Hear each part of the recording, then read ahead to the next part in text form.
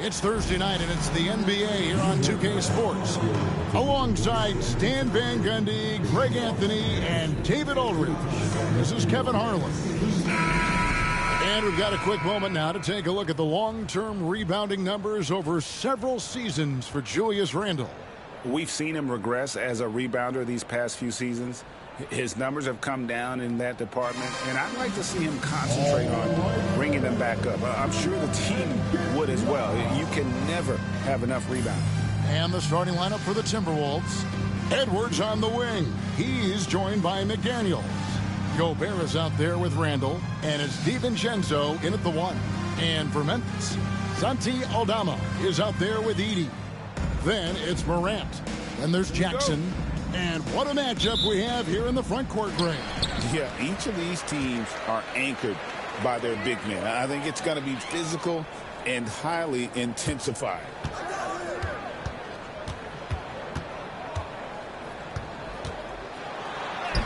Good for the basket, starting off 1 for 1 with that shot. Just setting the tone with an aggressive move to the rack. And where's the help defensively? Well, when you are the aggressor this early, it is intimidating. Now here's Edwards. 6 to shoot. The jumper from the free throw line is good. Where doesn't Edwards score from? Even in the mid-range, he makes shots. Morant surveying the D. Gonna go that time. Gobert with the defensive effort. And now the latest from our reporter, David Aldridge.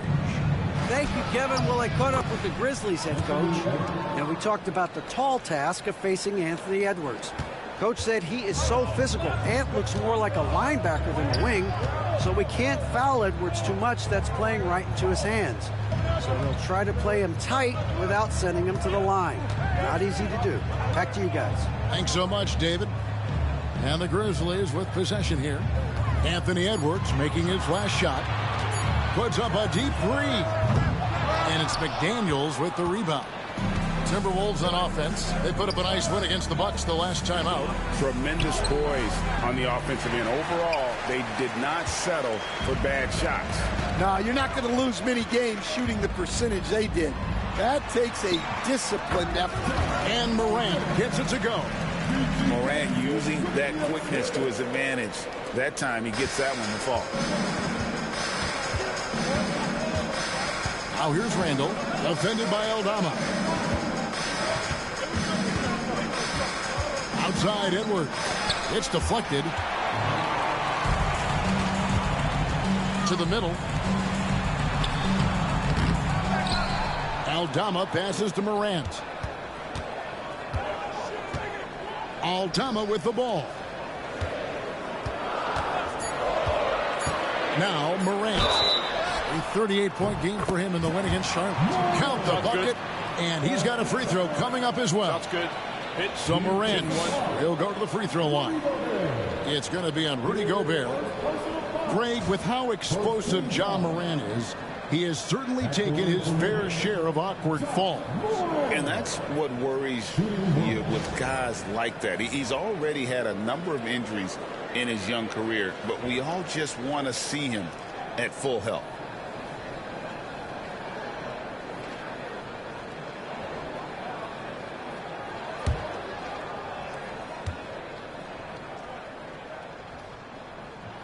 That's good from Morant. You can see, and coach, you can feel Ja Morant's star power, and his presence on the floor is such a factor. It affects the game. Yeah, it sure does. And it even affects the energy in the building.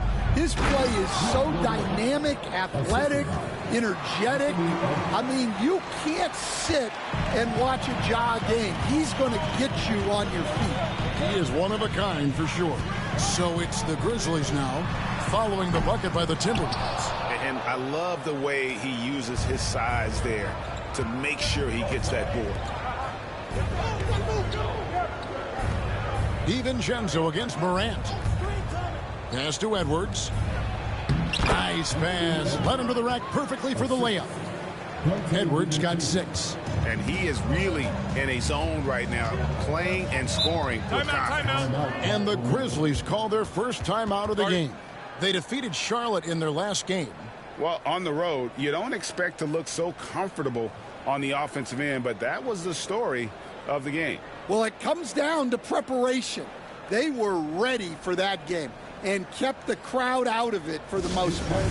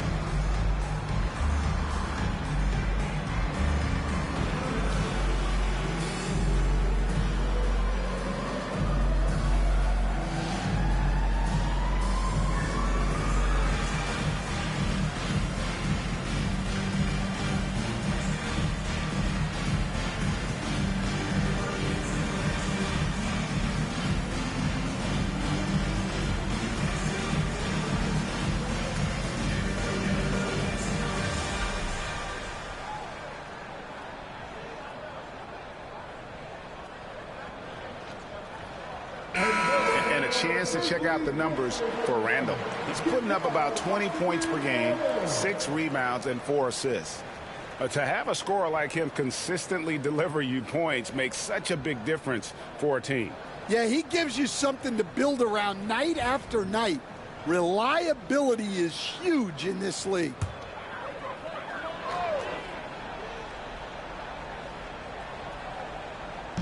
And we're approaching about 3.5 minutes played in the first quarter. Back to Aldama. Out of bounds. Minnesota takes possession. Here is the 2K leaderboard. In the season's second half, these teams have been really passing the ball well. The Grizzlies 4th. Clearly, this group's on the same page offensively, and the chemistry continues to improve as well. The assist totals off the charts. Minnesota in the lead.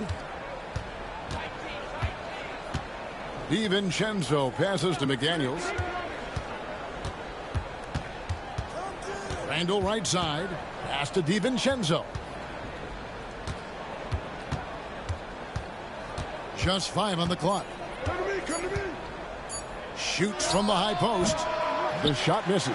Very dangerous to leave a guy like that open. Lucky break there for the D. And it's Morant missing.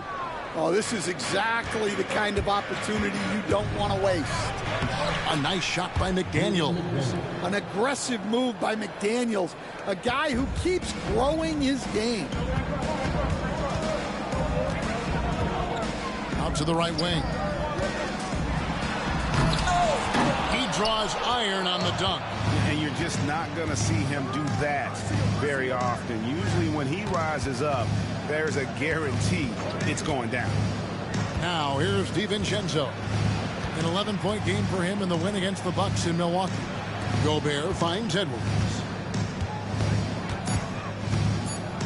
Shoots over Morant. Edwards, that's good. Edwards got 8 points. Well, they have leaned on him offensively with good reason. Efficiency will help you win a lot of games.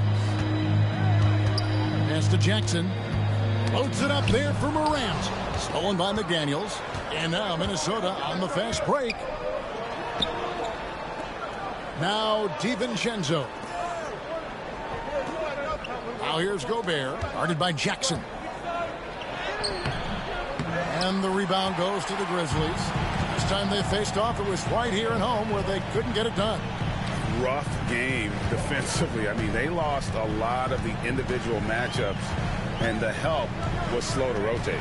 And being slow on your rotations is a killer. There's not a team in the league that won't punish you for that. Yeah, those shots from him are certainly not helping their case. In the corner, it's DiVincenzo. Randall with the bucket. Oh, great ball movement there. Now a timeout called by Memphis. Grizzlies timeout.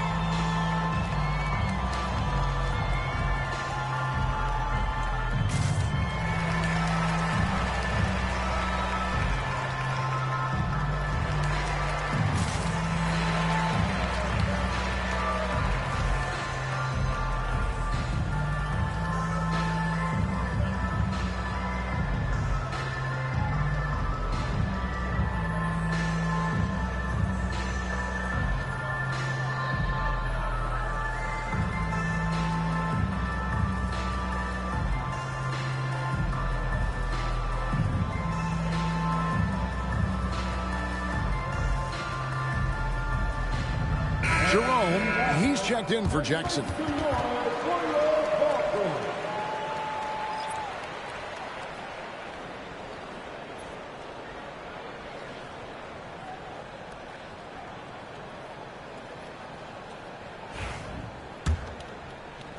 The Grizzlies trail by 7. Greg, this is some kind of note. Last year, Minnesota, for just the second time, had ever won a series in the postseason. Yeah, they've been bounced in the first round, 10 of 12 appearances. But last year's team was different. Their elite defense fueled the conference finals run. Here's DiVincenzo. Grizzlies making the shot. Here's Edwards. Aldama with the rebound. Aldama's got 4 rebounds in this game. Here's Jerome. Edwards defending. Aldama passes to Morant. This one for 3. Hits it from three-point range. He's got 5. Well, the threat of Ja scoring really opens up the opportunity for assists.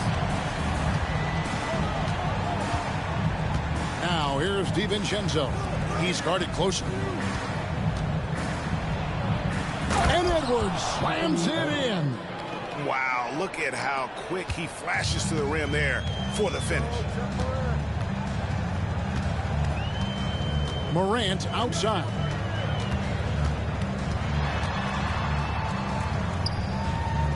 Trying to break that ice-cold streak. Gobert with the block. Well, just outstanding positioning and timing by Gobert. He tries to block as many shots as he can. Edwards looking it over. Gobert the screen. Shot clock at 5. Edwards dishes to Gobert. That one falls. His second basket of the game. He's now 2 for 3. Every time they get scored on during this run, it's come from inside the paint. And while we've got a moment, let's send it over to our terrific reporter, David Aldridge. David? Kevin, the Grizzlies retired Marc Gasol's number 33 last season. You may recall he moved to Memphis in his teens, watching his older brother Powell play for the Grizz. Mark said, "I had a very unique perspective, that of a fan. When I came back as a Grizzlies player, I carried that with me." Kevin, that pride certainly showed. Pride's a great word to use. No question, DA. Thank you. Grizzlies have shot just 1 free throw earlier. 1 for 1 in the game. And when you got a team percentage of about 81%, you're going to be one of the elites in this league.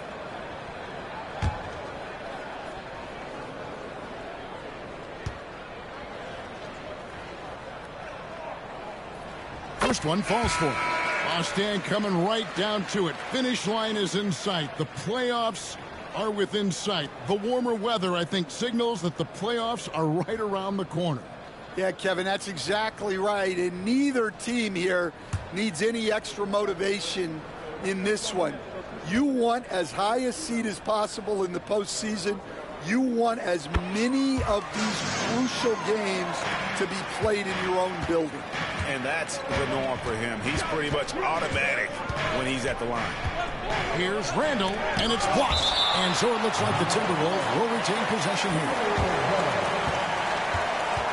And that kind of stifling effort on defense needs another look.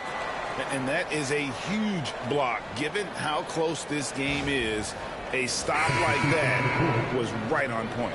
And some changes here for the Timberwolves. Naz Reid, he's checked in for Rudy Gobert.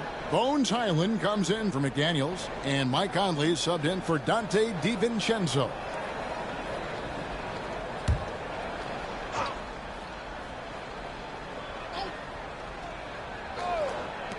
Grizzlies on defense. Trailing by 4. It's tipped. Clark up top. 14 points from him the last game against the Hornets in Charlotte. Count it. Now, he led him with the pass there, almost like a quarterback timing a route. That was impressive. Here is Conley. Picked by Reed. The 3. That's in there. Conley with the assist. And the Timberwolves lead by 5. You don't want to leave Reed any space out there. He's an efficient three-point shooter. Down low. Outside for Caldwell Pope. Here's Jerome. 11 points for him in that last game against Charlotte. Just 5 to shoot. Stolen by Reed. That's tipped. And love the defensive activity from KCP. Selling out there for the block. Jerome passes to Clark. Here's Jerome. He's playing a pretty big role for him at the offensive end, averaging about 12.5 points a game. And the basket is good. Really well done there. Just confident and composed, never in a hurry. So, Stan, we watched Kentavious Caldwell Pope's career, and he's played for a handful of teams. And he's been a starter on multiple title teams, including the 2020 LA Lakers. Yeah, Kevin, I loved coaching him. This guy is a hard worker. He's one of the best conditioned athletes in the league. His stamina is incredible. He knocks down threes. It's not a coincidence that he's been on championship teams in 2 different cities. Amazing. And here are the Grizzlies now. Following the miss by Julius Randle. Jerome, good. Jerome's got the game tied up here for the Grizzlies. And they don't want to get in a habit of giving him open looks from 3. First quarter still, but not who you want to leave open. Now here's Randle. Playing Milwaukee, he was nearly unstoppable. The Timberwolves again can't hit. And right from the start, Kevin, they've been pounding the glass. Most of those 50-50 balls also going their way. Here's Jerome, over by Conley. And that one is good from Jerome. Jerome's got 11. And defensively, they are on their heels every time the ball comes inside. And here is Conley. Still yet to score. Here's Highland. And nothing is falling for him right now. Memphis has gone 2 of 4 from beyond the arc to start the game. No good from Clark. Timberwolves trail. Here's Conley driving to the basket. Off to a good start as he hits his first shot attempt. Great recognition there from Conley. He saw an opening and took it. Here's Jerome, over by Conley. Pass to Spencer. Memphis moving it around. Down to 5 on the shot clock. Clark a screen on Conley. They get it again. Reed with the block. Well, Reed really gets after it on defense. He's a big man that loves coming up with blocks. Osumu finds Conley. Launches it from deep. No good on the last second attempt there. It's a tie game in Memphis. Let's take a quick break now, and then it's on to the second quarter after this.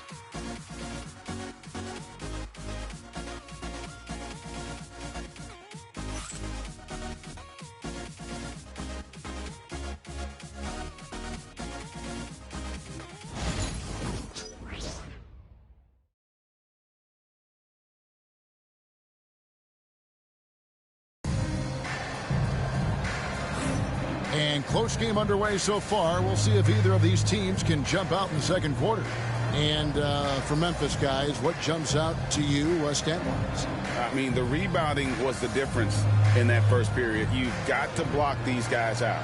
Hey, look, it's simple. More rebounds means more possessions, and that's clearly been their priority. The Timberwolves shooting here about 46% for the game. They've got Jackson. And it's Spencer in at the shooting guard position. That's the lineup in the game for Memphis. And that won't go, missing the go-ahead bucket. And gotta like what they've been doing down low in the post. Pass to Jerome.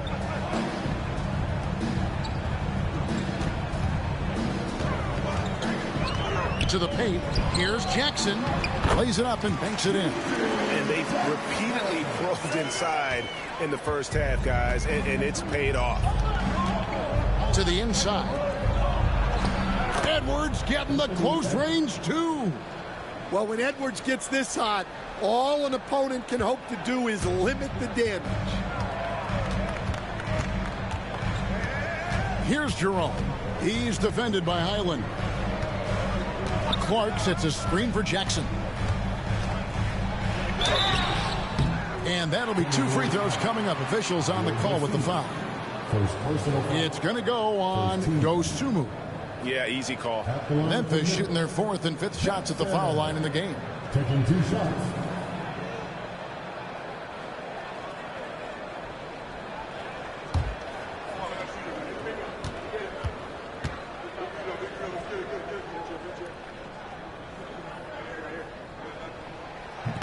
No good on the free throw. We've got some talented defensive big men in the league today, Coach. But in your opinion, who would you say is the best rim protector? Well, Kevin, I would have said Rudy Gobert because people didn't even want to go to the rim and challenge him. Right. Anthony Davis is great. But I'm telling you, the young guy, Victor Wembanyama, I think is the best we've got now. Isn't he something else, Dan? We've never seen anything like him. We never have, and I'm not sure we ever will again. Now, here's Reed. 8 points his last outing. Pass to Highland.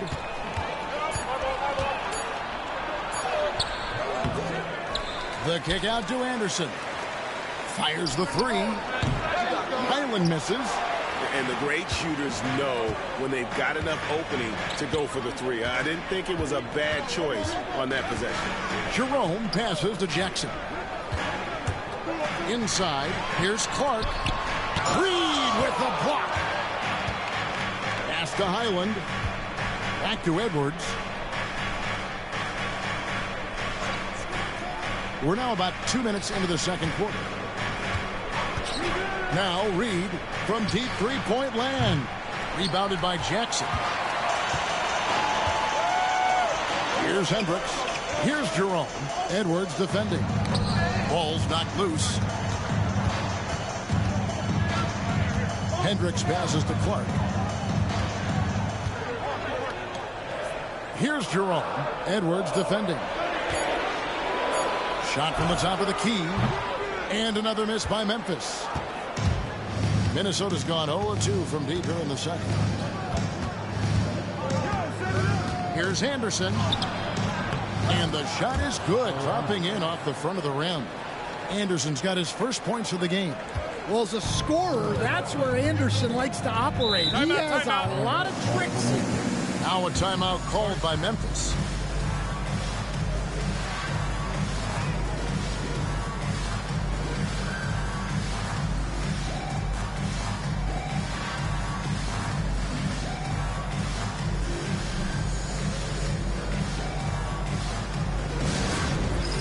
It's time for dance time. If you see yourself on the big screen, then you know what to do. Show us your move.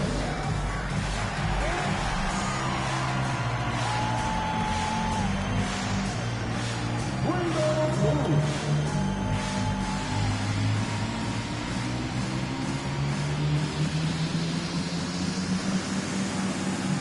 Keep it going.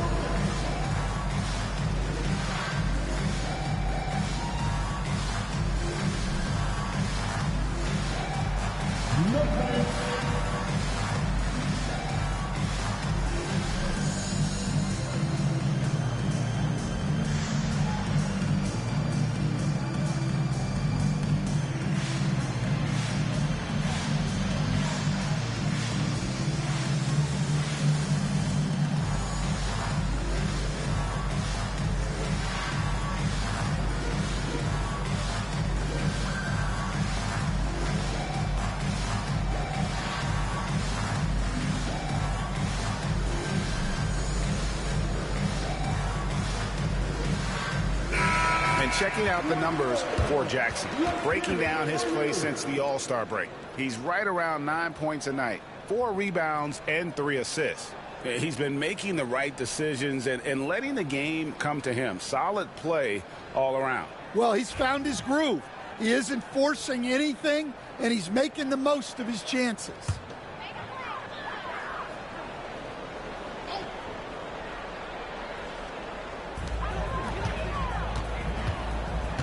And for those of you just joining us, we're in the second quarter with about 3 minutes gone by. Pass to Hendricks. Now Clark. That one doesn't go. Good D by Anderson. Now here's Edwards. He had a career game last time out. Bucket after bucket. A three. And again for three. And now for this franchise, he's hit the most threes in a single season. His incredible range stretches out the defense on a nightly basis. It's an invaluable element to this offense. Outside Jackson. Basket counts. Jackson's got 5 points now in the quarter. And guys, we talk all the time about making the extra pass. Clark there proving how important that concept is. Now here's Edwards. He's got 15, and they call an illegal screen here.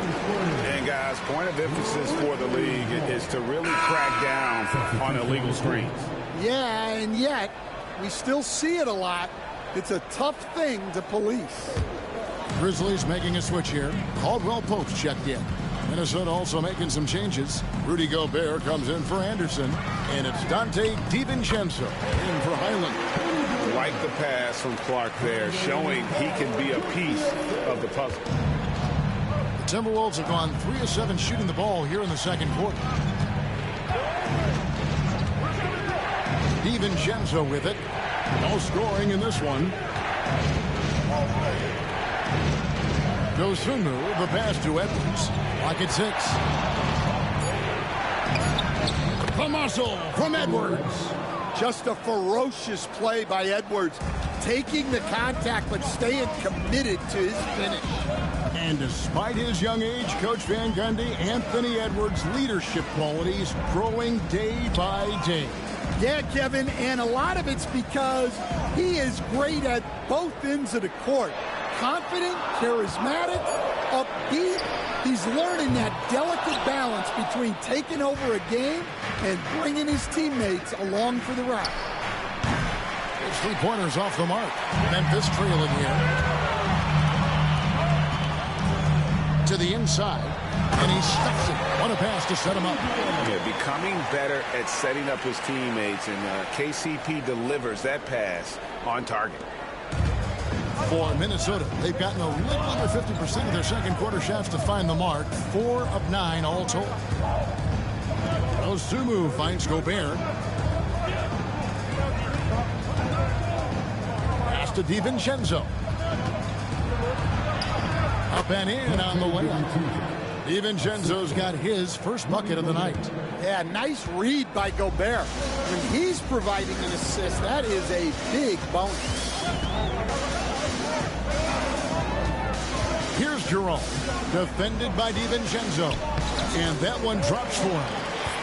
Spencer's got it all tied up now for Memphis. And they're beginning to just flat out fall apart defensively right now, especially on the interior. Now Reed. He's making his presence felt offensively with his scoring average up there at almost 13 points a game. See, now that layup isn't possible without the help of the pick. Jerome passes to Hendricks. Pass to Clark. Takes it inside. Gobert with the block. And when Gobert is playing with this kind of aggression on that end, there aren't many better at defending. Santi Aldama's checked in for the Grizzlies. Morant comes in for Caldwell Pope. Timberwolves also changing it up. Julius Randle's checked in for Reed. And it's McDaniels in for Dosunmu. Morant against Edwards. 5 on the clock. Here's Aldama. And again, Memphis no good. Timberwolves have gone 6 of 11 from the floor. Over 50% shooting here in the second quarter. They grabbed their own miss. And the rejection by Clark. Well, this is where measurements don't tell the whole story. Clark is a tremendous shot blocker despite having an average wingspan. And the crisp passing has opened things up for them offensively. And so it's Rendell bringing it up now for the Timberwolves. Their next game playing at home as the Nets come into town. That'll be the first of 2 straight at home. No one near Edwards as he lets it fly. Lets it go from deep. And there's Randall on the assist by Gobert. Gobert's got 3 assists tonight. And helping the team space the floor there. Randall with so much more confidence now from the outside. Now here's Morant. He's got 7. Down low, Clark. And Clark slams it in. And he's an automatic finisher when he gets into that area. He is, and he picks the simple one-hand stuff to get the 2 points. Here's DiVincenzo. Pass to Edwards. And the rebound goes to the Grizzlies. Here's Spencer. He averages about 5 points a game. Morant kicks to Clark. To the paint. He's looking for Aldama and finds him. Well, pretty sure Aldama could bring down the standard if he wanted to. Minnesota's gotten cold from deep in the second quarter. Just 2 of 6 from long range. Count that bucket. Randall's got 7. Guys, what a tight start to the game this has been. And it's still in the first half. This could be a wild one. Clark, a screen on DiVincenzo. To the middle. No good from Clark. Yeah, I'm not sure if he's going to be able to shoot his way out of this one or not. Morant against Edwards.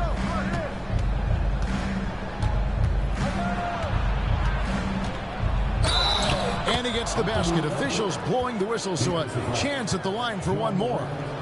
Well, Edwards is so strong. He'll complete the play unless you wrap him up. What do you guys think so far about the offensive approach for the Timberwolves? Well, their game plan has been very effective so far. They're working the ball inside, putting constant pressure on the defense. What's up?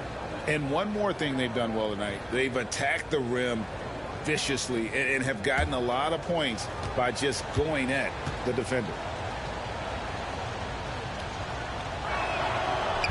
Where there's a lot of emphasis on three-point shooting, Greg. What's your opinion of that? Well, Kevin, you know, stretching the D isn't just about how far out they have to defend. It's the distance between that and how far in you have to defend. That's why analytics favors shots at the rim and from distance.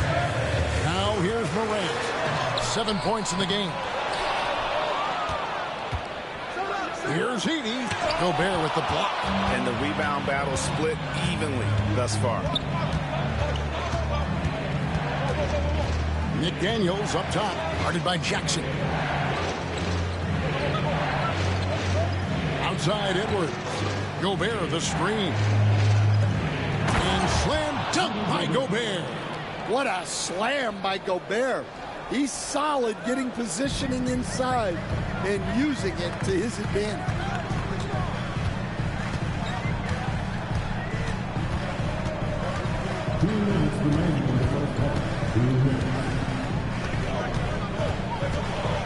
To end the run. A shot missing. Great D that time from Edwards. Pass to Highland. 1:43 left in the first half. And there's the drive. Back to Edwards. And foul on the shot, so he'll get a chance at the line. And Greg, it didn't take long for Anthony Edwards to prove himself in the NBA. There's so much to like about his game. As outstanding as his offense is, his defense cannot be overlooked. He is a lockdown presence when he needs to be. Shoot 2.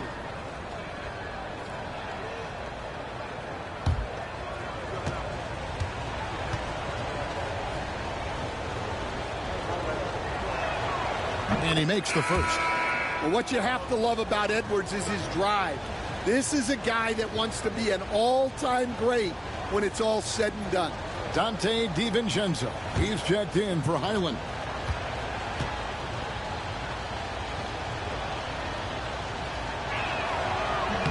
And he makes both free throws. And didn't have a single free throw in that first quarter, but he started to play with a little bit more of an edge to his game here in the second. Here's Aldama. He's a good contributor to his team, averaging about 10.5 points a game. Can they get it? Good on the three-point shot. He's got 8. And he found the perfect spot behind the arc there. Big gap in the deep. DiVincenzo passes to Edwards.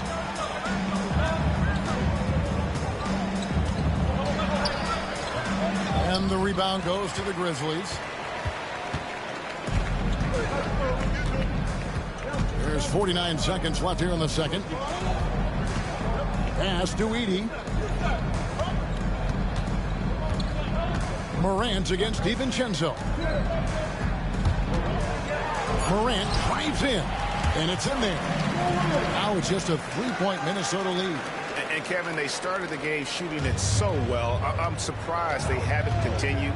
They've got to get back to their strength. Now here's Gobert. 17 points for him last game against the Bucks in Milwaukee. Here's DiVincenzo. Whistle blows. Bucket is good, and he'll have a chance at the line to make it a 3-point play. Yeah, he earned that one. I mean, taking the hit and still able to get that one to go down. And he's got his first chance at the line here. And so far this season, shooting at a 75% clip from the line.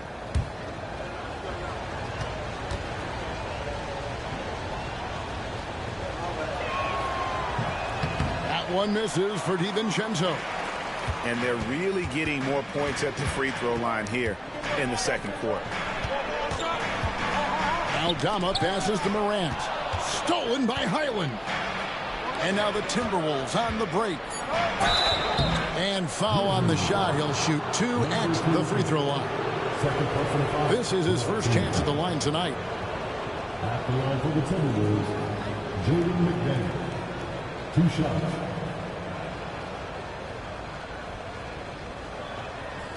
Shooting 2.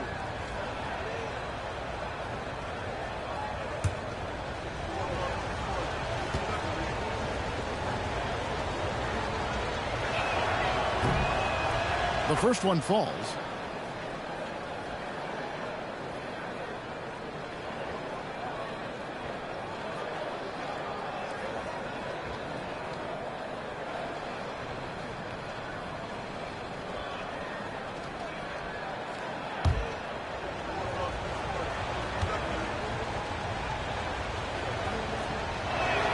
And McDaniels drops them both. And he's shown a great touch at the line. They've tested the big guy, but he's come through. Anthony Edwards has been leading the charge for the Timberwolves. That quarter had to take a lot out of him. He racked up 12 points. He'll get you back to the action after this break.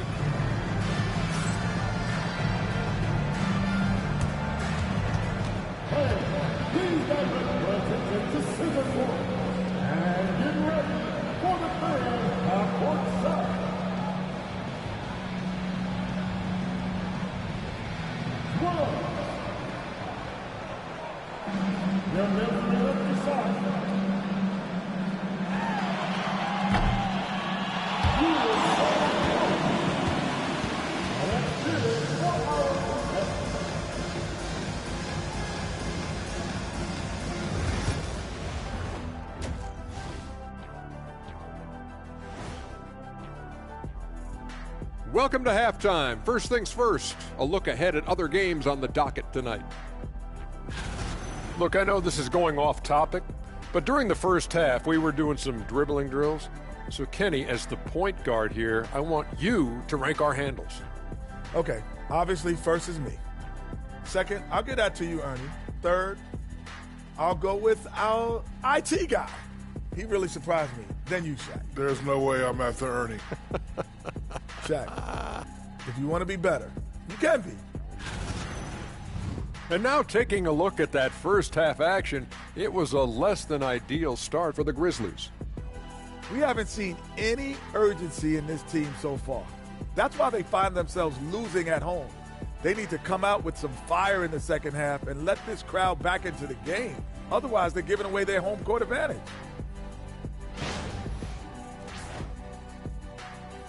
That is more than enough of us. Let's send you back to the game, Kevin Harlan and crew, with the second half.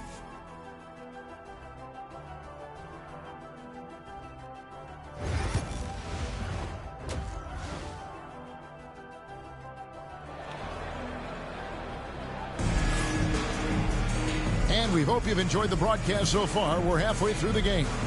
You know, Anthony Edwards has been exceptional here, guys. Definitely been challenging the defense here early on, not settling for anything outside. Well, I just love his fearlessness so far. He's charging inside like no one can stop him.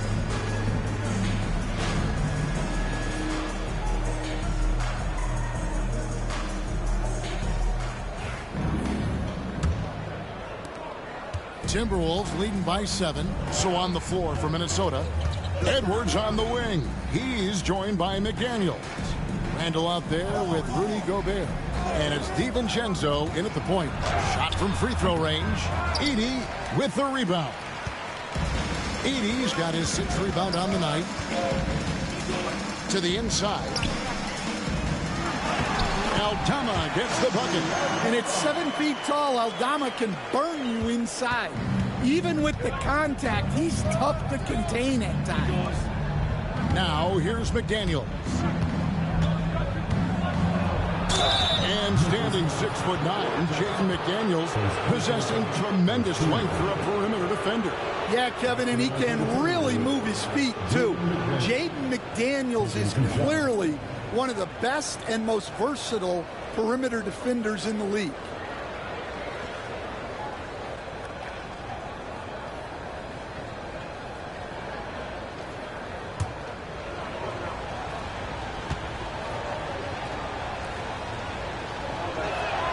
The free throw drops for McDaniels. You coach Stan at various levels for 30 years. How has the transition been to the broadcasting business? Well, Kevin, it's been great because of people like you and because I'm undefeated. Right. But do you miss the aftermath when there's at least a score sheet? There's a scorecard that says win or loss. I do miss that. There's no question I miss the competition. I miss the camaraderie of building toward a result. But I've started to get some of that in broadcasting as I've gotten to know my partners better. That's great being your partner. Likewise. Well, we've seen this movie before. Edwards is rolling, and his energy right now is infectious. This will be his 4th shot at the line in this one. At the line for one.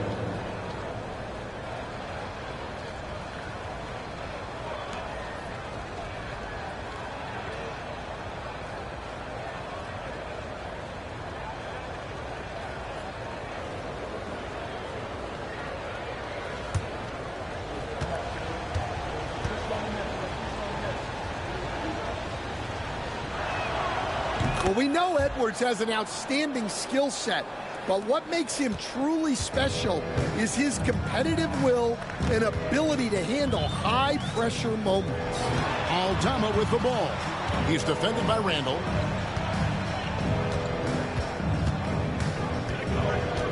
Pass to Edey. Memphis needs to get off a shot here. And it's Morant missing. And Randall has got the ball here for Minnesota. 10-point lead. This is their biggest. And with an update from the sideline, let's check in with David Aldridge. Thank you, Kevin. Rudy Gobert continues to embrace the challenge of elite rim protection. He said competition is what it's about. Sometimes I'm going to get dunked out, and sometimes I'll get the block. But I'm not going to stop coming and doing what I do. I'll be there every time. Kevin? David, just like you. Thanks so much.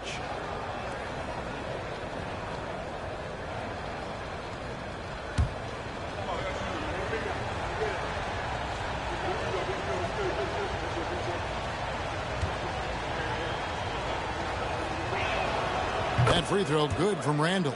And, you know, one thing you have to admire about Randall is his hunger to get better. He is a real leader who leads by example.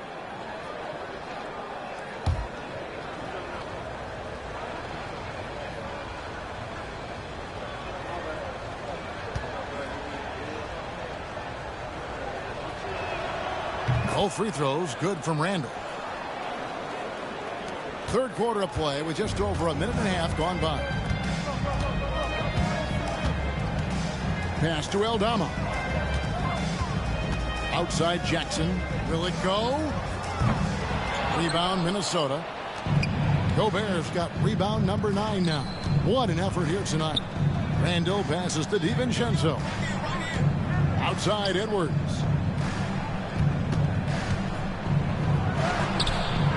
Edwards with a tough shot. Well, I love when guys like Edwards work inside. Don't settle for jumpers. Get a solid look close to the rim. Just under 2.5 minutes into the third quarter now. Great pass to hit him in stride. Love to see teammates in sync with each other.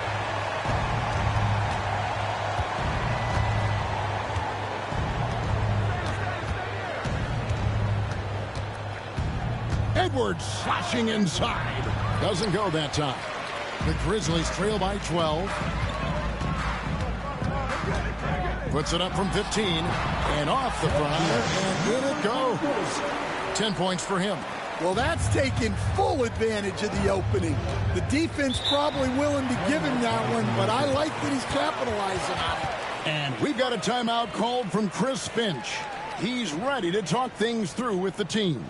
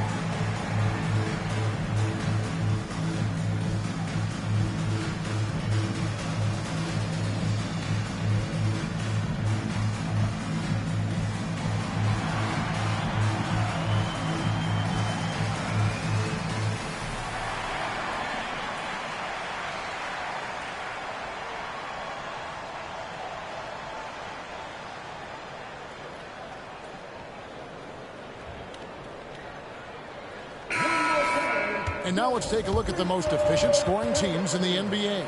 In third, the Grizzlies. In fourth, the Timberwolves.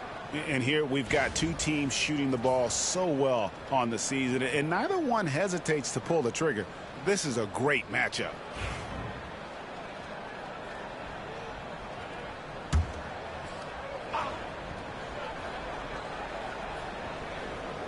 Second half of play, and we're 3 minutes into the third here. And so it looks like the Timberwolves will retain possession here.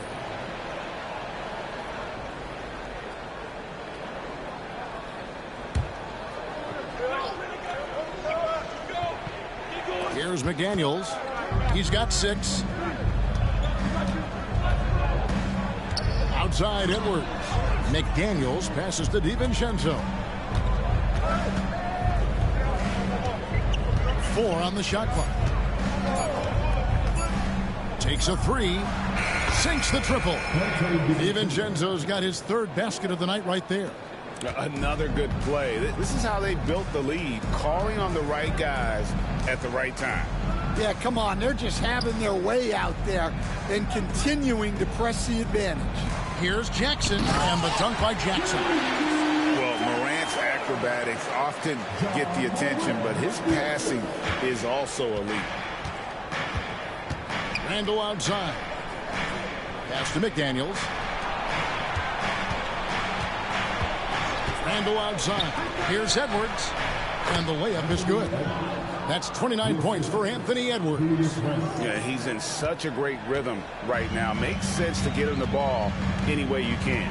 Yeah, when you have a guy playing like he has been recently, he's got to be the first option on every possession. The rebound by Edwards. Well, the defense was right where they needed to be to stop the layup. Great awareness and effort. The Grizzlies trail by 13.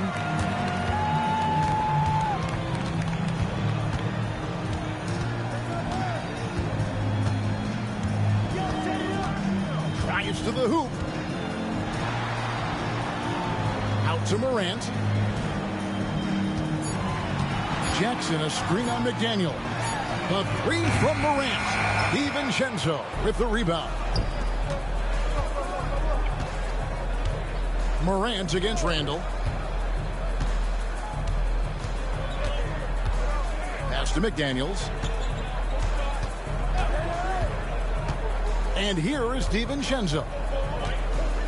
Over Jackson. And again, it's Minnesota converting. And you see the ability to rise and fire from mid-range, even against that length. Well, and that shows how much confidence he has in his ability and the work that he's put into his game. Outside Jackson. Pass to Aldama. Back to Jackson.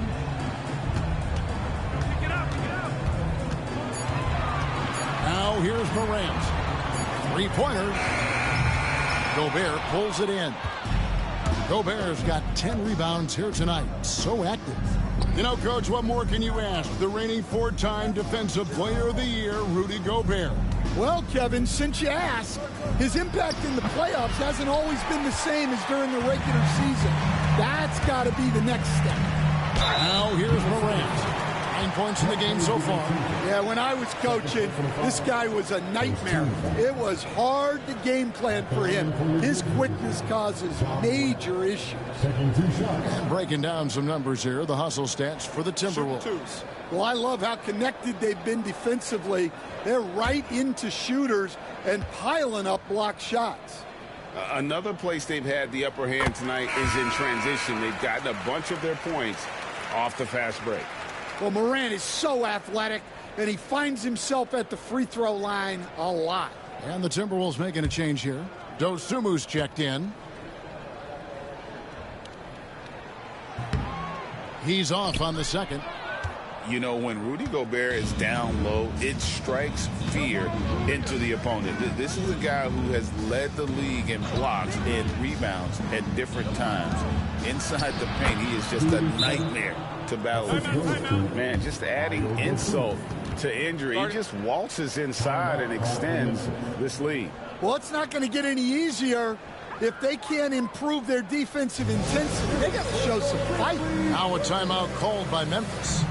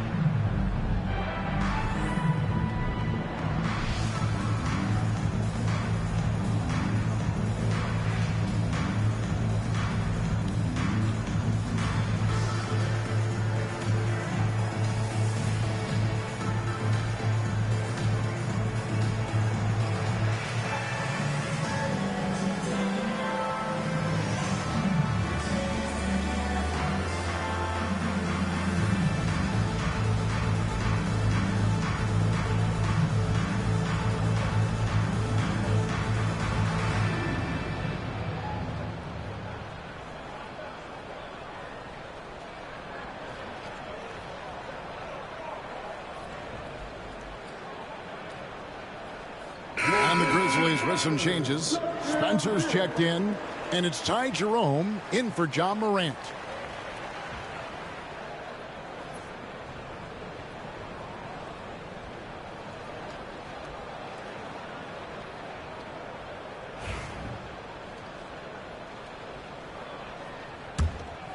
Here's Jerome.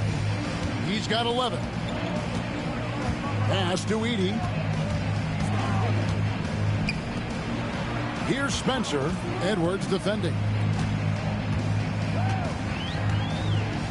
Aldama with the ball. Here's Edey. Defended by Gobert. 5 to shoot. Here's Spencer. It's stolen by Edwards. And he makes good on the layup. Edwards got 31 points. Well, he's been nothing short of fantastic this game, and he has his team in a great spot as this thing winds down. Inside. Here's Jerome. And he gets the whistle. 2 free throws coming up. All right, a chance to check out stats for Anthony Edwards. He's been fantastic over the last 10 games or so, averaging 39 points, 6 rebounds, and 3 assists. To have a scorer like him consistently deliver you points makes such a big difference for a team. Yeah, he gives you something to build around night after night. Reliability is huge in this league. First free throw is good.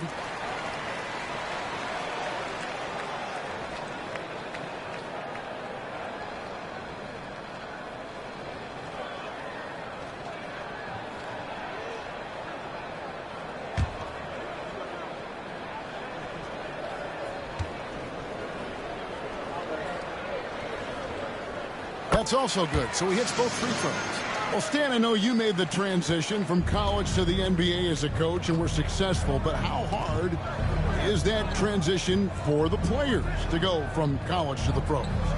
It's an incredible transition, Kevin.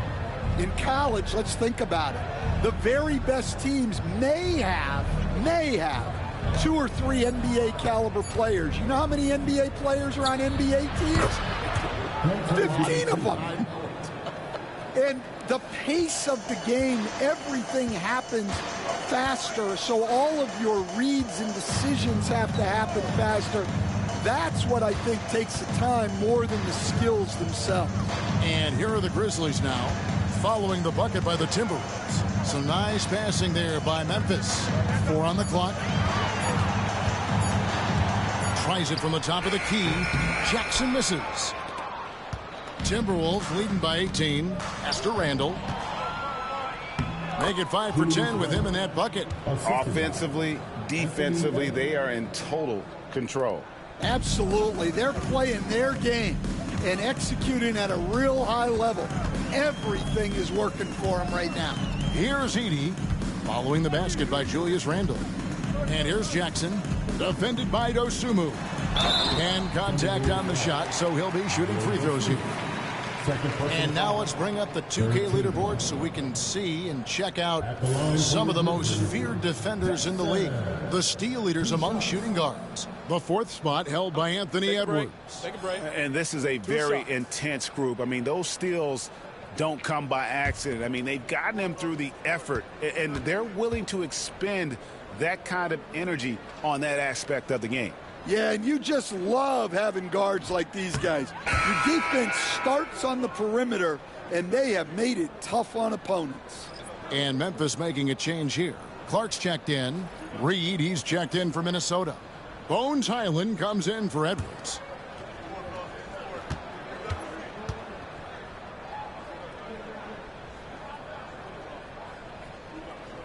And the second free throw, good. And the Timberwolves with possession. They're on a 15-6 run. Back to Highland. It's rebounded by Memphis. Here's Jerome. He's got 13. Pass to Jackson. A floater. He takes it up and lays it in. Jackson's got 5 points now in the quarter. Well, they're behind, but it's certainly not because of him. He's doing everything he can. He just needs more help from his teammates. Randall against Clark. Now here's Randall. D right on him. 6 on the shot clock. And the rebound goes to the Grizzlies. Clark's got 4 rebounds in this game. Pass to Edey. Banked in off the glass. Edey's got 6. Well, the efficiency is there, but not the volume. He needs to start doing this every trip down the floor to close the gap. Back to Highland. That's in. Coming off an assist from Randall. And the Timberwolves lead by 17. The coach loves seeing chances from that range. work that inside area. Here's Jerome. And the bucket is good. 3-point play chance here for him. How about that one? Able to maintain control and finish the play. His third personal foul. 14 foul. This is his third trip to the free throw line. Caldwell Pope, he's checked in for Memphis. And a change for the Timberwolves. Anderson's checked in. Mind the lanes. Mind the lanes. One shot.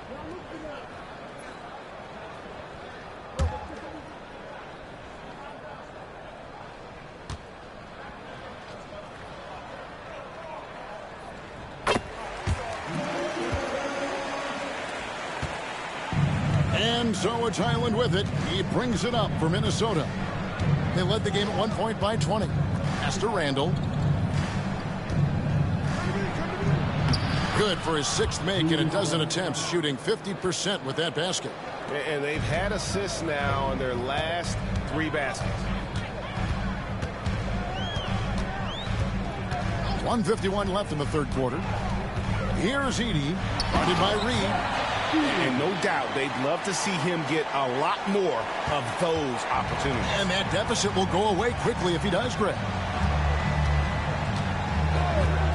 Pass to Dosunmu. Clark against Randall. Edey with the rebound. Edey's got his 7th rebound here tonight. Caldwell Pope pass to Clark. Chalk up 2 there. And now you see them starting to really work the ball inside. Timberwolves leading by 12. Highland deciding where to go with it. Here's Randall. It's Clark with the rebound. Clark's got his 5th rebound in this one. Pass to Jerome. He's looking for Caldwell Pope and finds him. Here's Jerome. Here's Edey. And out of bounds as the Timberwolves gain possession. The Grizzlies making a switch here. Hendricks is checked in.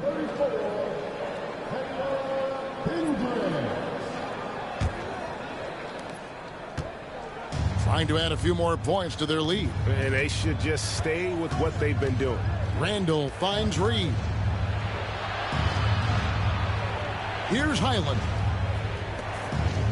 Timberwolves passing it around. Down to 5 on the shot clock. Randall passes to Anderson. Slammed home, and he draws the foul. A chance for another point at the free throw line. That one on Caldwell Pope. Well, Anderson is used to having to finish through contact. He's so good at baiting defenders to foul him. First trip to the free throw line for him tonight. Not the best statistic for him in terms of his performance at the line. Very low numbers. Pippen's checked in for the Grizzlies.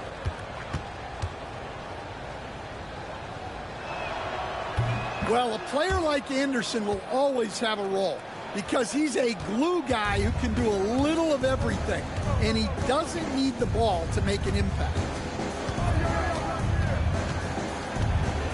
Here's Jerome. He's defended by Highland. Caldwell Pope with the screen on Highland. Three-pointer. And with that shot, the Minnesota Leafs got down to just 12 points and the bucket from Hendricks. Well, through 3 quarters of play, down double digits, it may be difficult to overcome. But Timberwolves on top, they lead by 12. And we're just moments away from the start of the 4th quarter. Stay with us.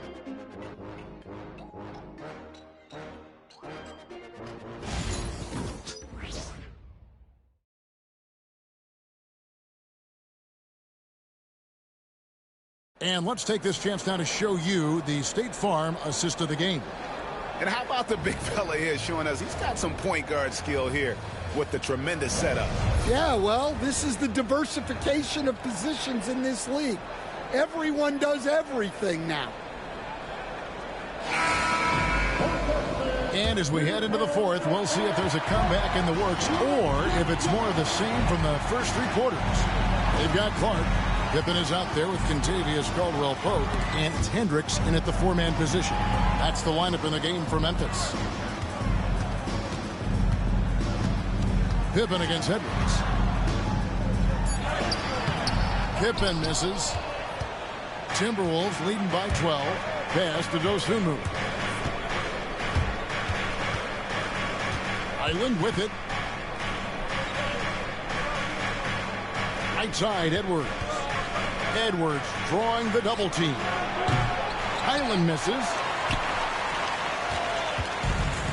The Grizzlies shooting at 48% from the floor. Looking good. Here's Caldwell Pope. And the call on the shot that sends him to the line. The defense knows KCP and how he can score. They weren't going to let him off easy there.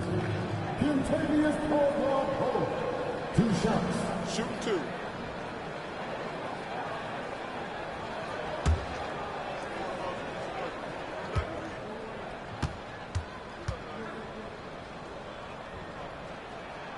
First free throw is good. Well, any team would see benefit from adding Kentavious Caldwell-Pope to their roster. He does a little of everything and just wants to help his team win. And Memphis making a change here. Wells is checked in.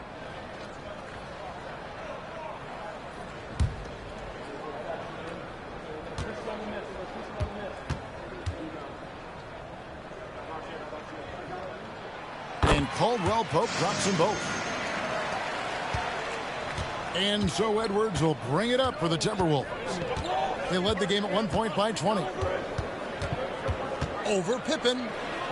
Edwards drawing the double team. And Reed has it in the corner. Gets it to go from beyond the arc. And the Timberwolves lead by 13. Really in a good position thanks to the accuracy from beyond. Jerome passes to Clark. Edwards against Pippen. Pass to Jerome. Shot clock at 6. Shoots over Highland. And that one is good from Jerome. A little over a minute and a half of the fourth quarter gone now. Edwards against Pippen. Now Highland. From deep. Wells grabs the miss. And I think that one could have easily have fallen for him. Pippen outside. Down low. Reed with the block. Now Highland. Anderson the screen. Near the three-point line, it's Edwards. And he wills that one in. Sinking right through off the back iron. Yeah, I really like when Edwards shows this kind of patience, allowing the play to develop over time. Caldwell-Pope outside. Pass to Clark. Anthony Edwards with the rebound. Edwards got his 6th rebound on the night. Island with it. Another shot. And the rejection by Clark. Well, this hasn't been his quarter so far. He's really struggling to get going. Here's Pippen. And he could not get that one to go. A lot of contact, and he'll go to the line for 2. Personal foul. Second team foul. At the line for 2. Pippen.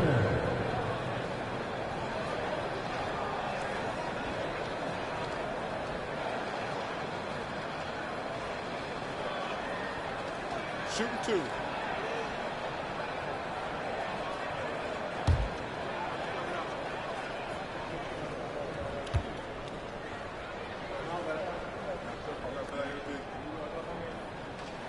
That free throw good from Pippen. Taj Gibson's checked in for Kentavious Caldwell-Pope. Dante DiVincenzo, he's checked in for the Timberwolves.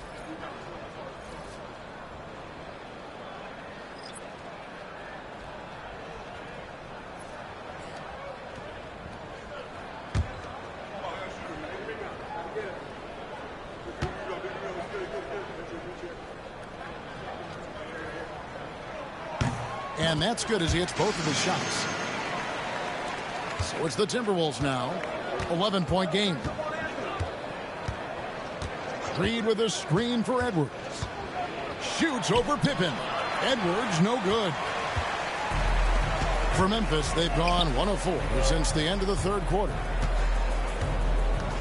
Clark a screen on DiVincenzo. Pippen against DiVincenzo. 5 on the clock. Step back shot. And again, Memphis no good. Timberwolves leading by 11. We've played just over 3.5 minutes now in the fourth quarter. Well, showing off his power. Reed gave the dunk everything he had. Edwards against Pippen. And here is Clark. Here's Jerome. Yep, it counts. Jerome's got 4 points in the quarter. And that's his strong suit, the ability to find his way through the D and finish at the rim. Now here's Dosunmu. And here's Edwards from the arc. The shot, no good.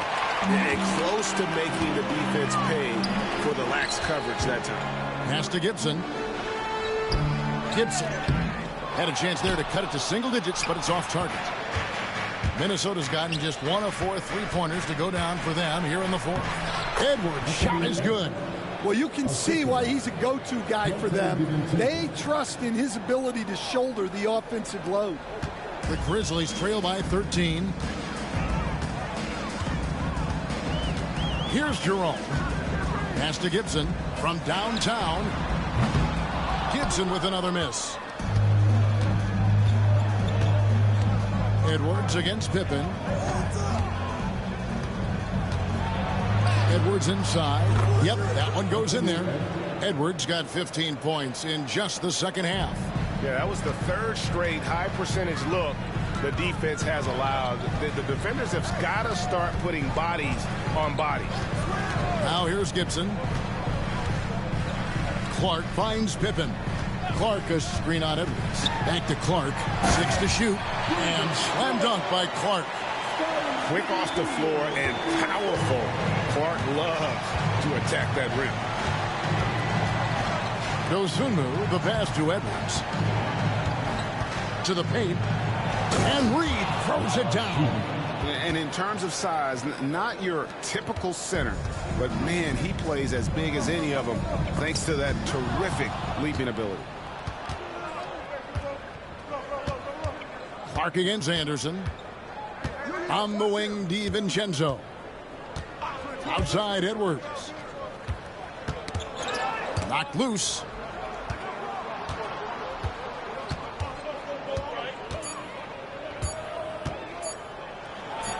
And again, it's Minnesota. Well, coach has to be ecstatic with how that trip down the floor went. They got the shot they wanted. Jerome passes to Gibson. Wells with it. Pass to Clark. Now Wells. Here's Jerome. Rebounded by the Timberwolves. DiVincenzo's got 4 rebounds in this game. And here's Reed. Fires away from outside. Sinks it. What range from outside. Wow. Well, they just need to keep getting him the ball. He has been terrific this quarter. Pippen against Edwards. Here's Jerome. Back to Pippen. Wells sets the pick for Pippen. Over Edwards. The Grizzlies with another miss. And here's Edwards. He'll bring it up for the Minnesota Timberwolves. They lead by 20. It's the most we've seen. Now here's DiVincenzo. Defense is right there. Anderson finds Reed. On the wing, DiVincenzo. No good with the wing jumper. And for Memphis, they're shooting at 44%. Pretty reasonable. Clark, the pass to Pippen. So, Stan, I've been wondering about these different approaches. The development system for youth basketball is vastly different in the U.S. than in Europe. Which do you think is best? Well, I think in terms of developing skills, Kevin, We've seen it. The European players of all sizes have very well-rounded games skill-wise. They do a lot of work on a daily basis developing those skills, whereas in the U.S., our young guys play a lot of games in the AAU system. Skill development not as strong, but they do learn to compete on an everyday basis.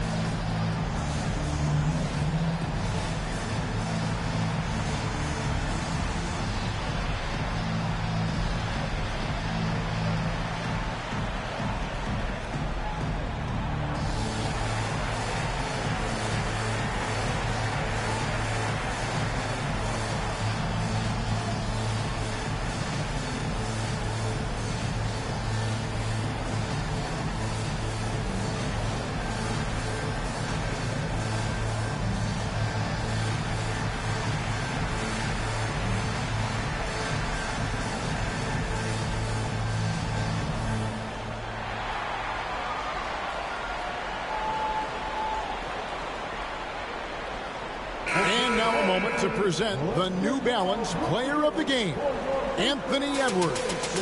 And it's been a ridiculous performance in the best sense possible. I mean, everything about his game has been working. And no matter what they've thrown at him, he's had the answer. And with the playoffs on the horizon, he'll be looking to stay in peak form as long as he can.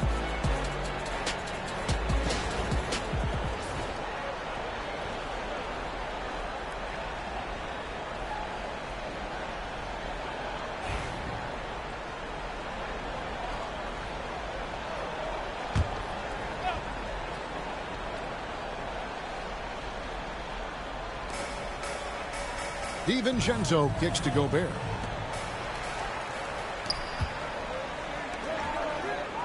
With the drive and the dunk to finish it off. Beauty. He takes advantage of them in every way possible. And Greg, he lures them into a trap on the steal and then bang, straight to the bucket. Turning great defense into great offense. That's the kind of stop you're looking for. Here is Edwards. The Grizzlies making the shot. Lays it up off the glass. Edwards got 41.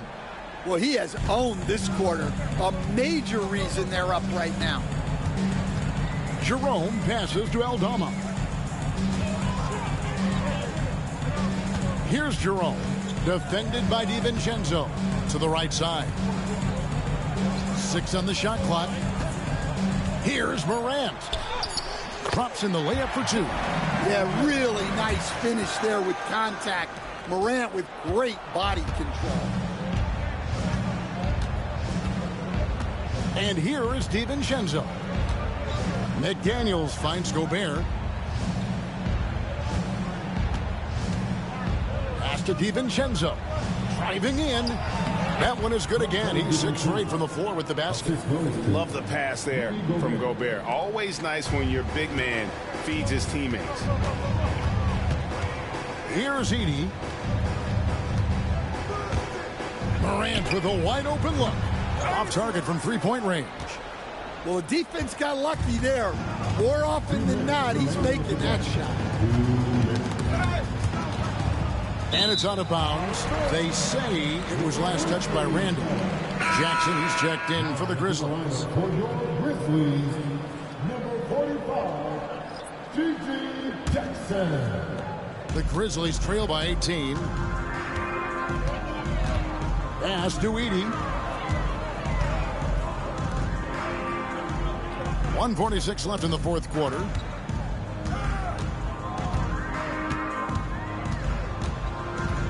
Shot clock at 5. Morant outside.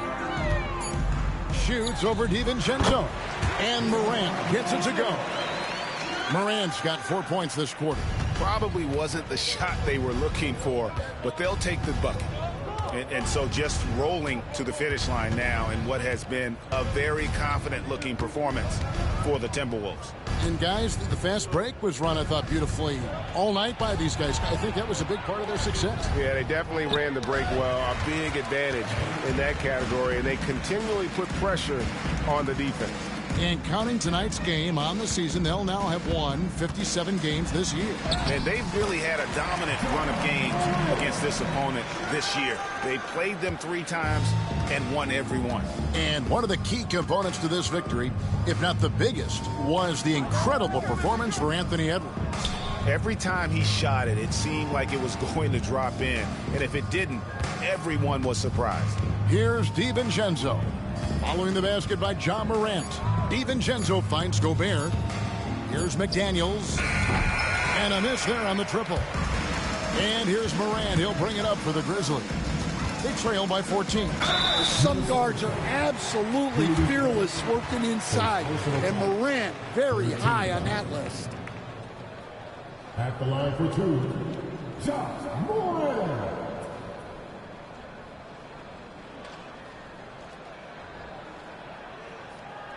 Take a break. Take a break. 2 shots.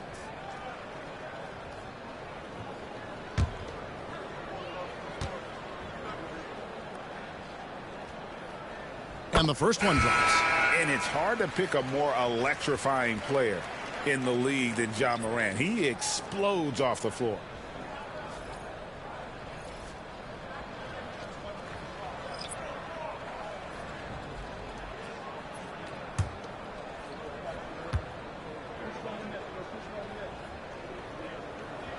So he picks up just 1 from the line that time.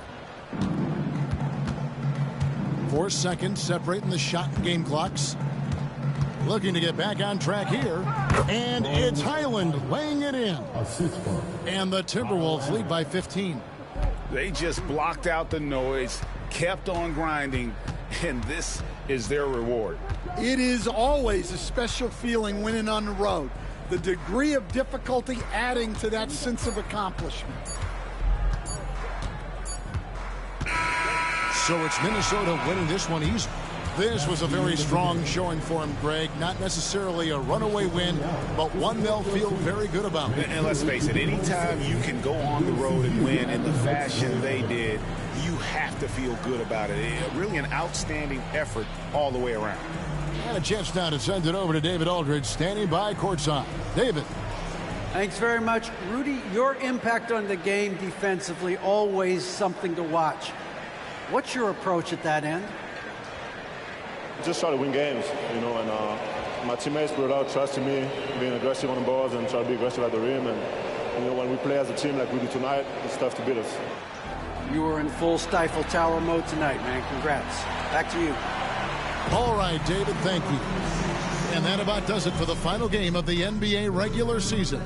So now for Greg Anthony, Stan Van Gundy, and David Aldridge, this is Kevin Harlan saying thanks for watching. And now we present the player of the game, Anthony Edwards.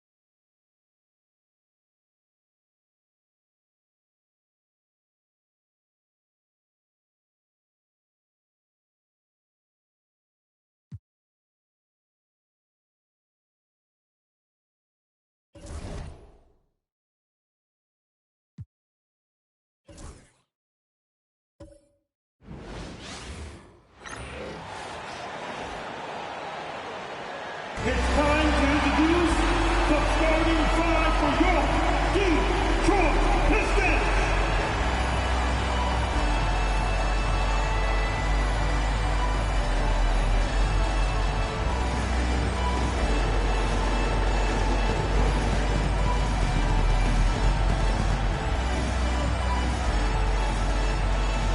Shooting guard at 6 feet 7 inches, number 55, Duncan Robinson.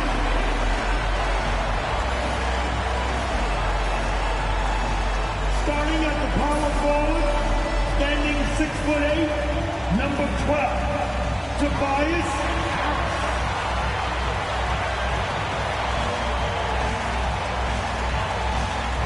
Starting at the other forward position at 6'6", number 9, All-Star Thompson.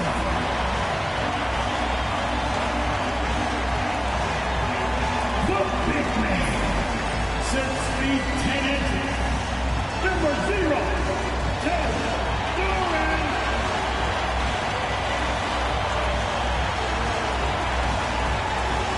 Starting at the other guard at 6'6", number 2, Cunningham.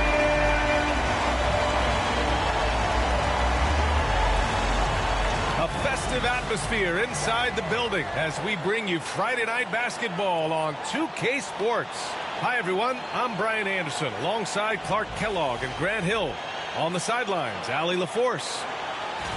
A moment here to see the numbers for Giannis Antetokounmpo. Over the last 10 games, he's been on an absolute tear, finding all kinds of ways to be a thorn in the opposition's side, just working on offense and getting the looks he wants out there. Here's the starting group for the Milwaukee Bucks.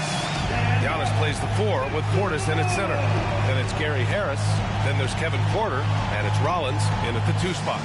And for the Pistons, Thompson and Harris are the 3 and the 4. Duncan Robinson is out there with Cunningham, and it's Duran in at the 5. And the highlight of this game could be the matchup at the 5 spot, Clark. You know, Brian, we've seen strong play at the center position these last few years, and we've got 2 bigs who can each take over a game, so I think it's going to be a lot of fun watching them square off. Now here's Antetokounmpo.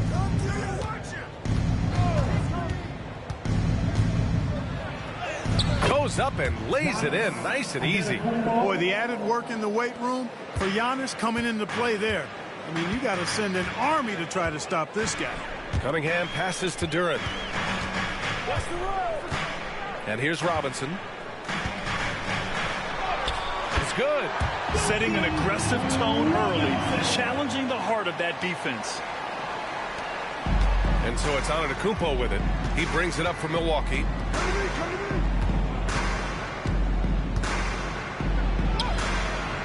Buries it down low. Antetokounmpo has gotten his 2nd bucket of the game. Starting to find his rhythm. He's cooking, and he knows it. And you know what? They're going to keep using him. I mean, he'll be the centerpiece of their offense today. You can bank on that. Cunningham passes to Duran. Here's Robinson. Well, that was a quick foul for him there. The refs are certainly calling it close. First personal foul. First team foul.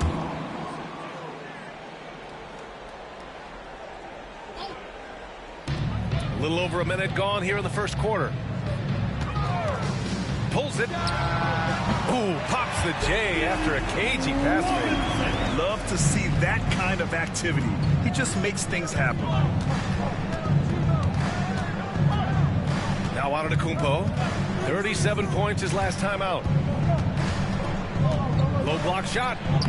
It's good. Off the glass. Antetokounmpo's got 6 points. And Antetokounmpo showing his versatility yet again. His dribble moves are virtually unguardable.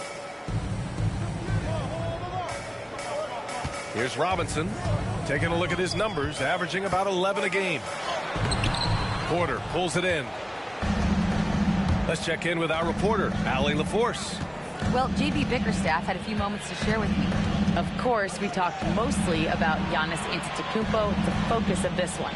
Coach telling me I've lost sleep thinking about Giannis. He can just take over a game, no matter how you play him. We're hoping he'll be a little off tonight. Do off nights exist for Giannis, guys? We'll find out. Great work, Ali. Thanks. Now here's Harris. 23 points his last outing. On target from range. Nice touch from downtown. Tobias Harris continues to look better and better from this area. And a timeout called here by Doc Rivers. He'll take the opportunity to regroup.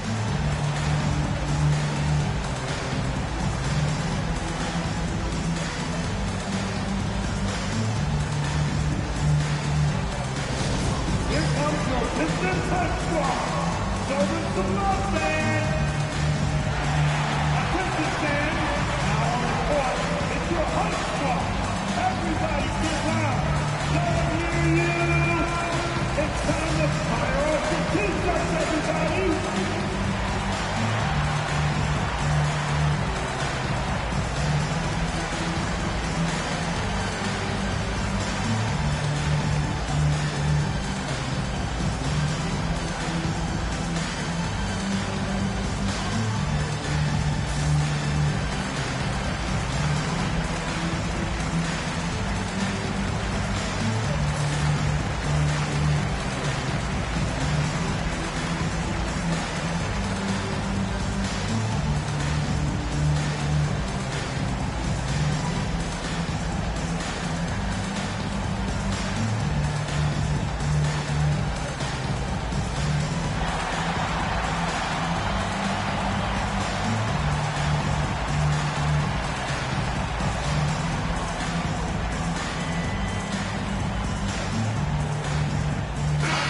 Got a spot in the top 10 when it comes to hampering the opposing offense.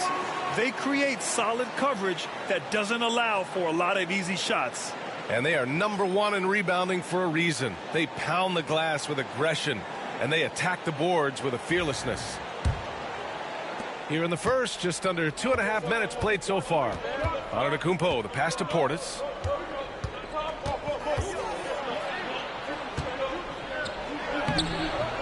Good D by Duren. Aggressive mindset, but the defender just as determined to send him away empty-handed. And Clark, Bobby Portis has really become a fan favorite around the league. He sure has. He's one of my favorites. I mean, everybody loves Bobby Buckets, and I think it's because he's got a blue-collar style and mentality. He's not a guy that was super highly touted coming into the league, and he brings great energy, passion, and tenacity, and he produces.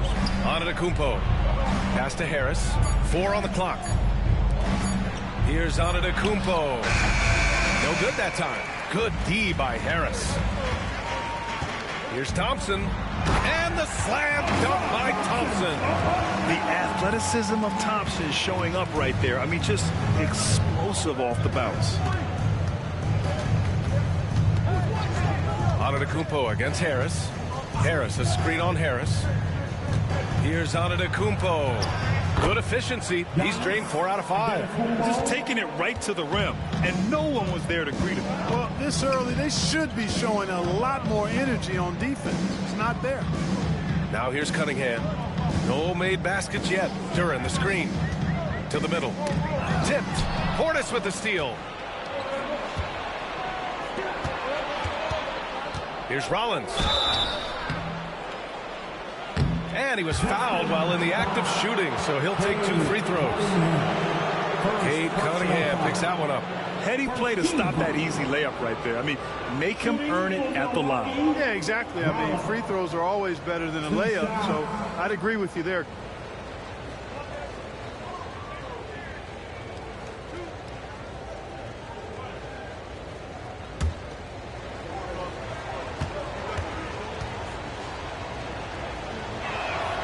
The first free throw is good.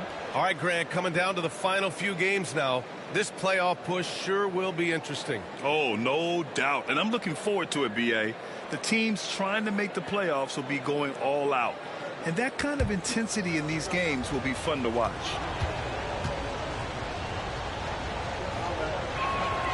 And he makes both free throws. Well, Grant, from roster to coaching changes, the Bucks have been trying to become an even more elite team. Yeah, teams are always tinkering now these days, B.A. The Bucks know they are a high-level team.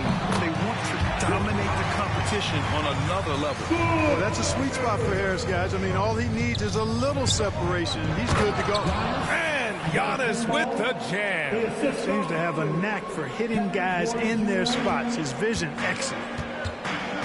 Cunningham passes to Harris. And here's Thompson. Down low. Here's Robinson. And a big finish by Robinson. High value assist there. Finding him inside for the finish. Harris against Antetokounmpo. Over Harris. And he gets it to go off the front iron. Antetokounmpo's got 12 points. He's clearly on the attack, making 6 of his last 7. Pass to Robinson.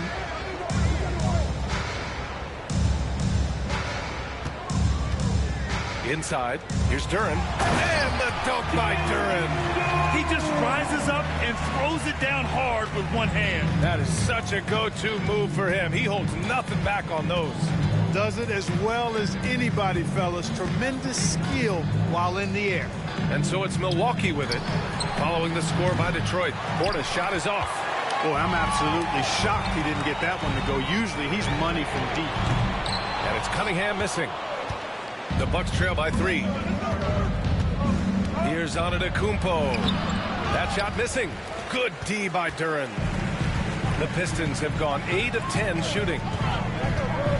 Back to Harris. Pass to Cunningham.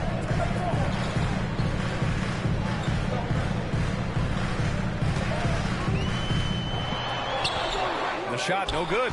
That's exactly the look they wanted, guys. Right guy, right play, wrong result. Antetokounmpo can't connect. The Pistons lead by 3. And here's Robinson. He's got 6. And there's Cunningham outside. Sinks the tray. Getting out to a nice lead. Great flow and great execution. Quality looks they're getting, and they're capitalizing on them, guys. They have to be happy with this start offensively. And Doc Rivers calls timeout. He wants a few moments to regroup with his players.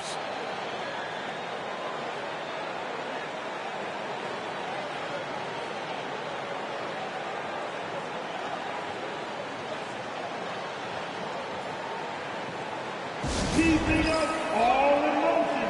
Here we go, Pistons dancer.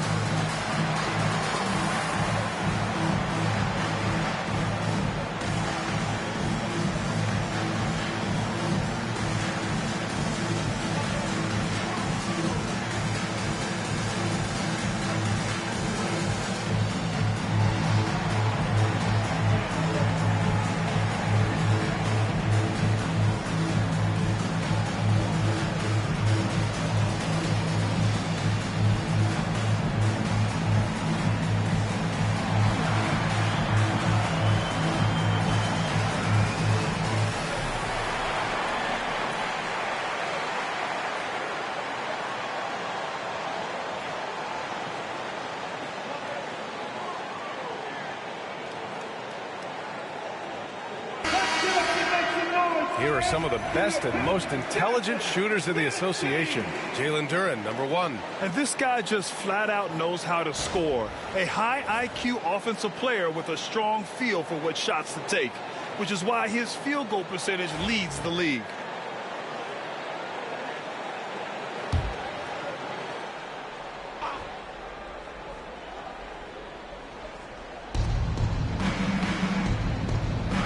Harris against Thompson. Back to Porter. Antetokounmpo outside. Can't get it to fall. The Pistons lead by 6. 14 feet away. Another miss. He's 1 for 4 from the field. Well, you've got to be there defensively. I mean, that's an easy mid-range jumper that he'll typically drain. Outside Porter. Over Cunningham. And it's Porter. That time on the assist by Antetokounmpo. Right on the money. Porter Jr. wanting to make an impact and a statement from the mid-range. Pass to Harris. Back to Cunningham. Now here's Harris. Cunningham with the ball. Last game out, 36 points for him. Robinson can't hit. To the left side wing. To the paint. Duren with a steal. Porter against Robinson. Kicks it out to Cunningham. Duren with it. Robinson on the wing. He's guarded by Porter. Down to 5 on the shot clock. The Pistons need to get one up quick. And stolen by Antetokounmpo. Porter in the post. Robinson defending. Porter gets the bucket. Now just a 2-point Pistons lead. And here's Cunningham. He'll bring it up for the Detroit Pistons.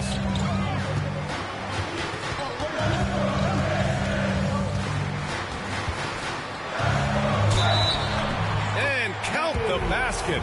He was fouled, and he's going to the line for one more. All right, guys, what do you think so far about the offensive approach for the Pistons? Well, great play down low. I mean, you expect the defense to adjust, collapse maybe, but that should open up things on the perimeter later in the game. Cultivating a lot of assists right now, which is beautiful to see. Love the way they're working that ball around. One shot.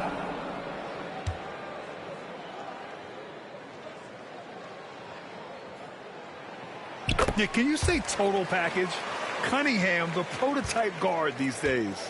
The Bucks trail by 5. All right, let's check in with Allie LaForce. Cade Cunningham has really been improving from distance. He said early in his career he was playing a lot of minutes, and stepping back to the NBA three-point line, he just didn't have enough legs in his shot. After his shin surgery, he redefined his form and strengthened his legs. Brian, he said it helped a lot. That could be a silver lining of all that time off, Allen. Here's Holland. He's been productive, averaging just over 7 points a game. Pass to Cunningham. 6 to shoot. The shot. It's Milwaukee with a rebound. It hasn't been his best quarter. I mean, he's trying to shoot himself out of the slump. Turner can always wow you with a highlight play. But Clark, he's gotten better at the small things as well. Yeah, I agree with you 100% there. He can shoot the three. He's always been an elite shot blocker from the day he stepped foot in the NBA. An excellent screener, but he has added small pieces to his total game in the little area. What timing from Turner. I mean, that's a big part of blocking shots. Reading the shooter and then timing it perfectly to send that shot in reverse. Oh, and he got fouled on his way up. He'll head to the line to shoot 2. Well, you look at Cam Thomas, Grant. Do you think he has the potential to be a star in this league? You know, it's tough to say, B.A. He has a lot of talent, especially as a scorer. I think he has to keep evolving other parts of his game if he wants to become a full-fledged star.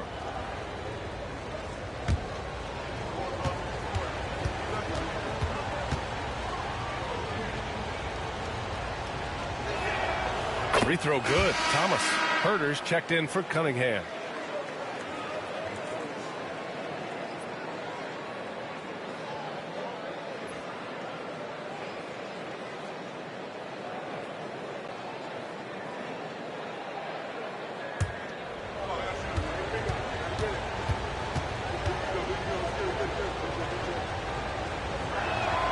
And both free throws good for Thomas.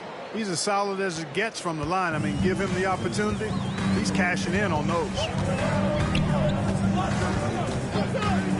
Here's Jenkins. Yet to see a basket. Here's Herter. And he buries his first look. Yeah, usually Duren is more of a finisher, but being selfless with the ball is a good thing for him in the long run. Porter looks it over. Pass to Turner. Kuzma outside.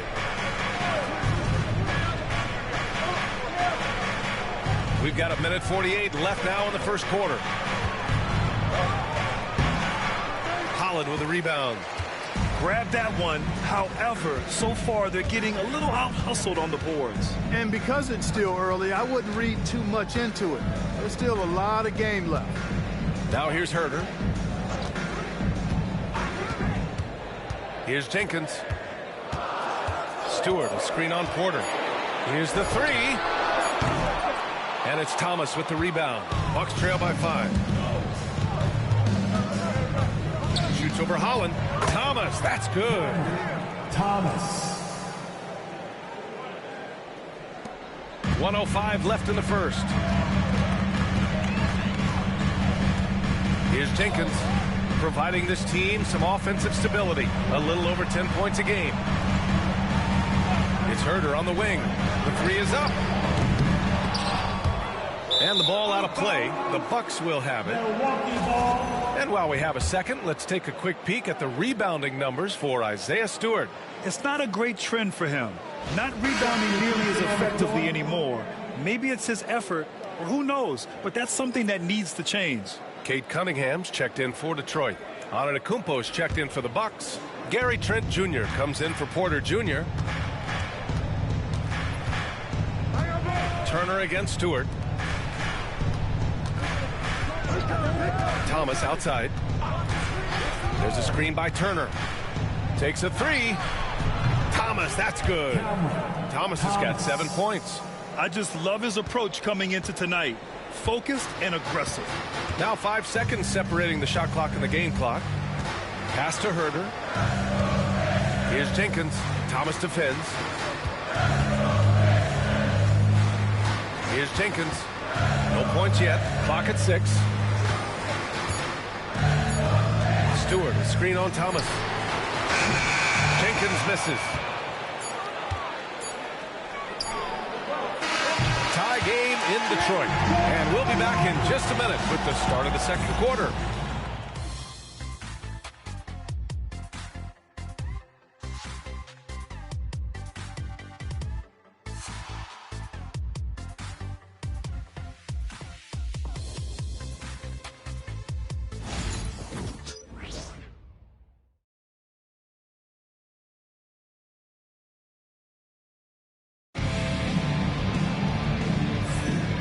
Close game underway so far. We'll see if either of these teams can jump out ahead in the second quarter. And looking at what we've seen from Detroit, what do you guys think?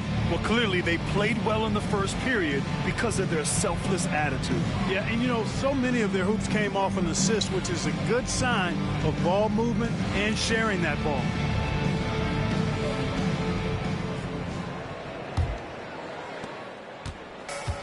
Well, the Pistons shooting a nice 50% for the game. On the court for Milwaukee here in the second. Kyle Kuzma out there with Giannis Antetokounmpo.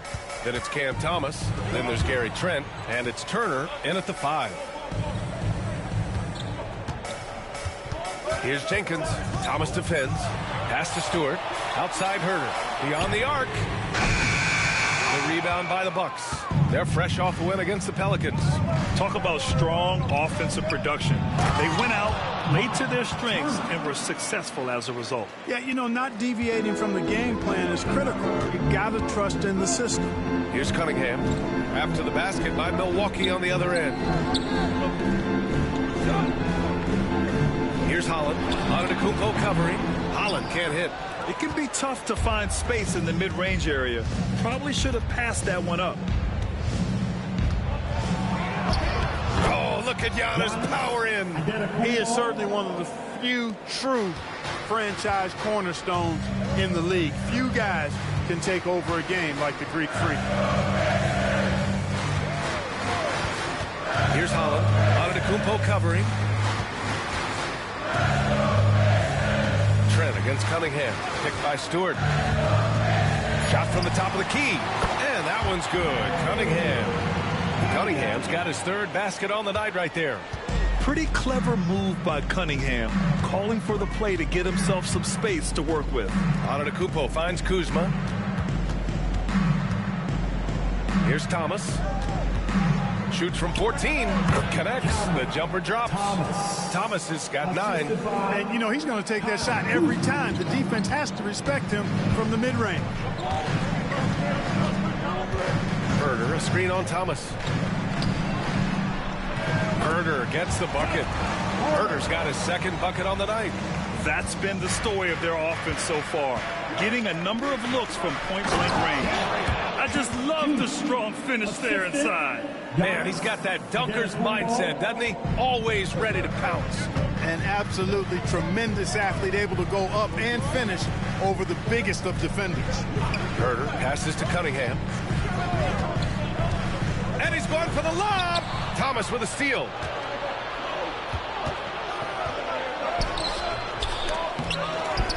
Here's Antetokounmpo. Giannis soars in for the fast break finish. All right, guys, what's your take on the hustle stats for the Bucks? Well, their hands resulting in plenty of steals in the early going, keeping the opposition there off balance. You know, points off turnovers is something else they've excelled in. I expect the opponent at least to try to squeeze that orange a little better. And show us your best move. Ready, let's go!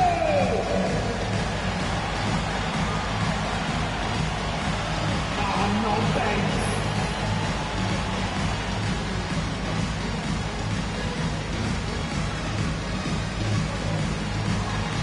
Let's see what you got.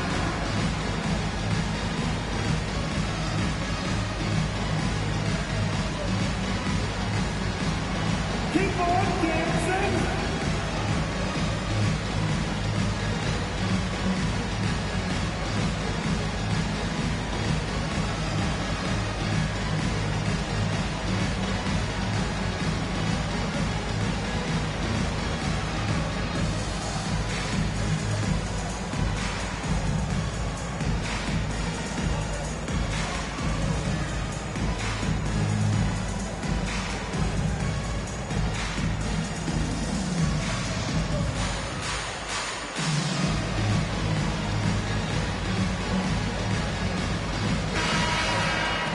These are the teams that have looked to score from the paint often during this season.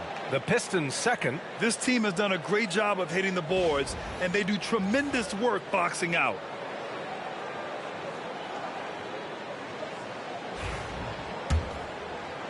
Second quarter play, almost 3 minutes gone here.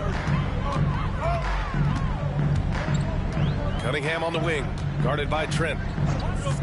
Pass to Herder, fires the three, drains it. Now he's 3 for 5. Slow reaction from the D, and it cost them 3. The Bucks leading by 3. Trent, the pass to Antetokounmpo. And here's Turner. Trent on the wing. Thomas outside, launches a 3. The rebound by Stewart. Detroit has gone 1 of 2 from deep in the second quarter. Offensive board. Outside Herder. Over Kuzma. And there's Herder. That's good on the assist by Stewart. And it's now just a 1-point Bucks lead. Thomas outside. And just over 3.5 minutes played here in the second quarter. Antetokounmpo, a screen on Cunningham. Trent for 3. Counted from distance. Trent's got 5 points in the quarter.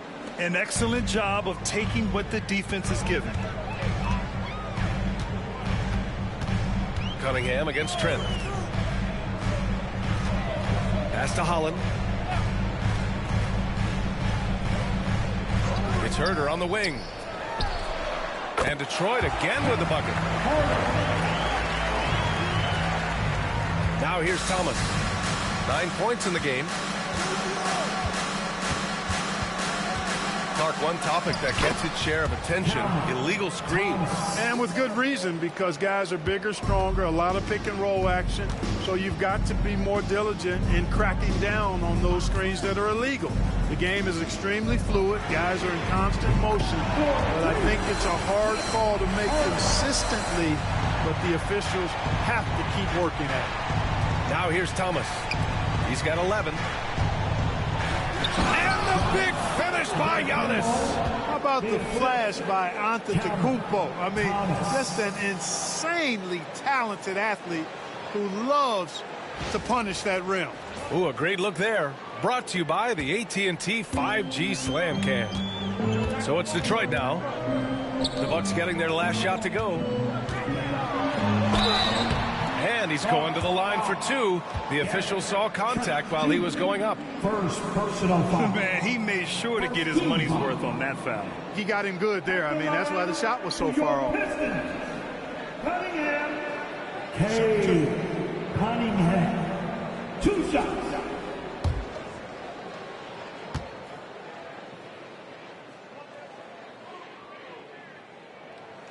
That free throw good from Cunningham. So Milwaukee going with almost an entirely new group here. Portis, he's checked in for Turner. Harris comes in for Kuzma. Rollins, he's checked in for Trent. And it's Porter Jr. in for Thomas.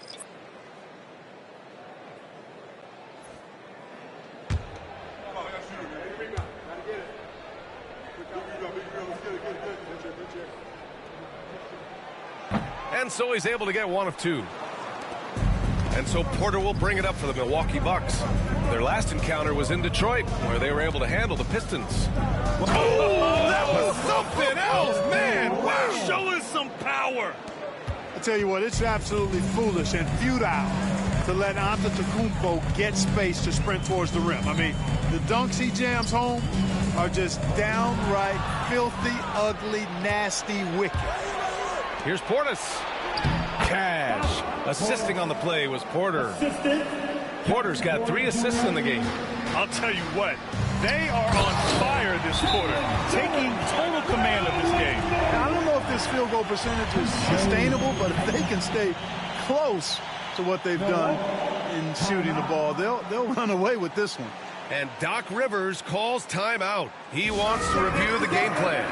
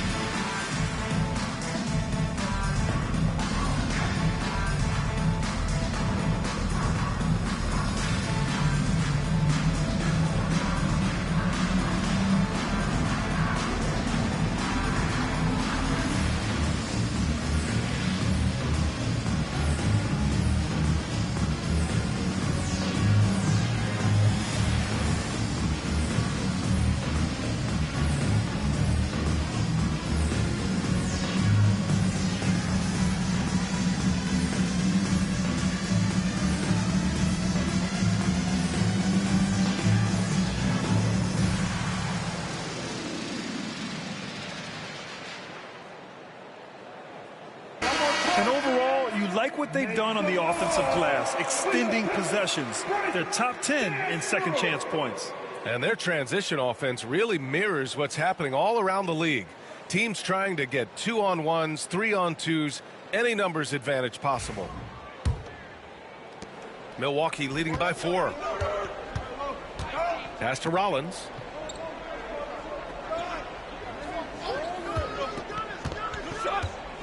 Now here's Antetokounmpo.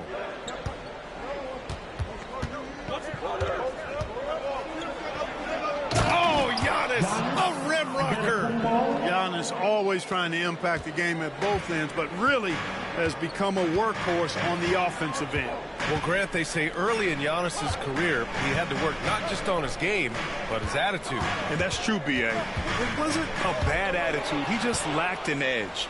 The ruthless mindset that all great players have. But, man, once he got that edge, he never lost it. Hey, I feel bad for those rims because Portis has no mercy on them, throwing it down with force. Pass to Robinson.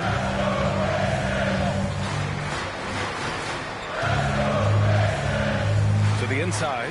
Portis with the steal. Here we go, all alone. Here's Rollins.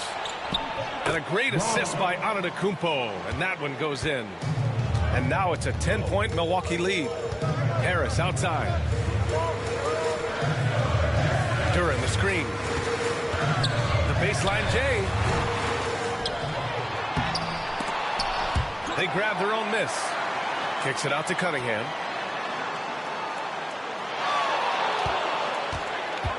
Five to shoot. And another shot. Antetokounmpo grabs the board. Antetokounmpo has got 4 rebounds now. Detroit with a rebound. Outplayed in the previous game on their schedule, losing to the Knicks. I really think that L has to fall on their defense, or a lack thereof. Just not enough focus at that end of the floor. Yeah, and that's really inexcusable. I mean, there's just no way that you can justify that. When you don't put the work in on defense, you're going to end up on the losing end. Not the tallest center in the league. He more than makes up for it with those crazy hops. Antetokounmpo outside.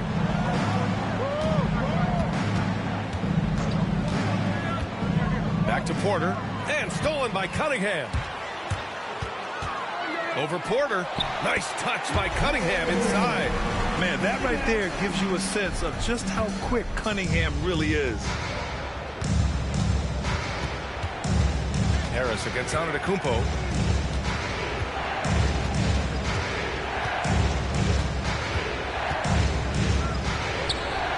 The Pistons clear it. Duran's got 8 rebounds in the game. Here's Harris. That falls. Nice feed that time from Cunningham. Harris has got 9 points. Boy, this is the threat that Harris poses now. He's a scorer from every level. Inside, three-point land, and at the rim. Now here's Portis, providing this team some offensive stability. A little over 10 points a game. Rollins passes to Porter. Here's Rollins. Just 5 to shoot. Harris a screen. Lets the 3 fly. Thompson pulls it in. And the defense got away with one there. I mean, that's a shot he typically makes.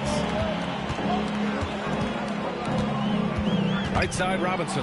Portis with the steal. On the wing, Porter.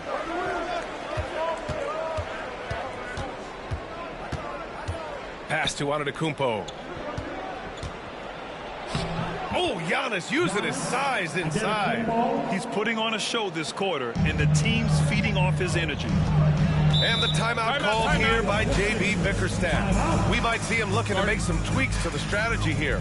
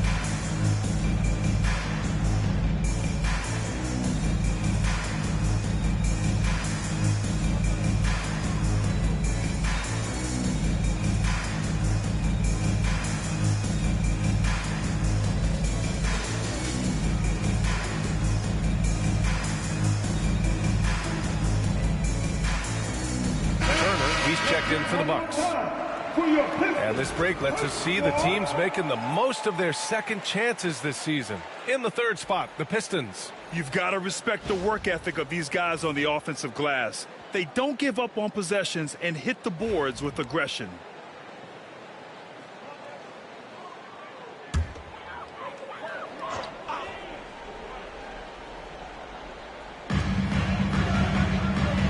Harris outside.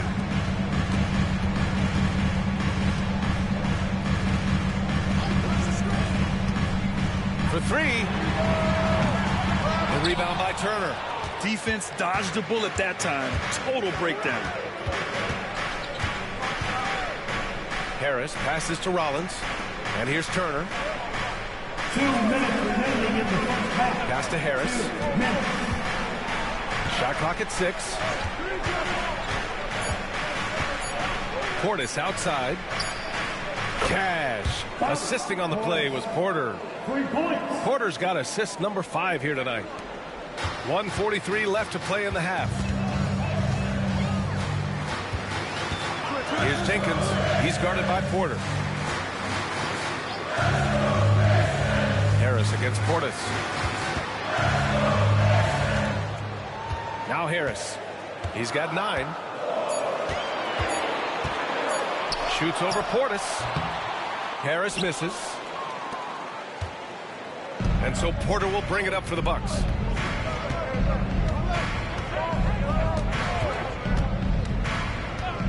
Pass to Rollins. Now Turner.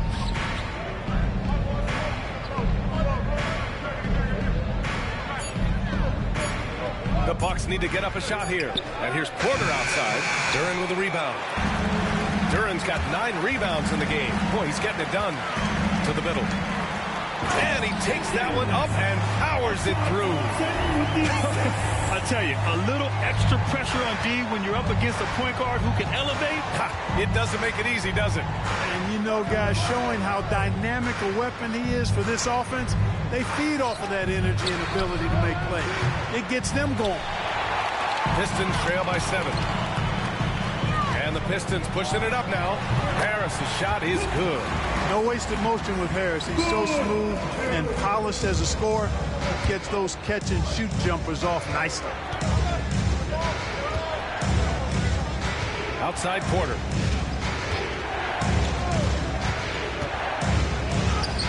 And he converts the layup. Porter's got his 3rd bucket of the night. If you allow him to get that close, you deserve to get scored on. Takes a step back for 3. Here's Harris. Hits the trifecta. And he's coming off a huge performance, and his confidence couldn't be any higher. And his coach knows that, too. Showing no signs of slowing or cooling down. They're going to ride him as far as he can take him.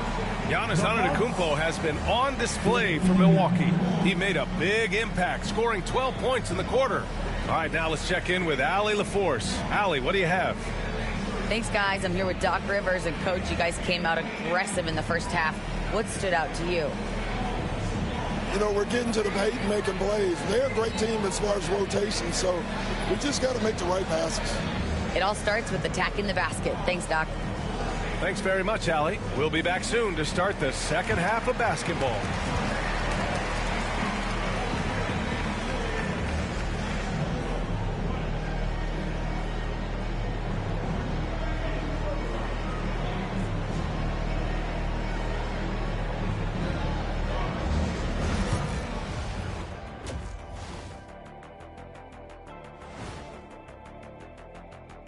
Thanks for joining us. We've got the Milwaukee Bucks in a tight ball game at the end of the half.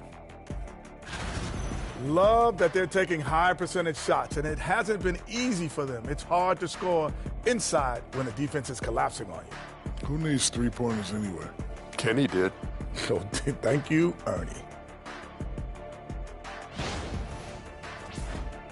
Okay, now we've got some time to take a look at the Eastern Conference standings as the postseason comes into view.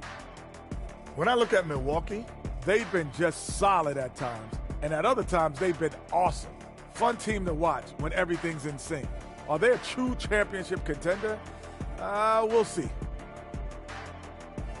Thanks for tuning in. Now it's time to head back over to Brian Anderson for the start of the third quarter.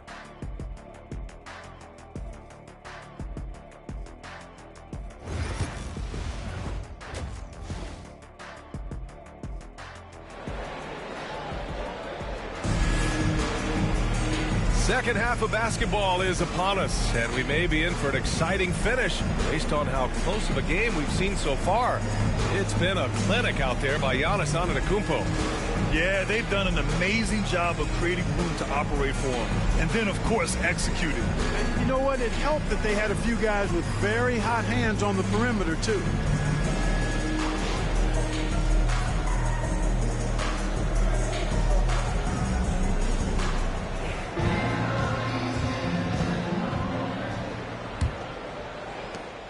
Pistons trail by 4. Down low, it's going to be Harris and Duren.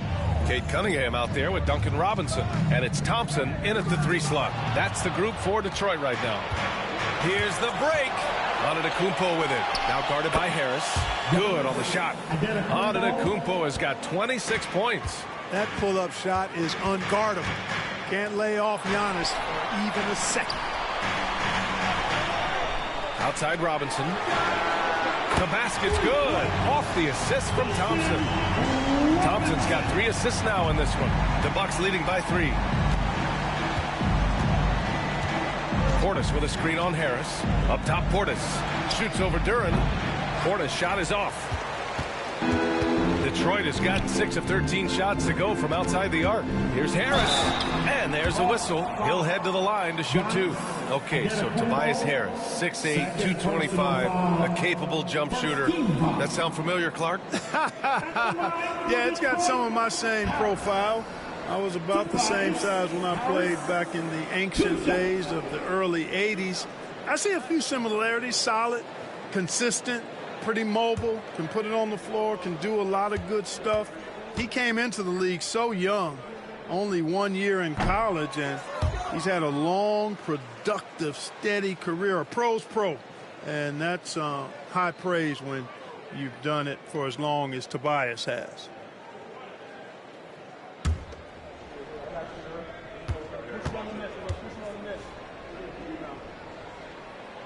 And he's good on the second.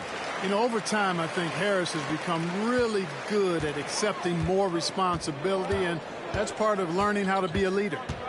Now here's Porter. And there's a pick. Antetokounmpo, the pass to Rollins. Duran with a rebound. Duran's got the glass covered here tonight. That's 11 boards for him. Oh, deflected. Oh, stolen by Harris. And it's blocked. Yeah, anytime you put the ball up near Duran, there's a chance it. What you say? Wow. Come on now. They've really picked up the energy level and have willed themselves back into this game. Yeah, you know, battling back is about staying the course, and their attitude never changed. On the AT&T 5G Slam Cam, good looks by our terrific camera crew. Now here's Antetokounmpo. 26 points for him. Pass to Portis. And no good. Good D by Duran. And I'm sure this isn't how they drew it up at the half. Only 1 for 5 here in the third quarter. Cunningham with the ball.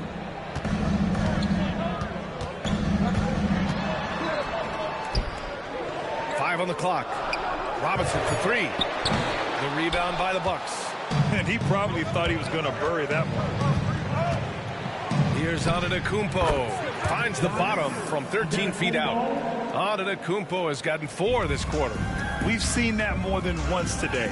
An effortless basket inside. Well, listless and lifeless at the defensive end. I mean, especially inside. They've really got to pick up that interior defense. Robinson gets the bucket. They found a nice move in this half, starting out 3 for 4. And Doc Rivers calls timeout. A moment to rest and confer on the game plan.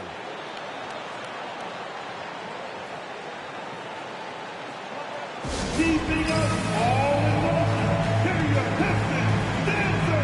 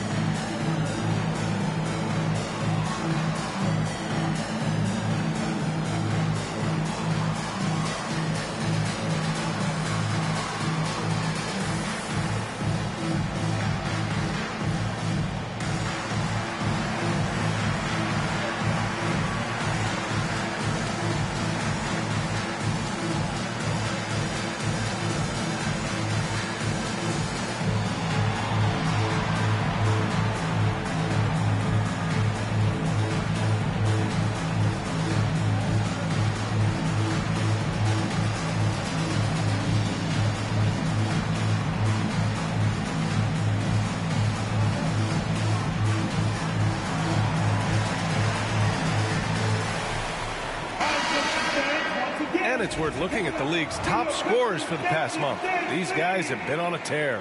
Giannis Antetokounmpo on top. And this last month has been truly special for him. He's scoring at will and in a rhythm on offense.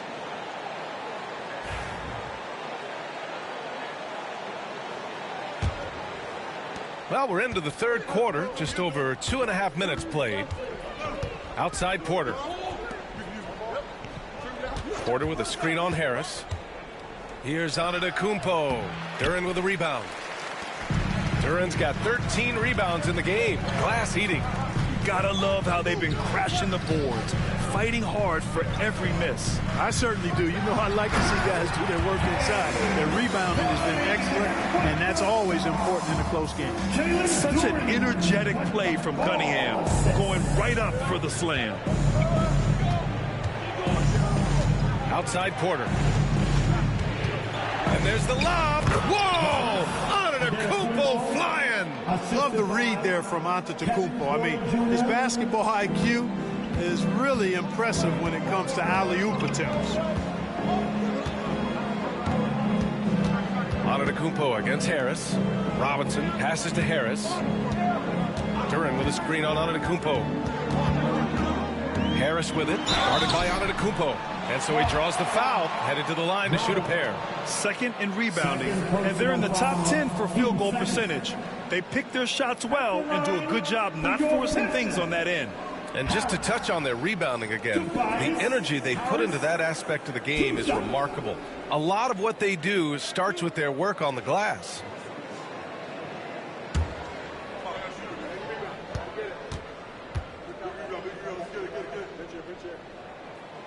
And he drops the first. Capable of playing both the 3 and 4 spots, Harris's versatility is his greatest strength.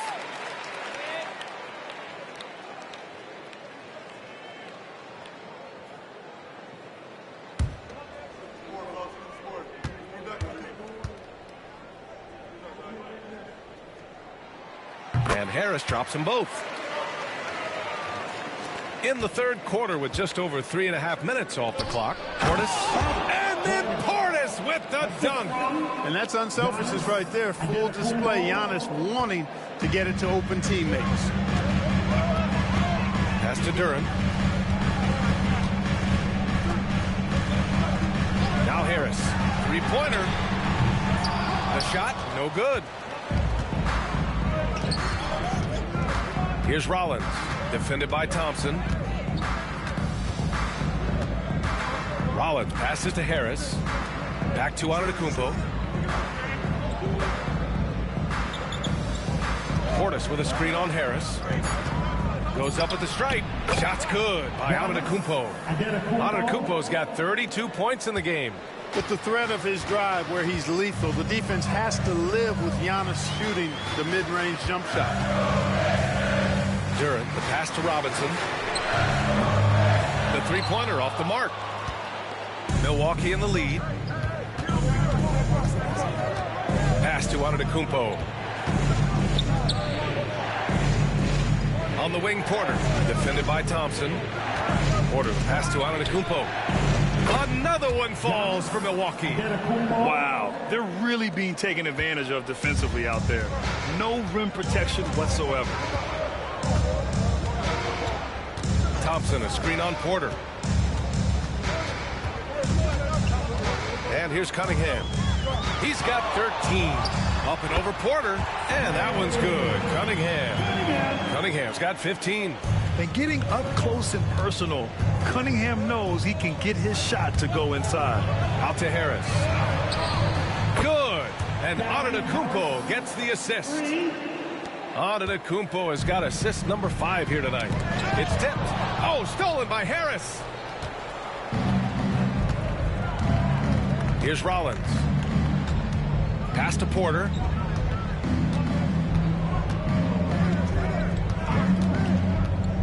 Jacks up a 3.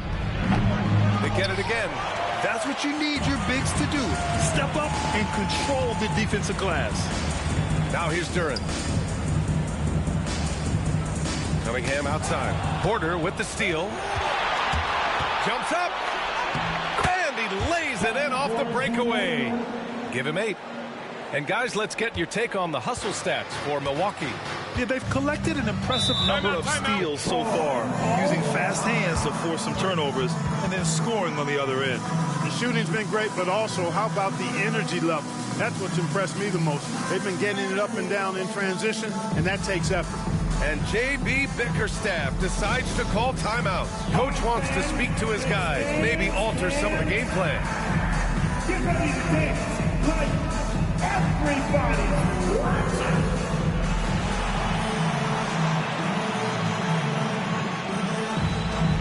Somebody ain't got no rhythm.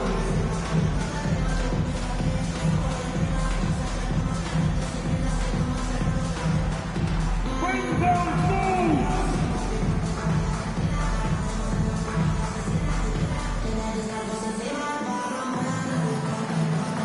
Oh, that's nice.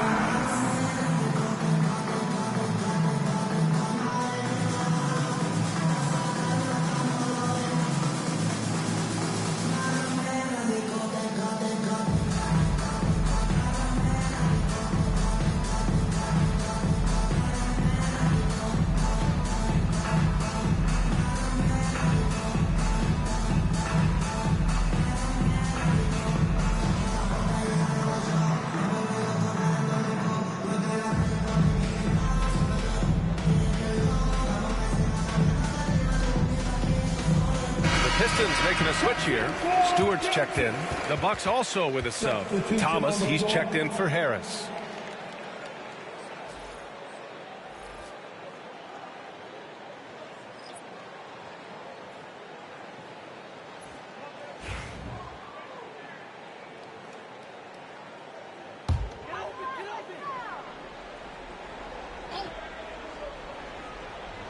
And stolen by Antetokounmpo. With the crossover, and he lays it up and in. And now it's a 9-point Milwaukee lead. You know, one of the things you love about Giannis, guys, is his all-around game. I mean, showing it all off there. Well, Clark, we all continue to be amazed by Giannis. What do you like most about his game? I just think his passion and energy and relentless effort, he gives it to you every time he steps between the line. You get the sense he's not taking any plays off. He's trying his very best, and that's an endearing quality and something I've really admired about his game throughout his career. And the shot counts. He's fouled, and it's a chance for a three-point play. And this will be a second trip to the free throw line. You know, even in games where he hasn't been at his best this season, I mean, he still managed to get it done at the charity stripe when he gets his opportunities. Cameron Thomas. One shot. Mind the lanes. Mind the lanes. One shot.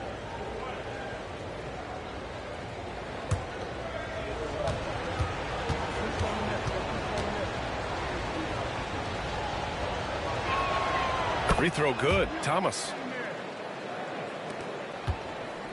And here's Cunningham. He'll bring it up for the Pistons. Trailing by 10. Pass to Robinson. Duran, the screen. Down low. And a foul called on the way up. So he'll take two from the free throw line. It's going to be on Bobby Portis. And Duran doesn't fear the contact. In fact, he welcomes it when he's trying to score. These are his first free throws of the game.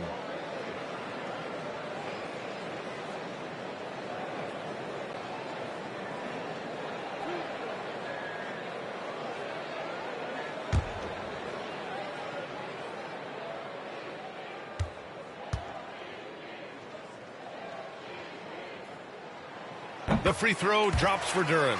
Yeah, as of right now, Jalen Duran kind of seems like a classic big man. He can block, he can rebound, and he really focuses on finding close-range looks.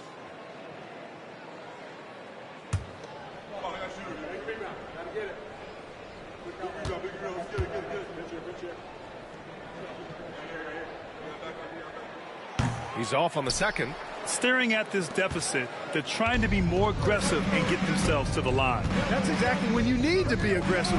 You know that. I mean, another good job, though, of drawing contact and getting to the free throw line.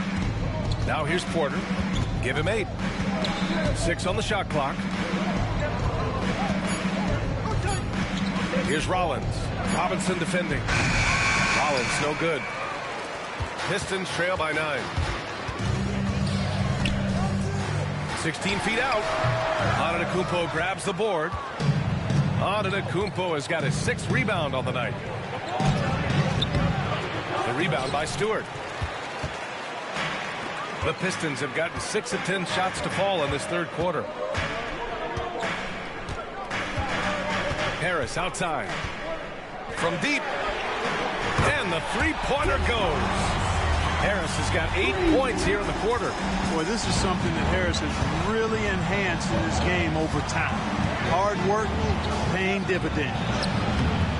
They get the rebound. Antetokounmpo for 3. That one drops, and it comes off an assist from Porter. Antetokounmpo's got 39. Cunningham against Porter. Porter with the steal. And the Bucks pushing it up now. Over Cunningham. That one off the back iron and out. Detroit has gone 2 for 5 from 3 since halftime. Now here's Robinson, guarded closely. Fires from deep. And Detroit another 3. So far he's been dominant this period, making the most of his opportunities. Cunningham against Porter. Portis with a screen on Cunningham. Outside Porter from behind the arc. Another miss by Porter. This has not been his best quarter. You know, guys, it seems to me as though he's over anxious. He seems to be pressing, trying too hard, moving too fast. Just needs to calm himself down and wait for good shots. Robinson gets the bucket. Yeah, he's owning them on the offensive end, but, you know, he can't do it by himself. Milwaukee leading by 4. Rollins passes to Thomas. A rebound by Detroit. Duran's got his 18th rebound here tonight, all over the place. Outside Robinson. Cunningham looking it over.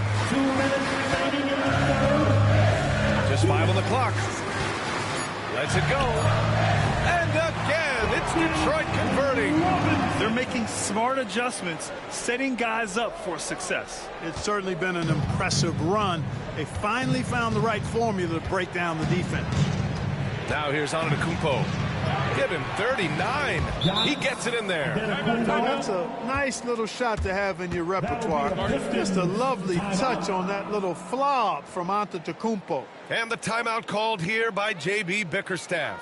He wants to give him a breather and talk things over. Put your hands together. It's the Pistons. Make the dance move.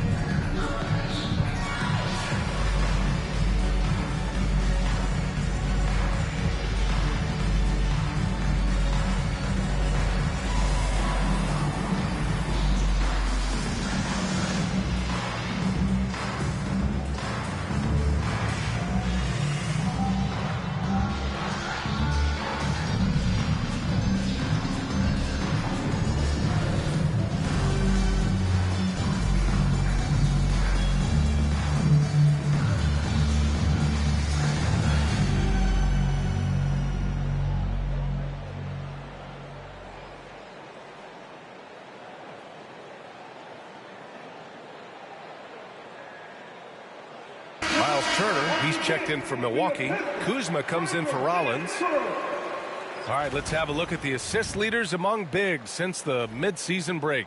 5th on the list, Giannis Antetokounmpo. And I love how these guys are some of the most complete front court players in the NBA. They're not just score and rebound bigs, they can also beat you with their passing as well. And their teammates know to always keep moving on the perimeter because the ball will be coming back out to you if you work yourself free.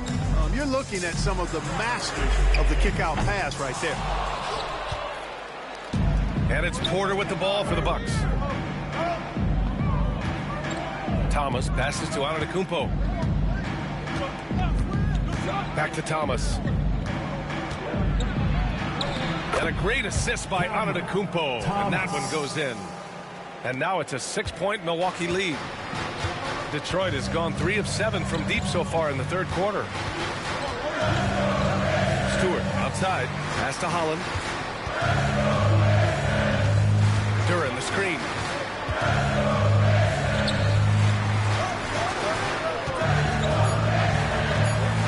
Herder against Thomas. There's the 3. Herder can't hit. The Bucks leading by 6. Here's Antetokounmpo. And Giannis shrugs off the contact. His shooting has been fantastic, and this team has leaned on it. Shot and game clock separated by 5. Pass to Holland. Herder from long range. Sinks it from distance. Herder's got 17 points. And the defense is really allowing them too much room on the perimeter. Antetokounmpo up top. Stewart defends. Oh, and there's the whistle on the shot. So 2 free throws for him coming up. This is his first opportunity at the line this evening. And I know he's got to be upset at himself for shooting so poorly at the line. So I would think he'll be doing everything he can to bring those numbers up.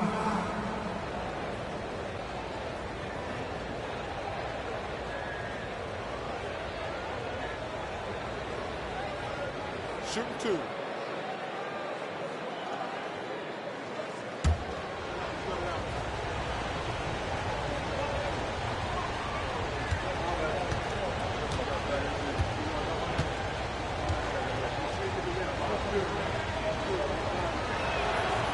That free throw no good.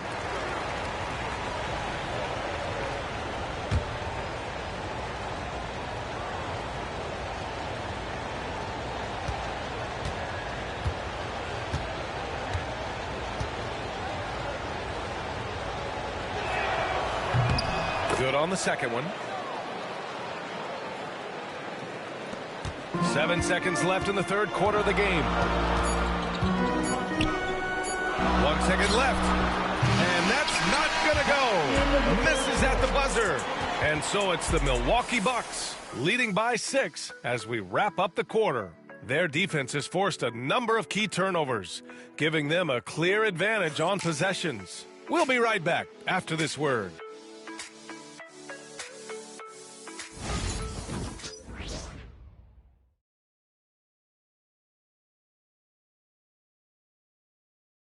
And it's time now to bring you our State Farm assist to the game.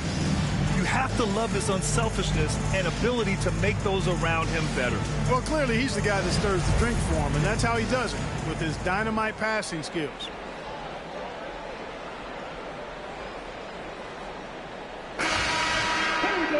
Well, this has been a great contest so far. I imagine the fourth quarter could have more action in store for us. On the floor for Milwaukee, starting the fourth quarter. Giannis Antetokounmpo is out there with Kyle Kuzma. Then there's Miles Turner. Then it's Cam Thomas. And it's Trent in at the shooting guard. And he gets it to go. And their offensive game plan is clear. Get it inside and go to work. Here's Jenkins. Thomas defends. Herder from long range. Antetokounmpo grabs the board. Antetokounmpo's got rebound number 8 here already in the game. Kuzma for 3. Good. And Antetokounmpo gets the assist. Antetokounmpo has got assist number 7 tonight. Here's Jenkins. The 3. Drops in the 3. It's turned into a showdown here. Dueling from distance. Looks to me like there could be something personal taking place here. Now here's Antetokounmpo. Holland with a rebound.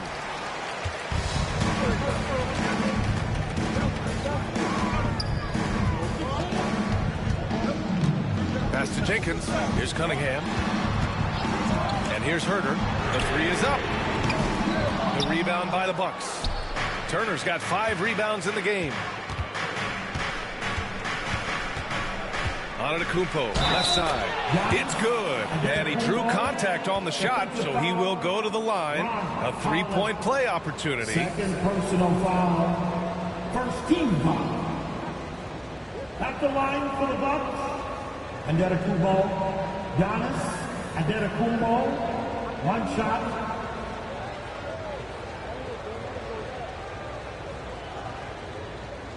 One shot.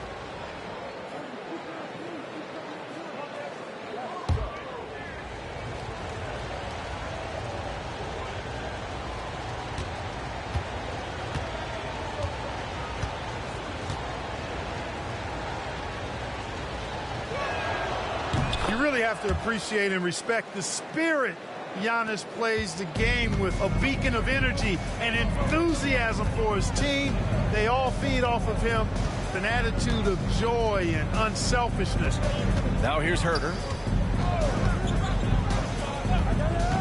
Here's Jenkins. Shot clock at 6. Stewart, a screen on Thomas. Inside. And that one's good. Stewart's gotten his first bucket of the night. Pick works well there, but the defense left a lot to be desired. Yeah, that's not the defense you need. You got to be tougher defensively. Here's Thomas.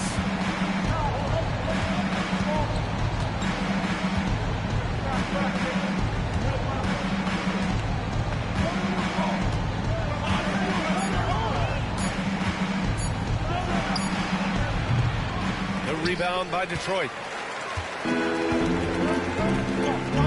Here's Jenkins. Just over 2.5 minutes played now. Final quarter of regulation. Here's Herter. Good.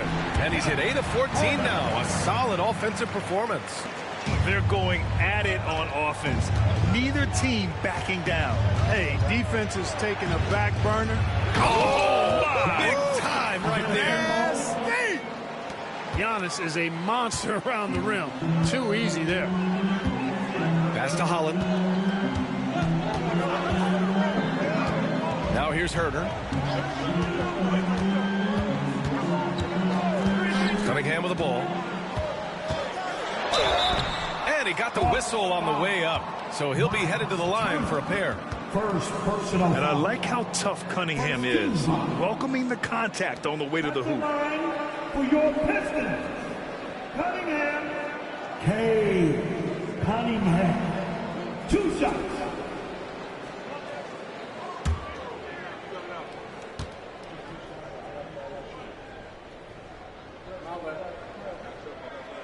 That free throw good from Cunningham. Robinson, he's checked in for Herter. The Bucks also with a sub. Rollins is checked in.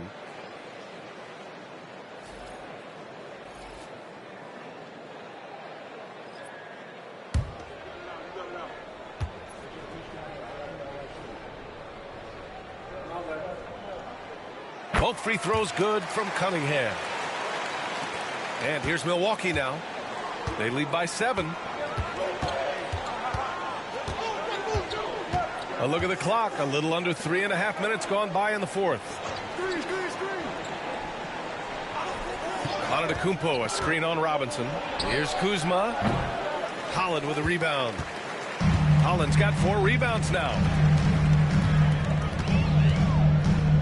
Turner against Cunningham. Outside Robinson.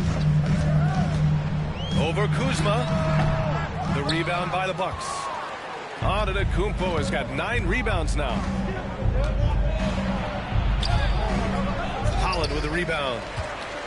Holland's got 5 rebounds tonight. Cunningham with the ball. Guarded by Antetokounmpo. Here's Holland. Oh, and a beautiful feed leads to a monster jam. Now, B.A., you know they would love for him to get more of those opportunities. Well, that would cut into the deficit quickly if he does. Well, I like the way he capped off that drive. The one-hand hole punch. Pass to Turner. To the paint. Antetokounmpo is doubled.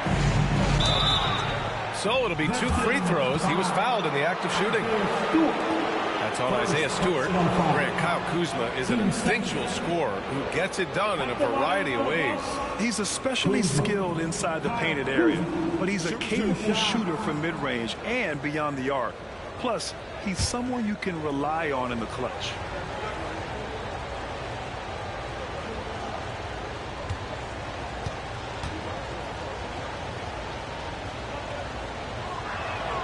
That's good from Kuzma.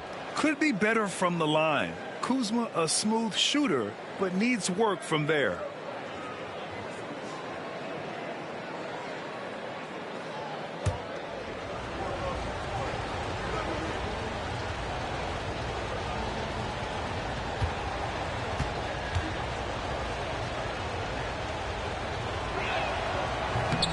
So after making the first, he goes 1 for 2. Every player goes through this. When your shots aren't going down, it can ding your confidence. Pass to Jenkins. From outside the arc. Pure from three-point range. Their strategy has been pretty simple here in the second half. Attack from three-point range. Certainly. I mean, they saw a weakness in the perimeter defense and took advantage of it. Here's Antetokounmpo. He got a piece of it. You wonder what the score would be if they weren't controlling the glass. It's clearly been their edge, and in a close game like this, you look for every edge you can find. Cunningham. Antetokounmpo grabs the board. Antetokounmpo has got double-digit rebounds now in the game. Here's Turner. And he's going to the line for 2. The official saw contact while he was going up. Boy, the hard work inside from Turner paying dividends. A real handful for the defense down low. Turner. Miles Turner. 2 shots.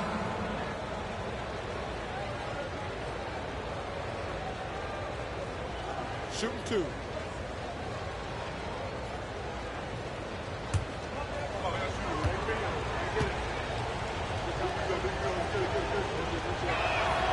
And that one falls for Turner. Physicality of Turner is such a big part of his game. And the Bucks with some changes. Portis comes in for Kuzma, and it's Porter Jr. in for Thomas.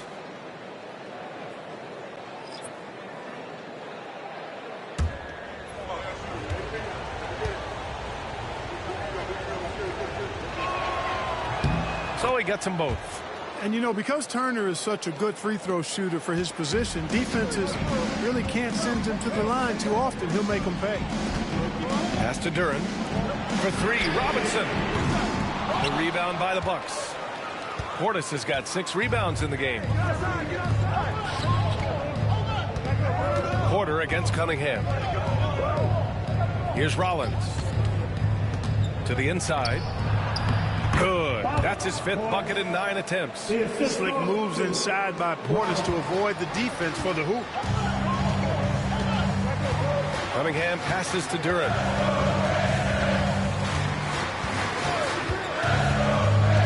To Cunningham. The 3 ball. They get it back.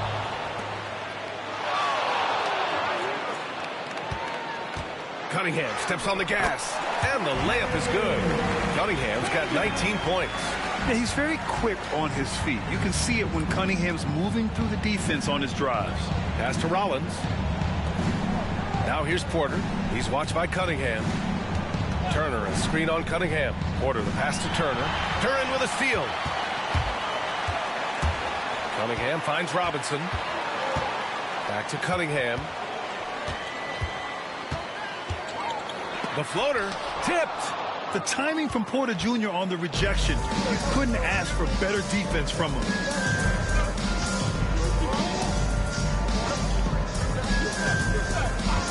Pass to Rollins.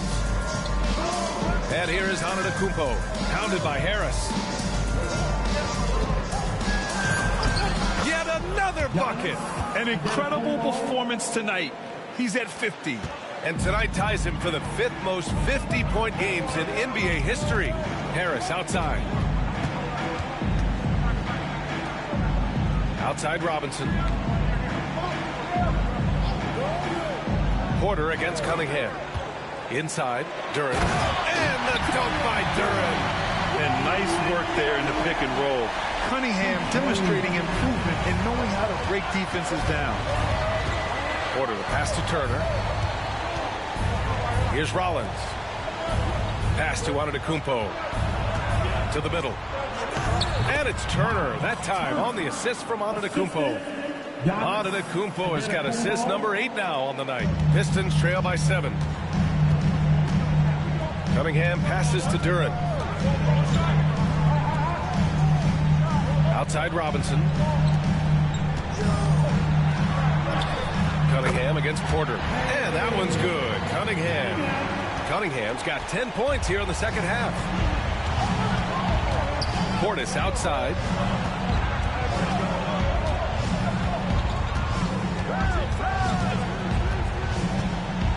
Back to Antetokounmpo. Over Duren.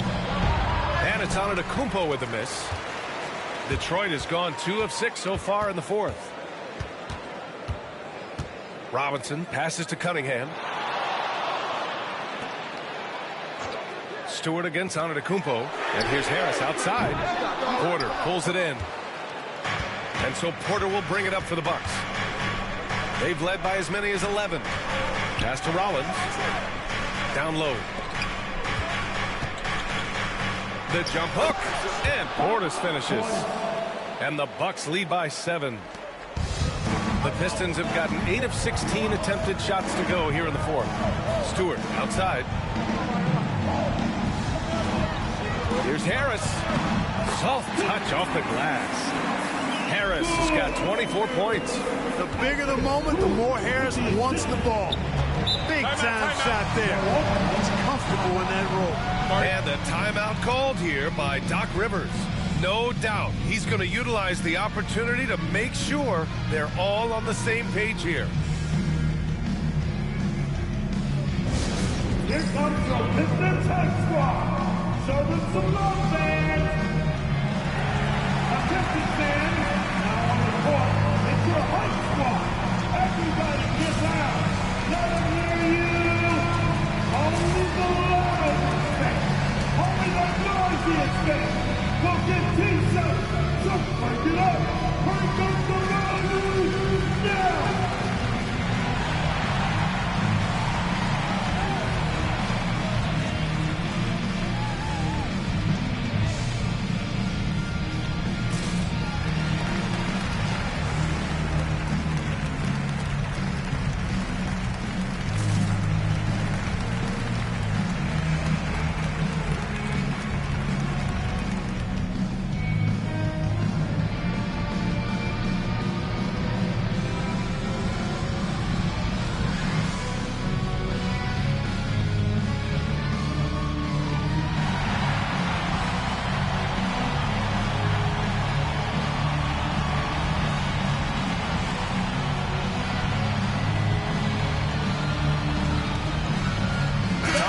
He's checked in for the Pistons. Harris is checked in for the Bucks. Gives us a chance to catch up with Allie LaForce. Hey guys, during that last break, I heard Doc Rivers as he talked with the team. He loves what the D has been able to accomplish, saying to his team, every turnover is a big success for us. Keep forcing those errors. Don't let them feel comfortable out there. So expect them to keep trying to be disruptive. All right, appreciate it, Allie.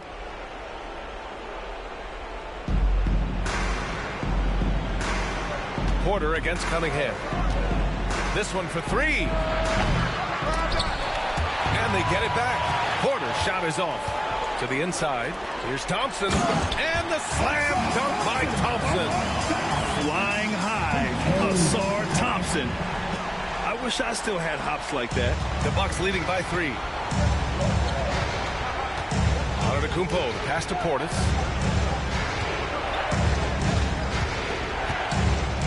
Pass to Rollins.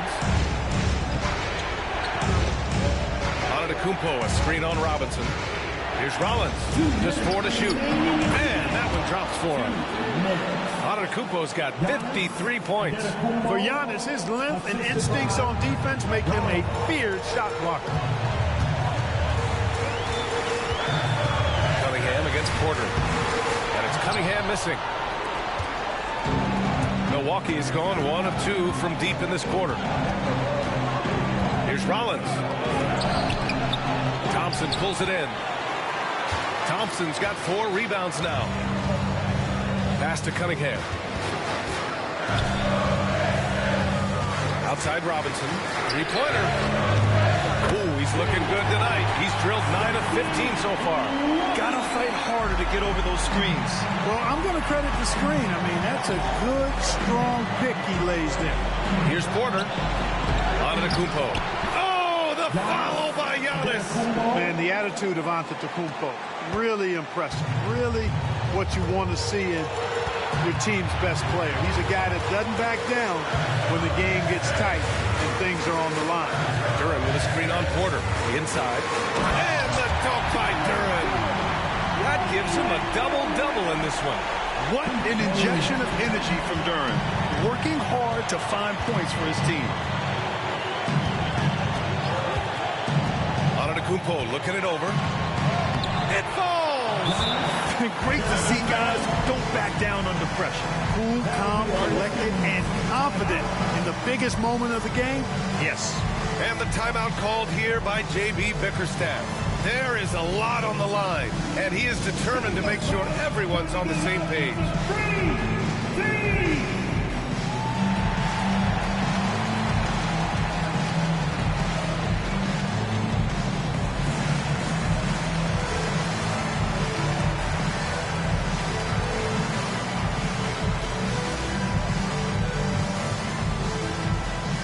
Attention fans, we got T-shirts. It's coming at you. So make some noise.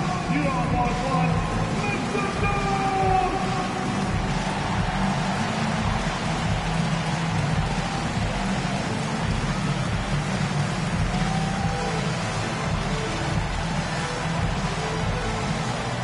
T-shirts are on the way, fans.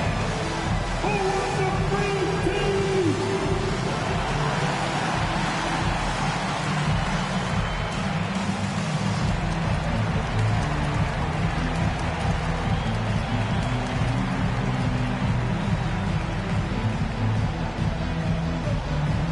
Who wants a t-shirt?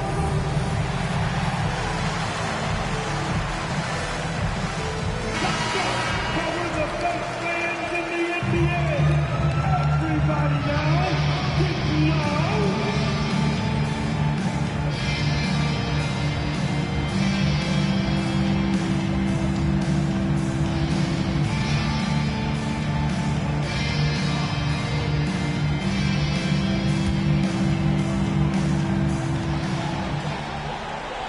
Duran, the screen.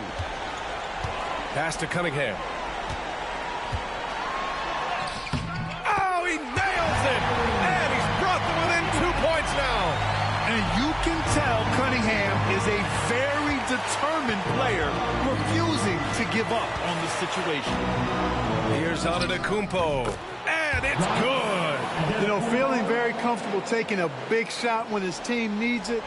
That's a sign of how Antetokounmpo has matured recently. And J.B. Bickerstaff decides to call timeout. The pressure is on, and he's got a plan to share with his guys.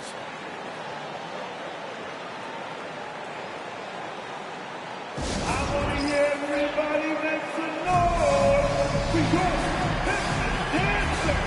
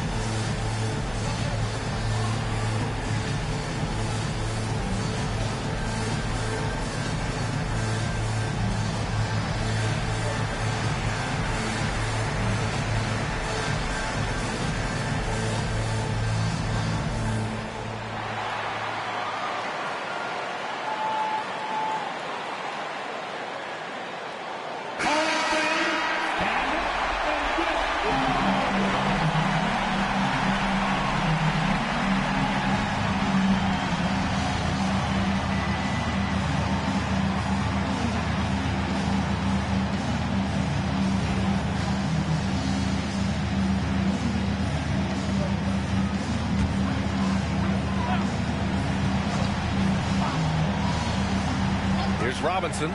Now 8 seconds separating the two clocks. Porter against Cunningham.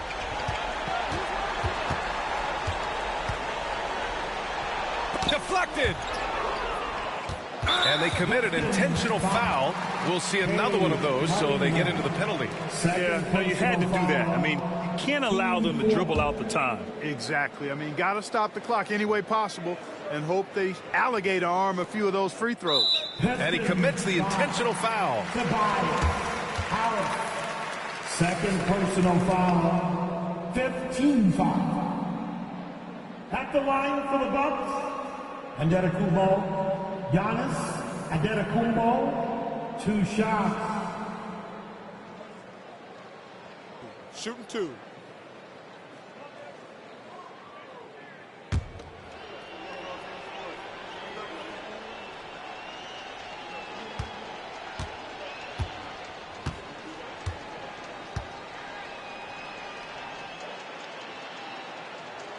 So the first one drops, and that puts him up 5.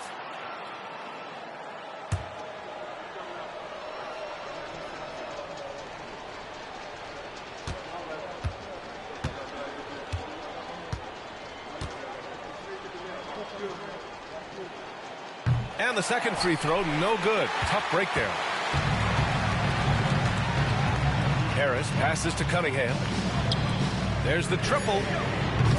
The shot comes out. So Milwaukee wins it.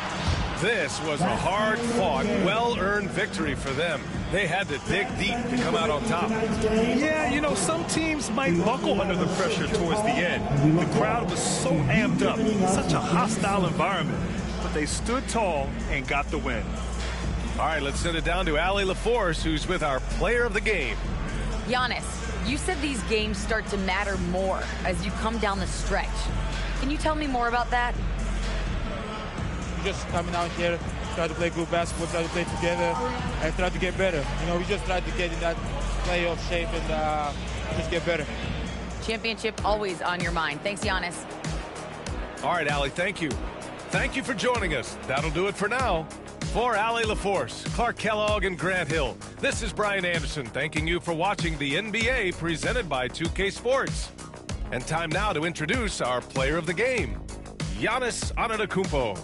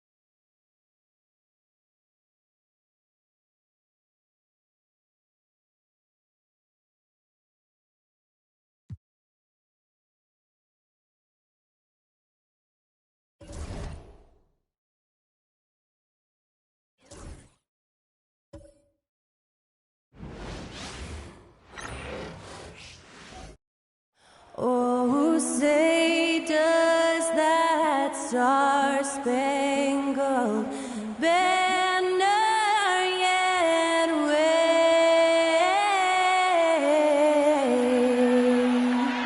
o'er the land of the free and the home of the brave. Thanks to Skylar Cole for that stirring rendition of our national anthem. And we'll be right back.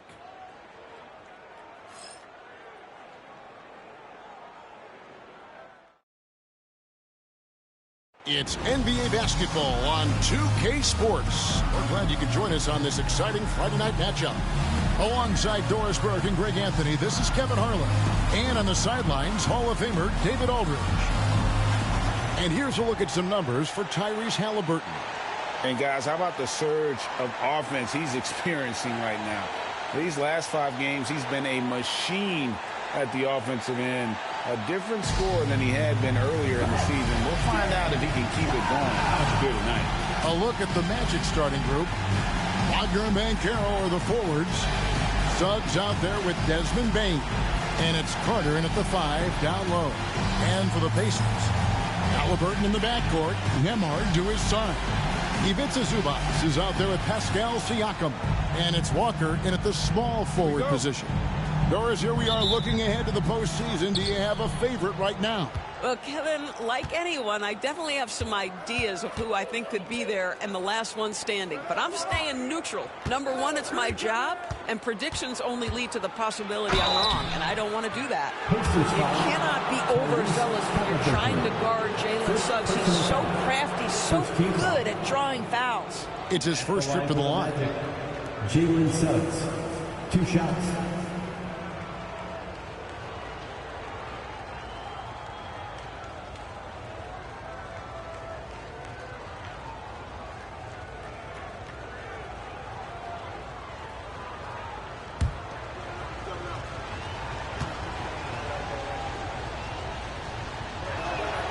A free throw drops for Suggs. And the Pacers, Doris, last season trading for Pascal Siakam to complement this hungry team. And, Kevin, it's important in a couple of ways. First of all, he's a 2-time All-Star who's got a championship pedigree. The other part of this is Indiana is an equal opportunity offense, so they want to share the basketball. But Pascal brings individual playmaking and shot making, and sometimes that's a must-have in this league. Both free throws good from Suggs. And that's another area where he is just a superb player. Excellent at the free throw line. Here's Nembhard. Takes the 12-footer and hits. You can't just stop when there's a pick set up. Gotta fight over it as a defender. You know exactly what that takes. It takes energy, it takes activity, it takes intensity. Now, here's Suggs. Here's Bane. Good for the basket, starting off 1 for 1 with that shot. You see the offensive versatility there. Bane stepping inside the arc to take that mid-range. Halliburton passes to Walker. Nembhard with it. Walker finds Nembhard. Clock at 6. Siakam outside. Shoots the 3. Off to a good start as he hits his first shot attempt. This is a guy with size and range. You cannot let Pascal Siakam get those kinds of looks from deep. Over in the corner, Banchero.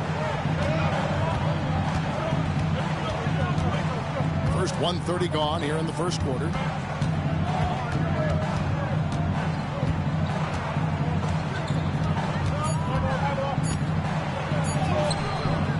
The shot, no good. Here's Nembhard, guarded by Bane. Nembhard with it. 9 points last game.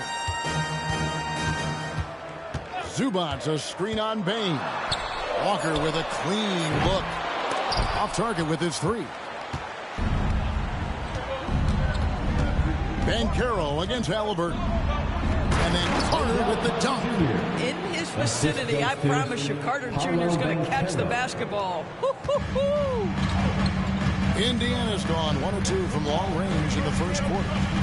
Here's Nembhard. Taking a look at the scoring numbers, right now he averages about 9 points a game. Pass to Zubac. Halliburton outside.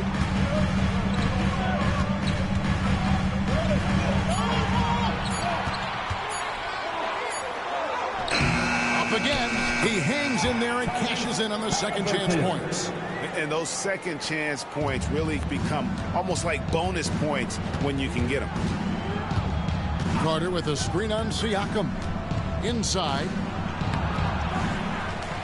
And then Carter with the jam.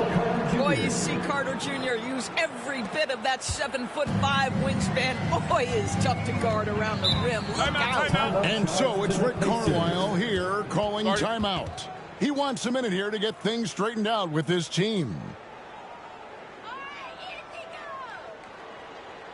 Here are your Indiana Pacemates. Get loud.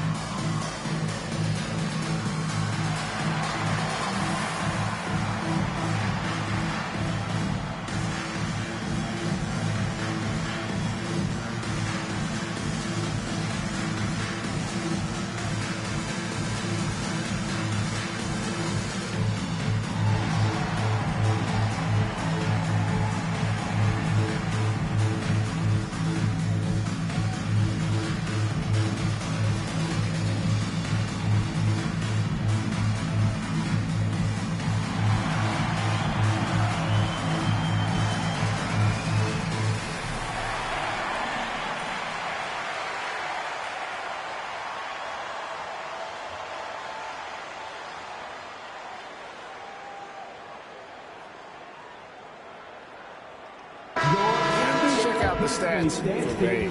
Some good contributions really since the All-Star break. Averaging 17 points per game, 3 assists, and 3 rebounds.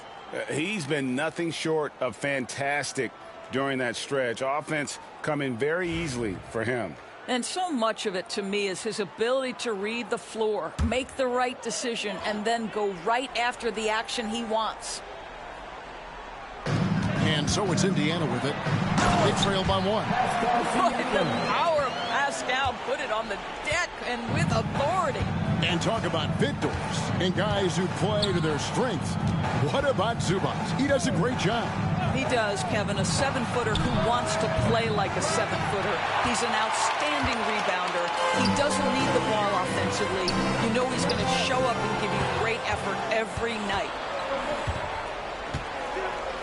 Driving the lane, Suggs kicks to Banchero.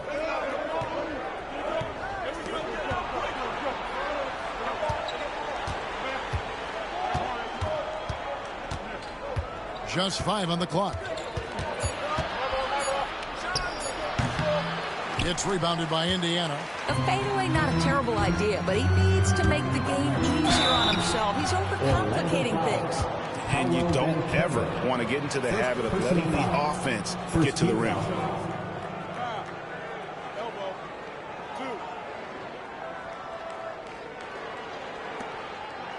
Indiana shooting their first free throws of the game. Andrew Nembhard, 2 shots.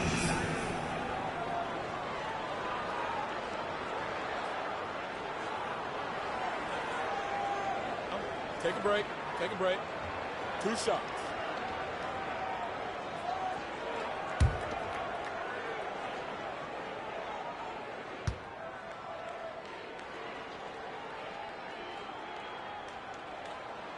And the first one at the line is good.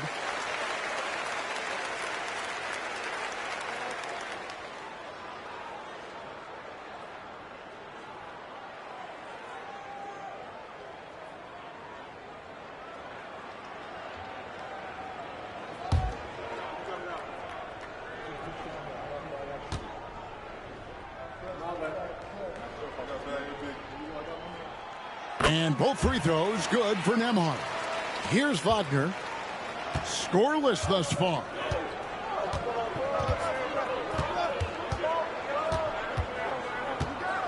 Pass to Suggs. Now Carter fires from deep. That's good, and he's now 3 for 4 from the field. Have to give Wendell Carter Jr. tremendous credit for developing that range shooting. Nicely done. Some nice passing here by Indiana. Here's Halliburton. Indiana again missing. You can't look at the result of that shot. They'll take that whenever they get it. And they should, because it's when you start turning down that kind of look that your offense can start to bog down a bit. Now, here's Banchero. Coming in off a 21-point game his last outing. Bain, no good. Yeah, but the hand in the face, it's critical that you contest his shots every time down the floor. Carter against Zubac. Pass to Siakam. For 3. And Desmond Bain pulls it down. The Magic have gone 4 for 9 from the field to start this game off. And that one's good, Wagner. And we've seen several lead changes tonight. Neither team giving an edge. And right now you love the chess match, right? The ability of each side to adjust to what the other is doing. And Rick Carlisle decides to call timeout. He wants to talk to his guy.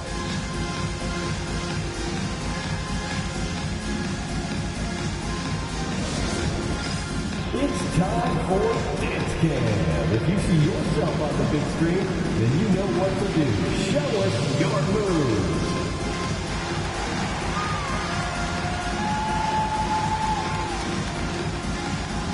You know the rest of your dancing shoes at home.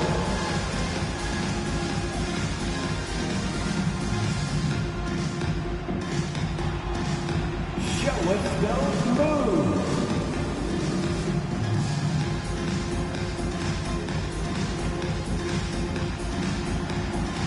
Dancing Machine.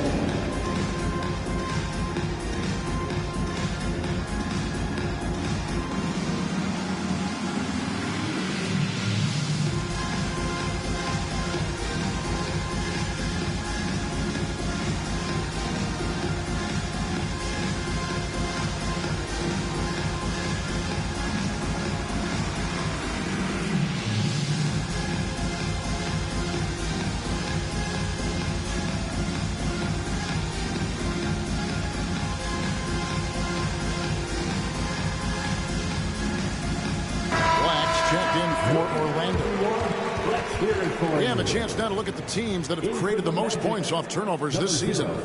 In third, the Pacers. They're so aware defensively. I mean, an opportunistic group in terms of forcing miscues and getting out in transition.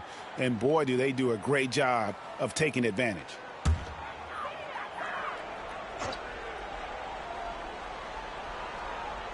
Here's Siakam. He's got 5. Now Halliburton. Siakam outside. To the inside. Here's Zubac. Played in with a nice touch off the glass. Boy, how about that touch on the roll by Zubac? Nice finish. Let's check in with our reporter, David Aldridge. Well, Kevin, Rick Carlisle gave me a few minutes to catch up with him. And we spoke briefly about how critical it is to slow down Paolo Banchero. Coach said he can be a force on offense when he gets a couple to fall. The energy and effort from our guys has to be high if we want to contain him. We'll see if that team can contain Banchero out there, guys. Back to you. Okay, David, thanks. Here's Nembhard. Paolo Banchero making his last shot. Now, here's Zubac. Looking at his point production, he averages almost 11 points a game. Nembhard, guarded by Bain. Zubac, that's good. You love to see Zubac get after it on the window. Use that size and strength. Here's Wagner. He's been putting up the points on a very steady basis, averaging around 17.5 points a game. And it's good, 2 points. Boy, when he's this deep, it's going to be tough to stop him, especially with a smaller defender. Outside, Walker. And it's sent back by Carter. This is the intimidation factor you are looking for from Wendell Carter Jr. What an imposing presence. Bain, no good. And you don't want to give up that kind of look too often. Halliburton outside.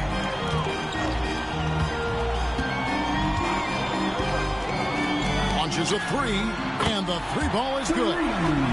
Halliburton's got the game tied up here for Indiana. A remarkable three-point shooter out of the gates in his NBA career. Tyrese Halliburton, let him hear you.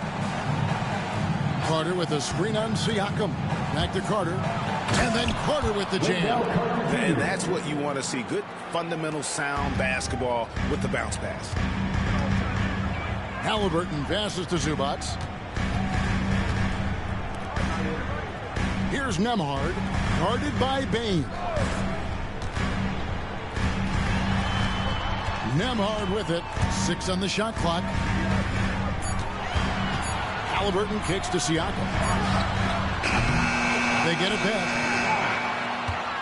Here's Zubac. Good on the bucket. Zubac has got 6. So strong, so tough. He beats a Zubac, absorbs the contact, and goes right through it. Here's Black. Nothing on the board. Banchero outside. To the middle. Here's Wagner. It's hauled in by Zubac.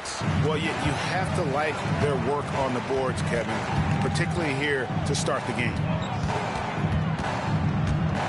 From deep, Walker. Orlando grabs the miss. Their last game, a win against Boston, looking to carry it into this one. And really a blowout win like that against the team a lot of people feel is one of the elites shows you the potential this group has. And here is Siakam. After Paolo Banchero made that last three-pointer. Floats it up for Walker. Takes the alley-oop pass and dunks it down. I'll tell you, Pascal Siakam has shown he is more than capable of passing the rock. Banchero outside.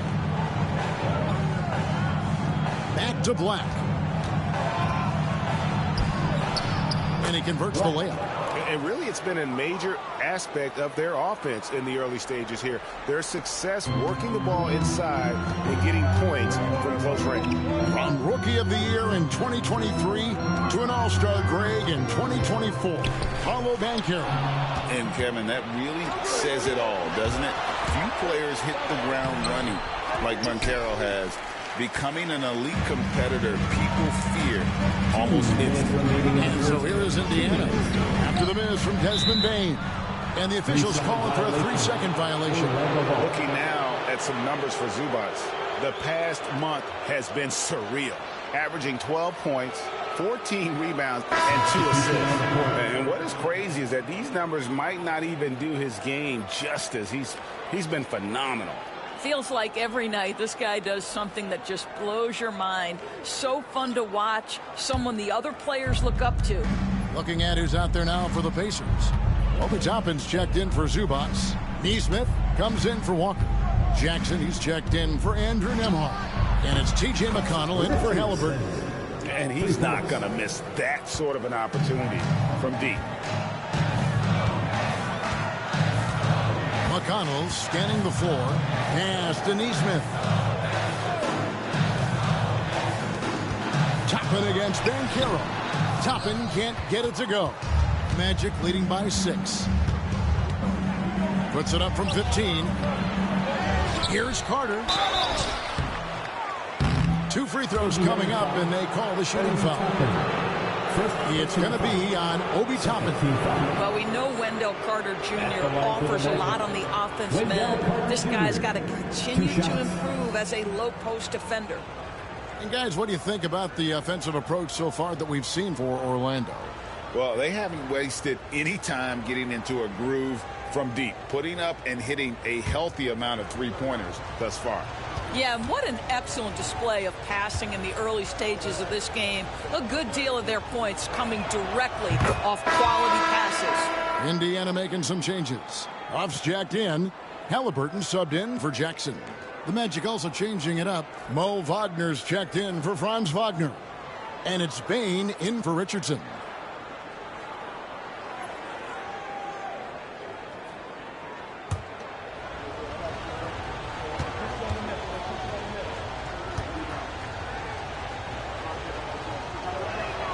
Carter hits them both.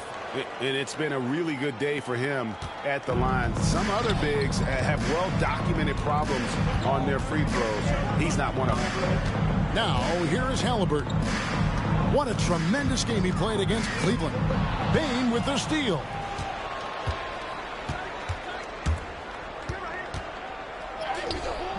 Off target there. That would have pushed the lead to double digits. Here's Neesmith. And Neesmith with the slam. Halliburton's vision and then the ability to thread the needle there makes the defense pay. Last outing for Indiana. They won that game against Cleveland.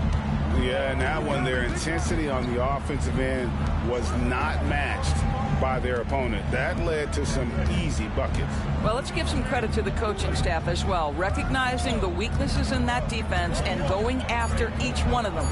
On the clock. It's good. Bain's got his second basket. And just making the extra pass. Good decision there by Carter. Now, here's McConnell. He's covered closely. Neesmith, the pass to Toppin. Plenty of room to knock down the shot. And offensively right now, each team getting what it wants. Yeah, this is already a high-scoring game, but we knew that was a possibility coming into this one. Here's Black. No good from outside. And so it's Wendell Carter making highlights, guys, for the Orlando Magic. He comes away with 11 points in the quarter and is showing no signs of fatigue. And don't go away. We'll be right back.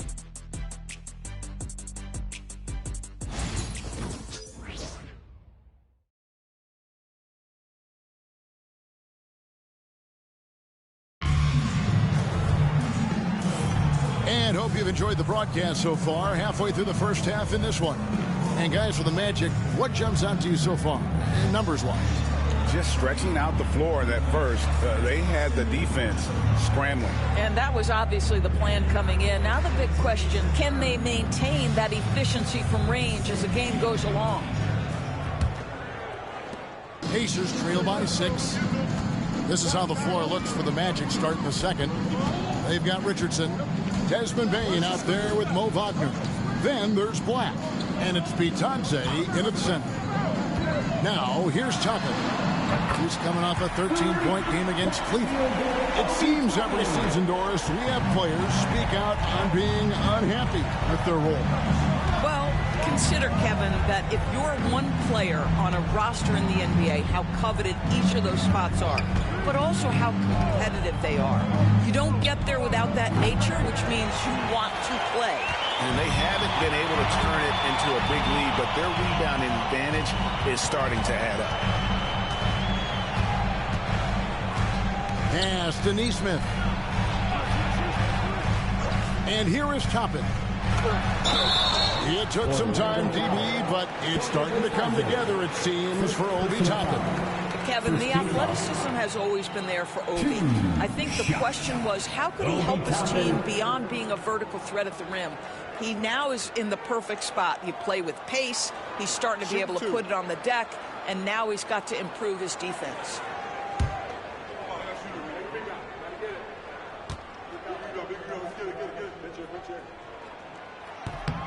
And he knocks down the first one.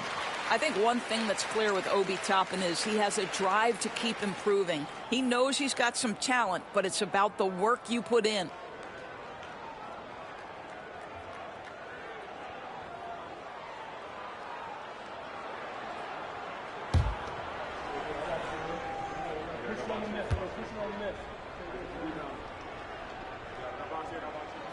And that one goes in. 2 from the line that time.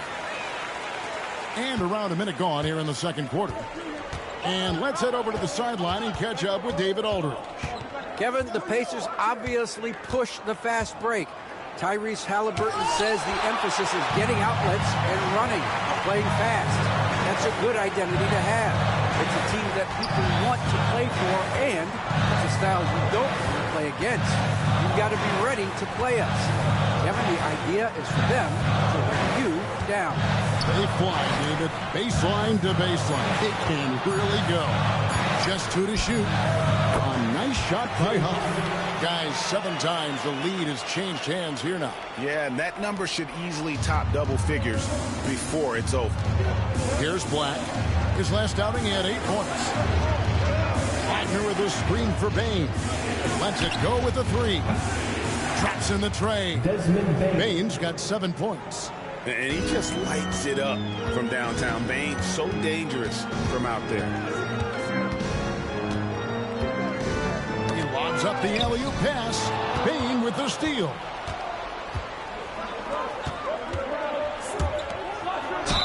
And that one clearly a foul. Gets the whistle and 2 shots coming up.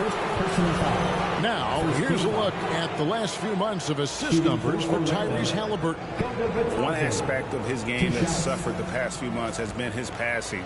He hasn't shown that same creativity with the basketball that we'd seen from him earlier in the season, and his assists are way down because of it.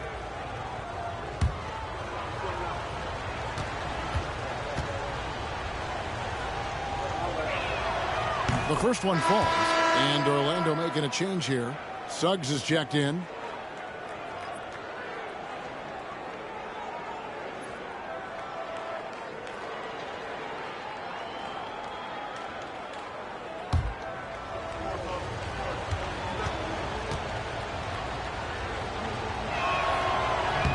So he gets them both.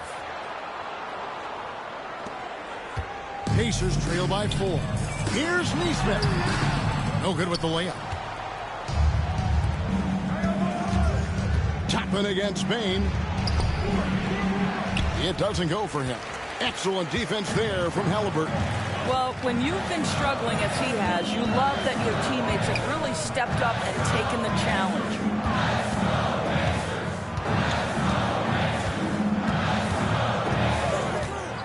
Shot clock at 6. And the Pacers can't get it to go. And you will not see this guy miss many of those. He's one of the keys to their floor spacing. It's good. And the Magic lead by 6. Jalen Suggs at his best is a real dangerous threat in the open floor. And so it's Rick Carlisle here calling timeout. He wants to make some adjustments to the game plan, clearly.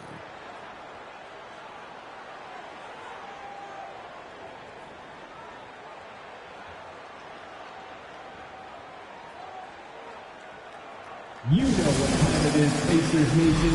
Time to get loud for your Pacers Breaker Dance Crew.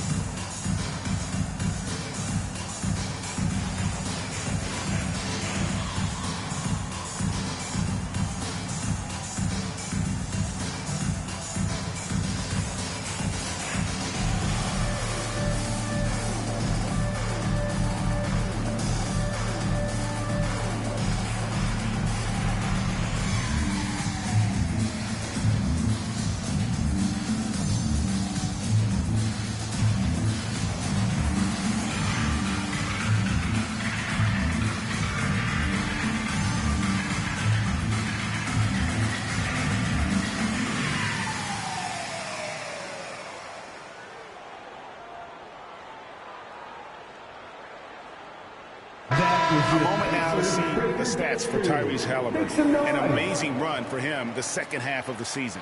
He's getting around 38 points per, 6 assists, and 3 rebounds.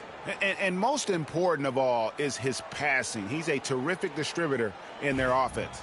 Well, it's certainly one of his best attributes, creating offense even when it looks like there's nothing there.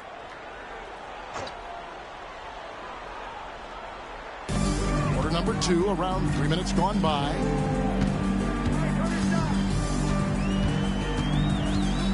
Over to the left wing. Huff. And once again off the mark by Indiana. Magic leading by 6. Here's Suggs. Bain trying to free himself up. Neesmith. A 14-point game for him in the win against Cleveland. And they keep hammering away at him inside, forcing the ball into the paint. Here's Black. Closing in on 4 minutes played here in the second quarter. Here's Suggs. He can't get that one. Excellent defense there from Halliburton.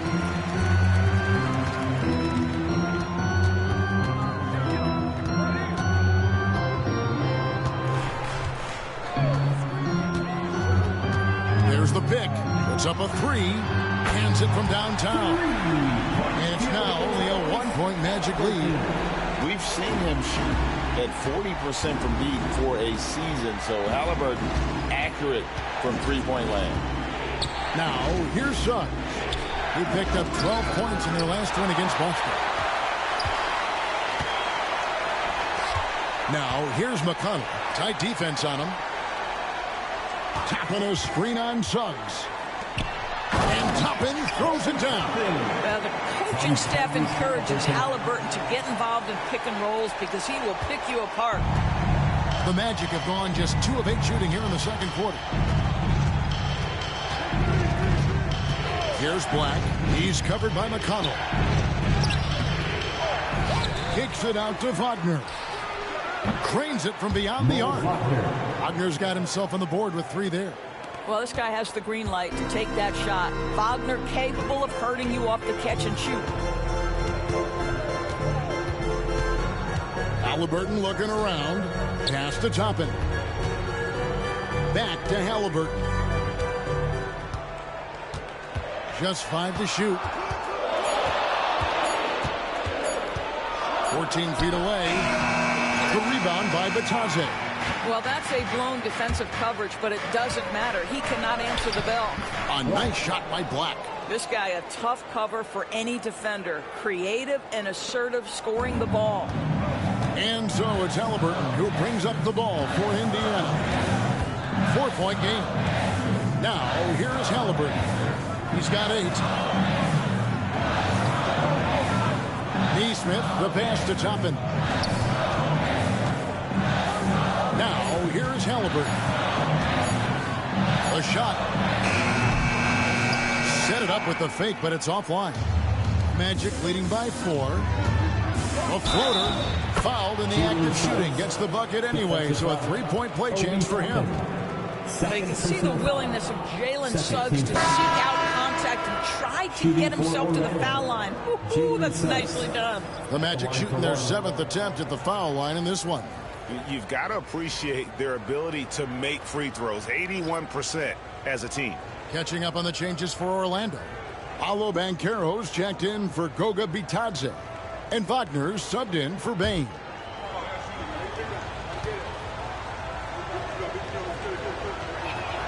A free throw drops for Suggs. Jalen Suggs gets a ton of attention for his offensive skill set, and that's appropriate. But let's remember, he can be imposing defensively. Now, here's Halliburton.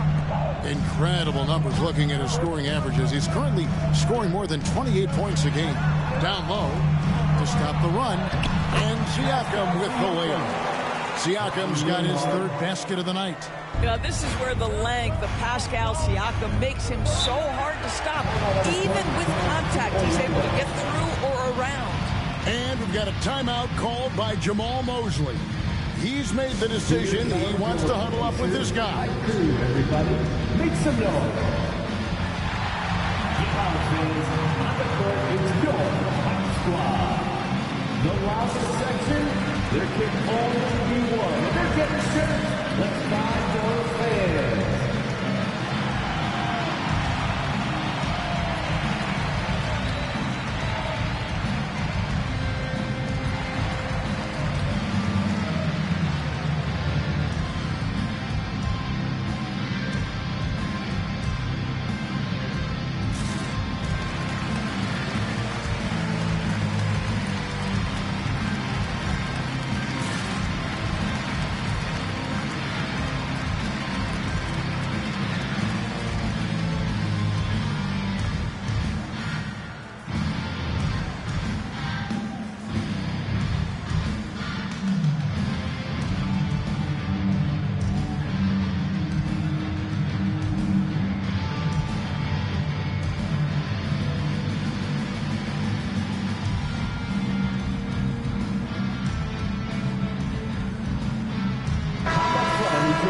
And while we have a second, let's see which squads have topped the league in assists during the past month. Second, the Pacers. And what stands out during this recent stretch is just how well they passed the basketball. I mean, this is a club that has become really unselfish.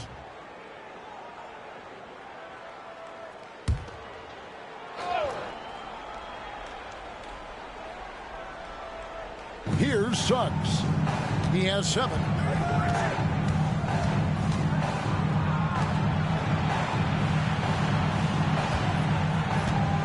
Banchero is screened for Suggs. No good with the triple. No doubt it's been a bit of a struggle for him here in this quarter in terms of scoring. Halliburton for 3.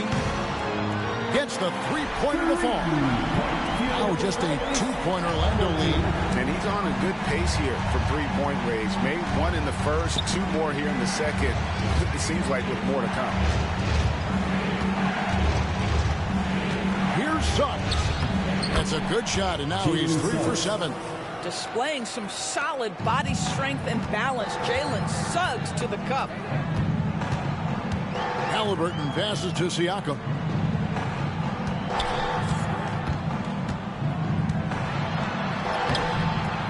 Rebound by Paolo Banchero. Banchero's got his 5th rebound right now in the game. It's rebounded by Indiana. On the wing, Walker. Indiana moving it around. Here's Halliburton. He can't get it to go. Boy, 9 times out of 10, that's going in. I'm sure he surprised himself with the miss. Wagner. It's rebounded by Indiana. Zubac has got 6 rebounds now in the game. Here's Nembhard. He's covered by Banchero. Now Nembhard. 5 to shoot. Zubac a screen on Banchero. And the Pacers can't get it to go. Orlando leading by 4. Here's Black. Pascal Siakam grabs the miss. And so Siakam will bring it up for Indiana. Well, Doris, before he started playing basketball, Siakam was on the path to priesthood. And there are a lot of GMs in the NBA saying, amen, that he chose basketball. Kevin, this young man actually attended a seminary and didn't pick up a basketball until he was 16. But even with that, he's built himself into an all-star and a champion. An incredible journey. And here's Halliburton. After Paolo Banchero made that last three-pointer. An elite passer. Halliburton is especially dangerous in the pick and roll. Orlando's gone downtown 13 times in this game, and they're just over 50%. 7 of 13 on threes. Suggs kicks to Black. Inside. Banchero inside. Covered by Siakam. Pass to Nembhard. And he banks in the layup. And now just a 3-point Magic lead. Well, brought up in an unselfish system, Pascal Siakam takes great pride keeping his teammates involved. Wagner against Walker. Wagner on the wing. He had a 15-point outing in their last game against Boston. 2 minutes. Stolen by Walker. Here's Siakam. Black grabs the board. Black's got 4 rebounds in this game. And he goes in for the dunk.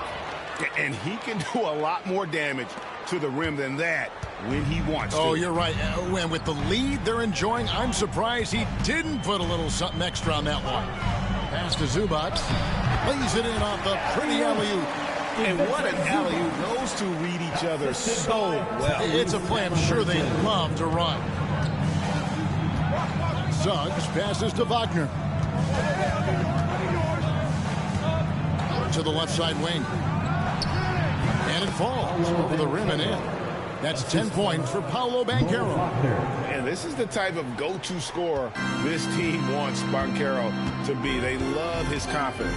Outside, Walker. It's Nembhard on the wing. Walker is screen on Suggs. Here's Nembhard. He's defended by Wagner. Just 3 to shoot. Here's Siakam. Rebound by Paolo Banchero. Banchero's got 6 rebounds in the game. He's lost it in this quarter, no doubt about it. Nothing seems to be going for him. Here's Black. He has 6.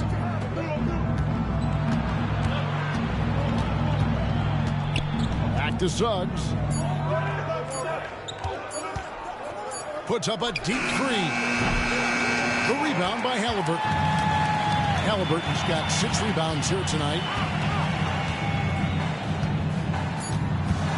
Left side, Walker. The tray. So that'll be it for the first half. Fairly even battle underway in this one.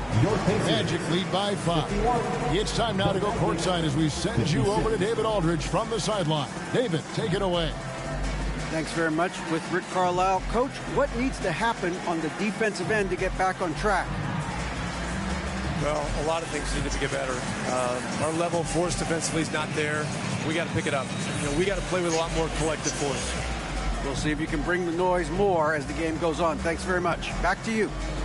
All right, Dave, thank you. And time now for the halftime break with the third quarter soon to follow. Right here on 2K Sports.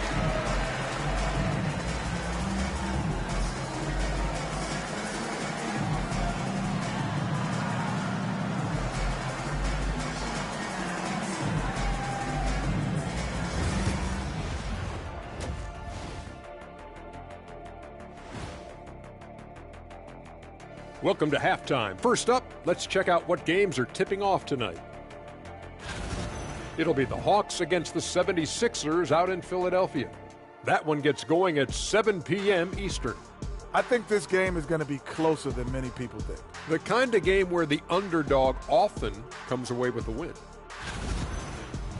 All right, looking back now at that first half, a bit of a hill to climb for the Indiana Pacers. In a tight game like this, free throws could be the difference. It would help if they could get some freebies. Is that how you saw it when they would foul you? Freebies? Nah, it was usually adding one. Free throws were just a bonus. And that concludes halftime. Now time to send it over to Kevin Harlan as the game's about to resume.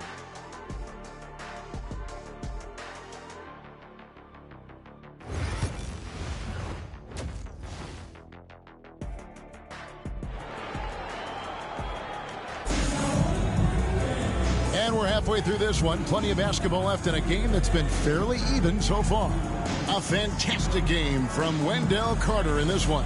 And he's been a monster in this game, throwing down some huge dunks. And I wasn't sure the rim would even survive in that first half. Oh, his power is unbelievable. An intimidating force when he's at his best.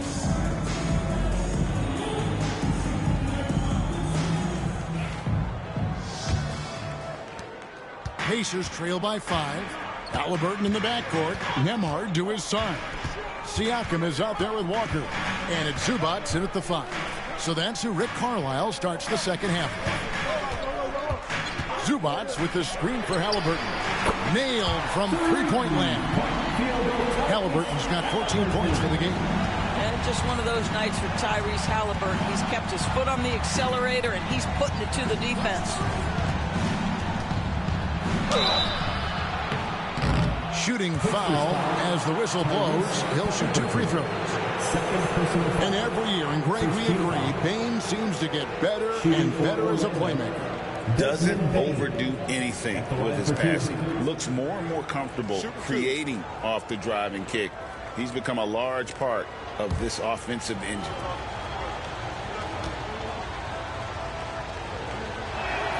The first free throw is good. And what you love about Bane is just how hard he works. His drive to keep getting better on display.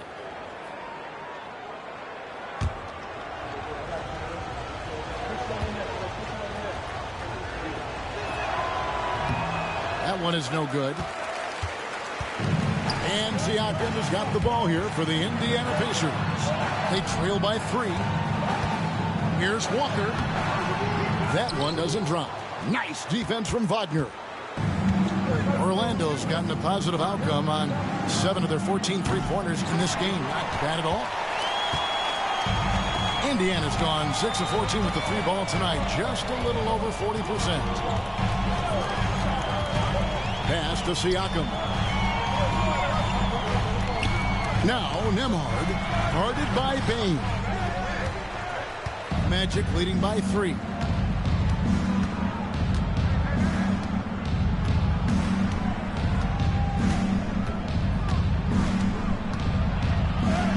Takes it off the glass. He's got 10.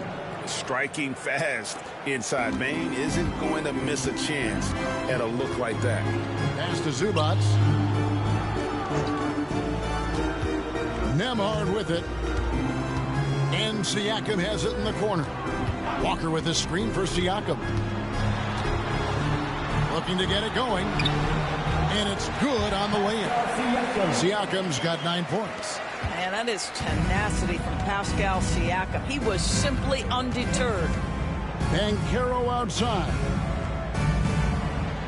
Bounce pass Wagner. Bane kicks to Carter. No good on the 3. And even with good coverage defensively that time, he has confidence to drill the 3. Siakam finds Nembhard.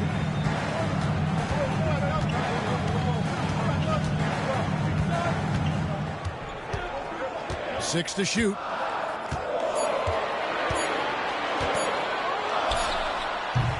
And it's Orlando with the rebound. Pressured that shot by getting a hand up just as good as a block. And he did it without fouling, and that's become an art, changing shots without making contact. Now here is Carter. 11 points in the game. And he gets contact and the whistle on the shot. 2 shots coming up. And the guy knows how to score. Bane manipulating the D there to his advantage. He's made 1 and missed 1 so far in the game. Gotta admire what he's been able to do at the free throw line this season. How about over 90%?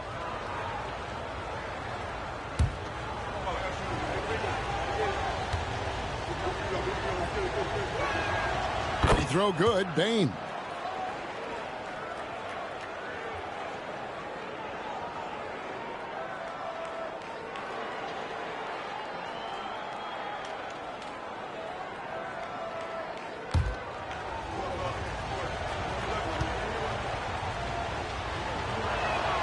He's perfect from the line this time.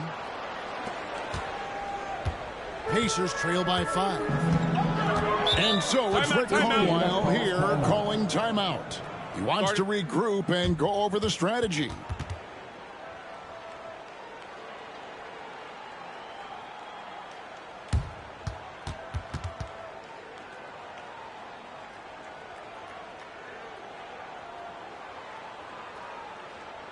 Jokes and love and clap your hands. Here they are, your Indiana Pacers.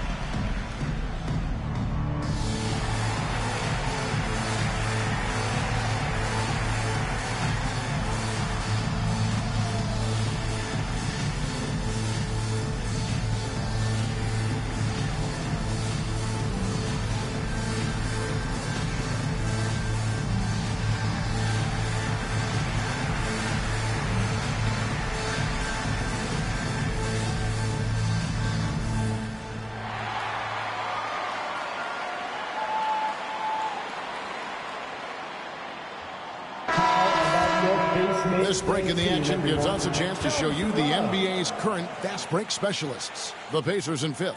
I think that's what really distinguishes them offensively. They really like to get out in transition.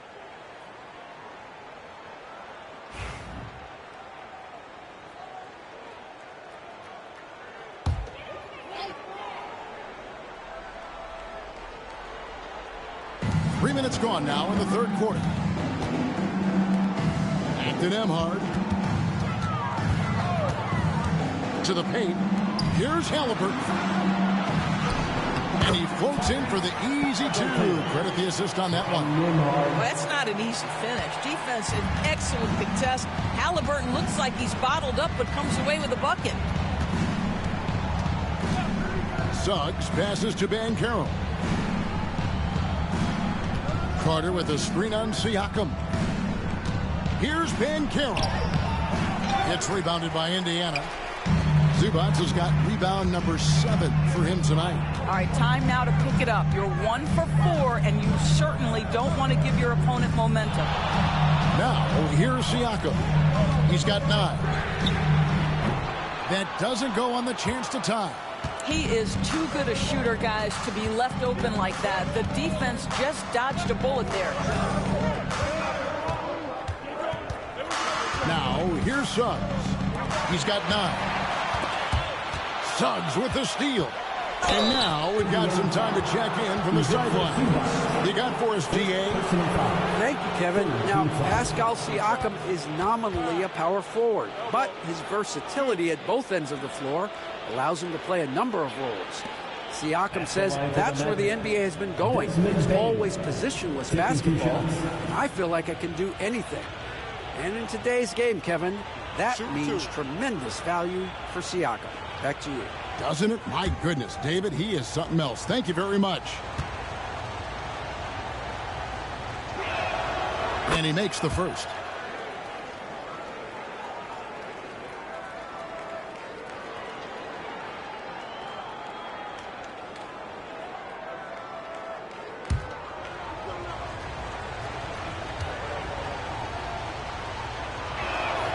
And Bane drops them both.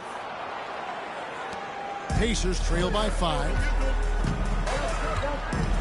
Pass to Zubac. Now Walker. Here's Halliburton. That falls. Nice feed that time from Walker. Halliburton's got 7 points here in this quarter. Well, because he's a 3-level scorer, anywhere he is on the floor, Halliburton capable of creating jumpers. Some nice ball movement by the Magic. Carter with a screen on Siakam. And it's going to be out of bounds. The Pacers will take it. As we close in on the start of the playoffs, let's see how the East is stacking up. Look at Indiana. Right now, they've acquired the second-best record in the conference. And, of course, the Orlando Magic. They're much further down in the standings right now. And when I look at Orlando, they're one of those teams that hasn't quite figured it out this year. A lot of talent, a lot of heart, but nothing to put them up on that next level. You know, it's got to be frustrating for them. You can't dwell on the past. You've got to think forward, work together, and play for one another. And it's Halliburton missing. Not quite enough defense that time around. Just lucky he was off. To the middle. Here's Carter. That's in. That's his 5th field goal. He's shooting a hot 71%. 5 for 7. Pacers trail by 5. Pass to Zubac. Here's Nembhard. Guarded by Bane. And that'll be 2 free throws coming up. Officials on the call with the foul. A moment here now to see the numbers for Paolo Banchero. He's been dominant over the last month. 14th in scoring, and he's among the top 20 players in three-point field goal percentage. He has been locked and loaded from beyond. And yeah, one of the most dangerous scorers in the game. He's already come up big in some key games this year. His teammates really feed off his presence, I think.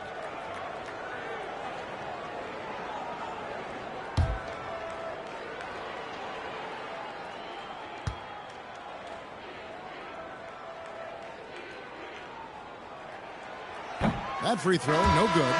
Aaron Nesmith has checked in for Walker.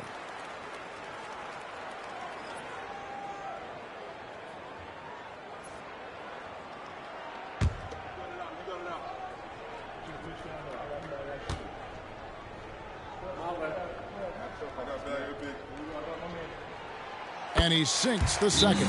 And we got a timeout called by Jamal Mosley. This will give him a chance to discuss some potential alterations.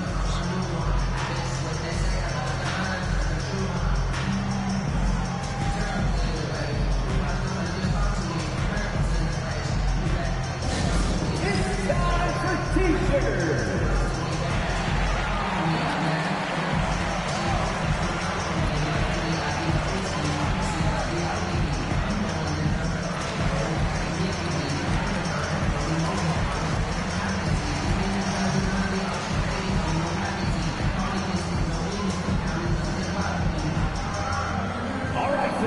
Who wants a free T-shirt?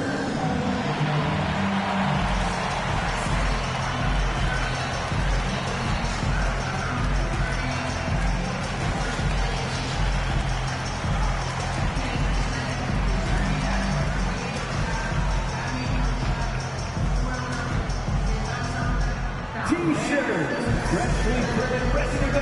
Get up on your feet, fans.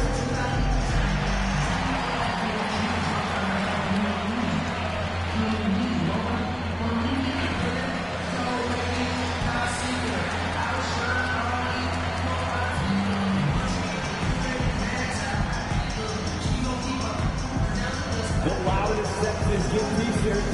Let me hear you.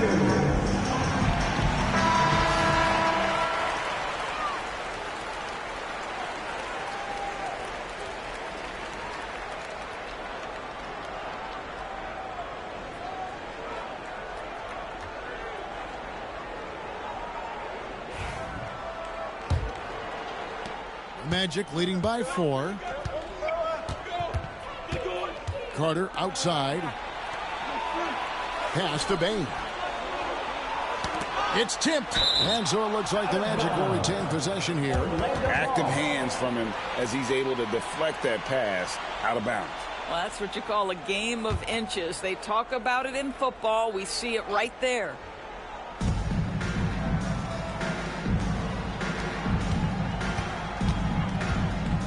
Down to 5 on the shot clock.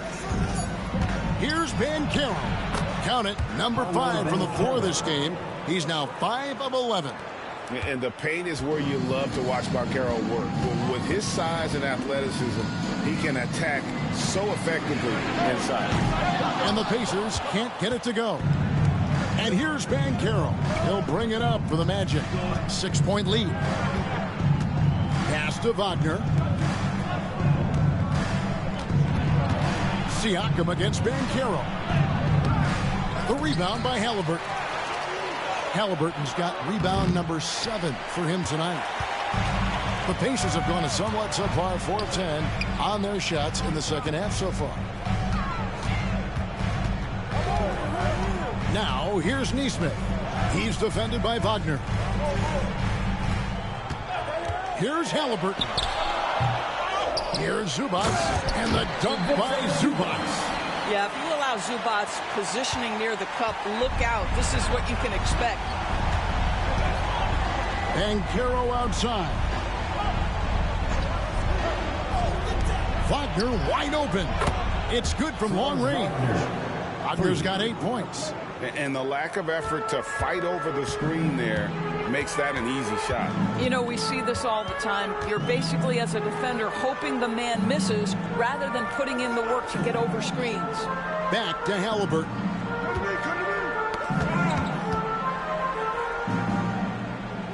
Out to the right wing.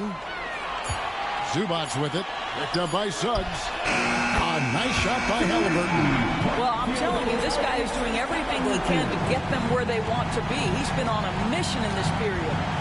Banchero outside. Bain kicks to Wagner. Back to Bain. Shoots over Nembhard. And he gets it to go, hitting off the back of the rim. Bain's got 9 points now in just the second half. Siakam outside.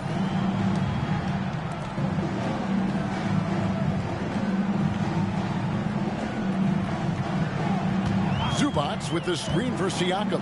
It's stolen by Carter. Now Suggs pushing it up. No one to stop him. And good that time. And it's an 8-point Magic lead. And a closer look here at the hustle stats for the Magic. They have been a wrecking ball defensively, coming up with steals, being active with their hands, and just doing a terrific job of disrupting the rhythm. They've also been scoring on the break. With how difficult it is to get buckets in the half court, anytime you can push the ball in transition for easy ones, that's big time. Now, here's Banchero. Following the miss by Tyrese Halliburton. This guy has been a catalyst for them all game long. What a job leading them to this lead. Pass to Neesmith.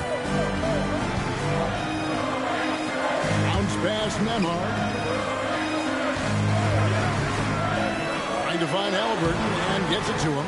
You know, we've seen him just tear after the rebounds tonight. No fear. You have to love that effort. And Tyrese Halliburton, one of the best offensive players in the league, Doris. He is so fun to watch. Kev, this young man is special, and not only because of the flair and the skill as a passer, the shot-making ability. To me, it's the joy he brings to the game and how that joy lifts his teammates around him.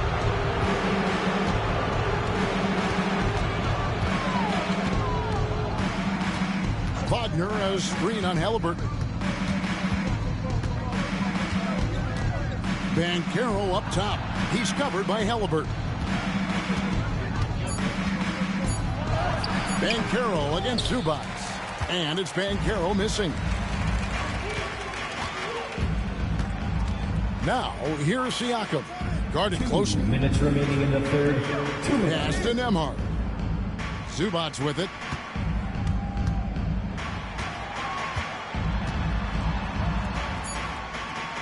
Kicks it out to Siakam. To end the drought. They get the rebound. Zubac's never a guy to shy away from the contact. First personal. The Pacers shooting their 7th and 8th attempts at the foul line tonight. And their success rate on the season, right around 77%. Zubac. 2 shots.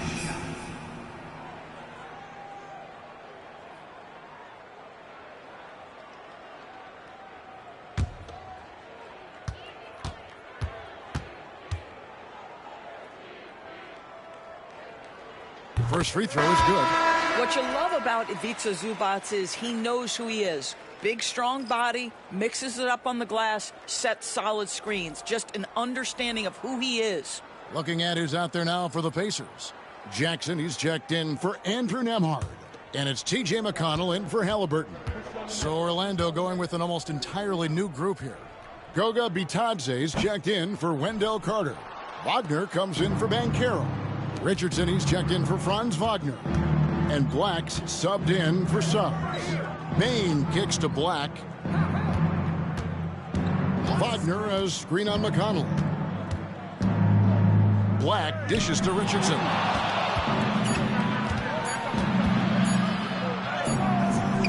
It's rebounded by Neesmith. Pacers trail by 11. To the inside, McConnell, and he's fouled pretty hard on that shot, but he's got the chance to pick up the points at the line. Team foul. The Pacers have gone 6 of 8 from the free throw line tonight. T.J. McConnell. 2 shots.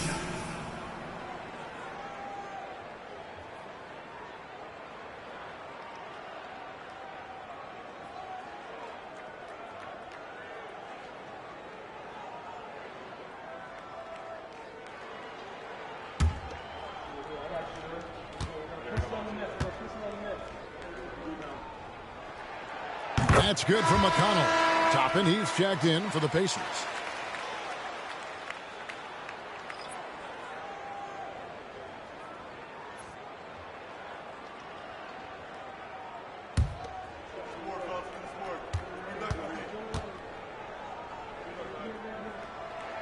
And both free throws good for McConnell. Magic leading by 9. Here's Black. He has 6. Outside, Bain. Pass to Wagner. 2 free throws coming up, and they call the shooting foul. All the officials are all over that. He shot 5 of 6 at the foul line. At the line for the Magic, Desmond Bain. 2 shots. Shoot 2.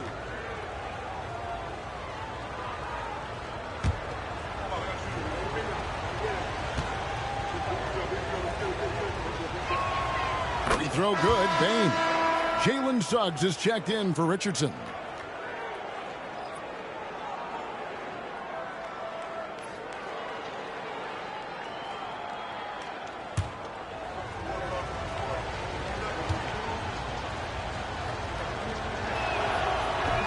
Off on that one, so he goes 1 for 2 at the line. Pacers trail by 10. Siakam, a screen on Suggs. Back to Siakam. Up and in with the jumper near the hoop. 11 points for Siakam. That's showing you that Siakam understands in pick and roll. If I can get myself to open space, I'll get an open shot. Wagner finds Suggs. Yes, it is. Scored that as a bucket. Number 5 on a 5 for 11 night. Pretty much all of their buckets coming from inside the paint now. We've got a 9-second difference between the shot clock and the game clock. McConnell passes to Neesmith. Toppin against Wagner. Tries the spin move. And he hits it and gets hacked on the play. A 3-point possibility if he can convert the free throw. And not relying at all on the three-point shot. They may want to rethink about stretching the defense a bit like they did in that first half. This is his 3rd free throw attempt of the game. An okay season at the free throw line for him so far, sitting right around 76%.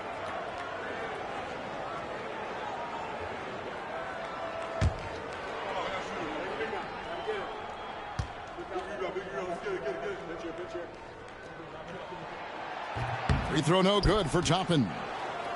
Orlando leading by 8. Here's Suggs. No good on the triple. McConnell passes to Siakam.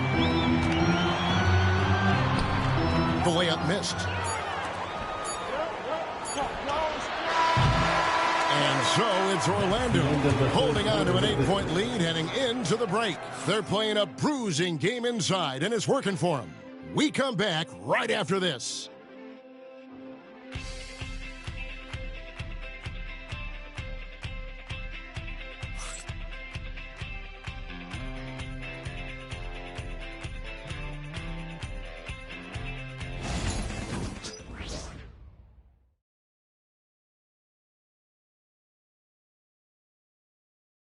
And it's time to bring up the State Farm assist of the game.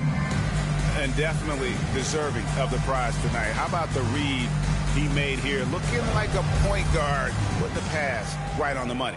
He's got the size to survey over the top of the defense and find the open man. That was beautiful. Fourth quarter of action is upon us. Thanks as always for joining us. The Magic shooting 47%, pretty solid. And so in the game for the Magic, outside the wings are Suggs and Wagner. Then there's Mo Wagner. Then there's Black. And it's Bitadze in at the pivot spot, manning the middle. Yes, that goes in. Oh, Jalen Suggs out here making plays, getting his guys involved. Pass to Huff. Wagner against Toppin. And then Toppin with the jam. My goodness, Toppin puts on a show. What a special dunker this guy is. And on the AT&T 5G Slam Cam, you can see how impressive that move was. Orlando leading by 8. Here's Black. To the paint. Here's Suggs. Off target at the rim. And so it's Halliburton who brings up the ball for the Pacers. We're just over a minute into this final quarter of play. Pass to Toppin. Here's Huff. He's covered by Suggs. 2 on the clock. Halliburton for 3. Bangs home the trifecta. Halliburton's got 24 points. 3 triples in the first half, 3 in the second. Boy, do they add up. Wagner with a screen for Wagner. Gets it to drop, and now he's shooting at a 5 for 8 clip. Pacers trail by 7. Halliburton outside. Pass to Neesmith. Now here's Toppin. He's defended by Wagner. Halliburton against Suggs. Shoots. And it's Halliburton missing. Magic leading by 7. Suggs passes to Wagner. That one good for 2. Wow, you can't let Wagner get established like that. If he does, scoring is easy. Pass to Huff. Just a little under 2.5 minutes have passed now here in the 4th. McConnell passes to Halliburton.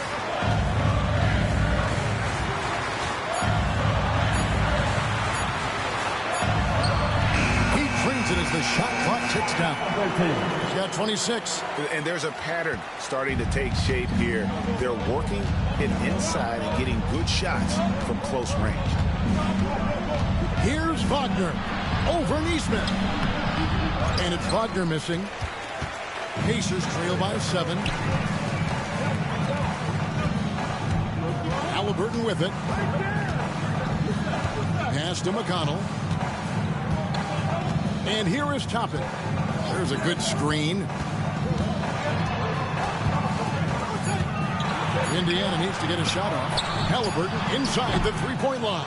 Can't nail the jump. Orlando leading by 7. Wagner passes to Suggs. To the middle. And finished off by Wagner. Well, the big man, Mo Wagner, getting to it. Nice finish. Suggs against Halliburton. Down low.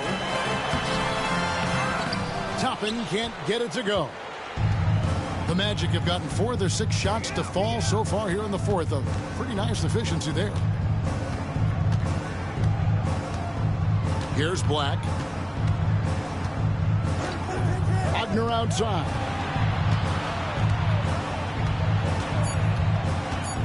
The Magic need to get a shot off here. Buries the long-range jumper. And the Magic lead by 12. You can see the feel Franz Wagner has for the game. Just great vision right there. The Pacers have gone 3 of 6 from the field so far in the 4th quarter. And here's McConnell. Here's Toppin. Trying to come right back with the 3 of his own, but it's no good. Well, he hasn't proven to be much of a floor spacer for them. He had the 1-3, but that was back in the first half. Wagner kicks to Black.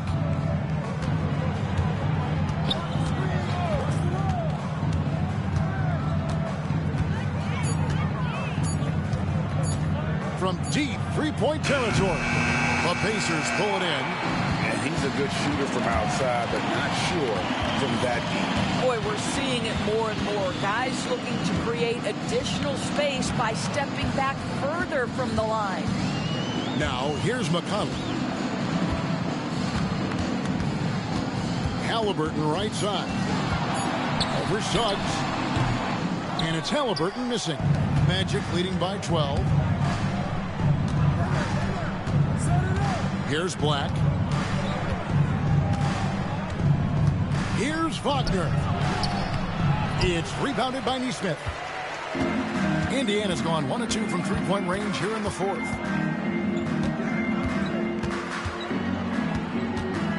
Halliburton outside. Back to Neesmith. Toppin against Wagner. And there's the foul on the shot. He'll go to the line for 2. This guy is so good when he's attacking on the interior and looking to draw contact. Obi Toppin getting to his game.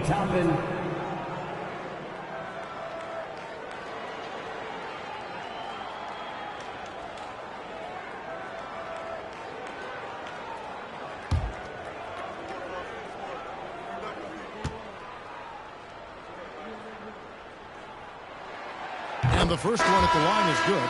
So Orlando going with an almost entirely new group here. Wendell Carter, he's checked in for Goga Bitadze. Banchero comes in for Wagner. Baines checked in for Franz Wagner. And it's Richardson in for Jalen Suggs.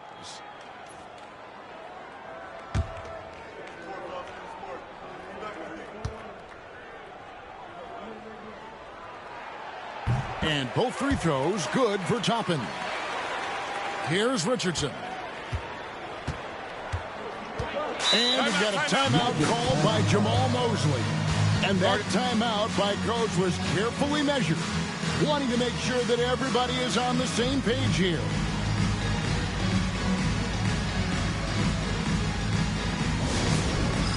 All right, fans, it's dance cam time. Get ready to dance like everyone's watching.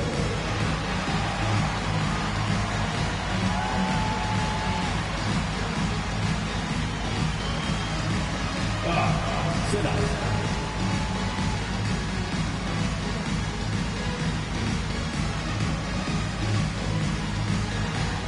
Let's see it.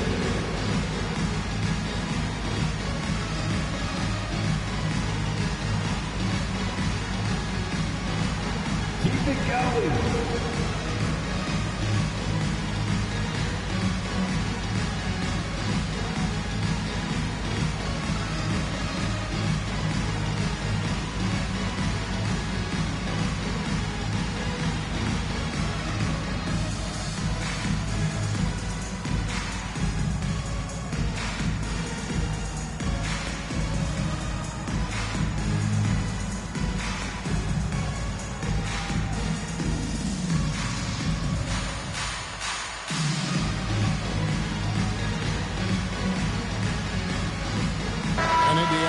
Change here. McConnell's checked in. Right now, let's send it over to the sidelines and get a report from David Aldridge. Thanks, guys. I got a chance to hear what Jamal Mosley was saying to the team. Now, Coach told his team, we're up. Take care of the ball. Don't give them the game. Playing smart basketball will clinch a victory for us. Guys? Okay, David, much appreciated.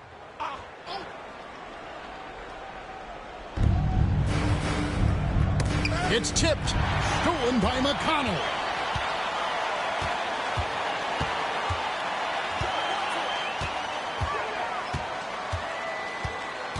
Pass to Siakam.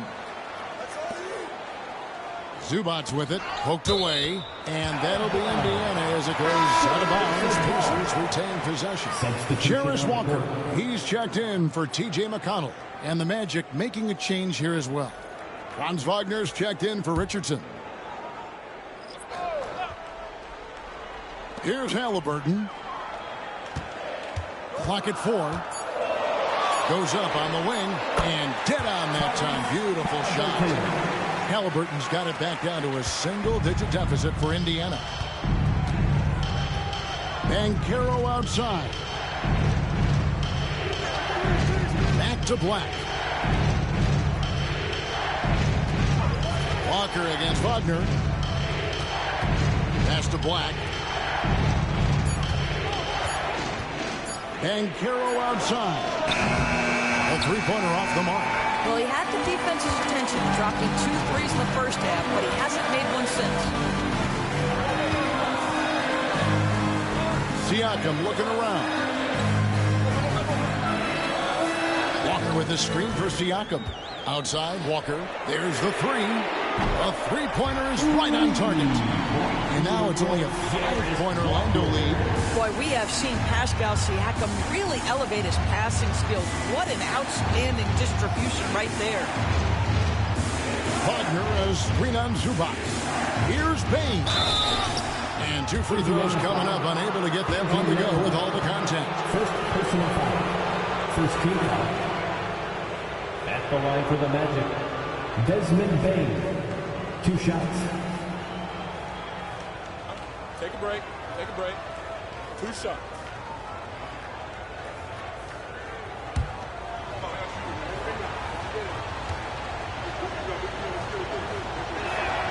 And the first one drops. Jalen Suggs is checked in for the Magic.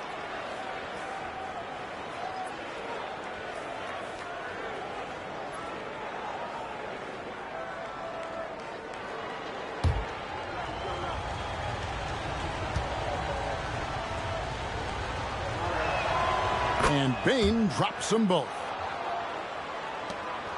Pacers trail by 7. Pass to Nembhard. Back to Halliburton. Now Suggs.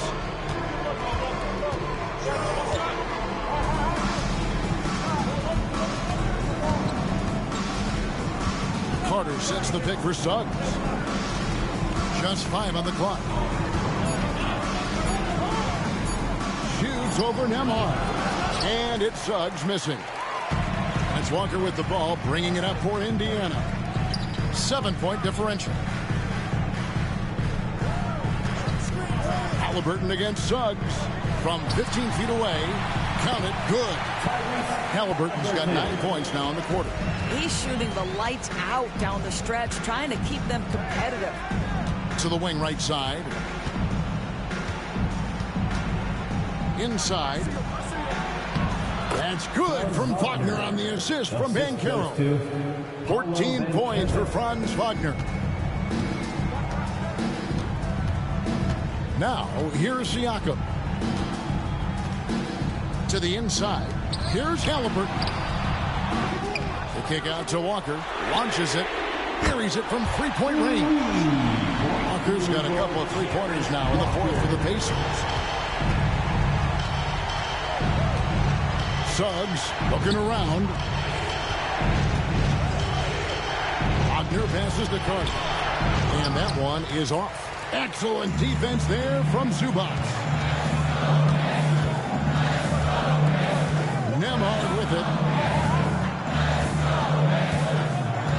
Halliburton outside.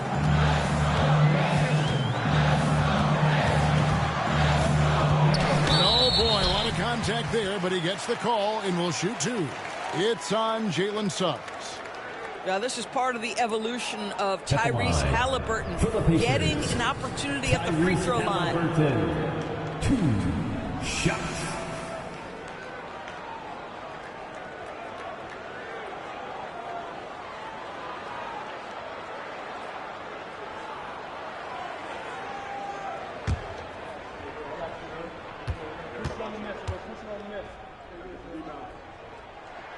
First one falls for him. Tyrese Halliburton just plays with a certain pace. He's always looking to push the action.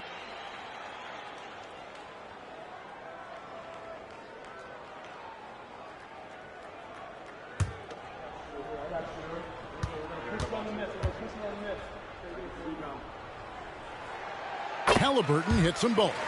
So valuable to this team. Halliburton gives them whatever they need when they need it. This guy is both patient and prolific. Now, here's Wagner.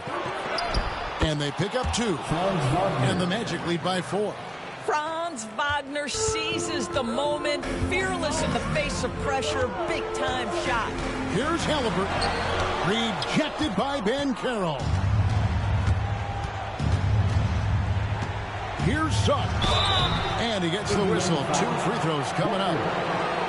It's going to be on Jarris Walker. I mean, even from over here, you can see that one pretty clearly. Shooting for Orlando, Jalen Suggs. 2 shots.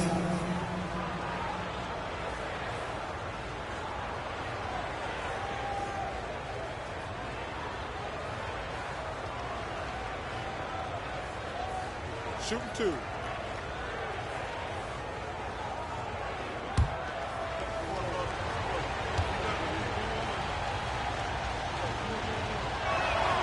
A free throw drops for Suggs.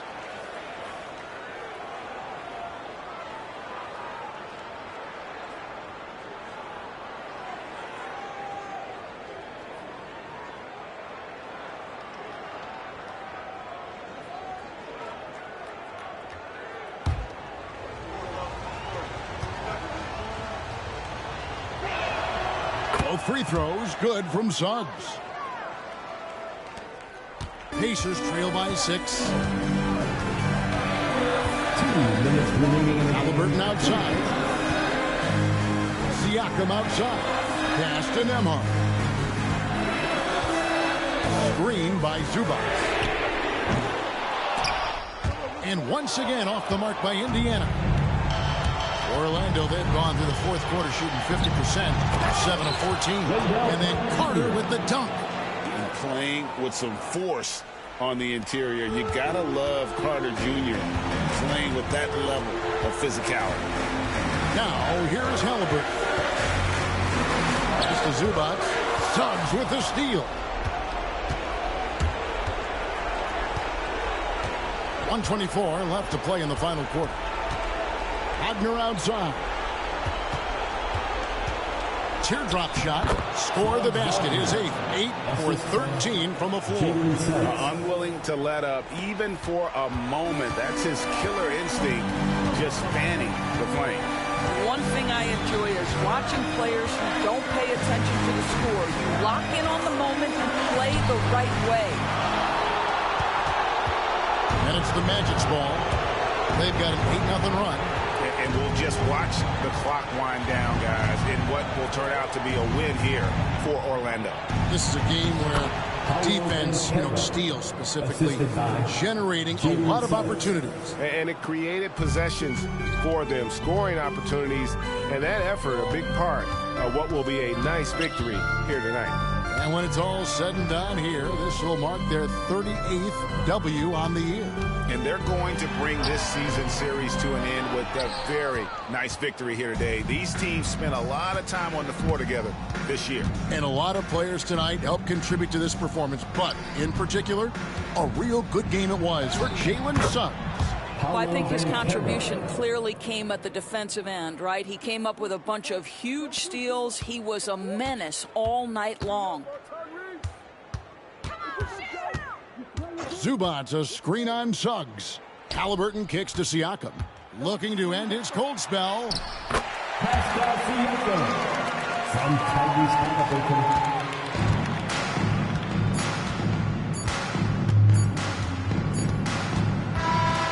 So it's Orlando taking this one by a big margin. And in the win, a comfortable win in what was, I think, a pretty hostile environment. It really was. You know, it's never going to be easy on the road, but they didn't have too many problems with that tonight. And that about wraps it up.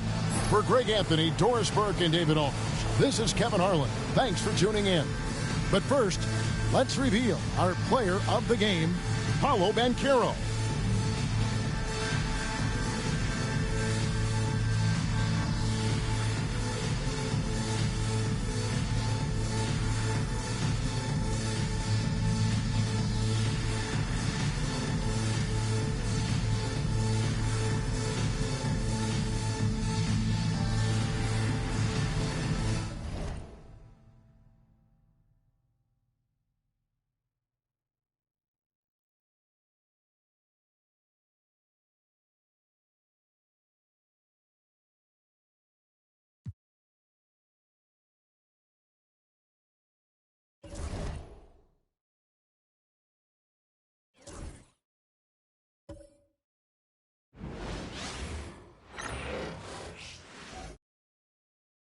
Philadelphia, home to one of the NBA's most historic teams, the 76ers. Here are the players arriving earlier, ready for action. Happy Friday night, everyone. Time to kick off the weekend with the NBA on 2K Sports. Hi, everyone. I'm Brian Anderson, along with Grant Hill and Brent Berry, our distinguished analyst, Allie LaForce on the sidelines. Now we get a chance to check some stats for Zach Rizachet. And over the last 5 games, his field goal percentage has increased. And you can make a case his confidence as well because of this. Now the opening lineup for Atlanta. Rizachet and Johnson, they're the forwards. Nickeil Alexander-Walker out there with C.J. McCollum. And it's a Kongwu in at the 5, down low. And for the 76ers, Trendon Watford is out there with Paul George. Then it's Joel Embiid. Then there's Tyrese Maxey. Well, Grant, this is not your average regular season game. These teams are fierce rivals. Oh, yes, they are, B.A. I love playing in these type of games. I mean, the fans are extra loud. The players are fired up. This will be fun. Outside Johnson. Outside, Alexander Walker. The three from Rizashea. Always a nice way to start. Makes his first one. Defensively, you have to stay connected to him on the perimeter. Maxey passes to Embiid.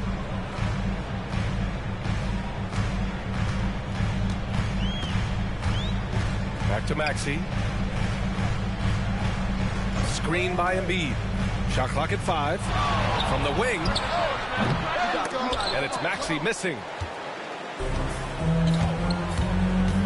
Maxey against Johnson. Pass to McCollum. Here's Rizashea. And count that. 2 points and a chance for one more at the line. Oh, he really fought for that one. Battling through contact to complete the play. Atlanta shooting their first free throw of the night. The line for the Hawks. Rizashea, shooting 1.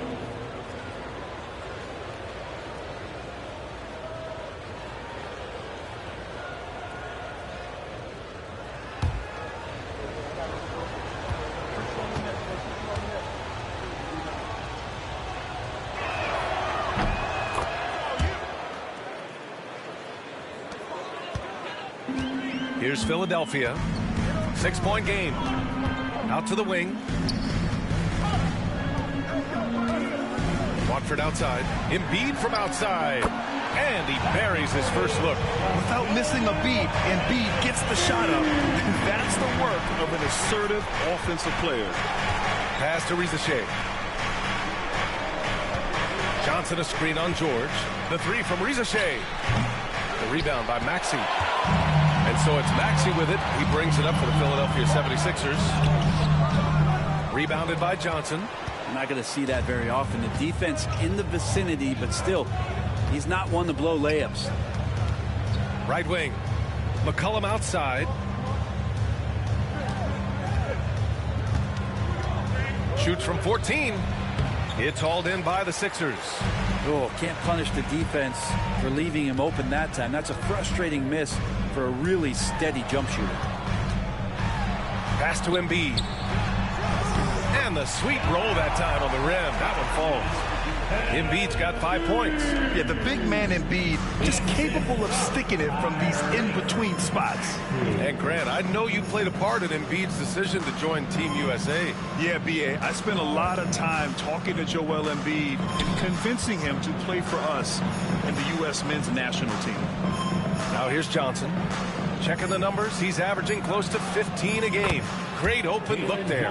Well, Johnson's feel for the game keeps showing itself, takes advantage of the space behind the arc. George passes to Embiid.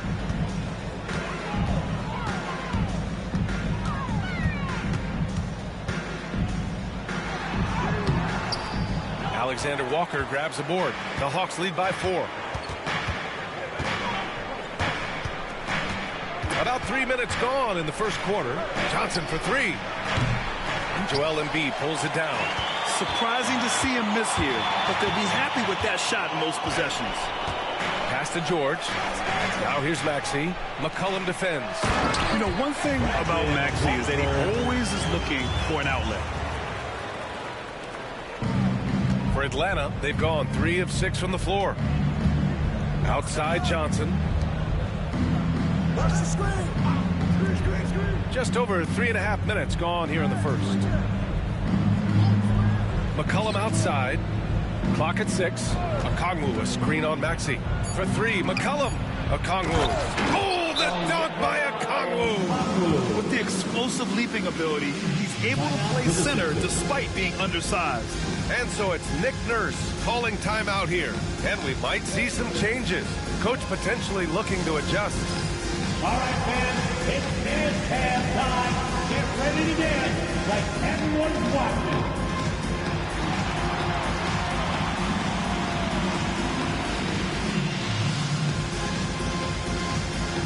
Let's go.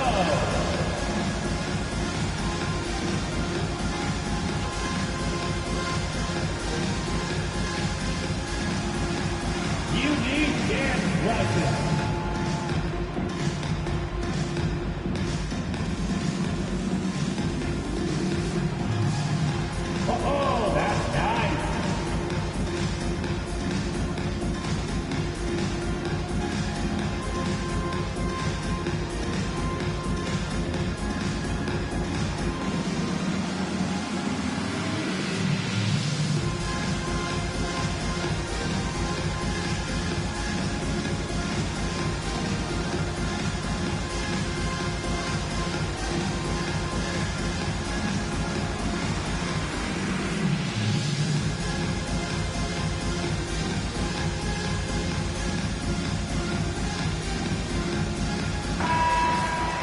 as we approach the playoffs. Let's see how the East is looking. You look at the Hawks, when it comes to playoff seedings, they're in a dubious position right now. 9th place in the conference. And, of course, the 76ers, only 2 spots back. Well, right now for the 76ers, they went backwards this year in a big way. That turnaround that we kept waiting for just never happened. Covered by Alexander Walker. Pass to Watford, to the middle. Here's Embiid. Kicks it to George. Takes the 3. Knocks down the triple. With his feet set, you expect Paul George to knock that down. McCollum with it. Okongwu with it. Embiid covers. Okongwu finds McCollum.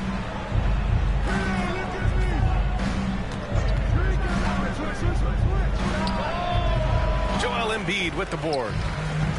Philadelphia has gone 2 of 2 at the perimeter. Pass to Maxey. Watford outside.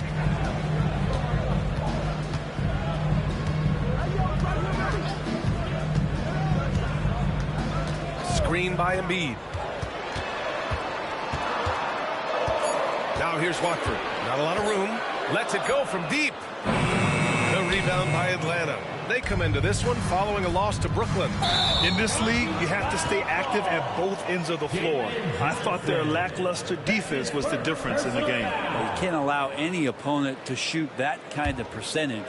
If you do, it's just going to be so tough to keep up. Now here's George. Really had troubles in the loss to Washington. He just couldn't find his rhythm. Rejected by Okongwu. And it's out of bounds. The Sixers able to retain possession here.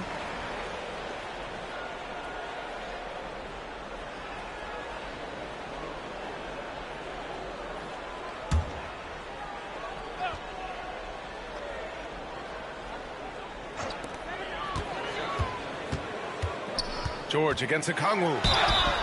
And he hits it and gets hacked. A 3-point chance here if he can convert.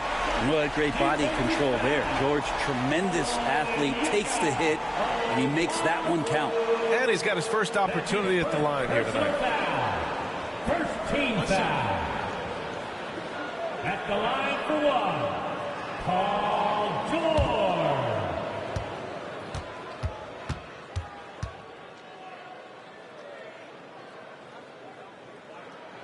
That's good from George. And with both teams fighting for playoff position, this is as intense of a regular season as you'll see, Grant. Oh, B.A., you can feel what's at stake here in the arena. Both of these teams will treat this like the postseason. The playoffs start now for them. Now here's McCollum. In his last outing, 16 points for him. You have to be aware of Embiid at all times. He's an outstanding shot blocker. He's undersized for a 4, but his hops level the playing field. And so McCollum will bring it up for the Hawks. Trailing by 4.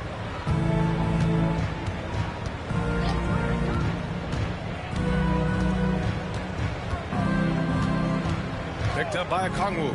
Will it go? McCollum's shot is off. Maybe it's time to rest him right now. Just give him a bit of a breather. Try to help him get back on track. Maxey passes to George. No one near it. Again, Philadelphia. And so it's Quinn Snyder here calling timeout. I think right now he must be looking at some adjustments.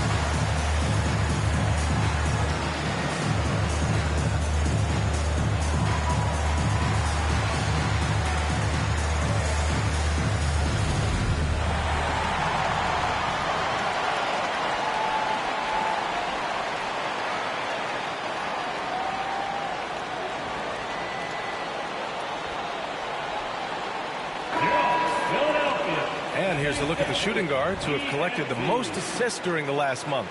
You look at Alexander Walker. Boy, you'd love to have this guy on your team. What a passer. With the traditional roles in the backcourt becoming blurred, the versatility of this group of shooting guards, it's a huge advantage. Yeah, it truly is. You need to have scoring from that off-guard position, but with the way the point guards score nowadays, a ball mover is certainly an asset. And with the way those guys spread the ball around, that's what you get. Now here's Okongwu. Checking his numbers, he's put up a little over 9 points a game. The shot by Alexander Walker, no good. Now Philadelphia with it. They're on a 17-5 run. And you look at the history of the Hawks. Brent, they've won one NBA championship. That was back in 1958. Yeah, B.A., tough for people in Atlanta to even recognize that because the team wasn't there in 58. They were in St. Louis, and they were led by the great Bob Pettit, who was one of the first really impressive, agile big man of his era. Here's Maxey following the score by Atlanta. Into the lane. And the dunk to finish it all. A beauty. This team trusts Maxey to make good decisions with the ball. Offensively, it's been a struggle for him. Yeah, they need to string together some shots to have any kind of chance. Pass to Riza Shea. Back to Okongwu. 2 shots, 2 makes. Off to a good start. That's just tremendous scoring instinct. So fun to watch him work in the half court. Maxey surveys. Screen by Embiid. And the foul is called. He missed it, so he's got a couple of free throws coming his way. Talking about Tyrese Maxey, Grant, here's a guy who's improved every year. Yeah, B.A. I mean, from averaging 8 as a rookie to 26 points during his breakout 4th year, Maxey has added to his game every offseason and turned himself into an elite scorer.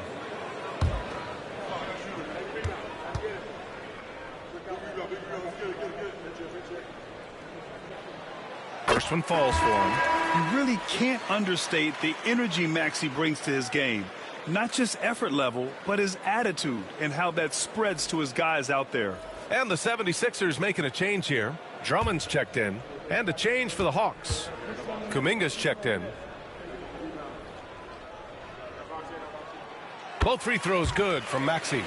A great player on a great role at the charity stripe. The D has got to be careful about being too aggressive on him and sending him back for freebies. And keeping us updated from the sideline, Allie LaForce. You gotta love Tyrese Maxey's approach to the game. He said, quote, "I really have a simple life. I have this joy about playing basketball. I like putting in the work, so I'm extremely focused, extremely competitive, and I'm out here having the time of my life. I get to do what I love every single day, and it's a blessing," unquote.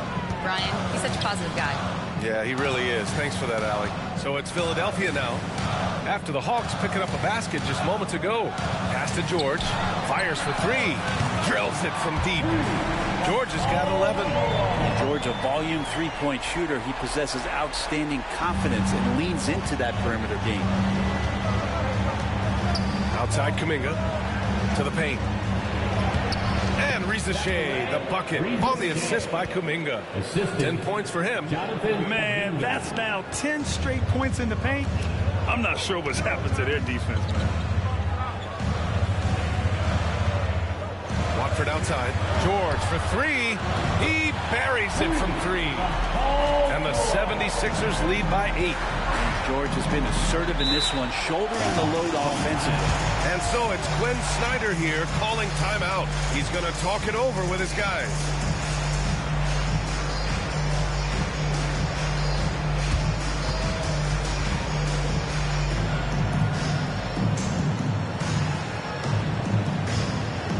Hey fans, bring your attention to center court for your Sixers ENT. Make some noise, everybody.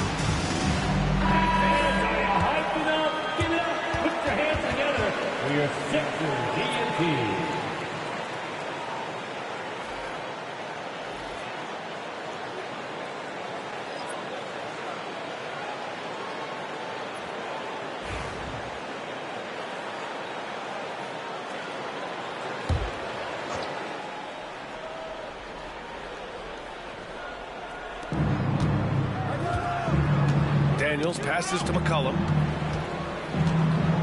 Here's Landale. Pass to McCollum.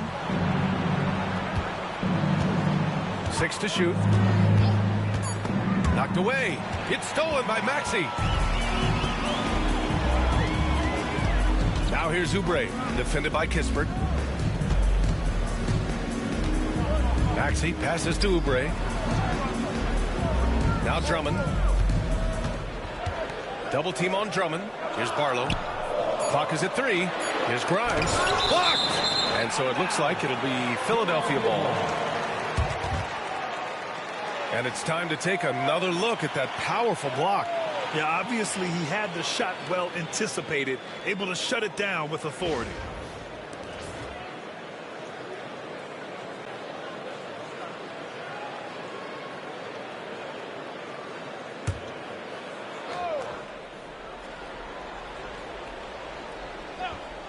Maxey with it. McCollum covering. Daniels stays right on top of the shooter. This guy can defend multiple positions. So far, rebounding has been a focal point for them. Pass to McCollum. And he lobs it up to the rim. There's the steal. Here we go. The Sixers on the break. Here's Barlow. And he floats it in for the easy 2. Credit the sweet setup on that one. Defensively, their effort hasn't been great early on. Maxey against McCollum. Pass to Kuminga. Fades back. Barlow grabs a miss. Philadelphia leading by 10. Oubre with it. 1:27 left in the first quarter. Boy, I like their energy coming in. Terrific execution so far. Well, if there were 4 or 5 boxes to check in terms of the game plan tonight, they might have checked 6. I mean, they're doing everything out there. McCollum against Maxey. McCollum outside. Down to 5 on the shot clock. They still need this. Drummond grabs the miss. This feels like it's snowballed a little bit on them. The more he tries to shoot his way out of this slump, the worse it seems to get. They need him to get it together. Pass to Daniels. Oh, nice finish from the low block. That one's good. Inside, Daniels really uses his agility, getting nimble to find himself a shot. Maxey passes to Drummond.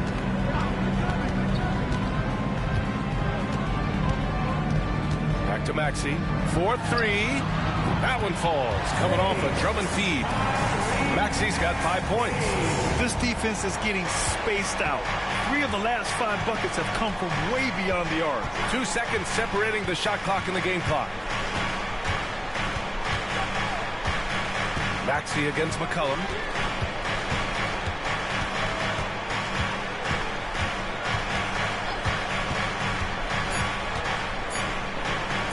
Unloads.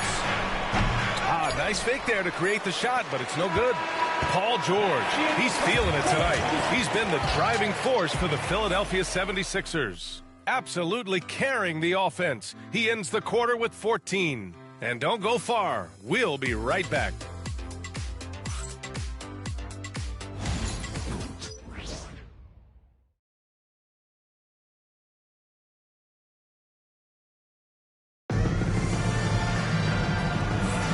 And so far through one quarter, it's been a lopsided game.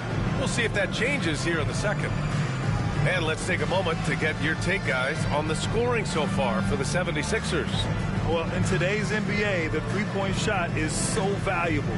They realize this, and that's why they're continuing to drain as many as they can. Let's make sure that that selfish nerve doesn't get tapped, because right now there's great ball movement. They're setting each other up.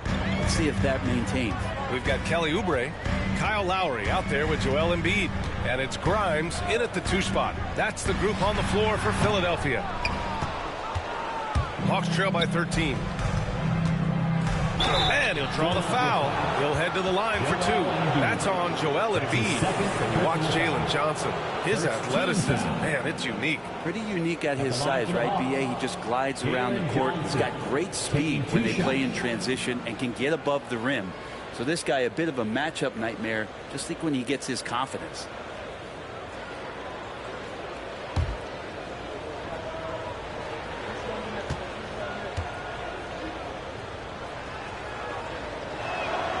Free throw dropped for Johnson.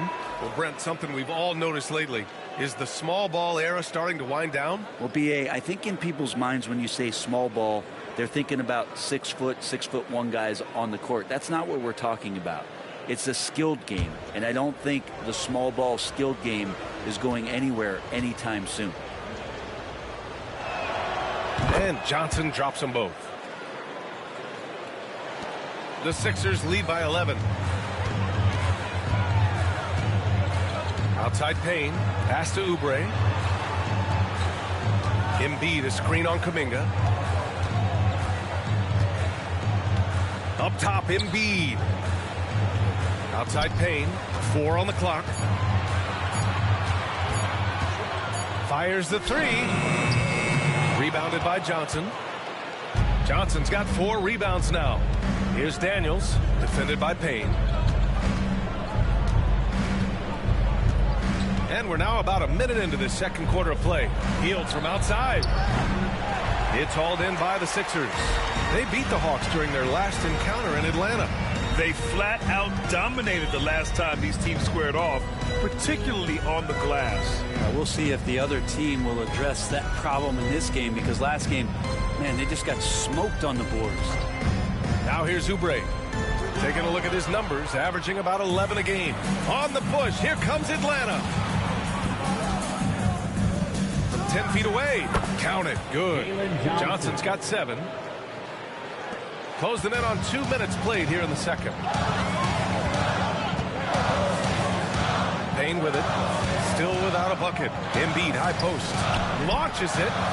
Showing some range. Embiid, nice. Back-to-back threes. Making their defense work on the perimeter a bit. Here's Daniels. Taking a look at his production. Averaging just over 8 points a game. Pass to Johnson. Oh, a clear foul there on the missed shot. So he'll get a pair at the line. Personal foul. Second team foul. And this is his second trip to the line tonight. Jalen Johnson taking 2 shots.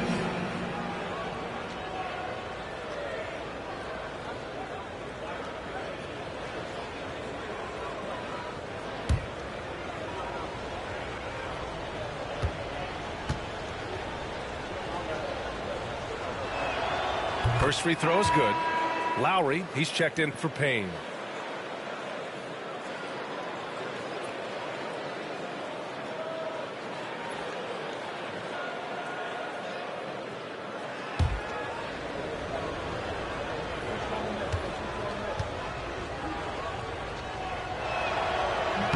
And Johnson drops them both. And they seem to have taken a more heads-on approach this quarter, and it's getting them to the free throw line.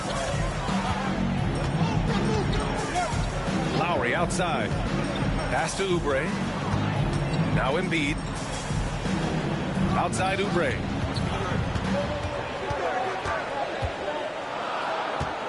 They set the pick. Let's go with a 3. The rebound by Atlanta. Johnson's got rebound number 5 here tonight. The crossover.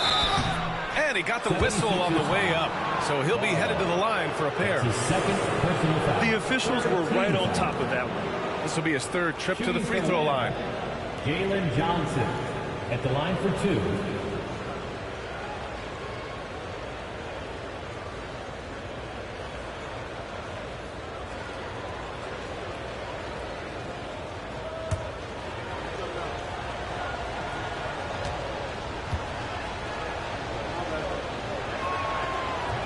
He misses the free throw.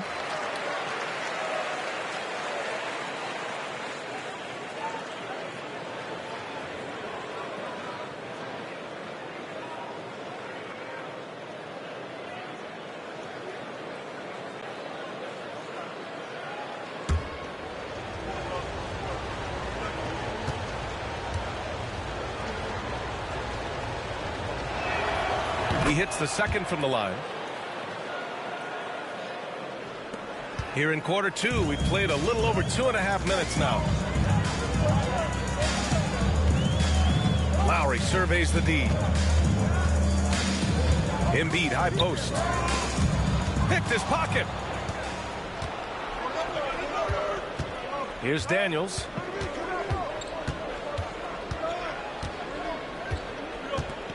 Pass to Landale. Puts up a three. Barlow grabs a miss. He is just so deadly from out there. You expect that to fall. They set the screen.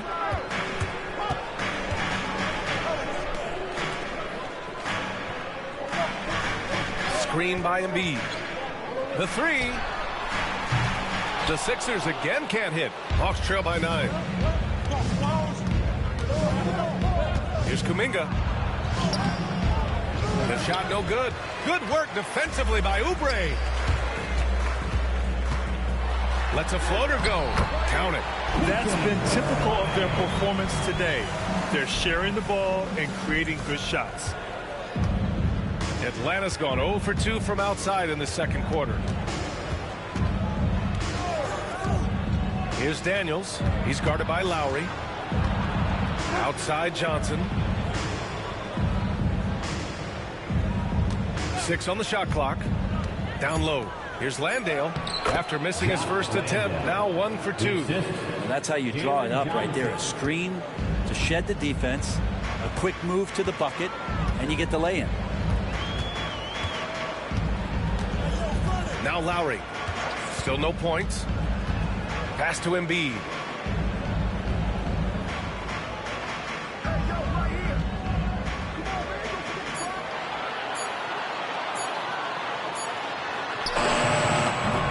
Rebounded by the Hawks. Teammates right now covering up for the type of off performance he's having. In terms of scoring, this has not been his best night. I'll tell you, he is so tough to keep down once he gets near that rim. Yeah, he can get up even a few notches higher. And so it's Nick Nurse calling timeout here. He wants to make sure everybody's on the same page.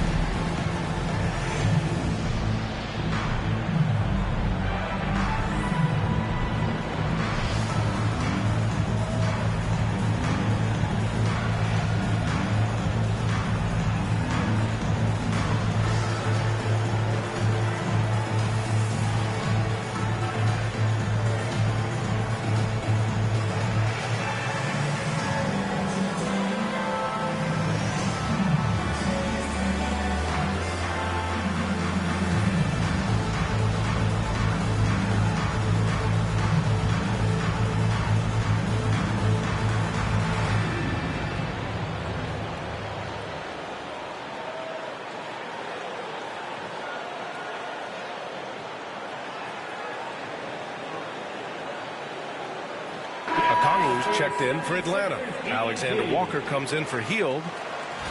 Now a moment to take a look at the year-to-year scoring output and how it's been trending for Kelly Oubre. And when you look at his offensive output over the past few years, it seems like other teams have figured him out and have his number now. He's having to put in a lot more effort on the offensive end, but without producing nearly the same results. And let's swing it over to the sideline and hear from Allie. Hey, BA, the Hawks are figuring it out. Coach Quinn Snyder said, growth isn't linear. We want to just keep improving. The players have bought in. They're working. They're practicing hard, hitting the film. Everybody has been absolutely coachable. I think we're learning. Guys, it's all about the journey here. Yeah, I'm trying to take that next step. That's how it's done. Thanks, Allie. Here's Daniels. After the Sixers picked up a basket a moment ago. Outside, Alexander Walker. From the arc. Gets the three ball to go. Alexander Walker's gotten himself on the board with a three there. That's one of the best three-point shooters. You got to try to scramble the Jets right here and get that guy off the sweet spot. Watford the pass to Embiid. knocks it down from distance. He's got 7. And both teams running long-range plays that are working.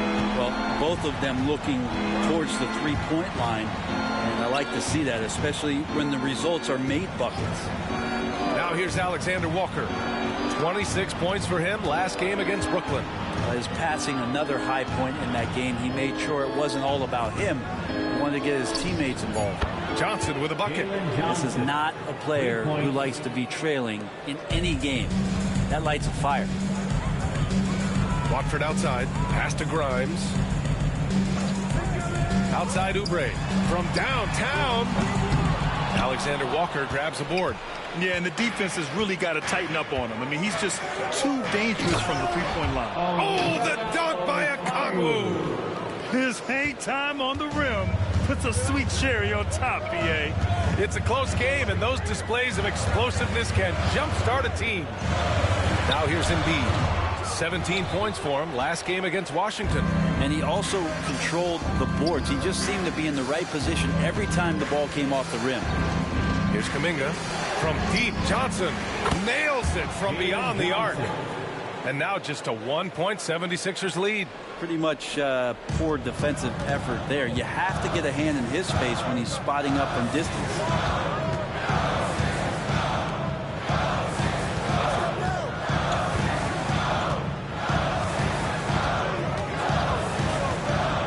Up top, Embiid. That one's off. Still out of sync.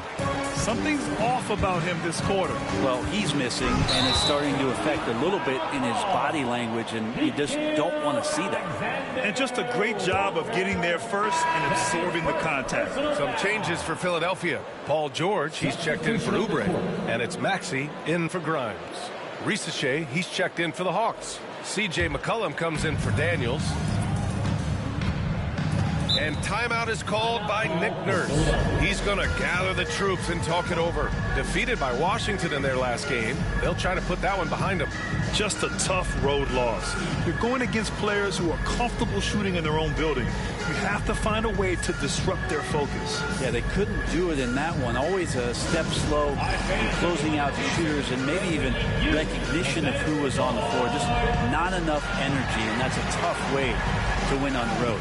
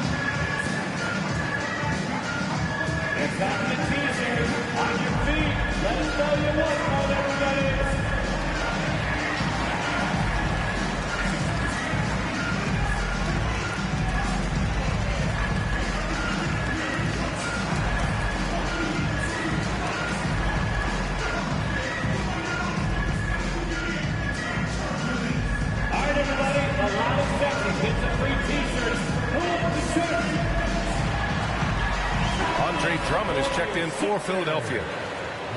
This group of 4s and 5s have been unreal of late. The best shooting percentages for the bigs over the last 10 games. You look at Okongwu, he is consistent. 4th highest shooting percentage in the NBA. There's a lot of physicality from this group, but also great touch from the field.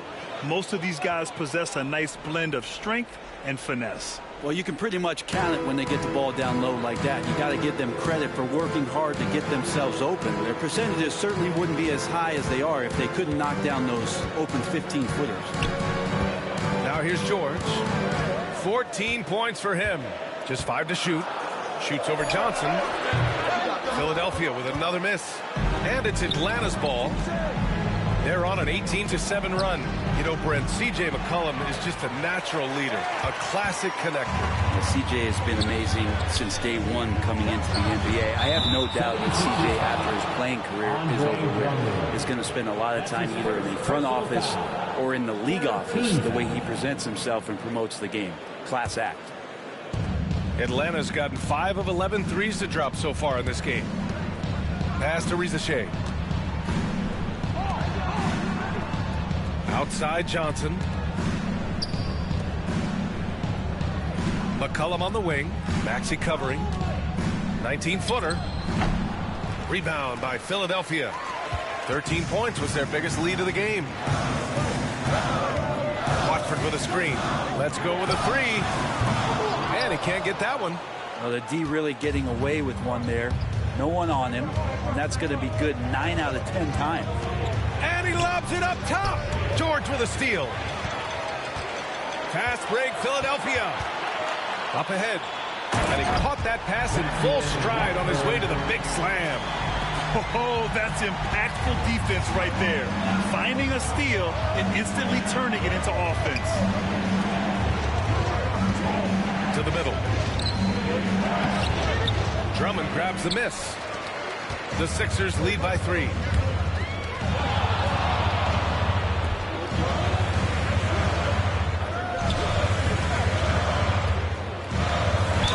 Plenty of contact on that shot. Officials call the foul, and he'll take 2 free throws now. It's on Onyeka Okongwu. Drummond uses his body, goes right into the defender to get that shot off. And you're going to have to foul him on that. He's getting his first free throw attempts of the night now. Taking 2 shots. Take a break. Take a break. 2 shots.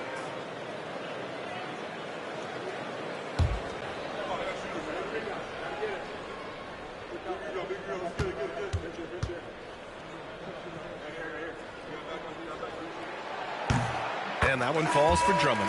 Landale's checked in for Johnson.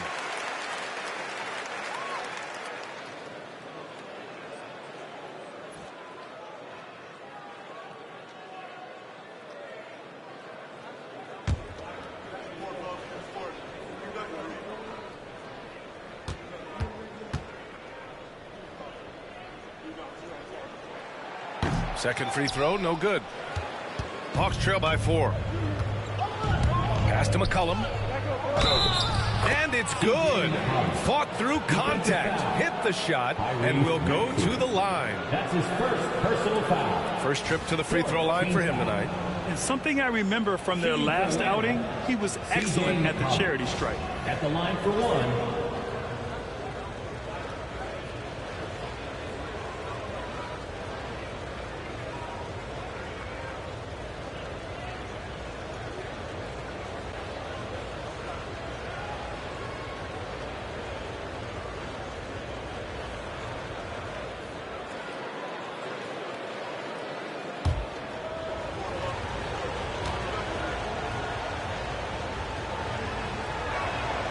The free throw drops for McCollum.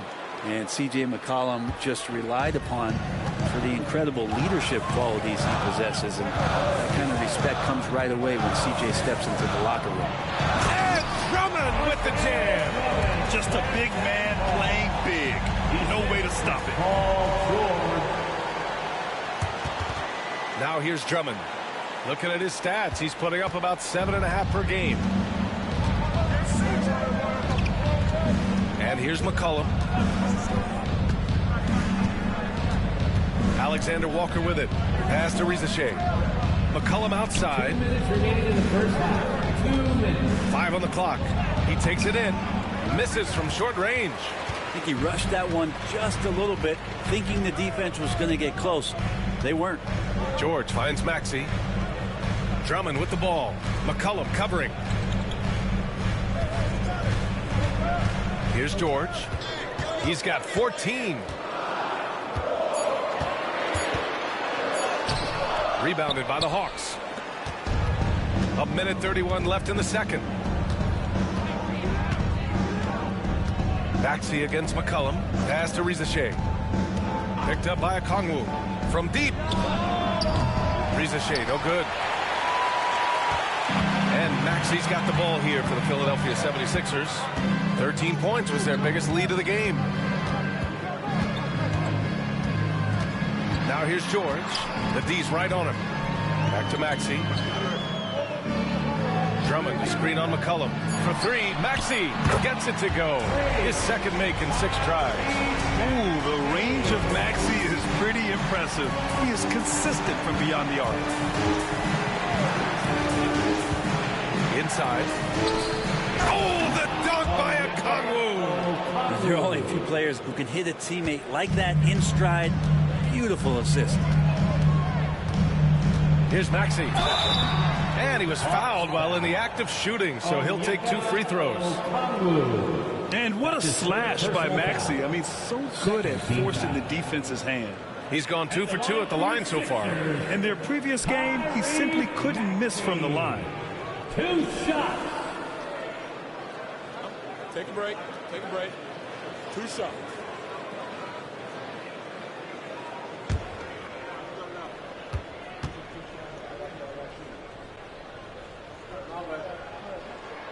The first one falls. Kuminga, he's checked in for Atlanta.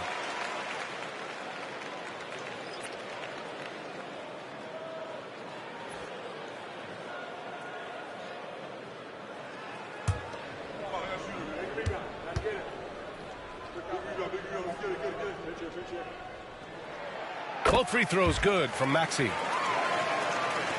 And Atlanta has possession. 6-point game. McCollum against Maxey. To the inside. Alexander Walker. And a strong finish with 2 hands.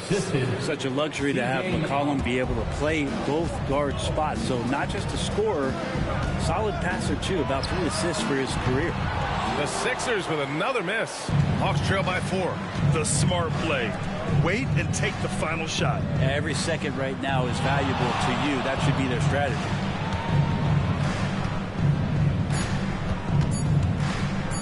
With 1 on the clock. No good. Misses at the buzzer. And the first half comes to a conclusion in a game that's been very close so far. Sixers ahead.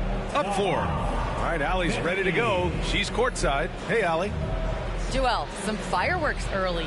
What's going to be critical to keeping it rolling? Just keep moving the ball, get stops, and I think the kids just moving the ball, playing together. We've been doing that, and we got some hot guys, and we got to keep fitting them. Ball movement is key, guys. All right, good stuff, Allie. And we'll get back to the action at the start of the 3rd quarter.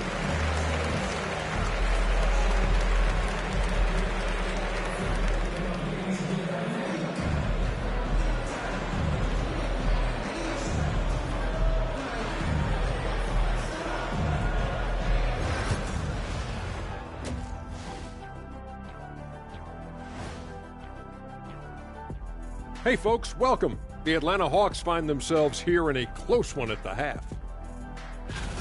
Their trouble is defending the arc. It's got to be a team effort. Just one breakdown, that's all it takes to give up 1-3. I love playing these types of defenses. I'm ready to lace them up right now and knock some threes down myself, Ernie.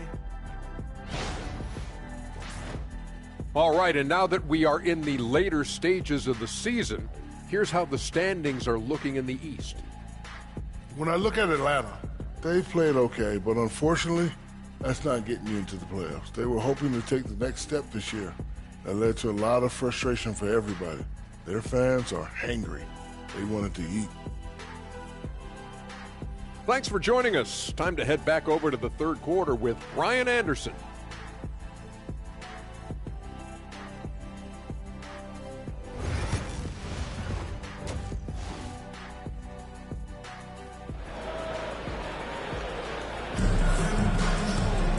And we're halfway through this one. Plenty of basketball left in a game that's been a fairly even one. One guy who's been getting it done is Jalen Johnson. Through the first 2 quarters and change, his perimeter shooting continues to be spot on. Yeah, you would hope the defense at least would start to consider creeping up on him just a little bit.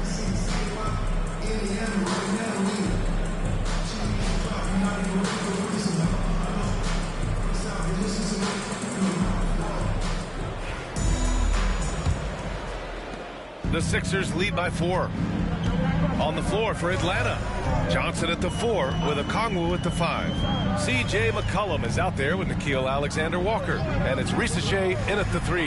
George for 3. Okongwu with the rebound. Okongwu's got his 4th rebound in this one. And out of bounds, the 76ers will take it. Let's look at the leaderboard and see which teams are making the most of their trips to the line in the second half of the season. Fifth best, the 76ers. Ever since the break, they've been shooting with great confidence from the line, and their numbers reflect that.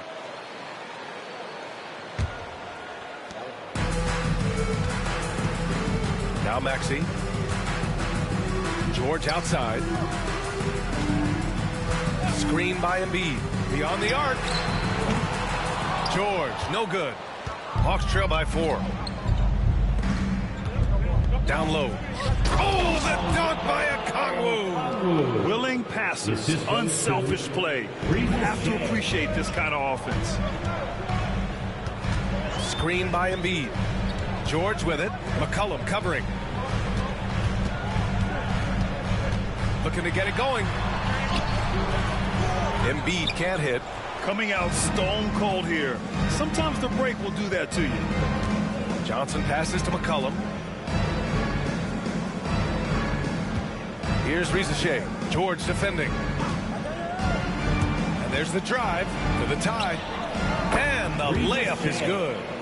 Rizachet's got 12 points in the game. And guys, the way this defense is getting manhandled down low, you have to wonder if they're at 100% right now. Here's Maxey. It's good. Set up beautifully by George. George has got his 3rd assist of the night. Outside Johnson. Back to McCollum. To the middle. Here's Rizachet. And he jams it home with authority. Oh, just an artful little reverse slam. Power and style. That was sweet. Watford outside. George outside. Launches it. Atlanta with a rebound. Johnson's got rebound number 8 here already in the game. Yeah, starting the half here 1 for 5, and the offense might need an ironing out. And after burying 3 straight shot opportunities, finally a miss there. Still feeling the momentum, though. And it's good for 2. 16 points for him. Their success from mid-range has really set them apart today. Well, when you talk about a classic 3-and-D guy, Paul George is one of the first to come to mind, Brent. I agree, B.A. I think he's been a little bit underappreciated, but this guy, both ends of the floor, with the ability to score and defend, is elite. Now here's Maxey. 12 points for him. Now here's Embiid. Clock at 6. George passes to Maxey. Oh, he used the shot fake to create the angle, but he couldn't get it to fall. Gets the bucket and the foul. It's going to go on Trendon Watford. I mean, some good stuff out here. 5 of their last 6 buckets have come off of nice passes. He shot 5 of 6 at the foul line. Jalen Johnson at the line for 1.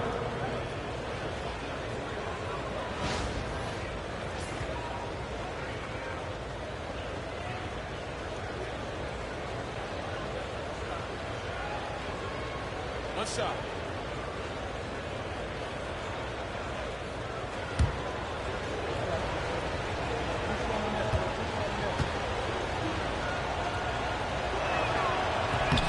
And that one falls. That puts him up 1 point in the game now. And Maxey's got the ball here for Philadelphia. And timeout is called by Nick Nurse. He wants to review the game plan. One guy who's been getting it done is Jalen Johnson.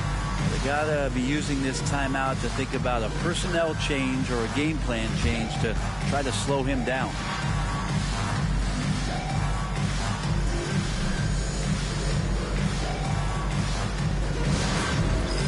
Get ready, everyone. You see yourself on the screen, and you show us your best moves. Let's go.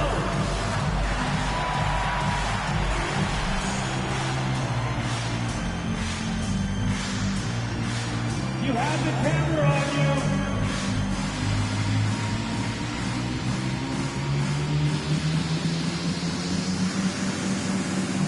Somebody doesn't have rhythm.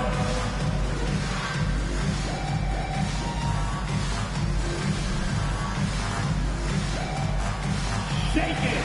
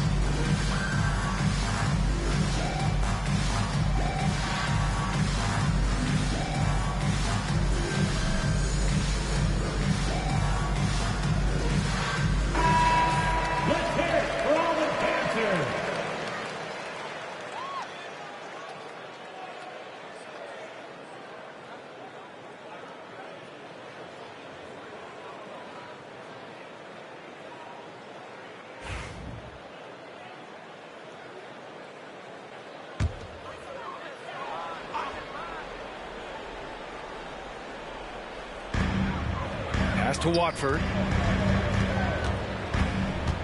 Maxey with it. Fires the three. Alexander Walker grabs the board. Alexander Walker's got a rebound number 5 here tonight. Johnson for 3. Nails it. He's now 6 for 8 from the floor. And what's working here, each guy is willing to make the next pass. Watford with it. Johnson on him. Back to George. 5 to shoot.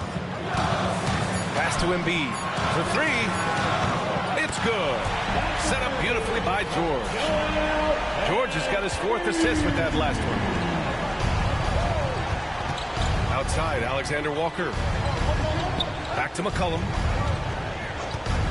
Here's Reza Shea. Ooh, they pick off the pass. Now George.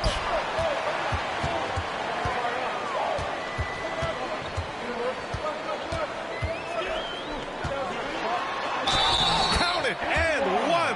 He'll have a chance at a 3-point play. Nickeil Alexander-Walker picks one up. And a moment now to quickly take a look at the offensive approach for the 76ers. Well, you love their unselfish play. Keeping that ball moving, good shot to great.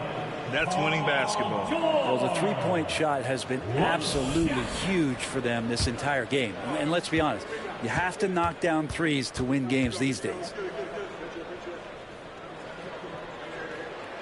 Well, Grant, you often hear about how smooth Paul George's game is. Yeah, I'll tell you this. Young players can learn a lot by watching his footwork. His timing, his ability to find the space he needs, it's just tremendous. Now here's Alexander Walker.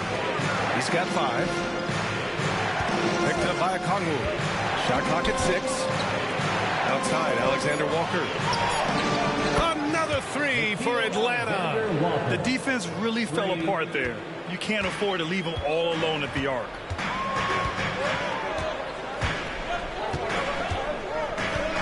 Screen by Embiid. Fade away. Okongwu with the rebound.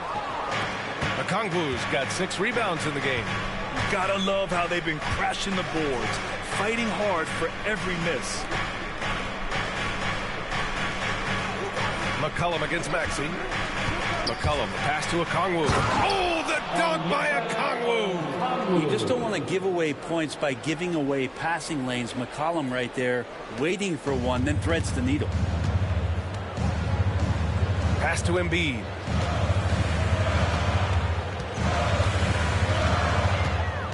Knocked loose. Alexander Walker with it. Picked up by Embiid. Inside. All by himself. And George with the jam. Yeah, savvy move by Maxey. He's swiping the ball and getting it going the other way. Pass to Alexander Walker. Maxey against McCollum. Fires from the wing. Philadelphia grabs the miss. Embiid's got 6 rebounds here tonight. And he drives in, and the shot goes. 9 points in the game. We've seen 5 lead changes so far. Neither team able to pull away. Yeah, this game just feels like it's going to come down to the wire. Here's McCollum. Oh, the block shot. Grabs it out of the air. For 3, George. He's got it. His 9th make out of 15 tries. If it ain't broke, don't fix it. They should continue to ride the hot hand. Hawks trail by 4. McCollum, pass to Johnson. To end the run. Misses the layup. That's the only kind of defense that's going to cut the mustard here tonight. You got to stay on top of a guy like that who can play at such a high level offensively. Watford gets the bucket.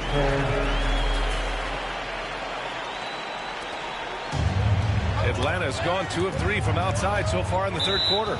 And it's out of bounds to the Hawks as Atlanta retains possession. I'll tell you what, they're really fortunate there. Those long bomb passes usually spell disaster, but they get away with one there. And the Hawks making a change here. Daniels is checked in.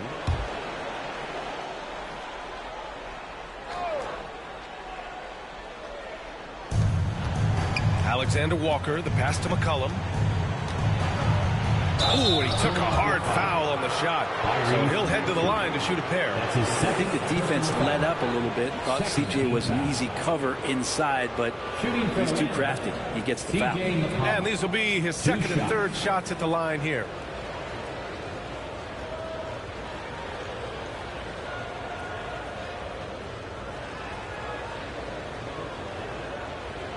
Shoot two.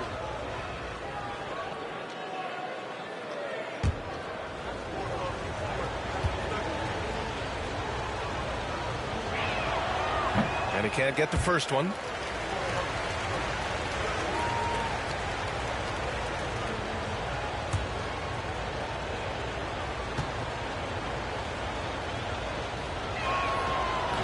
And he can't get the second one to drop either. Coming up empty that time. Now Philadelphia with it.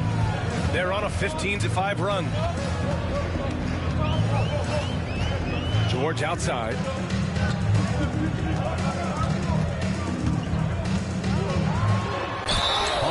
And no question, these are some of the best defenders in the league. The small forwards leading the NBA in steals since the All-Star break. The fourth spot held by Paul George.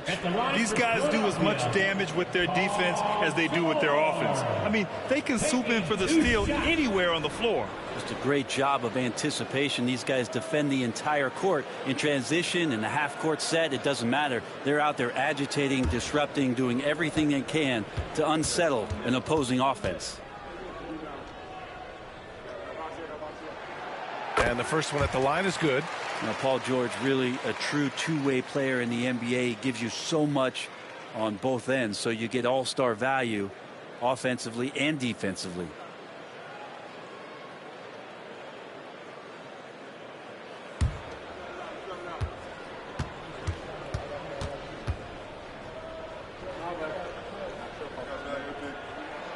George hits them both. And you look at the massive hauls that have been received in the trades with Paul George. That should tell you how valuable PG is. And so it's Quinn Snyder here calling timeout. Coach wants to speak to his guys, maybe alter some of the game plan.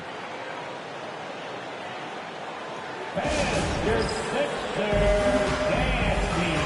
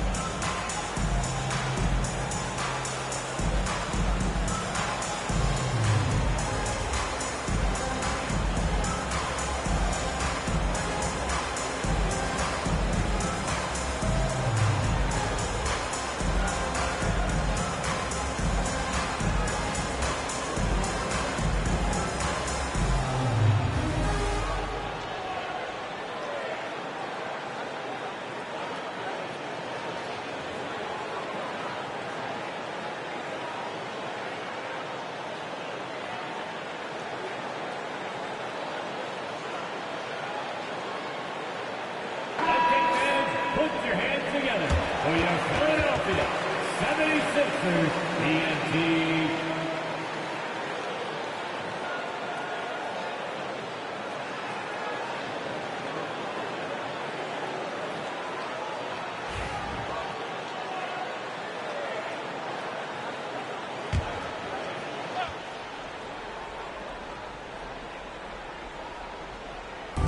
On defense, the Sixers. And here's a Okongwu. 12 points for him. Here's McCollum. And the shot goes in. McCollum's got 7 points. CJ has always had that uncanny ability to just land on his feet, kind of like a cat. He absorbs that contact and completes the play. Now here's Maxey. He's got 12. Off the mark there with a 3. Going into halftime, he had 2 threes in his pocket, but hasn't added to that total since. Daniels, that one's true. Looking confident inside at 6'7". Daniels has the height to feel comfortable down low. So it's Philadelphia now, after the Hawks picking up a basket just moments ago. Maxey on the wing. Embiid, a screen on McCollum. Maxey passes to Embiid, and then Embiid with the dunk. And there's the process at work. Embiid rolls off the pick and right into scoring position. McCollum against Maxey. Outside Johnson. Picked up by Okongwu for three. McCollum sends it home from three-point land. He's got 10. Shut out from beyond the arc in the first period. He finally drains one. Pass to Watford. Lets it go from deep. Another shot. Embiid. Rebounded by Johnson. And so it's Johnson with it. He brings it up for Atlanta. They trail by 3. That one goes. Count it. Well, good passing in the paint may be even more important to an offense than great passing on the perimeter. Those are areas where you got to be careful. Now here's Maxey. He's got 12. Time for some consideration in the passing category, maybe, Kevin. The shot is just not on. Get somebody else going. Picked up by Okongwu. Daniels passes to Okongwu. And blocked. That one goes careening off the glass. Here's Maxey. Wasted no time with that shot, but it's off the mark. Atlanta's gone 3 of 4 from outside in the second half. Pass to Johnson. And there's 1:45 left in the third. Okongwu with the bucket. They're really working the paint now.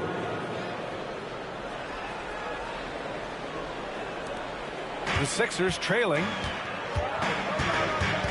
Maxey passes to George. Oh, there's the alley.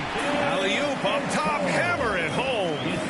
Neither team has been able to assert its dominance over the other. Yeah, the struggle is real tonight. 7 lead changes and still in the third quarter. Now here's Alexander Walker. Give him 8 points now. McCollum outside. Here's Daniels. Maxey covering.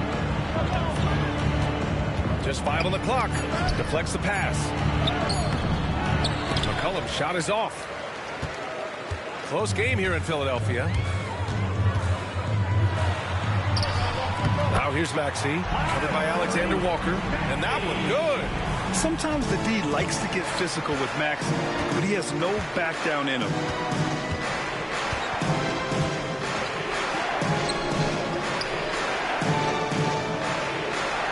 32 seconds left in the third. Daniels passes to Johnson. That one's good. 7 for 10 now. And credit his teammates for feeding him all quarter. Philadelphia shooting at a 48% clip from the floor. Here's Embiid. Oh, Embiid punishing the basket. At 7 feet tall, Embiid looks to dunk often, especially when he's got good positioning. McCollum against Maxey. McCollum's shot is off. George outside. Jacks up a 3. Oh, it goes! He got it off in time! Just in the nick of time. The defense has to be beside themselves there. Terrific shot to close out the quarter by him. And so it's Philadelphia with a 6-point lead at the close of the quarter. Their key to consistency has been their dominance in the paint. They've been the more physical team. All right, we'll get back to the action after this break.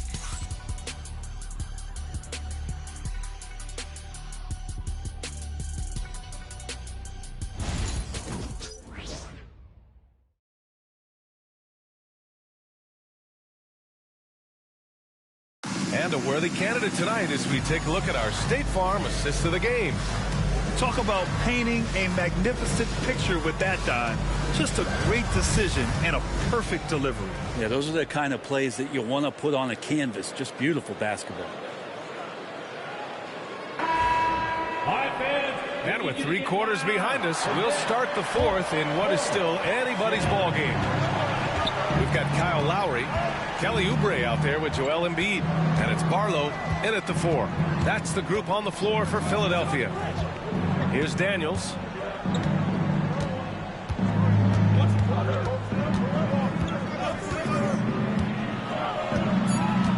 The Hawks need to get one up here. Here's Hield. And it's Philadelphia with the rebound. 13 points was their biggest lead of the game. Here's Grimes. Pass to Barlow. Here's Grimes. Guarded by Hield. Embiid with it. To the paint. Here's Barlow. Kuminga pulls it in. And even though he couldn't send the shot back at him, he certainly altered it. Yeah, that's the kind of energy that you want to see on every possession throughout the game. That's a clutch shot by a big-time shooter. And where's the D? Philadelphia leading by 3.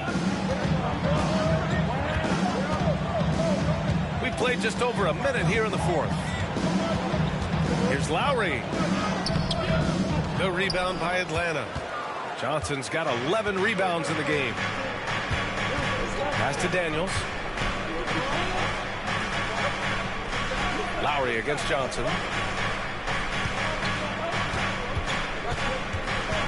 Now Hield. Just 5 to shoot. Shoots. And Joel Embiid pulls it down. Embiid's got the glass covered here tonight. That's 11 boards for him. Grimes, the pass to Embiid. Rebounded by Johnson. Johnson's got a rebound number 12 here already in the game. And we're about 2 minutes into the 4th here. Here's Kuminga. It doesn't go for him. Good work defensively by Oubre. Grimes, the pass to Lowry.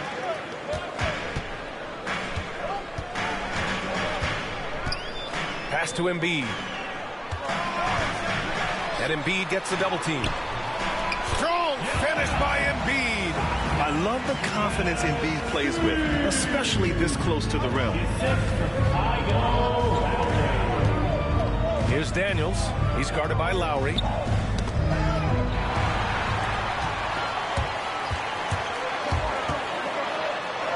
Here's Grimes. And he banks in the layup.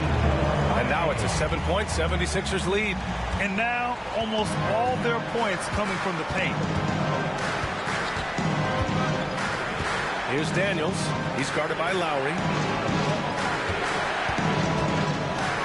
Kuminga against Oubre. Oh, Kuminga, strong like bull.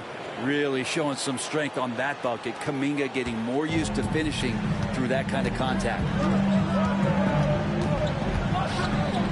Now here's Lowry. He's covered closely.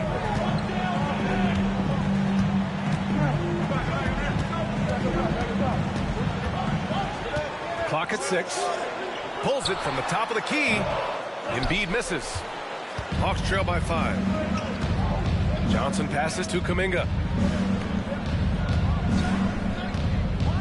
Over 3.5 minutes through the final quarter now. Here's Daniels. He's covered by Oubre. Landale with a screen. Here's Daniels. Rebound by Philadelphia. Embiid's got 12 rebounds here tonight. Big time effort.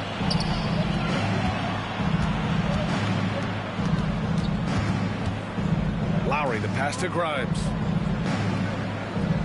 Screen by Embiid. Here's Grimes, guarded by Hield. Hield with the defensive effort. Pass to Daniels.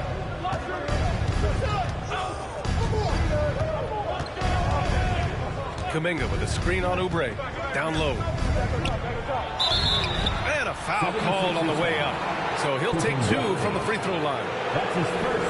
Brent, you've always seen the flashes, but now it seems the game is slowed down for Kuminga. Well, BA, a lot of fans clamoring for Kuminga to get minutes even earlier on, but the Warriors took a very slow approach to his development, and now you're starting to see some of that athleticism and strength and some of that patience paying off for Jonathan Kuminga.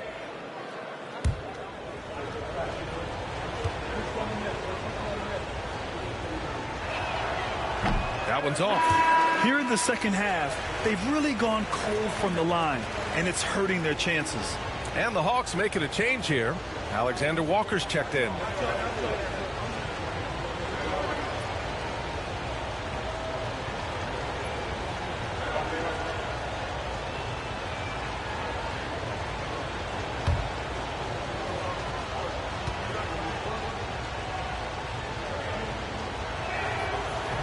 And the second free throw is good. Just a tough miss at the line. They're down 2 baskets now.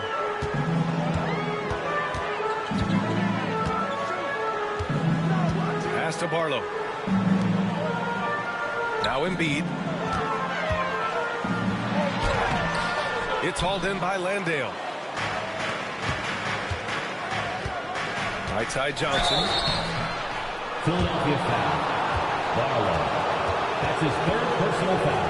2nd team foul. At the line for the Hawks, Jalen Johnson. 2 shots. Take a break. Take a break. 2 shots.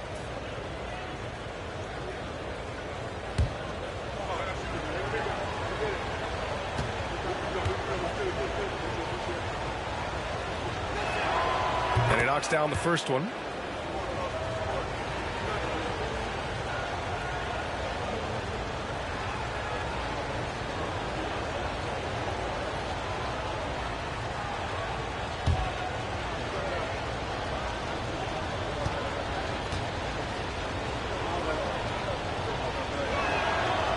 And Johnson drops them both.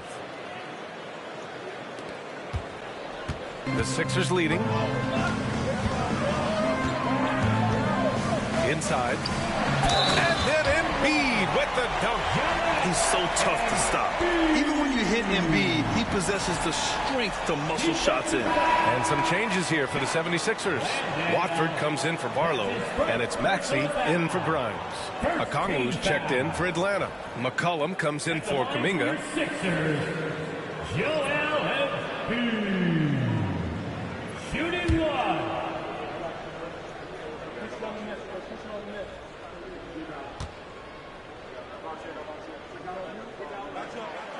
The free throw drops for Embiid. If they keep hitting free throws at this clip, it'll help them seal the deal. And so McCollum will bring it up for the Atlanta Hawks. They've allowed just 7 points here in the 4th. Outside, Alexander Walker.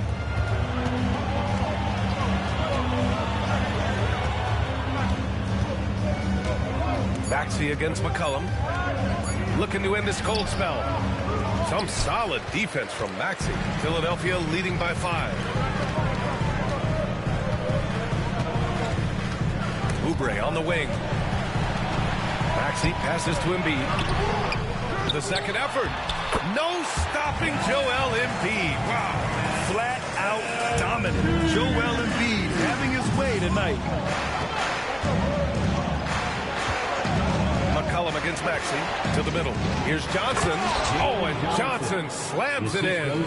Hey, kept it simple. No reason to get fancy right now, B.A. Yeah, he's just looking to find shots and produce for his team. Now here's Maxey to the wing on the left. Here's Embiid. McCollum pulls it in. He wanted to keep that shot from getting blocked, but in the process, he gave it no chance of going in because of how unbalanced he was on the fade. Once he gets to the rim, it's fairly automatic. Nothing fancy right there. Just takes his 2 points, moves on. And the 76ers making a change here. George is checked in. And the Hawks making a change here as well. Risache, he's checked in for Daniels.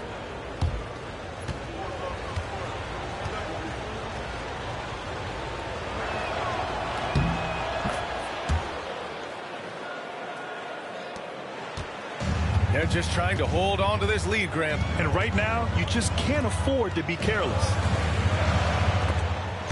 McCollum with a steal. On the push, here comes Atlanta. Here's Johnson. Oh, and Johnson slams it in. Bam! Jalen Johnson taking flight. Here's Maxey.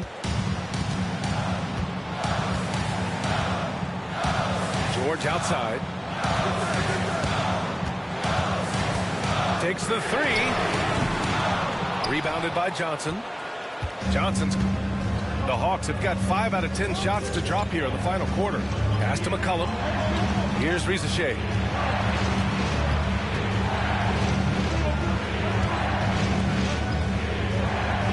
George against McCollum. 5 on the clock. And the go-ahead bucket, no good. Well, he's using the force, but in the worst way possible. He just needs to dial it back and look to work the ball around the floor to his teammates. Now here's Watford. And there's the whistle. The illegal screen is the call. You're not going to fool the officials too often on an illegal screen. Yeah, everybody saw that one. That was pretty blatant there.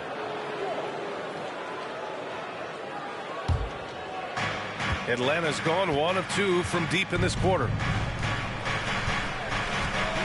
Outside Johnson. Up top, Alexander Walker. McCollum against Maxey. Shot's good by McCollum. And the Hawks lead by 2. Well, there's some confidence from CJ right there. Just so comfortable, even under pressure. Hard to stop when he gets into the paint. It's George on the wing. Watford outside. Outside Maxey. Embiid, a screen on McCollum. For 3, Maxey. Here's Embiid. Off the mark, and the drought continues. The Hawks have gotten 6 of 12 shots to go here in this fourth quarter. Outside, Alexander Walker. Pass to Johnson. For 3, McCollum. Philadelphia grabs the miss. Maxey with it. Watford outside.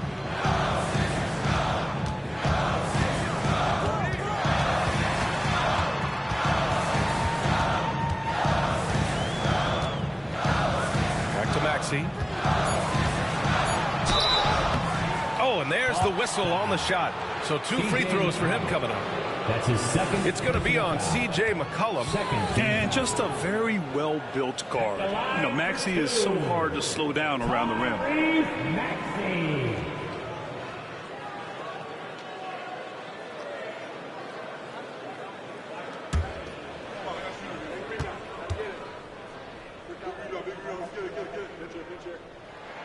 And he makes the first.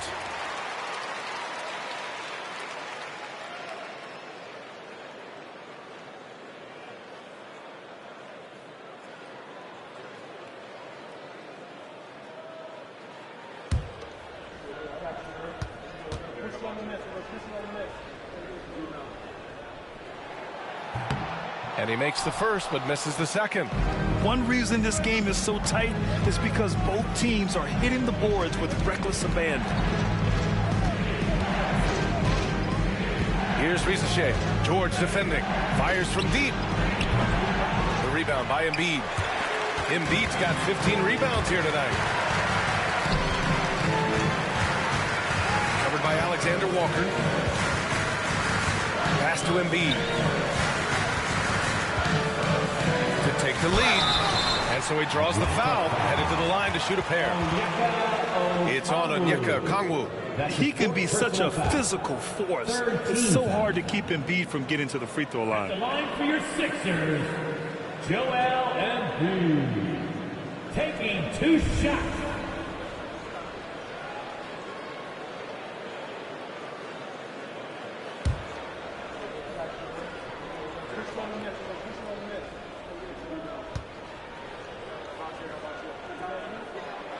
Ties it up, and his next one could give him the lead.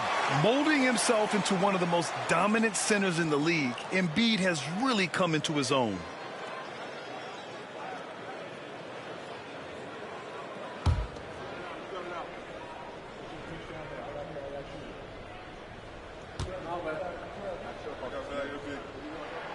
And that one drops, so now they lead by 1. Well, a big fellow with the ability and confidence at the free throw line is something that every team wants. Don't have to make those late substitutions. Keep your big guys on the floor. Here's Rizachet.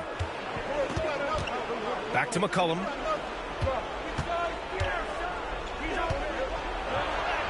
Laid it in with a nice touch off the window. McCollum's gotten 4 this quarter.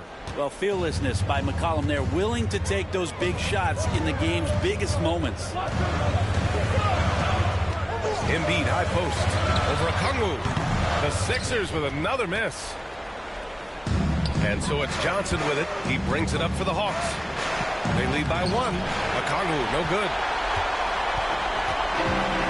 And for Philadelphia, they're shooting at 45% of the game so far. Pass to Maxey. Covered by Alexander Walker. Offline with a 3. Atlanta's gone only 1 of 4 from the perimeter here in this fourth quarter. Here's McCollum, and the bucket is good. McCollum's got 11 points here in the second half. Man, he was a go-to guy in crunch time in college, and McCollum now has developed that reputation here in the league. And that one's good. Well, your best players want to take on the burden come clutch time, and Paul George carrying the weight right now. For 3, McCollum knocks down the long J. McCollum's got 19 points. And McCollum's pace hasn't changed even under pressure. Steps back. Pass to Watford. George feels it out of it.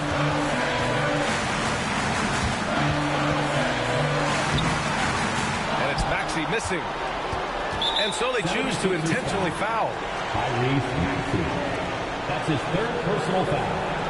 4th team foul. And it's Atlanta's ball. They're on a 16-5 run. Oh, the dunk by Okongwu! That is all timing right there. Just led him perfectly.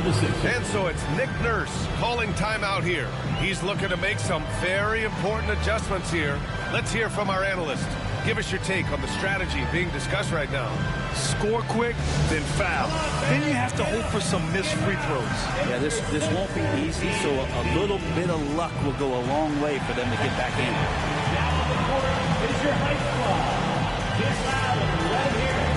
Looks like it's T-shirt hot fans who want to shirt.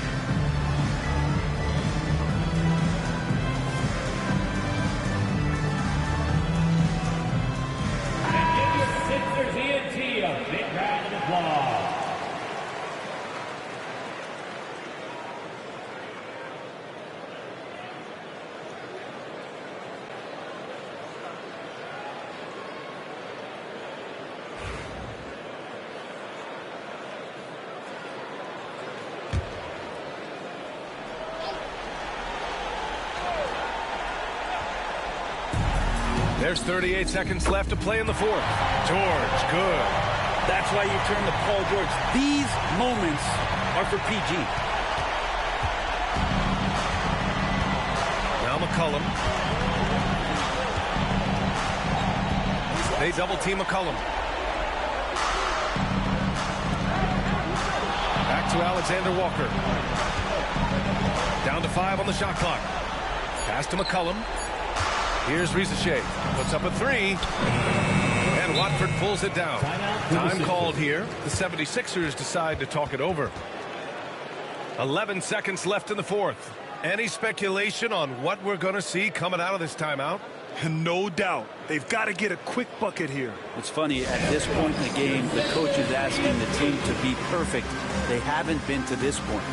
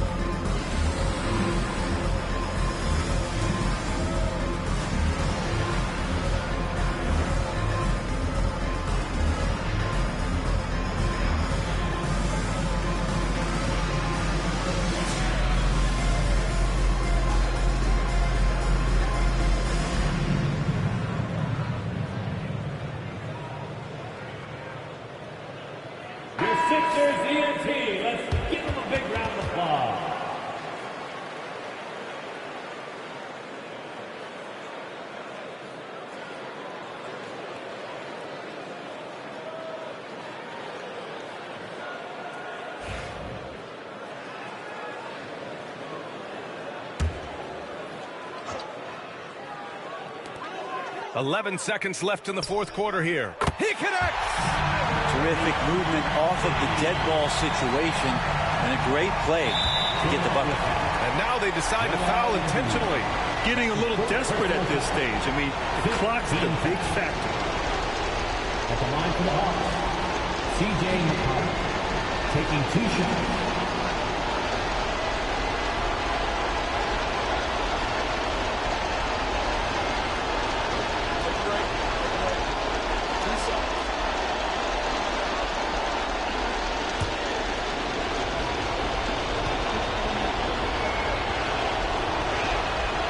He hits the first one, and that makes it a 3-point lead.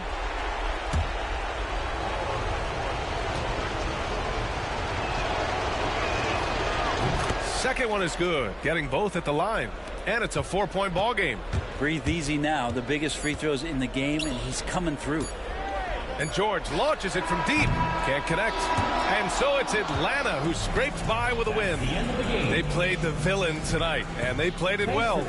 Yes, they did. And, you know, you have 2 choices. You can either succumb to the hostility in this arena, or you can feed off of it and use it as motivation. They did the latter.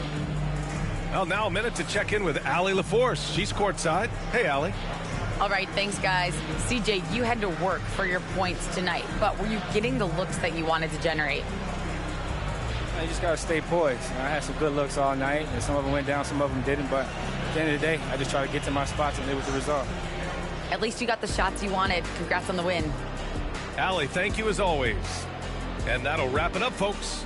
For Brent Barry, Allie LaForce, and Grant Hill, this is Brian Anderson, thanking you for tuning in.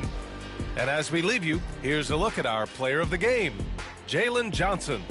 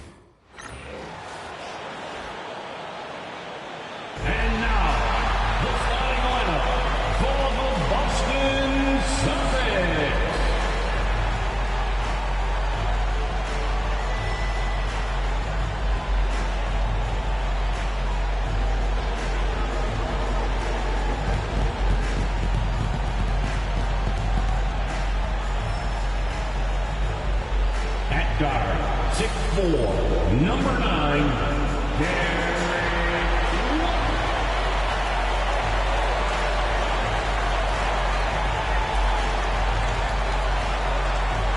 at the point, 6'1", number 13,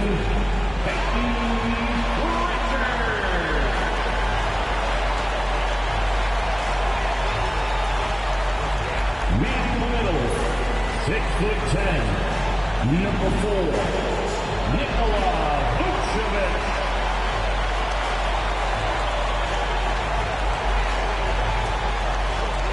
At forward, number 0, Jason Tatum.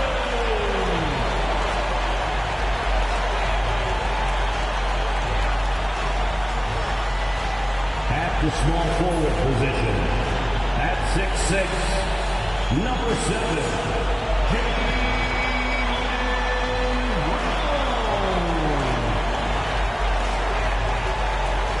Welcome to the weekend, everybody. Let's get it going with NBA action on 2K Sports. With Richard Jefferson and Greg Anthony alongside, I'm Kevin Harlan at the table. And from the sidelines, it's our Hall of Fame reporter, David Aldridge. Here's a look at some of the stats for Jason Tatum. He's been playing a much bigger role in their offense over the past 5 games. It comes across in his usage rate, which has gone up during that stretch. We'll see if they continue to lean on him here tonight. So let's take a look at the Charlotte starting lineup. For the Celtics, the small and power forwards, the star pair of Brown and Tatum. The guards are Pritchard and White, and it's Vucevic in at the 5 spot. RJ, this could be a battle won in the trenches. Each team with a formidable front court. Yeah, both these teams are loaded with a lot of skill down low. Kind of old school. Should be a physical contest. So the Hornets win the tip. Ball with it in the game against Toronto. Very impressive.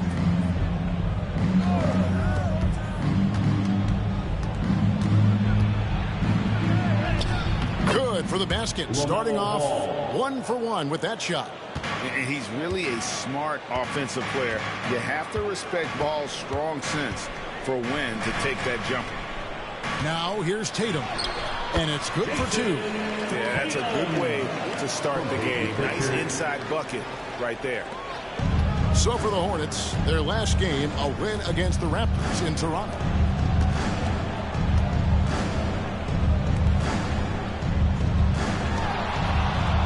Ball feeling it out a bit.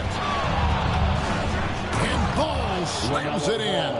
And a little bit of showmanship from Ball on that slam, displaying some athletic ability. Tatum down low. Makes good on the step-back jumper. Tatum's got his second bucket of the night. Boy, he is looking confident. Love how they're using him so far. Yeah, when he gets engaged this early in the game, it's bad news for the defense. He can roll this start throughout the rest of the game. I love the fact that Bridges does a little bit of everything, including passing the ball. And here's Tatum. He'll bring it up for the Celtics. Last time they came together was in Charlotte, where they fell to the Hornets. Yeah, they made some spectacular plays in it right to the very end. Just couldn't get over the hump. And that is why coaches preach about the details. The margins in this league are razor thin. He finds a shooter in motion and is confident he can thread him with the lead pass. Well done. From outside the arc, Tatum with another miss. For Boston, they come into this one following a loss to the Magic. Scoring efficiency was an issue in that one. Took them too many shots to get their points. Yeah, it looked like they were settling out there, not moving the ball enough to generate the type of shots that they wanted. Boston's gone 0 of 2 from deep here. Tatum dishes to Vucevic. Back to Tatum. And he takes it in for the layup off a very nice feed. Tatum's got 6. And he's having quite the quarter, converting at a really high percentage. You know, Greg, one thing you notice, we were just talking about this with the Hornets in recent years, a lot of changing lineups. And you expect that with the team, with where they're at. They're looking for any advantage game to game and trying to build that identity as a franchise. And so Joe Mazzulla calls for the timeout. He's going to have a discussion here on the sideline.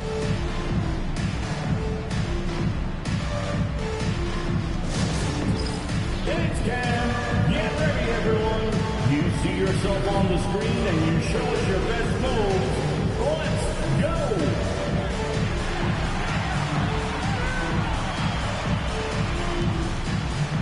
You need dance lessons.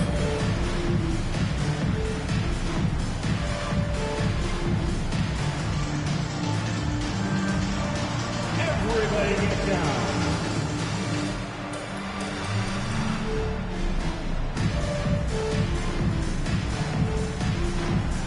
Let's see those moves.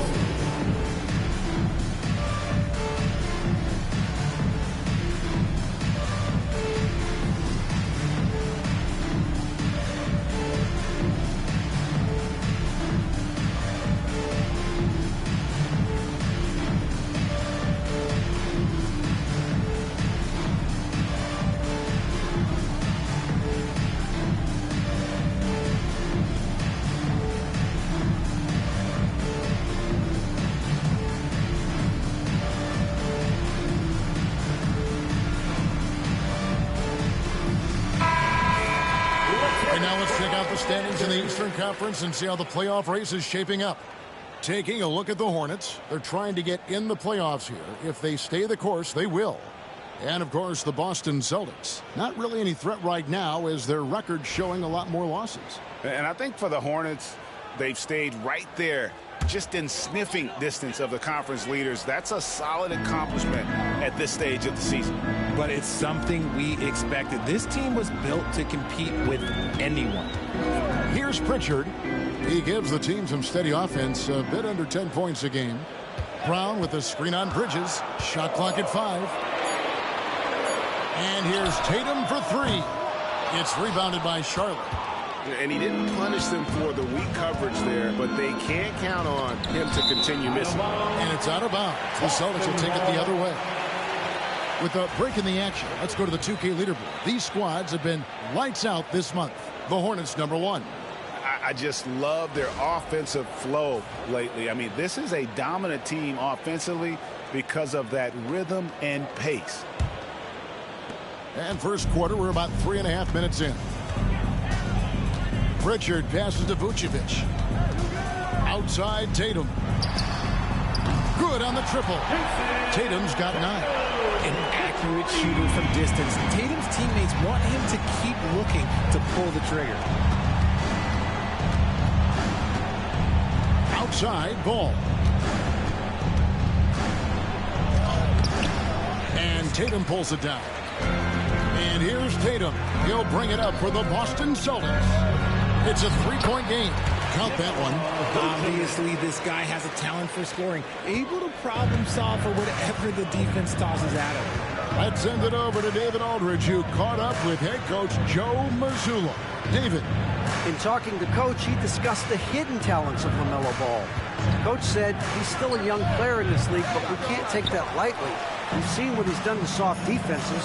We need to be physical. So we'll see if that defense tightens up for them. Guys? All right, David, thanks. Tatum, that's good. The ball movement on this run has been fantastic and is a big part of why they've been able to get these good looks. Back to Ball. Pass to Bridges. And here's Miller outside. His second shot goes in. Off to a good start, 2 for 2.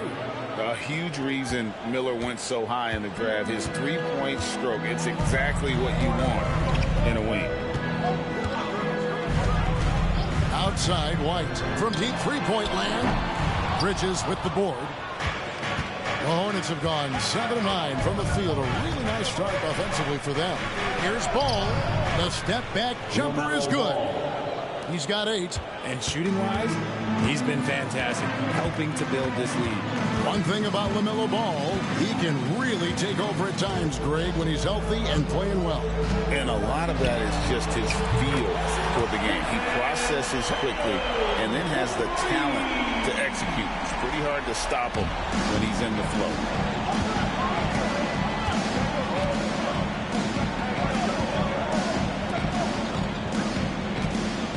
To the left wing.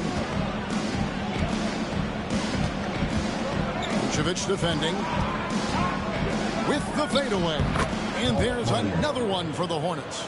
And both teams here in a nice rhythm offensively, and that really says as much about the lack of D as it does either's O. Hornets with the rebound. This game coming on the heels of their win against Toronto. And you gotta love a team that can maintain its composure on the road. Take good shots and knock them down with confidence. They took the air out of the crowd again and again with big shots. They never let the fans become a factor. Boston trailing. Here's White, and a lot of contact on that one, so he'll shoot two here. Clearly a foul. Personal foul. First team foul. And some stats here, guys. The scoring breakdown for Charlotte. They've made a point to take what's given to them in the mid-range. The jumpers are falling for them so far. And on top of that, they've been asserting themselves offensively, getting a good chunk of their points from inside.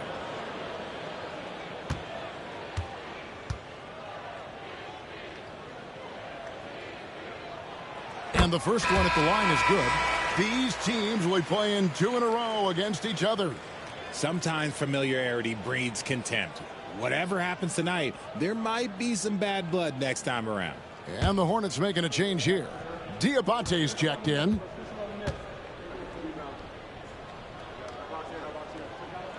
He hits both from the stripe. And what an advantage. You really feel like you can always trust him when he's at the line. From about 19 feet, ball no good. Oh, I can see some miscommunication on defense there very clearly. They were super fortunate it didn't torch them with that mistake. Now here's Tatum.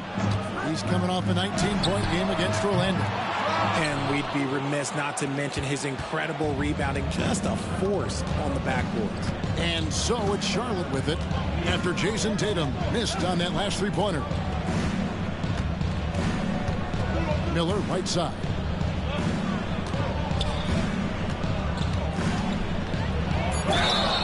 And foul on the shot. He'll shoot 2 at the free throw line. That one on White. And you watch Miller, he keeps the defense on its heels. They don't know what he's going to do. This is his first free throw of the game. This season, 88% on the line, so he has been in a comfort zone.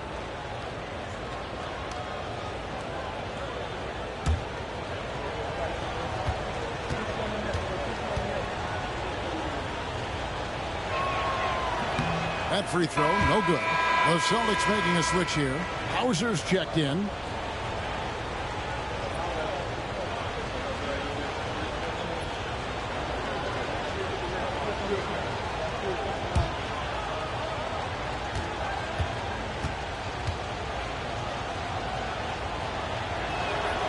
And he's good on the second. Celtics have gone 7 of 13, just over 50% from the floor. Some good looks. And we've got a timeout from Joe Mazzulla. Wants to talk some things over, might be seeing some things to adjust.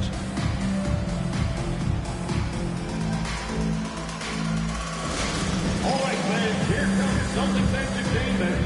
Let them hear it. Now, fans, on the court is your Hot Squad. It's time for some defense. What now, fans?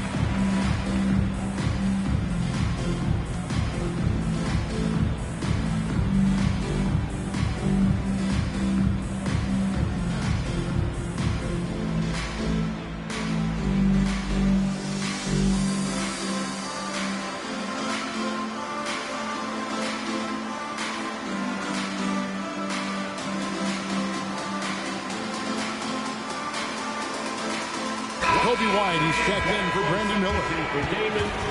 Now that we have a second, let's take a quick peek at the rebounding numbers for the last handful of seasons for Nikola Vucevic. It's a concerning trend for him. Whether he's lost some strength or just isn't putting in as much effort on the glass as he used to, he's not rebounding nearly as effectively anymore. And that's something that needs to change. On defense, the Hornets. The Celtics working the ball around now. White against White. Brown. The 9-footers on the mark. And the Celtics lead by 1. Punch, counter punch. Impressive offensive production early on. You have to think at this point the winner will be the one to settle in on defense. It's so smooth in the pick and roll. I love seeing White there with the right pass. The Celtics have gone 8 of 14 from the field in the first quarter. Pass to Vucevic. Brown outside. The shot's good on the assist by Vucevic. Vucevic has got 3 assists now in this one.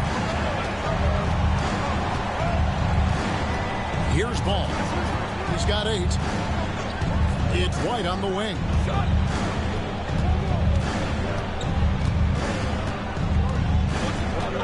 Pocket 6. To the paint. And he dunks it down. And just running the offense. White's that new breed of combo guard who can do a little bit of everything.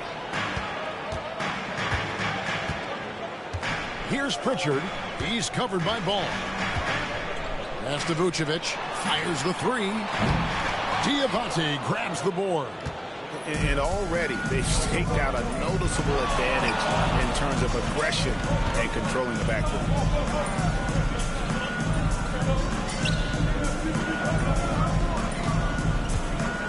Right side, Ball. Down through the hoop it goes. That's his 5th make on 9 shots from the floor. And defensively, guys, they've been unable to shut down the middle. Down low, here's Brown. And the dunk by Brown. Such a great athlete, an elite athlete. JV is at his best, in my opinion, when he is attacking the rim. Now, here's Ball. He's got 10. White looking around. Now, here's Ball. Defense right on. Fouled on the shot and picks up 2 points. So 1 free throw coming up. And they're beginning to just flat out fall apart defensively right now, especially on the interior. And this is his first trip to the line tonight. And you know, something I remember from their last game was how good he was at the line.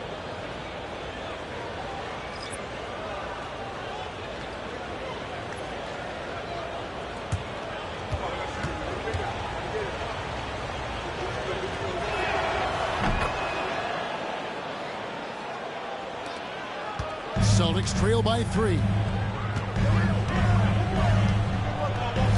Outside, Wall. The rebound by LaMelo Ball.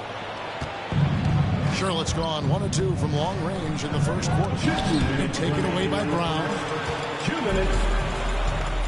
Pass to Hauser from the arc. The Hornets pull it in. And they've come out with a take-no-prisoners approach on the glass here tonight, guys.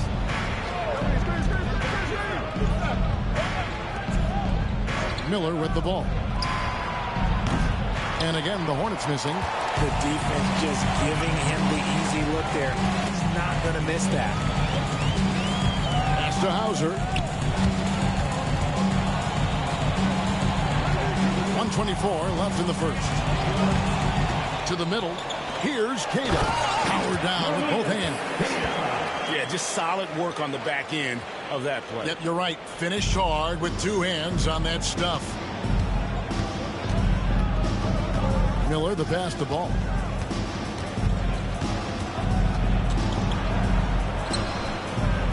The rebound by Cada.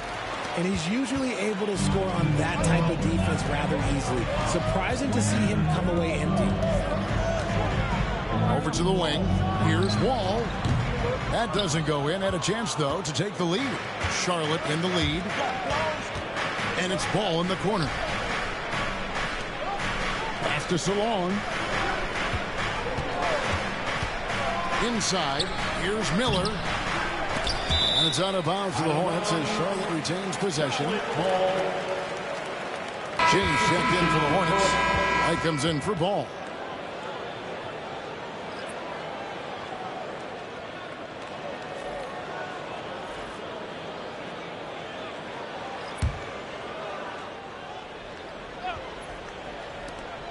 .30 seconds left in the first quarter of the game. That's a shot he's got to hit. You don't get many looks better from that range. Down low. Now here's Tatum. He's guarded closely, so they take the lead. Tatum's got 17. Talk about putting a team on your back. He has been dominant this quarter, and I don't think they are winning without him. Outside, White. What a play! Simply trains it in at the buzzer. Ringing the bell. That's the way to close a quarter. He knew exactly how he wanted to do it, too. There was no doubt in his mind that it was going to fall. LaMelo Ball getting it done for the Hornets. He put together quite a quarter, 13 points in all. And he looks to be planning for more. We'll get right back to the action when we return.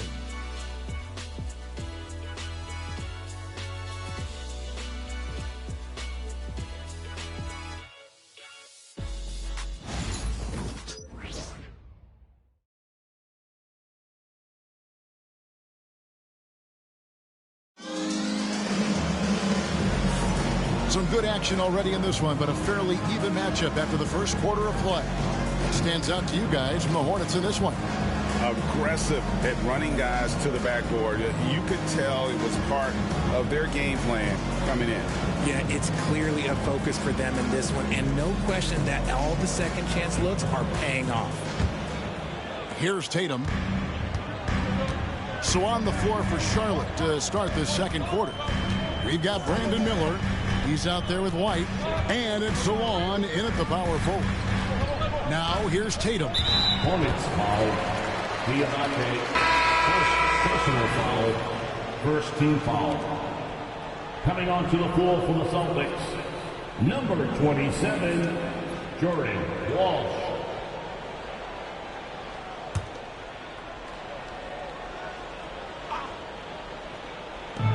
Free from the inbound. A nice shot by Walsh.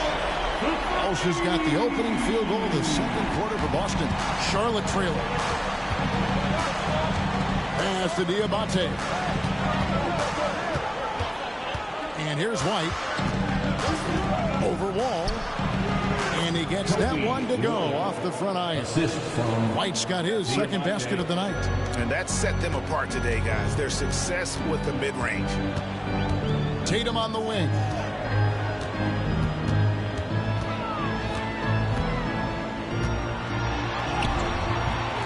Can't get it to fall. The game has been very close in a lot of areas, but rebounding has been the one differentiator thus far. Second quarter, and we're just over a minute in.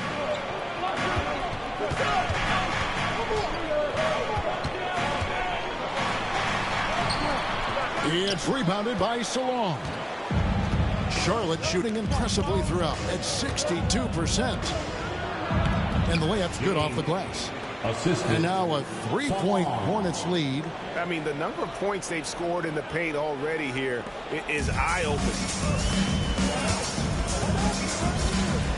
Tatum deciding where to go with it. Into the Nice finish. Mercy, Jason Tatum is a bad man. And they're bringing you up close and personal on the AT&T 5G Slam Cam. And here's White. He'll bring it up for the Charlotte Hornets. And you watch Jason Tatum year to year. He is a model of consistency across the board. The numbers are pretty similar, and the effort never wanes. Time now to turn to our sideline reporter, David Aldridge. David. Kevin, thanks. Well, Well, there's plenty of scorers on the Celtics, but Jason Tatum says, I'm going to get my shots. It's just about trusting the process. From experience, I understand that I'm good enough that I can relax and defer a little bit. Then in the fourth, I can score 20 in the quarter. Kevin? Sounds like he's figured it all out. Thank you so much. You know, he can take over at any time, and it's fun to watch. D.A., we thank you for that. Brushing off the contact look. The dude is strong. When he gets in there, it's easy. That's an easy bucket. White against Wall. To the paint. Here's Diabate. Out to Miller. Here's Salon. Off target from outside. There's some defense for you. For someone who's as good at shooting the three ball as he is, you need a defender who's equally good at guarding against him. Now here's Tatum. 11 points in the game. And blocked. That one goes careening off the glass. Here's White. And White with the stuff. And at 6'5", White more than capable athletically, like the aggressiveness there. Tatum on the wing.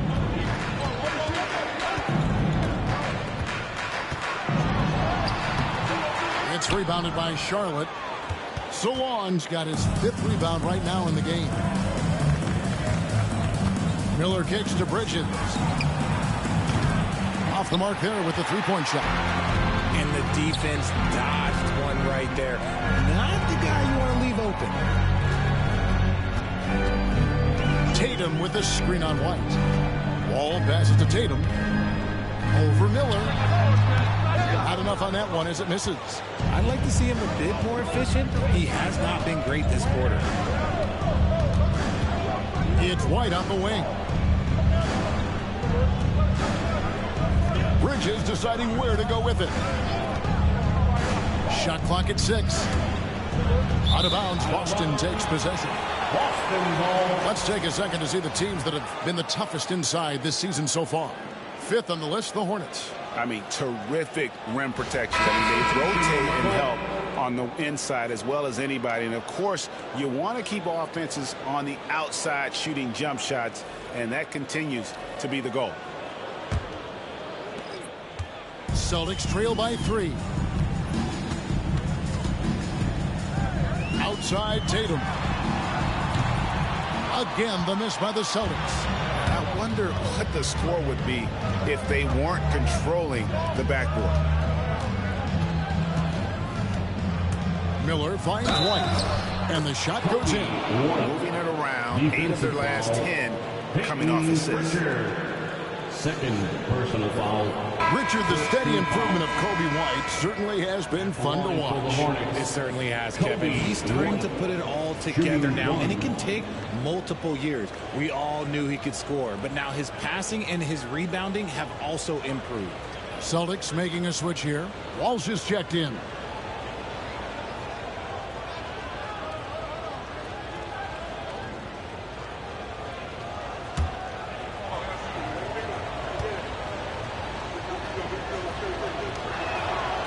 You know, a trend that's been unmistakable, Greg, over the last few decades has been the number of positionless players.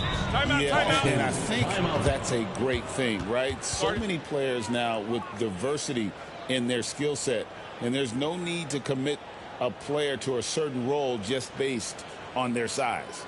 And so Joe Mazzulla calls for the timeout.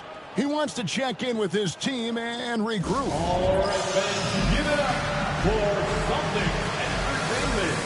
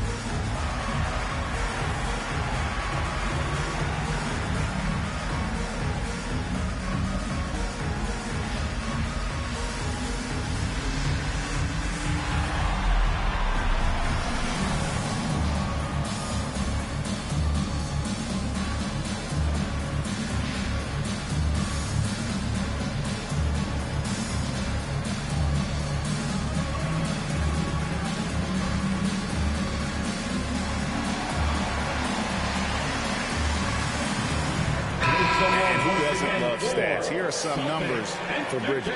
He's averaging 14 points a game, 5 rebounds, and 3 assists. Fantastic totals for him across the board. I wouldn't be surprised if he keeps rolling. I think if you talk to anyone on this team, they believe in his abilities about 1,000%.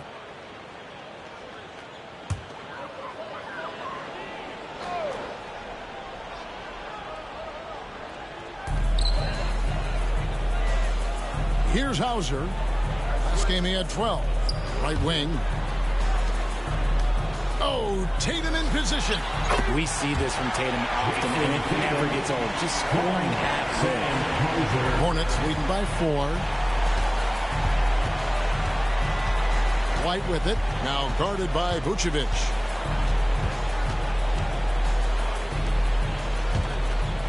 Pass to Diabate.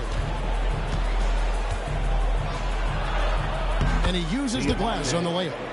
Diabate's got his first 2 points of the night. Yeah, he was able to sneak it to the rim. Had enough room to get just like an easy layup. Here's Pritchard, covered by Miller. Here's Tatum. Oh, Tatum finds a way. The efficiency from Tatum on the offensive end is terrific, not letting any scoring chances pass him by.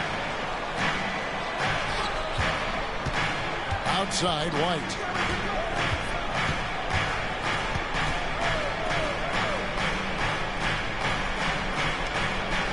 Five on the clock. Beyond the arc. Oh, yes, he did. 5 up and 5 down for him so far. And you have got to honor White on the perimeter. Once he gets comfortable from there, it's going to be bad news for the defense. Miller, first. Boston shooting their 3rd and 4th free throw shots of the night. At the line for 2, Jason Tatum. Take a break. Take a break. 2 shots.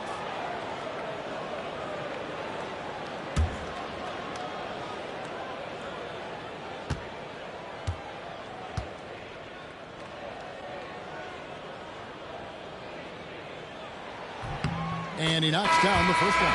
Now look, from the moment he stepped into this league, Jason Tatum has been a difference maker. Every team in the league is looking for guys like him. Long, athletic, and most importantly, winners. LaMelo Ball, he's checked in for Miller.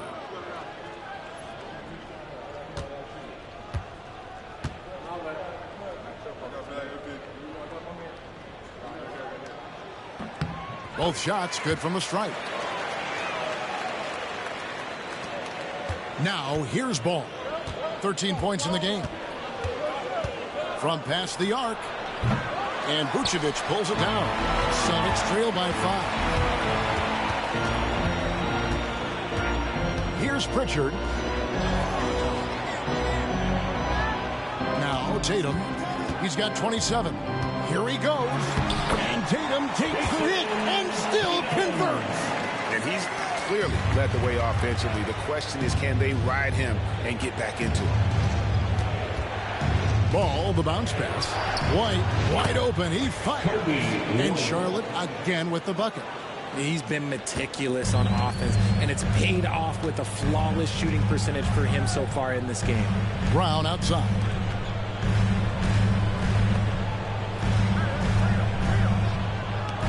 And here's Tatum for 3. Hits the 3-point bomb. Tatum's got 32 points. And let's see, guys, if that triggers another little explosion from him after hitting 3 triples in that first quarter. And so it's Charles Lee calling timeout, looking for a breather, and maybe just 1 or 2 things to talk about.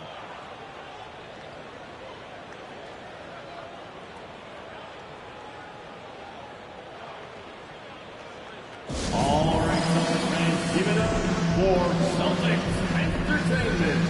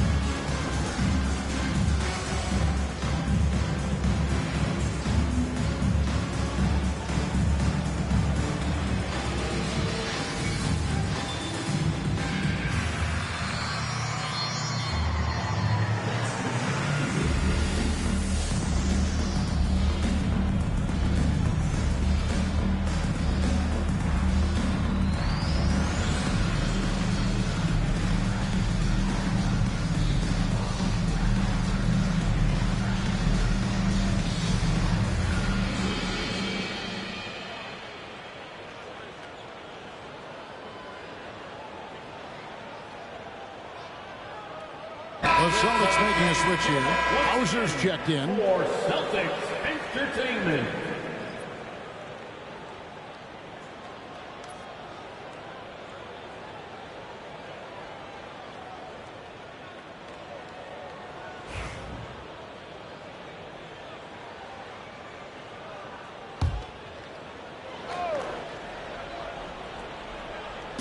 Celtics on D, trailing by 2.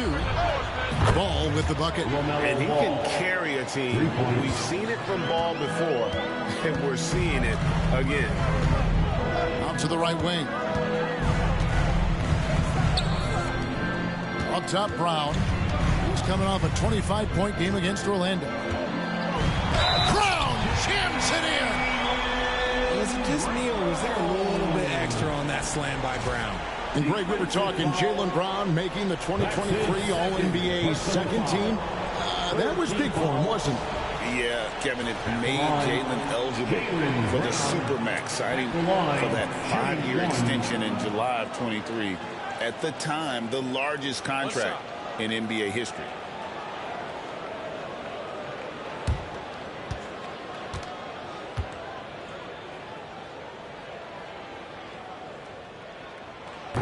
Richard, when you talk about Jaylen Brown, many scouts felt he'd never be a #1 level option offensively. But he's proven some people wrong. Kevin, many scouts have been wrong many times. The question has been answered. He wasn't a great shooter when he first came into the league, and his ball handling also needed to improve. But now, both of those are strengths in his game. And the D has gotten a little bit laxed here defending the triple. Here's Hauser. He has yet to score. Vucevic setting the pick for Brown. Trying to answer back, but that three is off the mark. It's White on the wing. White covering. Right side, Ball. That's a basket. His 8th from the field, 8 of 14. And we've come to expect big things from LaMelo offensively. He loves to attack you on that end. Pass to Pritchard.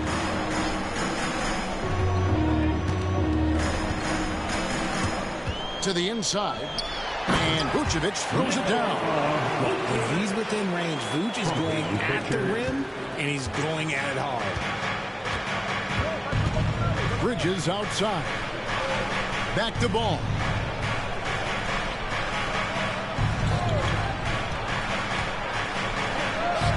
On his 15th shot attempt, he makes his 9th basket, shooting a healthy 60% tonight. Celtics trail by 7.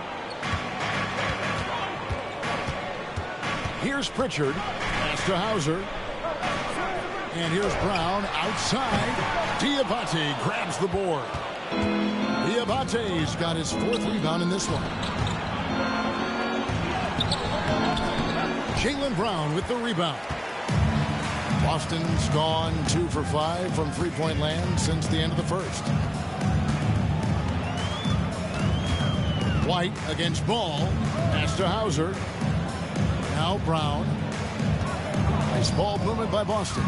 Down to 5 on the shot clock. Here's Vucevic. And the rebound goes to the Hornets. Diabate's got his 5th rebound right now in the game. 2 minutes remaining in the outside, Ball. 2 minutes. Bridges sets the screen for Ball. There's the triple. Out to White.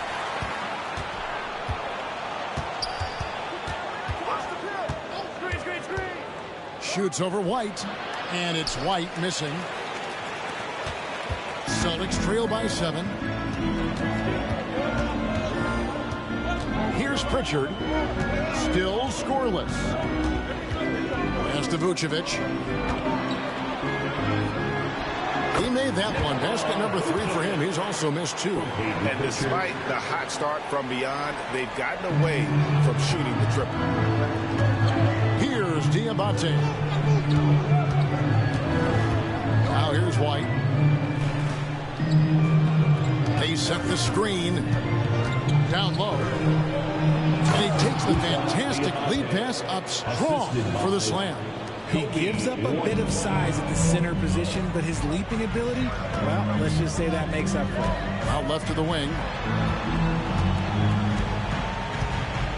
Here's Hauser, defended by Bridges, pulls it up. The Hornets pull it in. And listen, sometimes even the best of us are going to miss the easiest of opportunities. Got that one up quick. Bridges has got the lead up to 9 now for Charlotte. Not only a jump shooter, Bridges also dependable at knowing how to get it done inside. Pass to Brown. Here's Pritchard. Vucevic is screen on White. Shoots over White. And it's White missing. Hornets leading by 9. White goes in. Out to Bridges. There's a screen. Fires for 3. Offensive rebound. The 3 ball. Beats the buzzer. Wow! Yeah, that's just an amazing way to get that ball off in time. Talk about being poised under pressure. Big-time shot from him there. And so it's Charlotte enjoying a 12-point lead as they talk things over during the break. What a night they've had in terms of their shooting. Everything dropping in for them. Don't go anywhere. We'll be right back.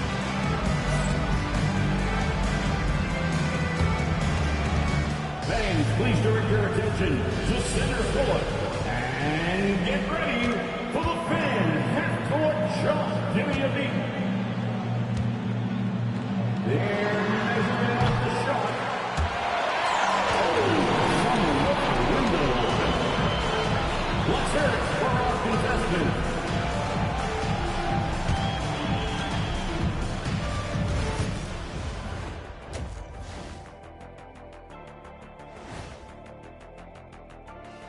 Welcome. First up on the agenda tonight, let's see how the Rookie of the Year race is shaping up. Since we got a little time on our hands here, you guys got any big plans for tonight? Not me. I'm just going to take it easy. I'm pretty worn out. Yeah, you've been burning those midnight oils, man. You been hitting the clubs or something? Nah, just putting up with you guys. It's exhausting. And let's talk now about that first half. What a commanding start for the Hornets. This has been a weight room game. They're just stronger on the glass, and they're playing with a mean streak, guys. Man, what do you know about weight rooms, Kenny? He knows how to avoid them. Ooh.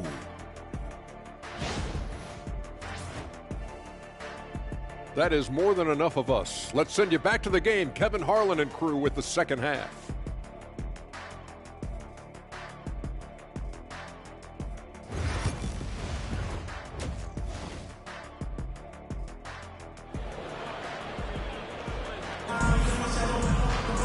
And with the second half upon us, we'll find out if this game becomes the route that it's threatening to be. You know, guys, Jason Tatum has really been making it happen. Yeah, he's just been raining down on them from deep here. Talk about dialed in. If I'm his teammate, I keep feeding the hot hand, especially since he's been on fire from deep also.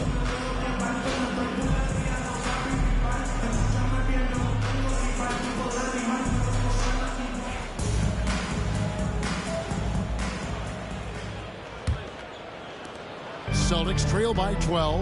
And in the front court, Brown and Tatum. The guards are Pritchard and White. And it's Vucevic in at the 5, roaming the paint. And that's the group for Joe Mazzulla as we begin the second half. Count that one. I tell you what, he came out of that locker room raring to go. Charlotte's gone past the three-point line for 13 of their shots. They're 6 of 13. Bridges kicks the ball. Steps back and dreams the jump shot. Ball's got 25 points. And I love Ball's awareness. When the mid-range J is available, he is more than happy to take it. It's Vucevic, top of the key.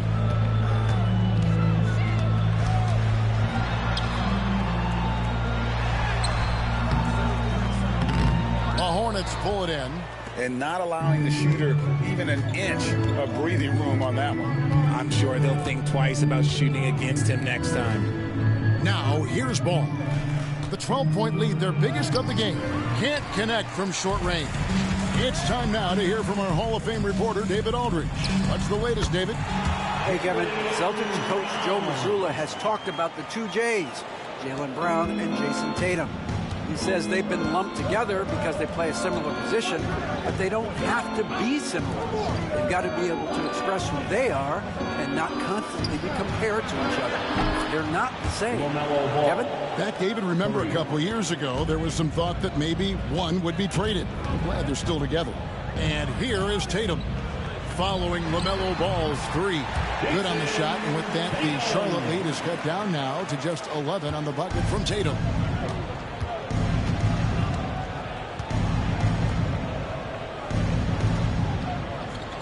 And now around 2 minutes gone by in this half. And here is Ball. And he has 28 points for the game. From down in the low post, it goes. Ball's got the lead up to 13 now for the Hornets. Celtics have gone 3 of 4 so far in the third quarter from the field. Pretty good start to the half. Brown outside. In the corner. Tatum with it. Shot from 12. That one, no good. Charlotte leading by 13. Bridges passes the ball and taken away by Brown. And pushing it up, here's Boston. Tatum wide open, he fires one. Tatum with the finish and a beautiful break. His shot has been on point from the opening tip. He's pretty much kept them in the game. Bridges outside.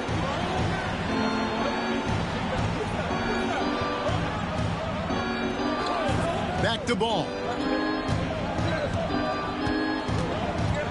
6 on the shot clock. There's the drive. Uses the glass to finish the layup. Ball's got 9 points in the quarter. Everything going to plan here to start the third. 80% shooting thus far. Timeout. We got a timeout from Joe Mazzulla. And coach has decided they need a moment to talk things over.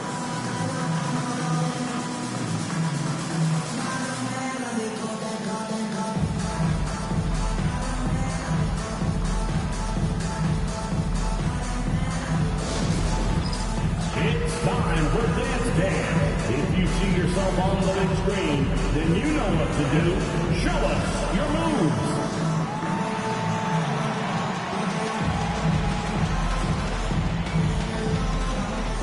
No thanks.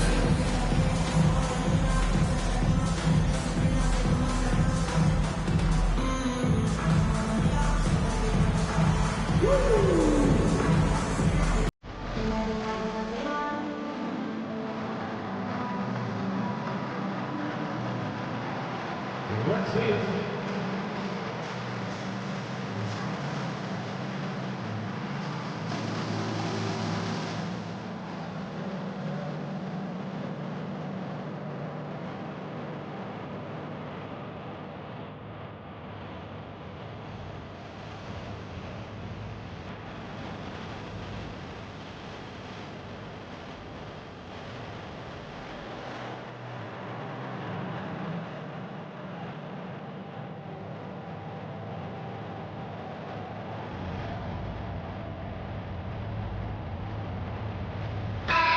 Checking out the stats for LaMelo Ball.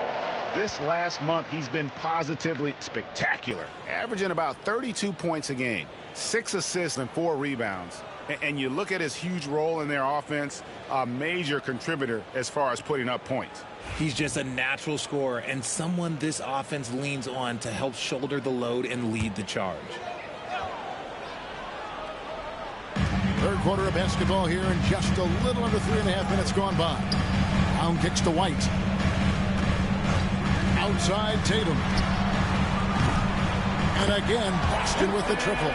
He's just lighting them up in this game. The D's going to have to extend a little bit more, or he's going to keep knocking them down from deep.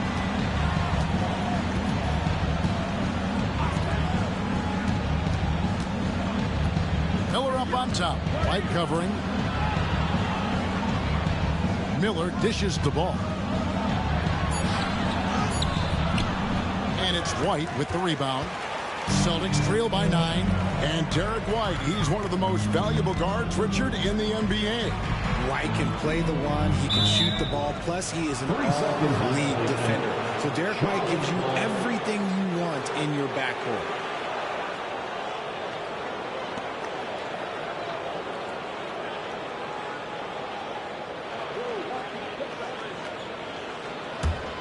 Hornets leading by 9. Ball with it. 32 points in the game. Lead pass was put in just the right spot. 12 points for him. Those defenders just look a little bit gassed. I mean, they're getting pushed around on that low block. Here's Pritchard. He's covered by Ball. And Vucevic kicks to Brown. That 3 off the mark.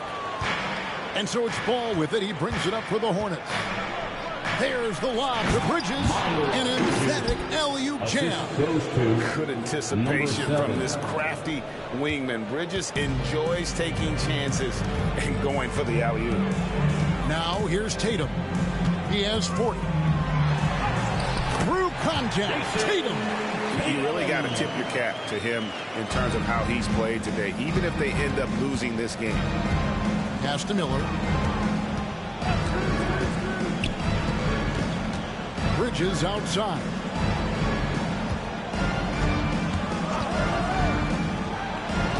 Going inside. And that one is good. And the Hornets lead by 13. The plan of attack is obvious. Get the ball inside and go strong to the rim. Outside, White. Inside. Pritchard gets the bucket. Pritchard's got his second basket of the game. And he has to build on this because we can see where him being a ghost out there has gotten them so far. Outside, Ball. Here's the 3. Rebounded by Vucevic. Vucevic has got his 6th rebound on the night. Pass to Pritchard. From the stripe. Good on that shot. And with that, the Hornet lead is cut to just 9 on the basket from Tatum. He's been a bright spot in their play today, but he could really use some help. Here's Miller. Bridges with it. Charlotte moving the ball around. Shot clock at 5. Trying to find Ball. He gets it to him. And Ball slams it in. Just rubbing it in their faces with that dunk. He is never going to take his foot off the pedal. And that finish shows you how dangerous he can be as a passer and a finisher. Now here's White. A look at his stats. He averages a bit over 8 points a game. And here we go.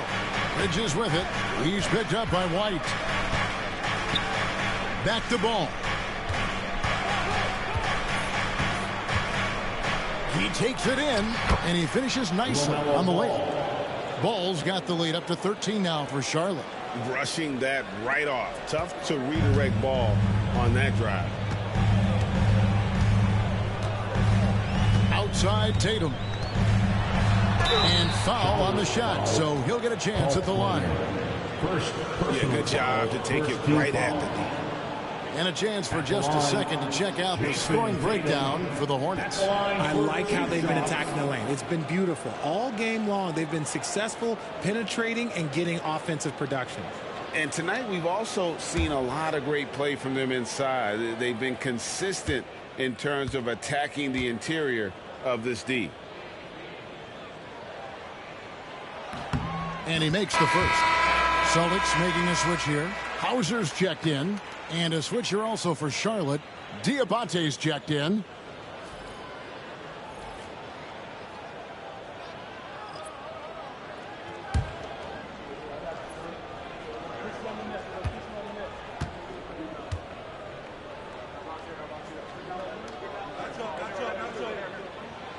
And so he hits both. Here's Ball. He's got 36. To the paint. Here's Miller. And he drops in the layup off the glass. Miller's got 10 points. And we're seeing some great ball movement out of this group, guys. Outside Tatum.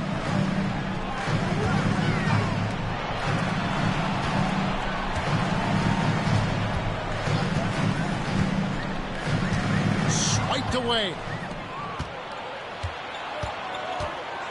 Miller surveying the floor. It falls for his 5th field goal of the night. Now shooting 5 for 8. And this is what you like about Miller. He has great range from 3, but he can also make tough shots in traffic. Now here's Vucevic. 6 points for him. Up top, Brown. Covered by Miller. And that one clearly a foul. Gets the whistle and 2 shots coming up. It's going to be on Brandon Miller. Every team in this league wants a Jaylen Brown. A tremendous two-way wing, and boy, Brown can put up giant offensive numbers. He made the only free throw attempt he had earlier in the game.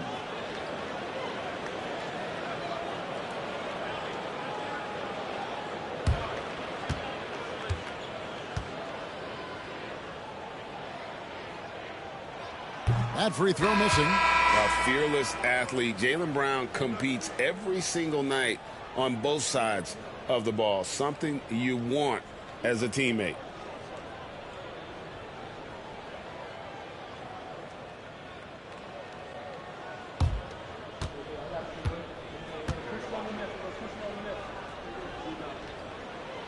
Good on the second free throw. Hornets leading by 14. Pass to Diabate. Takes the 3. Connects from 3-point range. 8 points for him. And not just the score. Miller can dish it as well, showing great vision on that play. Miller against Brown. They set the pick.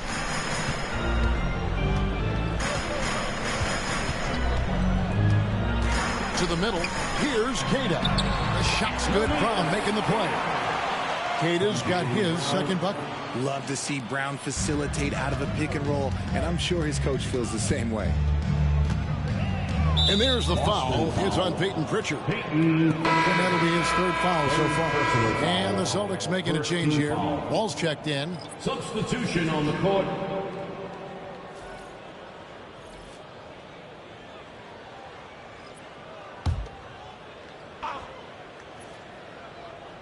Here's White. 15 points in the game. White a screen. Here's Salon. And he drives in. And he makes no mistake on the slam dunk. Hey, whatever adjustments they made at halftime, they are working to perfection. Oh, yeah, I can't agree more. They haven't missed. Now, here's Brown. He's got 13. Shoots over White. Brown, no good. Yeah, and they've shown effort and aggression in the paint, really right from the tip. Their rebounding edge right now, massive. Celtics trail by 17. 2 minutes remaining. Here's Hauser, still without a basket. To the inside, and stolen by Miller. Oh, he's going up for the alley-oop here. White, good. And not quite as aggressive from outside as they were in the first half. Sticking to the high percentage shots, playing smart with the lead. Now here's Wall. Pass to Hauser. Back to Wall. Plays it up and banks it in. And so far going for more of an inside presence here in the second half, getting away from the 3-point shot. Ball against Wall. Miller outside. That falls. Nice feed that time from Ball. And that's 15 points from Brandon Miller. We've got 1:08 left in the 3rd. Ball against Wall. Pass to Hauser. Jacks up a 3. Good D by Miller. And here's Sharp. They're on an 18-7 run. To the paint. It's deflected. 40 seconds left to play in the 3rd. Wall. It's rebounded by Charlotte. Back to White. Now Ball. 23 seconds left in the 3rd quarter of the game. No good off the spin. And so it's Wall with it, bringing it up for the Boston Celtics. Come get it, come get it.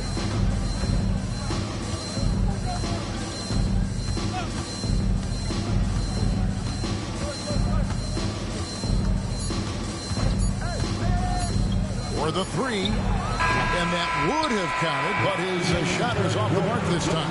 LaMelo Ball getting it done for the Hornets. He's approaching 40 points for him in the game. He's scoring in just about every way possible. We'll return shortly.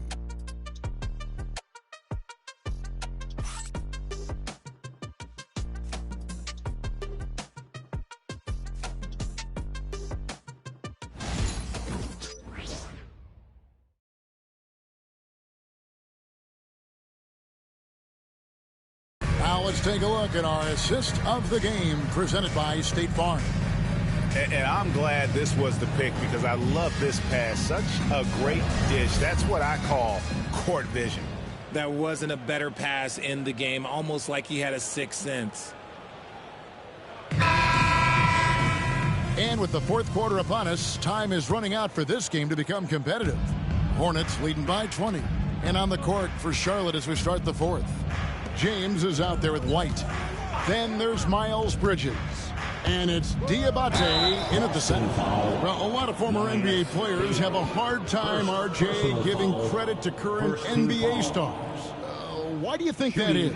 I think so quickly we don't hold next generation to the same standard as prior generations. I don't get into all of that stuff about who is better and who is greater. I just focus on the growth of the game.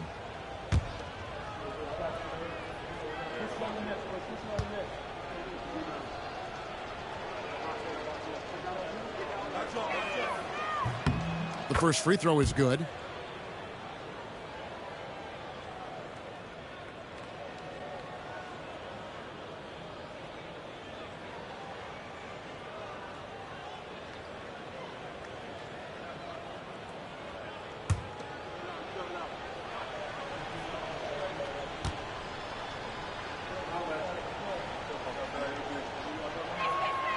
And good on the second, so he makes them both. So it's the Celtics now.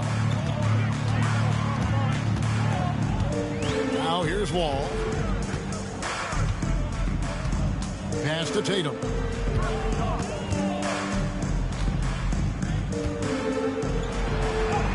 Makes it off the glass. Tatum's got 48. Look, this dude is well built, man. He's a specimen. He's 6'8". Look, he's going to score inside if he gets that close.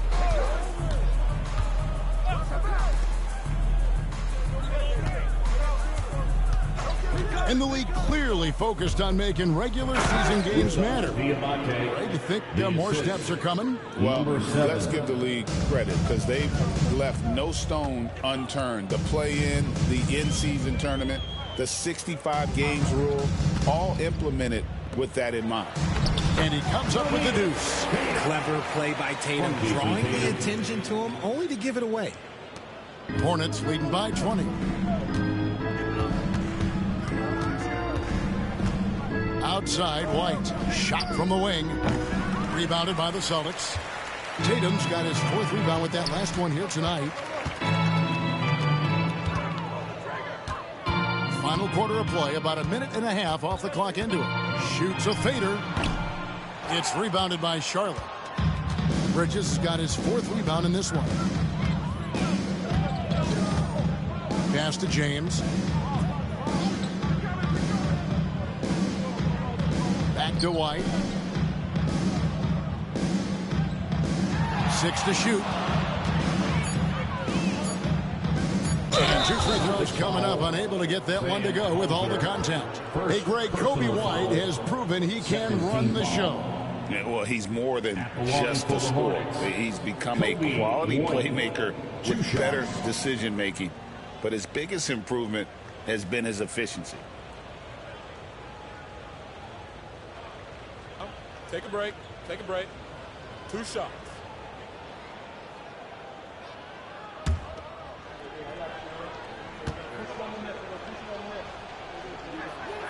And that one falls for White. RJ, you had a chance to ref a summer league game this past year, so you get a little bit of a feel for what these guys go through. Being a referee is by far the hardest job in professional sports. To try and keep up with the amount of plays, the amount of possessions, I do not envy their job.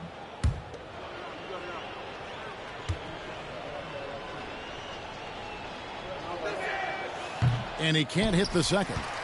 The athleticism and blinding speed White possesses is impressive. This guy plays with a lot of moxie. Now here's Tatum. Pass the wall. Driving inside. Hornets foul. Game. First personal foul. First team foul. At the line for your Celtics. Wall. At the line for 2 shots.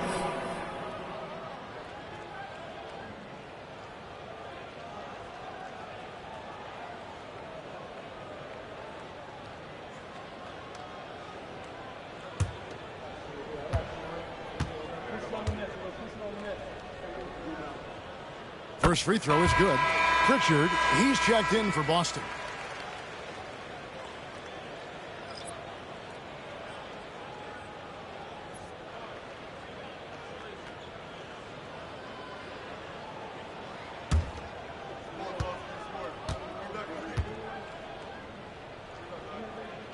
And so Wall nails both of them. Hornets leading by 19. Fourth quarter of play, and we're about 2.5 minutes through it right now. Into the lane. Pass to Diabate.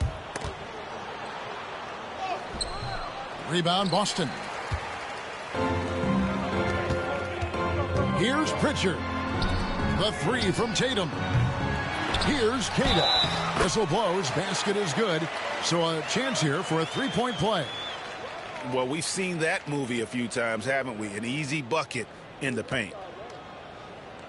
The Celtics making a switch here. Hauser's checked in. Namias Queta.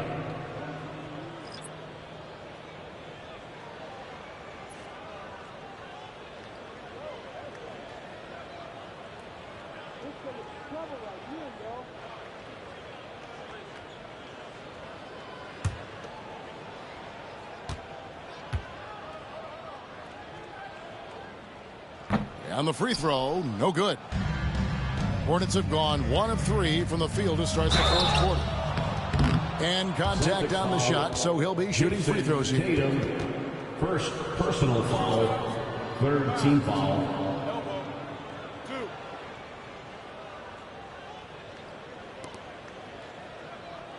At the line for the Hornets, James taking 2 shots.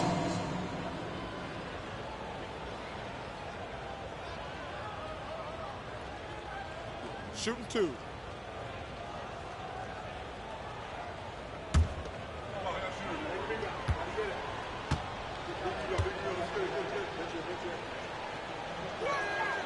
Free throw good, James.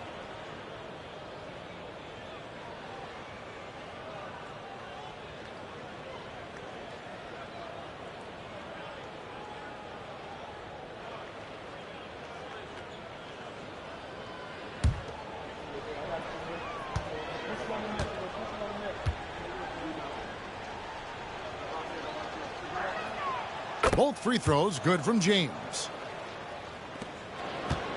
Celtics trail by 19. Third minute of action now gone here in the fourth. And another one falls. My goodness. 50 for the game. Yep, he is putting on a show. Here's White. Basket number 8 is all good. He's attempted 12 shots. And love the commitment from White. Took the bump, went up strong, and rewarded with 2 points. Pass to Hauser. And here is Tatum. James covering. Down low. Here's Queta. And it's White with the rebound. Hornets leading by 19. And he drives in. Good again. He's on tonight. 9 for 13 shooting. The nasty handles of White, just so gifted at putting on a show with moves like that. Tatum with a screen on White. Here's Pritchard. White covering. Hauser misses. The shot's there for him, and he's got to take it. I don't care if he doesn't convert. That's a shot he has to continue to take. Now here's White. And there's the drive. Again, the Hornets score. And right now, White red hot. Just everything he puts up seems to go in. Pritchard passes to Tatum. Over James. And yep, another basket. And he's up to 52 points. Yeah, making a GA look all too easy right now. Now White. Greg, a lot of parity around the NBA. Do you think fans like that? It's a great question, Kevin. And there are trade-offs, but as a league, you've got to foster competition and live with the results. And the reality is, it doesn't feel better when there are more teams that have a legitimate chance to win it all. Musa Diabate, 4th personal foul, 3rd team foul. Charlotte foul. Diabate, 4th personal foul, 3rd team foul. At the line for your Celtics, Jason Tatum. At the line for 2 shots.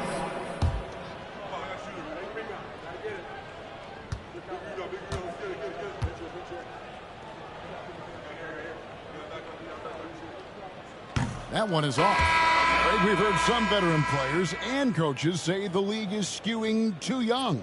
Well, because of the salary cap, you're often forced to play some younger guys, and they don't quite have a feel for the game yet. So possibly the product suffers, but it also gives you a chance to develop these young players in your system.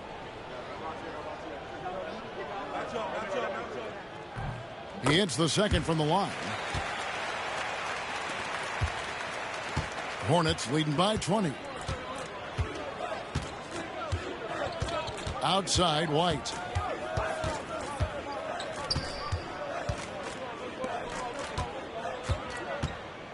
Vucevic defending. Second shot opportunity, and that's 2 points on the layup. There he is, beasting on the glass, converting the opportunity, trying to put this game away. Always giving max effort on the glass, taking everything they'll give him. Now here's Tatum. We've seen the NBA feature several overseas games, Greg, the last couple of years. Always growing the sport, aren't they? And I know the fans love it. It's nothing quite like seeing an NBA game in person and expanding that opportunity. Always a plus. Here's Ball. The putback controls the rebound and puts it back up and in. Another bucket down low. They've been the aggressors, taking the ball inside and attacking at the rim. Here's Pritchard. Here's the teardrop, and it's Vucevic missing. Miller with a wide open look. From outside, off the mark. And they had some botched coverage that turned into no coverage. Here's Hauser. Drills it from outside. Hauser's got his first bucket of the game, and he's on the board for 3. You give a shooter of his caliber that much time to seam it up? Oh, yeah, you're done. They set the pick inside. Nice pass, nice catch, and a resounding dunk. Assist. Nice feed inside, saw the play develop, and hit him right when he needed to. And here is Tatum.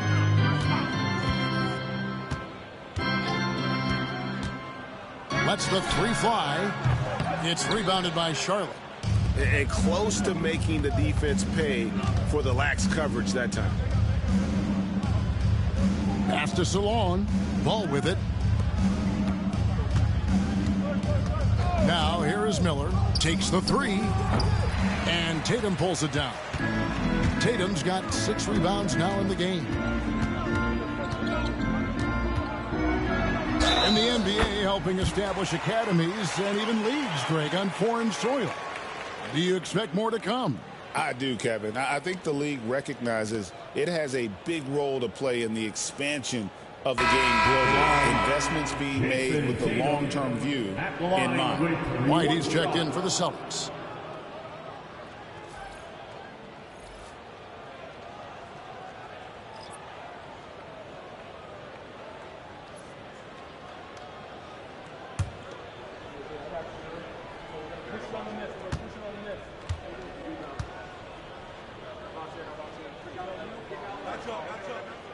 And that one misses. Charlotte leading by 21. Miller outside.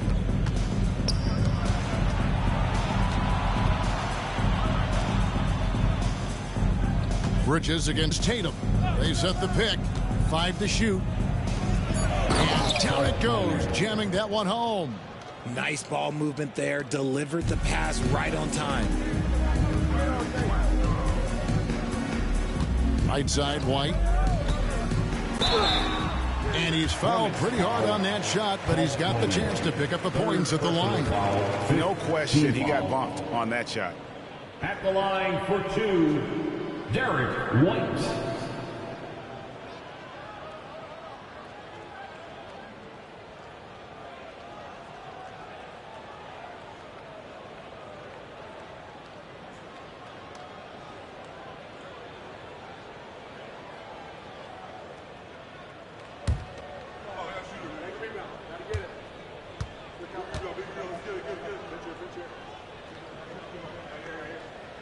And the first one drops. When you compare, Richard, the NBA to the other major sports leagues, you have to be proud of the way things are run. The NBA is a global league that focuses on global expansion, more so than any other major sport in the United States. And when it comes to the players, there isn't a league that treats their players better. And both free throws good for White.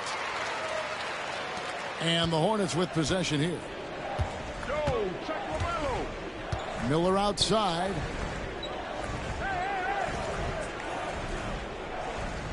There's the screen. And Boston with the rebound. Tatum's got his 7th rebound of the game with that last one. For 3. He can't get that one to fall. Hornets leading by 21. Back to Ball. Unloads from 13. He hits the back iron and sinks the shot. Ball's got 38 points. He's been dominant all game long. Nobody on the floor can stop him. And look, let's just say he knows it. Brown outside.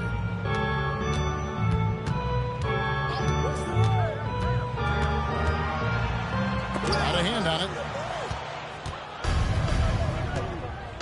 Ball with it.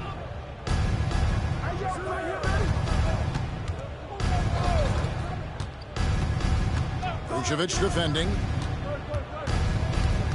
Pass to Miller. Shot clock at 6. Outside, Ball. That's good. It's Miller with the assist. Miller's got 4 assists now tonight. So often, LaMelo is the setup man. There, he's on the finishing end. Now, here's Tatum. Goes up to the stripe. Good as the jump shot falls. Tatum's got 57 points. And really scored most of their points, but he can't score them all, guys. He's going to have to get somebody else to step up. Over to the wing. 3-pointer. And it's the Hornets another 3. He's just stretching them out. The defense has got to do a better job of staying attached to him. And the lack of defensive pressure on shots like that is a big reason they're down by double digits. Now here's Brown. And they come right back with their own 3-pointer. And an eye for an eye. Both teams working to stretch the floor. This is today's NBA. Hey, we see this kind of exchange more often than not. Miller outside. Charlotte moving the ball around. Pass to Bridges. Now here is Miller. White covering. The 15-footer. Shots good by Miller. Miller's got 9 points here in the second half. And as we head to the final buzzer here, a crushing blowout. Big-time dominance, and this will go in the record books as a gaudy win for the Hornets. As one-sided as it gets today, you know, there were some dominant moments in about every facet of this game for that team. Yeah, I mean, Kevin, it's hard to think of what didn't go right for them. Game planning by the coaches, execution by the players, everything was just on target. And for the year now, they'll ramp up their win total to an even 40. And once they polish off this win, they'll be one more victory away from sweeping the season series. And you know, looking back at all the contributions tonight, it was a really phenomenal all-around game for LaMelo Ball. Oh, he was at the center of everything that happened in this game. His energy was felt throughout the building, and his impact, well, it was incredible. Nice there, getting the reverse. Love that. And the fans got a little bit of a show there. Guys, that one definitely had a little something extra on it. Crossed up the D perfectly. Tatum's got 59 points. You can appreciate the fight now, but it isn't how they came into the game. Too little, too late. That final score will look way closer than how this game actually played out. Now, here's James. Here's White. Jason Tatum grabs the board. And here's Tatum. He'll bring it up for Boston. And the call on the shot that sends him to the line.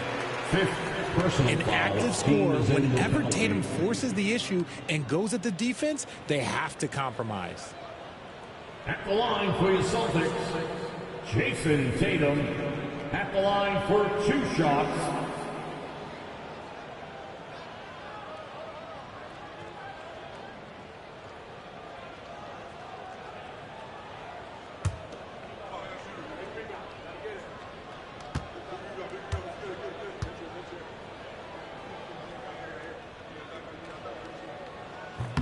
The first one falls.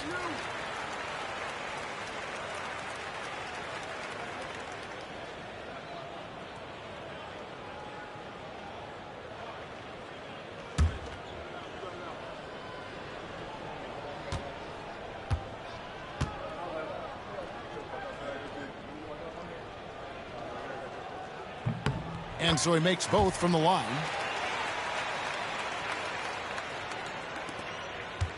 .27 seconds left in the fourth. Outside, White. To the middle. Here's Diabate. Vucevic defending. There's the three. Rebounded by Vucevic. Here's Tatum. So no problem for Charlotte as they get the win. A resounding victory for them. And Greg in enemy territory, no less. That's exactly right. But with the way they control the game and just completely took the crowd out of it, that's how to get it done on the road. Thank you for joining us. That'll do it for now.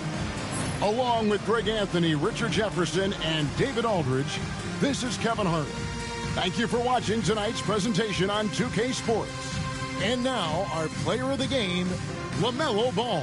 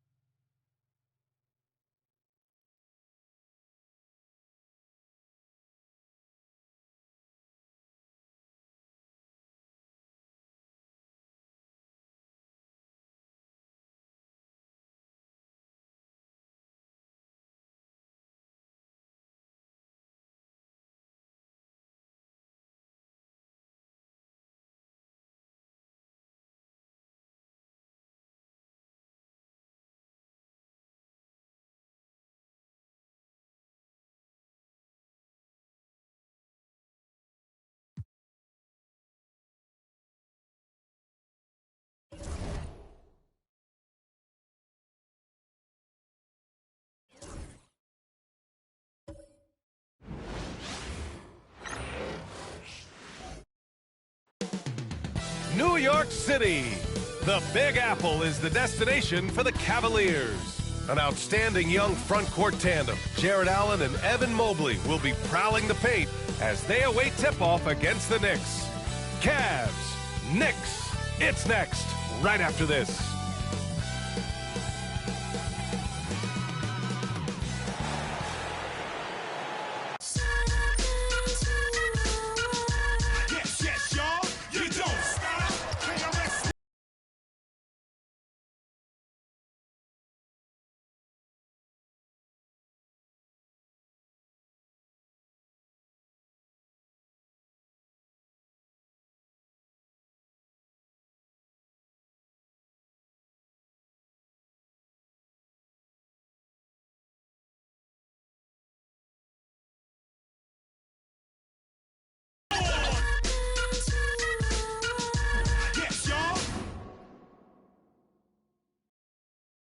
Welcome, everybody, to another presentation of the NBA live on 2K Sports. This is Brian Anderson with Hall of Famers Grant Hill and Doris Burke. Allie LaForce, our reporter. And checking out some numbers for Jalen Brunson. Over the last 10 games, he's been on an absolute tear, finding all kinds of ways to be a thorn in the opposition's side, just working on offense and getting the looks he wants out there. A look at Cleveland's opening lineup. At the 4 and the 5, a lengthy pair of Mobley and Allen. James Harden out there with Donovan Mitchell. And it's Tyson in at the 3. And for the Knicks, they've got Josh Hart. Mikal Bridges is out there with Jalen Brunson. Then it's Karl Anthony Towns. And it's Anunoby in at the 3, the small forward.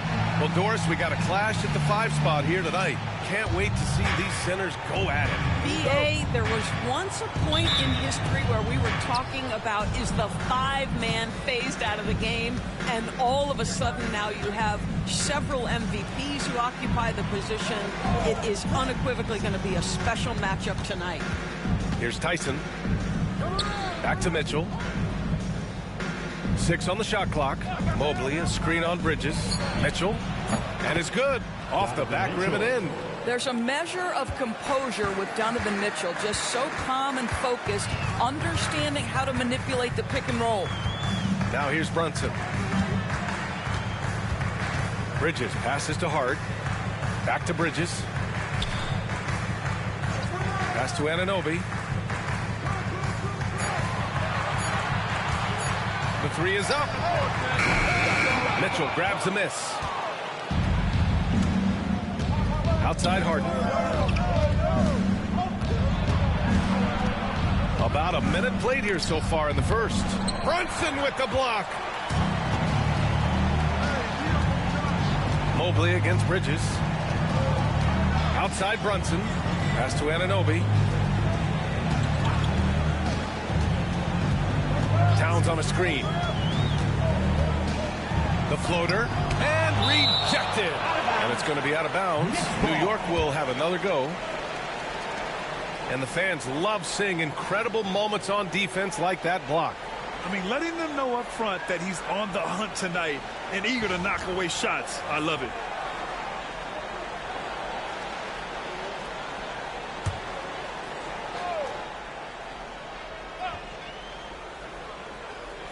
Three on the clock. Here's Bridges. Boy, the lateral quickness of Donovan Mitchell. What a solid defender. And again, the Knicks missing. Allen with a screen on Brunson. And he's going for the oop here. Allen can't get it to go. And the idea was good, but the execution severely lacking. Just a missed connection, and it happens. I'm sure they will go back to it if given the opportunity. Don't want to let him get into a rhythm from out there. Harden against Brunson. And it's Mitchell, that time on the assist by Harden. Mitchell's got his second basket on the night. Don't be mistaken about that 6'1" frame. That 6'10" wingspan, 215 pounds. Look out inside. Now here's Hart. He's been productive, averaging just over 7 points a game. Brunson with the bucket. Yeah, attack mode from the start. Exactly what you want coming into this game. Get it to the right guy, get a high percentage look, and that's the kind of game they want to play tonight. Here's Harden.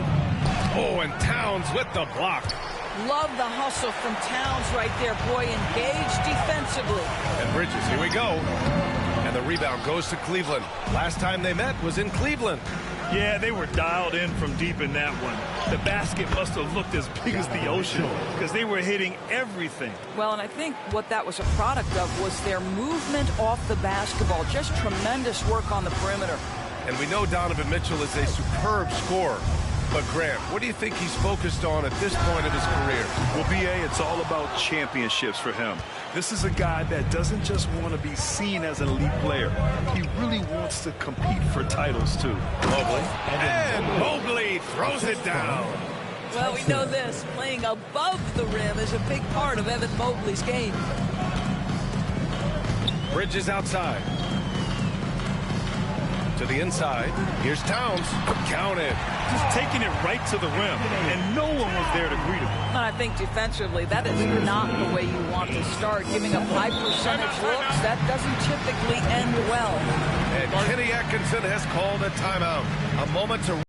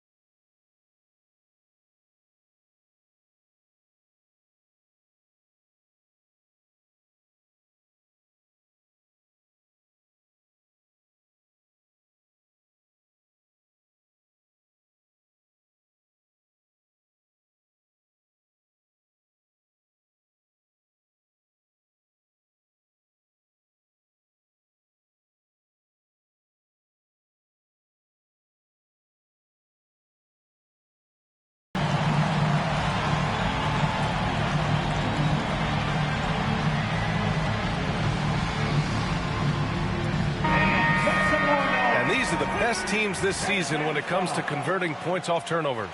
Number 1, the Knicks. It's one thing to cause turnovers, but the key is turning those takeaways into points. And this team is the best in the league at doing that.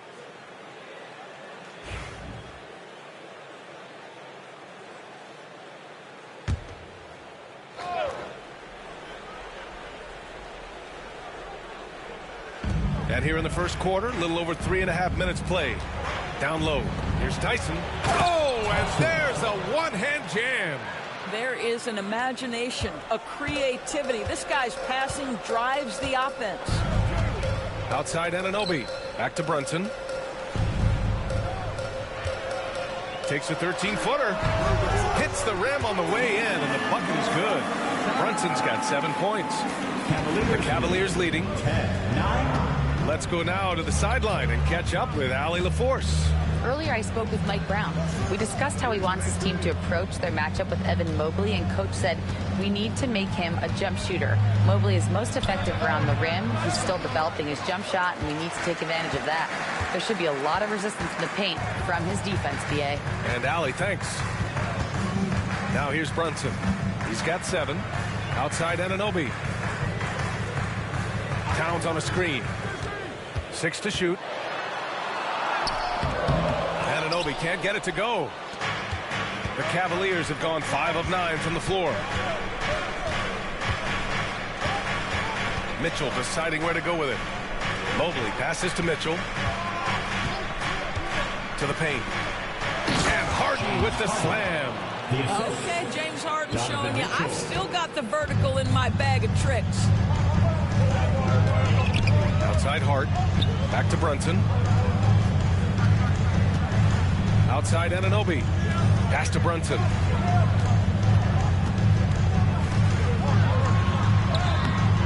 Harden with the defensive effort. Well, defensively, if you allow him to get this close, you're playing with fire. He just happened to miss that one.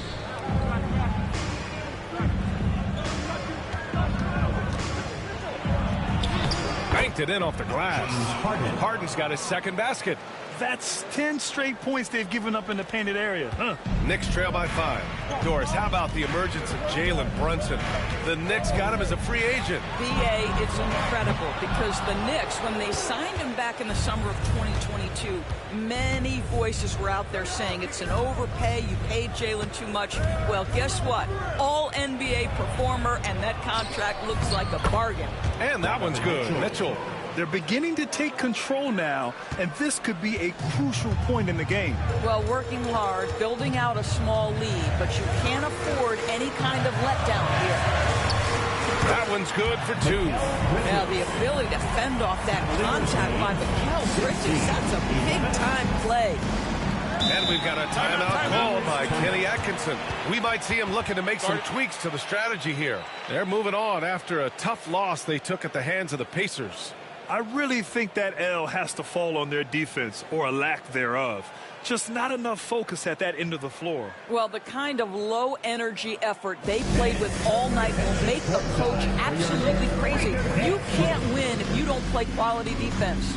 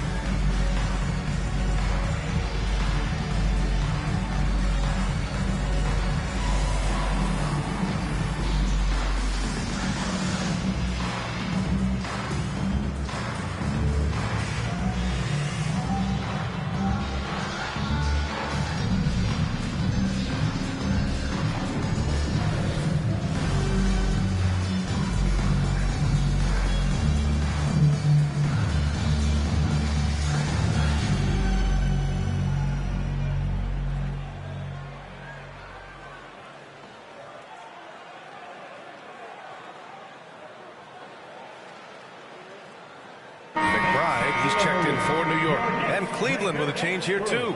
Merrill, he's checked in for Tyson.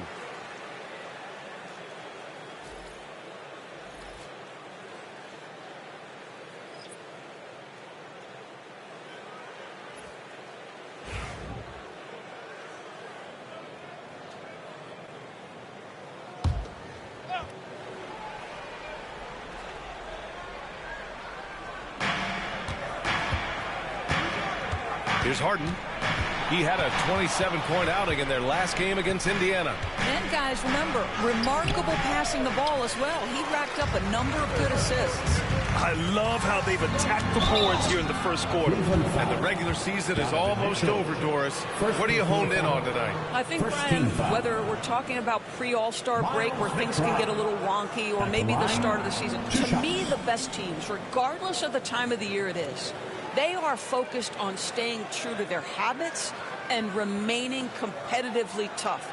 Because I don't care if you're playing guys outside the rotation that are normal, those guys have got to bring great effort. The standard should be met nightly regardless of the circumstance. He's off on the first. And Doris, Cleveland looking to balance their roster, trying to make sure the pieces fit. And that's been the concern, right, B.A.? Because there's been some positional overlap, particularly in the front court. And this is where roster construction truly matters in the league. And he sinks the second. Well, Grant, one thing about this Knicks team, they have a clear identity. Yeah, they have the mentality of their city, New York City, playing the game with passion and in-your-face attitude. And, of course, these Knicks leave it all out on the floor.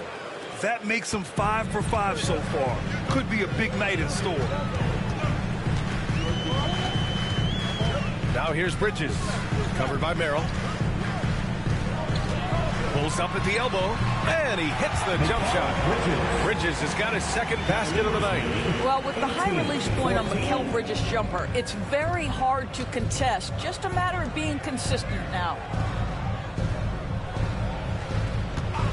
Outside Mitchell, fires it, and it's New York with a rebound. Well, certainly not the best defensive effort, but this guy can't make them pay for their laziness.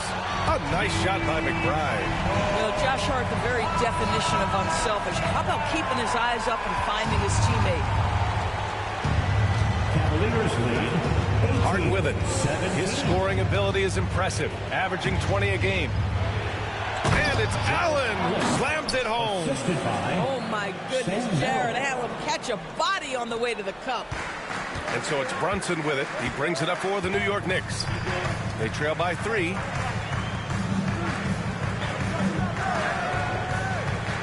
Pass to Bridges.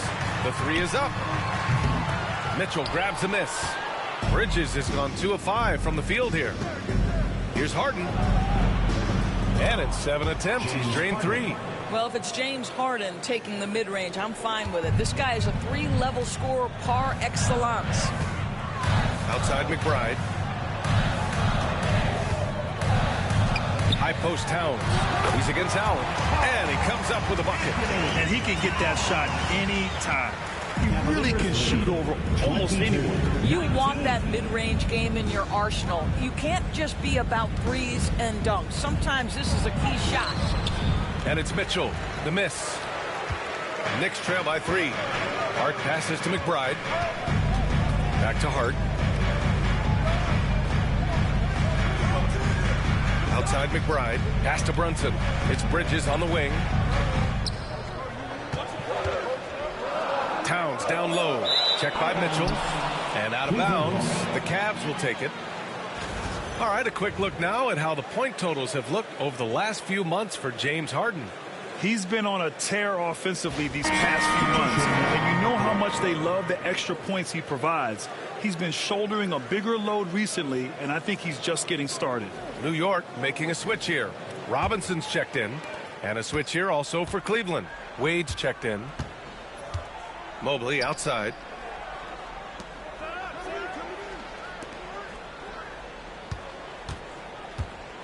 Harden scanning the floor.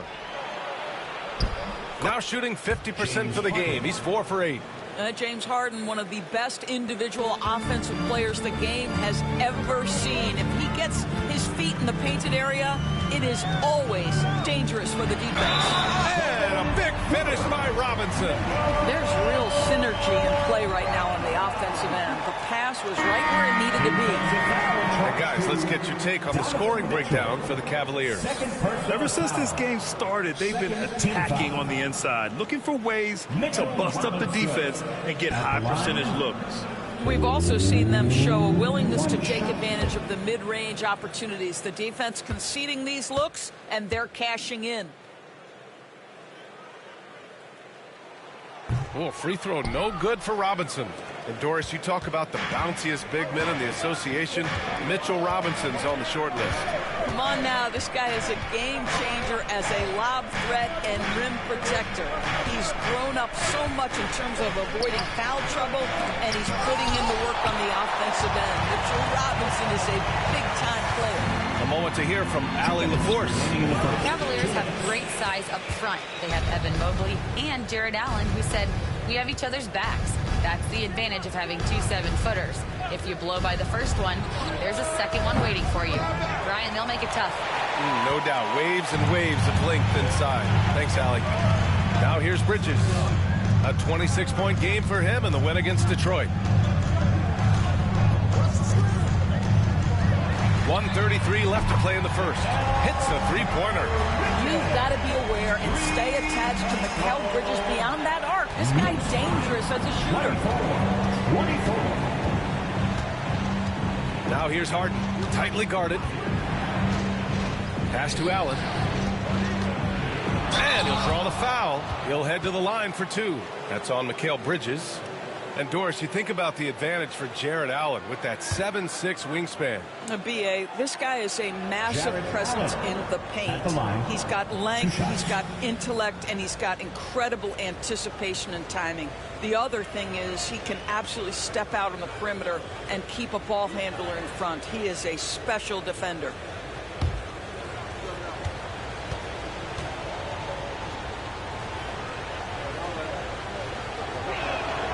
That free throw good from Allen. Grant, the Cavs making the playoffs the last 2 years. A big deal in Cleveland. Well, outside of years with LeBron on the roster, they hadn't made the postseason since 1998. But this group of Cavaliers are making their own history now. Schroeder, he's checked in for the Cavaliers. And that's good as he hits both shots. Jared Allen knows who he is, guys. Rim runner, rim protector, and excellent rebounder. Outside McBride. Throws it up high. Ooh, stolen by Allen. Merrill with it. He's against Bridges. The shot by Merrill, no good. New York trailing to the middle. Here's McBride. The rebound by Allen. Allen's got 4 rebounds in the game. Outside Strus. Allen, the pass to Schroeder. Back to Allen. Out to Schroeder. Clock at 4. There's the 3. Drains the triple. Well, you can see Schroeder willing to take more and more threes. If you're going to stay in the league, you've got to make them. Bridges outside.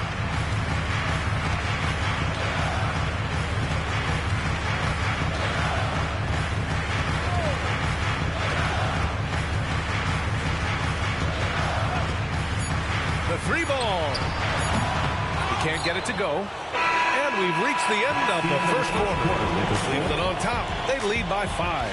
And we'll get things started in the second quarter when we return.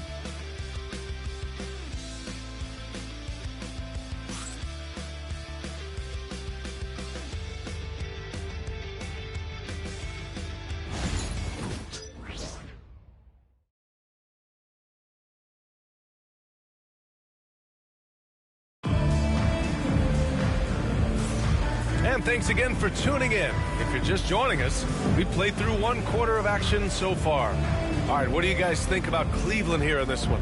It's all about the strong inside-out game in the first period. It really helped them get some clean looks down low. It is great when you can get that established early, because to me it opens up every other aspect of your game. Knicks trail by 5. All right, on the floor for Cleveland, getting going in the second. They've got Dennis Schroeder. Dean Wade is out there with Max Strus. Then there's Sam Merrill, and it's Allen in at the center position. Well, in catch and shoot opportunities, you've got to have good feet and pre-shot preparation. Mikal Bridges, yes, sir. Now here's Schroeder. Inside, Strus. Oh, and he got fouled on his way up. He'll head to the line to shoot 2. And so many screens today ride that line of moving or not.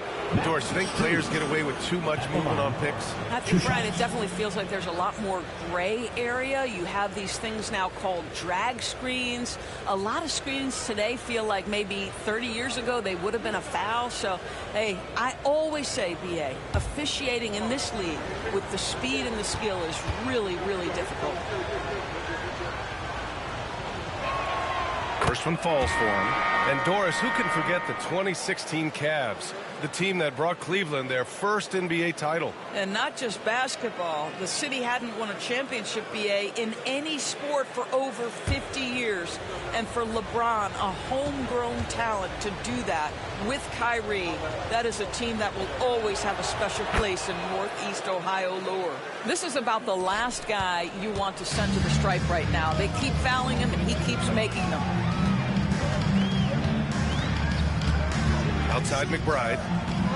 Here's Bridges, and the foul is called. He missed it, so he's got a couple of free throws coming his way. They'll pin that one on Jared Allen. Well, they're playing with fire, putting Mikal Bridges on the free throw line. This guy's so comfortable at the charity stripe.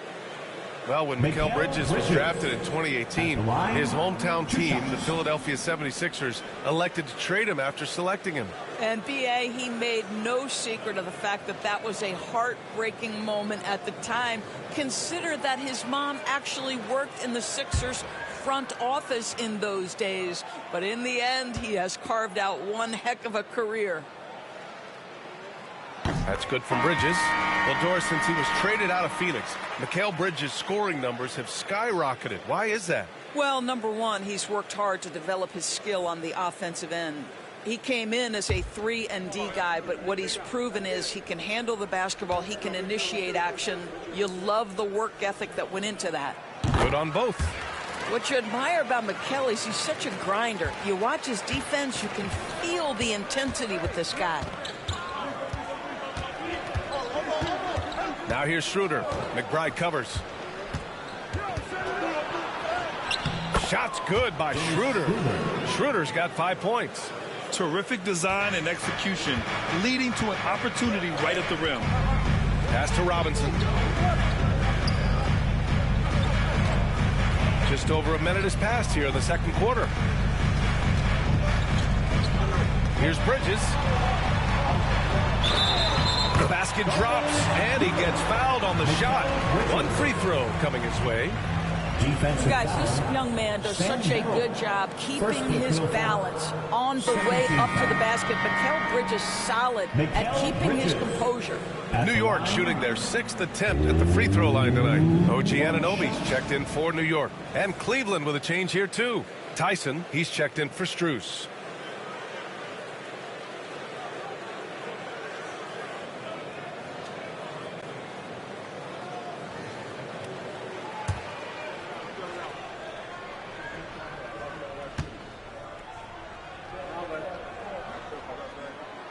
That's good from Bridges. Boy, showing a lot more aggressiveness now after making 0 trips to the line in the first quarter. And Schroeder has got the ball here for the Cleveland Cavaliers.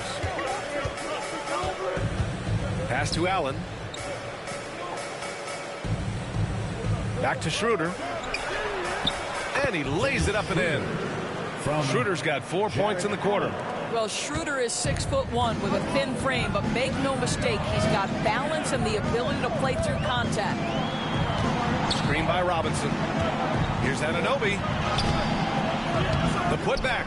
Oh, he hangs in there and cashes in on the second chance points. Oh, phenomenal hustle. He has a knack for those boards. Man, he is tenacious when that ball goes up. Outside Schroeder. Allen a screen. The three. It's hauled in by Robinson. New York has gone 4 of 9 so far from the perimeter. McBride passes to Bridges.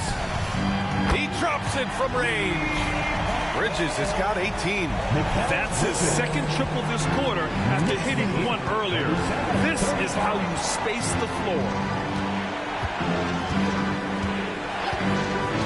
And we're just over 2.5 minutes into the second. To the middle. Here's Allen. And he's going to the line for 2. The official saw contact while he was going up. It's going to go on Mitchell Robinson. Well, this is exactly the kind of position you want Jared Allen shooting from, right? He gets excellent position, makes defenders nervous this close. Good job drawing that foul.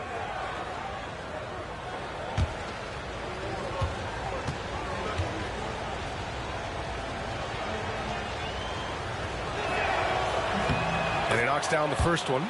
I like that Allen plays with attitude. He's got a competitive streak, and it blends so well with his natural athletic ability.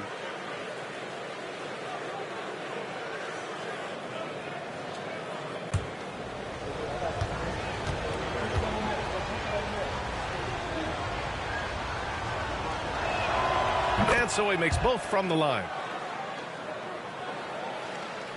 And we're now a little over 2.5 minutes into the second. And here's Bridges. He's got 18. From the arc. Here's Shamet. That three's off the mark. And just terrible defense. I don't know how he missed that shot. Long arms, tremendous athleticism, and pursuit of the basketball. Mitchell Robinson working the glass right now. Now here's Schroeder. McBride covers. Schroeder passes to Allen. And he elevates for the slam. Mitchell Robinson on the wrong end of that one. Nice creativity from the big man, Jared Allen. You've got moves upon moves. Once again, an explosive highlight on the AT&T 5G Slam Cam. Now here's McBride. He's coming off a 10-point game against Detroit. Pass to Shamet. Lets the three fly. Connects from downtown. Shamet's gotten himself going here. His first points of the game on the deep ball. Here's Tyson. Back to Schroeder.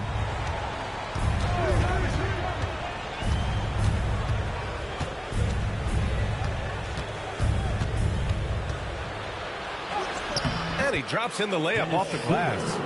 Schroeder's got 6 points in the quarter. Well, you have to take advantage of the chippies when you get them. Nice job by Dennis Schroeder in close. Outside Anunoby. Back to McBride. Pass to Anunoby. The three. And And again, New York with the triple. The jump shot just keeps improving for OG Anunoby. Amazing. You put in the time, you get into a nice rhythm. And Kenny Atkinson has called a timeout. He wants a few moments to regroup with his players. Here come your Knicks City Dancers, everyone. Get loud for them.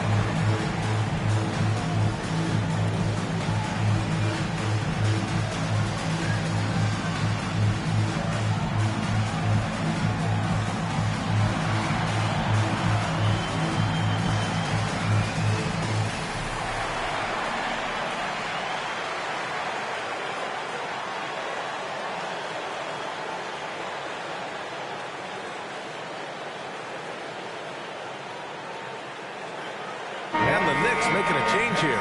Towns is checked in. Strus, he's checked in for Cleveland. Harden comes in for Schroeder.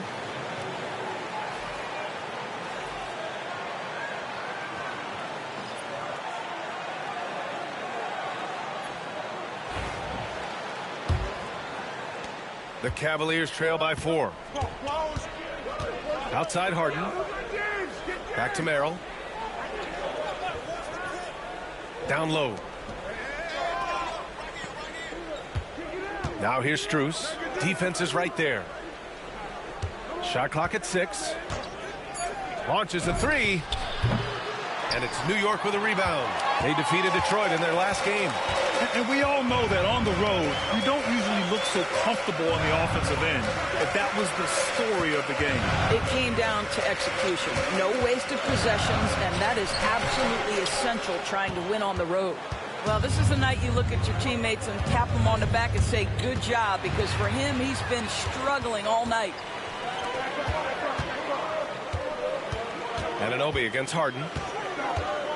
Anunoby passes to Bridges. And the layup is good off the glass. And now it's a 6-point New York lead. This is what you call putting it all together on the offensive end. Go ahead, Mikal Bridges.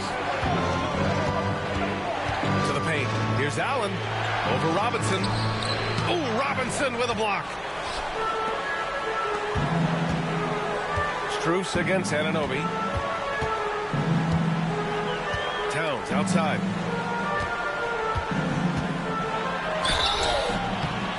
And he got the whistle on the way up. So he'll be headed to the line for a pair. Second personal foul. Doris, you look at the shooting of Karl Anthony Towns. A 7-footer. He's as good as it gets. He is, B.A. He has been verging on the 50, 40, 90 efficiency type numbers in recent years. He is right there with Dirk Nowitzki when you talk about the sweetest shooting big men of all time. And he drops the first. Yeah, just knocking down every free throw. I mean, I love to see this kind of efficiency. Brunson is checked in for Robinson. And a switch here also for Cleveland. Mitchell's checked in.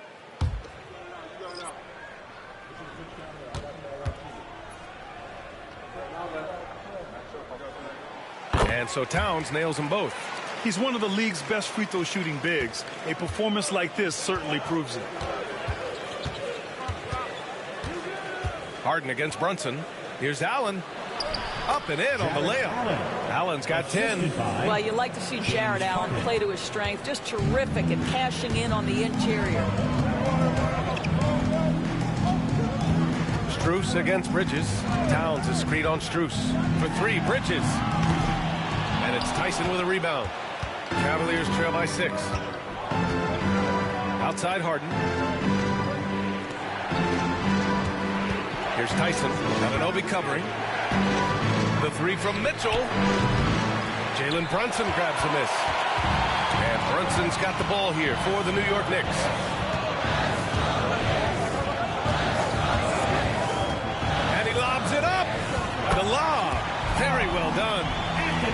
and the Knicks lead by 8. Boy, the vision of Jalen Brunson is something to behold. This guy, an elite passer. All right, let's get a report from Allie. Brian, Donovan Mitchell wears number 45 because that was Michael Jordan's number when he played baseball. Mitchell's father was a pro player, and Donovan said, baseball was my sport. I had my mind made up. I wanted to make the majors, but in high school, a broken wrist on the diamond caused his focus to shift. Brian, I'd say it worked out. Yeah, I'd say so. Thanks, Allie. And let's get your take, guys, on the scoring breakdown for the Knicks.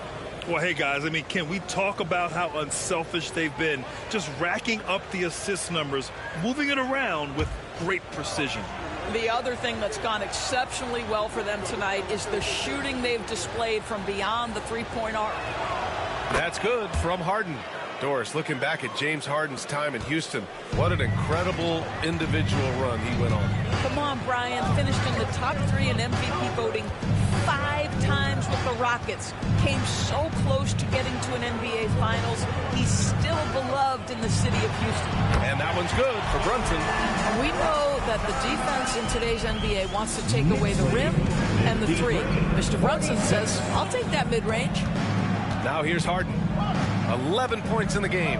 Pass to Mitchell. Back to Harden. Floats one up. And a foul called on the way up. So he'll take 2 from the free throw line. Jalen Brunson picks one up. James Harden brings tremendous versatility. He can score it. He can distribute. Whatever you need from him offensively, he can provide it.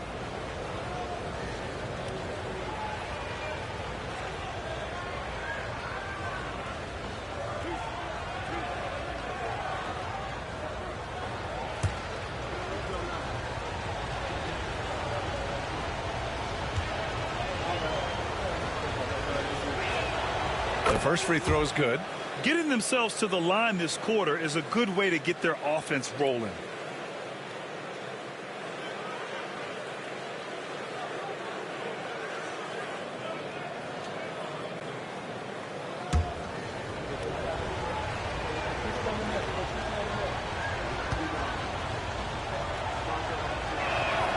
Harden hits them both. Ask any player or coach in the NBA, how good is James Harden? You will get the same answer. This is one of the best scorers to ever do it, guys. Now here's Brunson. He's got 9. Fires for 3. That shot is off. He didn't make them pay for that weak defense, but they just can't rely on him to miss those kind of shots. Fast break, New York. Robinson in the post, covered by Strus. Robinson passes to Towns. New York needs to get one up quick. The timer ticks. That shot wide open. Towns has got 7 points for the quarter. And you have to appreciate the heart they've shown on the offensive boards this quarter. The Cavaliers trail by 8. Now Harden. 13 points in the game. On the wing, Strus. Yes, and a nice assist from Harden. Harden's got 3 assists in the game. This is why Strus is on the floor. His ability to spread you out from deep. Here's Brunson, and there's a whistle. He'll head to the line to shoot 2. Doris, how about the evolution of Jalen Brunson's career from role player to star player? Yeah, B.A., he begins his career as a backup point guard to the great Luka Doncic. But when given an opportunity to thrive without Luka in the playoffs, he did just that. Then he gets his own team and takes his game to an MVP level. Incredible evolution.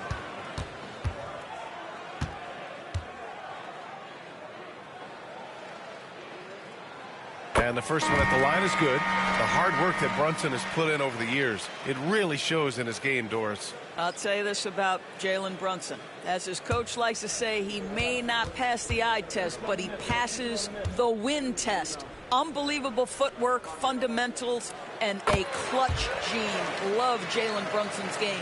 Well, because Jalen Brunson's such a terrific decision maker, you can tell how confident and comfortable this team is when he runs the offense.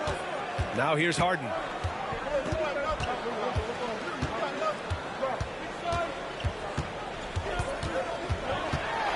On the take, and Harden with the slam. Well, with that frame and that power, James Harden leaves no doubt. Brunson passes to Clarkson.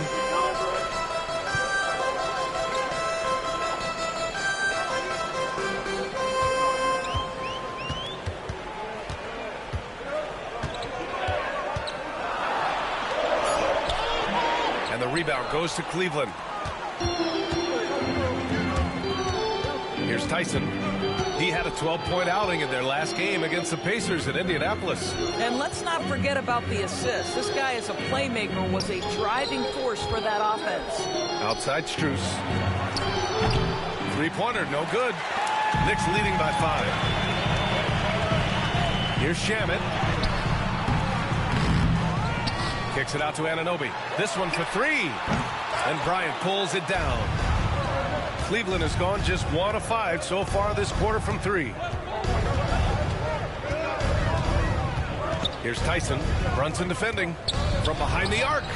And that's good. Harden for 3. Harden's got 18 points in the game. Well, this quarter has been all about this guy. He is trying to close the gap in the score. Brunson passes to Anunoby. Brunson against Harden. Good. That's his 5th bucket in 9 attempts. Well, the advantage they have right now is largely based on his play. What an outstanding night. Harden with it. 18 points for him. Strus the pass to Bryant. Here's Tyson. Bryant a screen on Anunoby. Got a piece of it. Oh, it's stolen by Towns. To the inside. Second chance shot. And Anunoby lays it up and in. Anunoby's got 5 points in the quarter. And they found a nice flow offensively here in the second period. Pass to Bryant. Outside Strus. Here's the screen by Bryant. Here's the 3. And it's Max Strus with the 3. Give him 8 points now. Gotta fight harder to get over those screens. You know, we see this all the time. You're basically, as a defender, hoping the man misses rather than putting in the work to get over screens. Now here's Towns.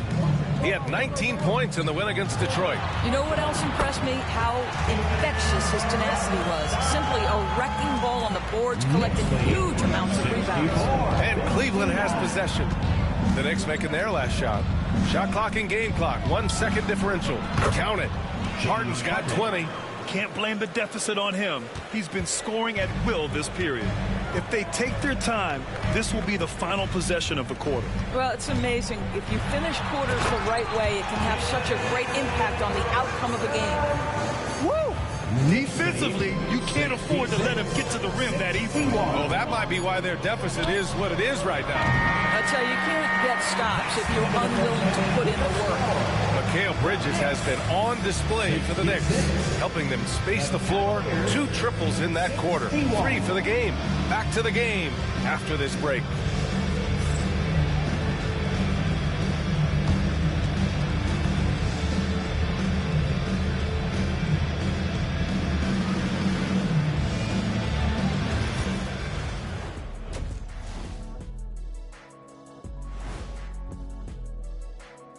Great to see you. And speaking of great, see what I did there? Karl Anthony Towns had an incredible first half.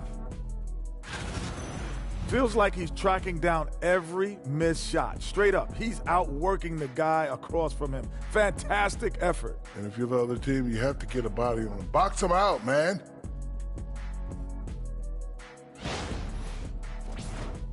Now let's take a moment and see what games still lie ahead. The Bucks will face off against the Pistons out in Detroit. 7 p.m. Eastern is the tip-off. 2 of the best teams in the league facing off. Let's go. Oh, let's go. That's going to be a fun one, guys. Glad you could join us. Brian Anderson and crew are ready to take it away for the start of the third quarter.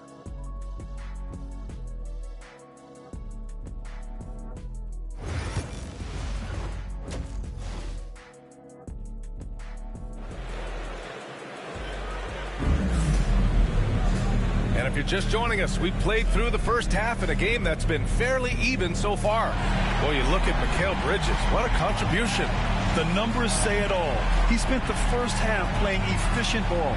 I think they've taken their time. They've showed incredible patience. It's a sign of a well-coached ball club.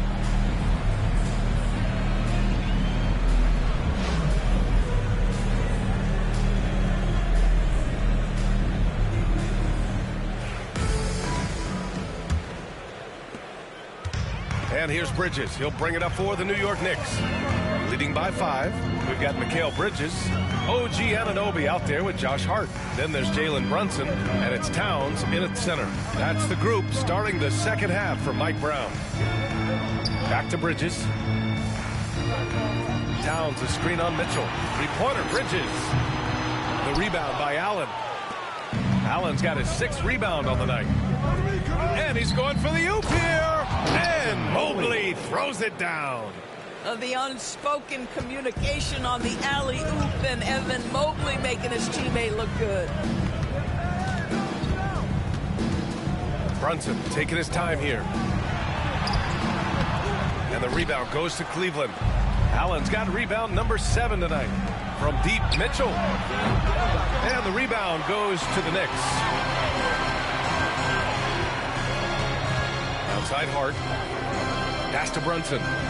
Back to Hart. Puts up a deep 3. New York again can't hit. The Cavaliers trail by 3. Outside Mitchell. And here's Mobley. Harden with it. Brunson defending. Brunson against Harden. It's rebounded by New York. Towns has got 9 rebounds in the game. Boy, he's getting it done. Hart goes in. Pass to Brunson.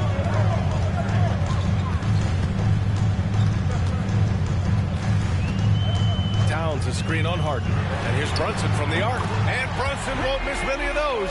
Jalen Brunson right now attacking without hesitation. His foot is on the gas pedal. Here's Tyson. 69-63. Harden from outside. Towns with a rebound. Towns has got double-digit rebounds now in the game.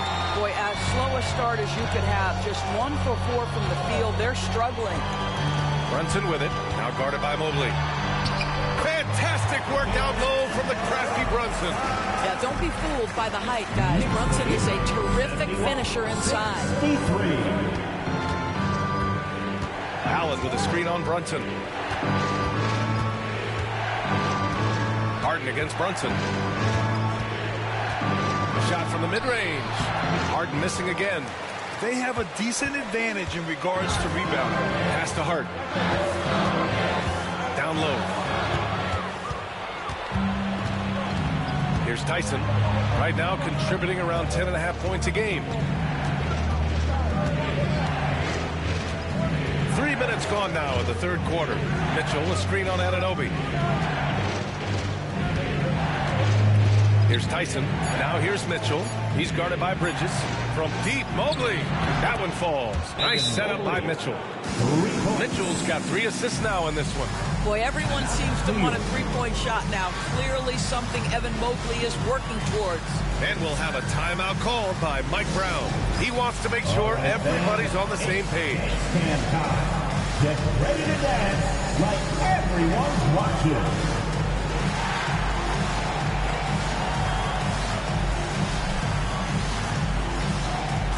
You have the camera on you.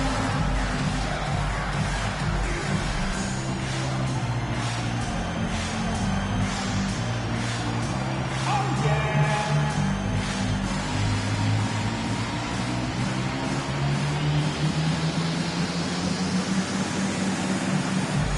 No, thank you.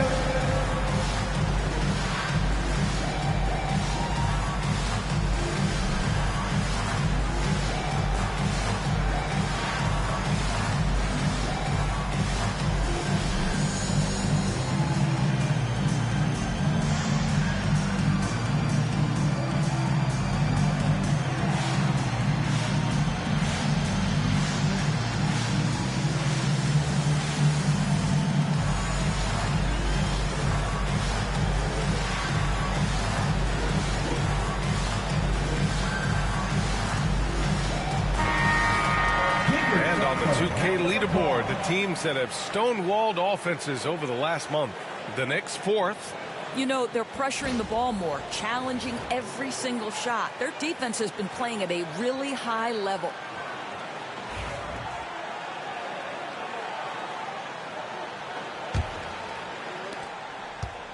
New York leading by 5. Outside Brunson.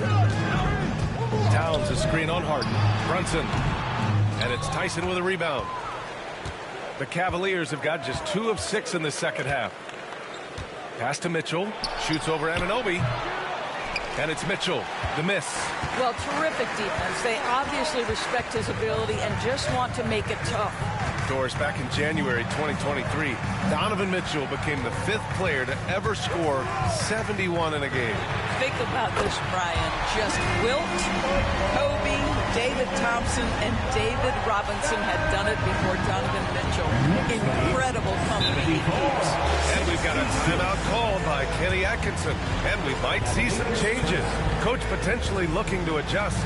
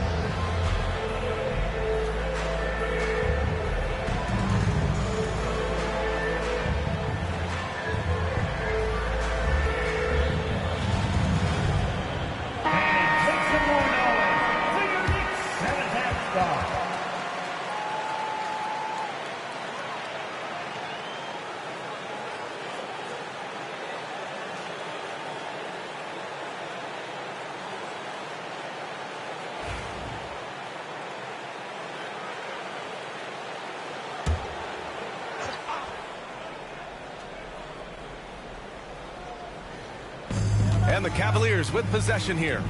8-point game. Pass to Harden. Mobley, a screen on Brunson. 5 to shoot. Harden against Brunson. And another miss by Cleveland. Boy, a tough go for him in this quarter. You can see how desperately he wants to get things started. He just can't make a shot. Inside goes Brunson. Towns finds Brunson. That one drops for him. And now it's a 10-point Knick lead. I'll tell you, the team is simply riding the hot hand. This guy has been lights out. Harden against Brunson. From 11 feet away. And that one's long. I'll tell you what, they've rebounded the ball tremendously well.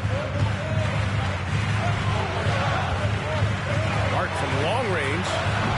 Mobley grabs the board. Cavaliers trail by 10. Here's Tyson.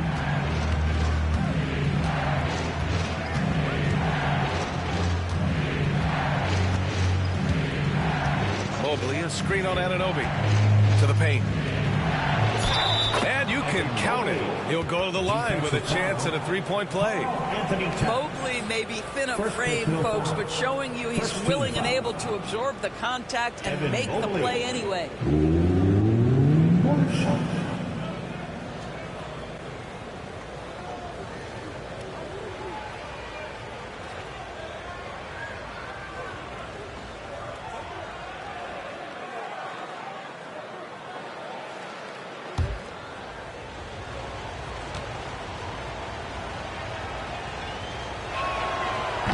the free throw, no good. I think what Evan Mobley wants to do is win first and foremost. We know he's a defensive presence. His offensive game is starting to really develop.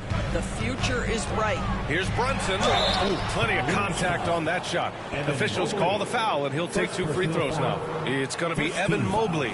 Everyone in the building saw the obvious contact. At the line. And a look now at how the offensive approach has been going here so far for the Knicks. Well, they have owned the offensive perimeter throughout this game, finding lots of openings and turning them into big shots.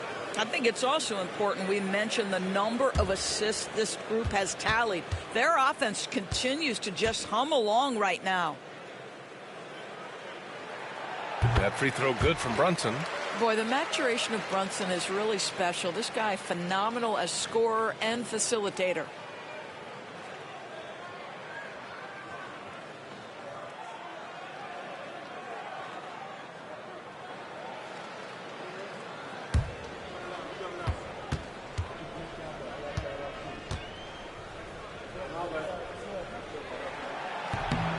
Both free throws good from Brunson. Hey, Grant, when you look at the mentality of today's players, what are the differences from back in your day? Well, B.A., through the wonders of technology, players interacting more directly with their fans and telling their own stories. Also, there's a brotherhood. It's a bit more brotherly, with players on different teams more friendly than in days past. And, you know, I'm not sure how I feel about that. They really have a commanding lead, not just in points, but in rebounds as well. And the whistle blows as the basket counts. Chance at a three-point opportunity here. 1 free throw coming up. And this is his first trip to the line tonight. McBride, he's checked in for New York. Merrill, he's checked in for Cleveland. Second team foul. Josh Hart at the line. 1 shot.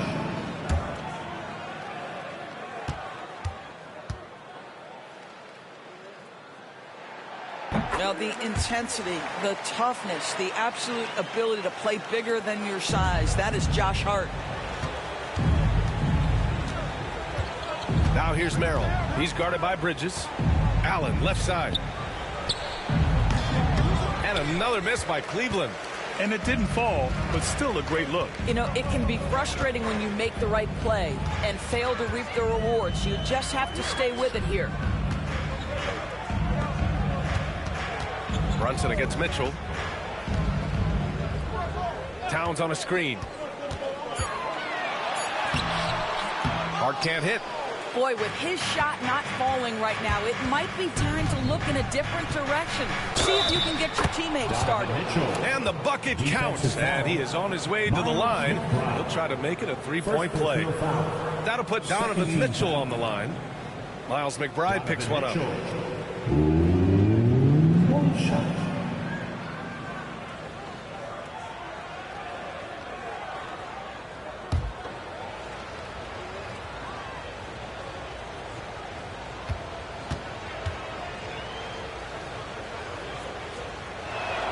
That free throw is good for Mitchell.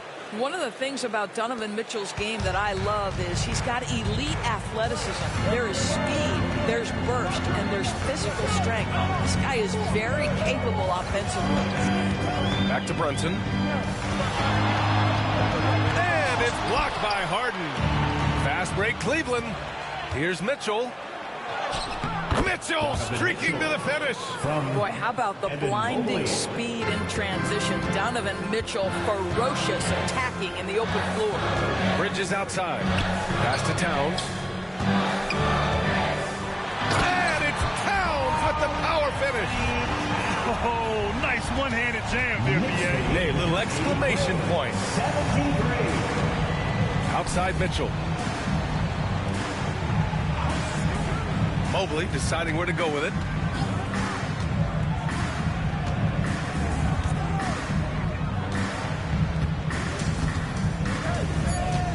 Back to Mitchell. Three-pointer. And it's New York with a rebound.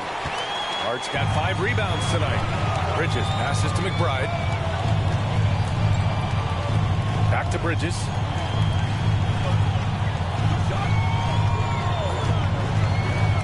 Three-pointer. The rebound by Allen. Allen's got 9 rebounds now. Brunson against Harden. Mobley outside. Harden with a screen on Hart. Mobley passes to Harden.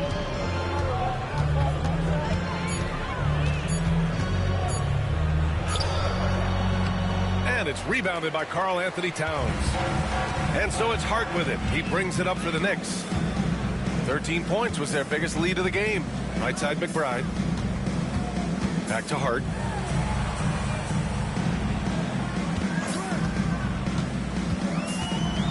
Towns outside. Fires the 3. Ooh, he's been flawless tonight. Now he's 6 for 6. You want to talk about a perfect performance? He hasn't missed a shot all night. Incredible. Mobley outside. 73. And the call is going to be, yes, an illegal screen. As we head towards the playoffs, let's see where the Eastern Conference standings sit. You take a look at the Knicks. Final stretch of the season. They've got the #1 seed and have shown no signs of giving it up. And check it out, Cleveland sitting just 1 spot below them. Well, I think for Cleveland, their fans were expecting a lot from this team this year, and they haven't disappointed them. It's been a terrific season, and they're far from done yet heading into the playoffs. Robinson, he's checked in for New York. Clarkson comes in for Hart. To the middle. And a big finish by Robinson. Mitchell Robinson knows who he is. A vertical spacer. What a pretty dunk. 73. Cavaliers trail by 15. Schroeder passes to Allen. Back to Schroeder. Inside. That's good from Allen. On the assist from Schroeder. Allen's got 12. And his fantastic performance from the last game has carried over to tonight. No, I think that's the one thing every player is searching for. Consistency. They're giving this guy a chance to carry the offense once again. Well, they're leading in large part because of the work he's put in this quarter. This is nicely done. Schroeder against Brunson. 2 minutes. Shots good by Schroeder. 11 points in the game. It's fun for us to sit back and watch him go to work. But that's our job, not the defense's. They left him too open on that play. Robinson finds Clarkson. The Cavaliers pull it in. Pass to Mitchell. And here's Schroeder. 1:24 left in the third quarter. Shoots from 14. And off the front iron, and in it goes. I'll tell you, individually, he is doing all he can. But right now, somebody's got to step in and support this guy. Here's Bridges. And there's 2. Work on the glass, paying off that time. Bridges has got 22 points. They've toned down their three-point attack in the second half, looking to protect the lead with higher percentage shots. Allen with a screen on Brunson. And he's going for the lob. And it's Allen who slams it home. This guy's such a difference maker. Dennis Schroeder is so dangerous in pick-and-roll situation, dribble handoffs. This guy is the straw that stirs the drink. Stolen by Schroeder. Here's Wade.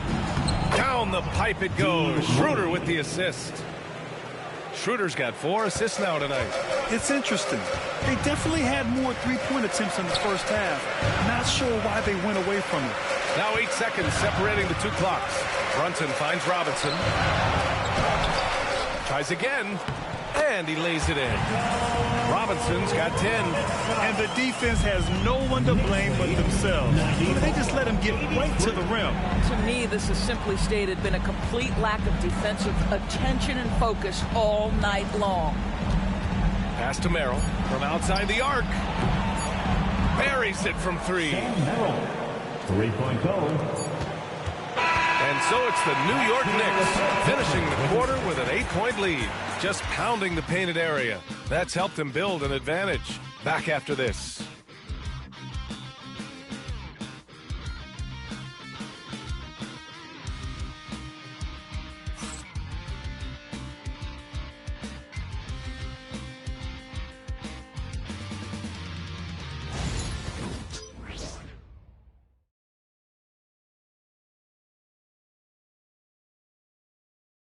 And now we have a moment to reveal our State Farm assist of the game.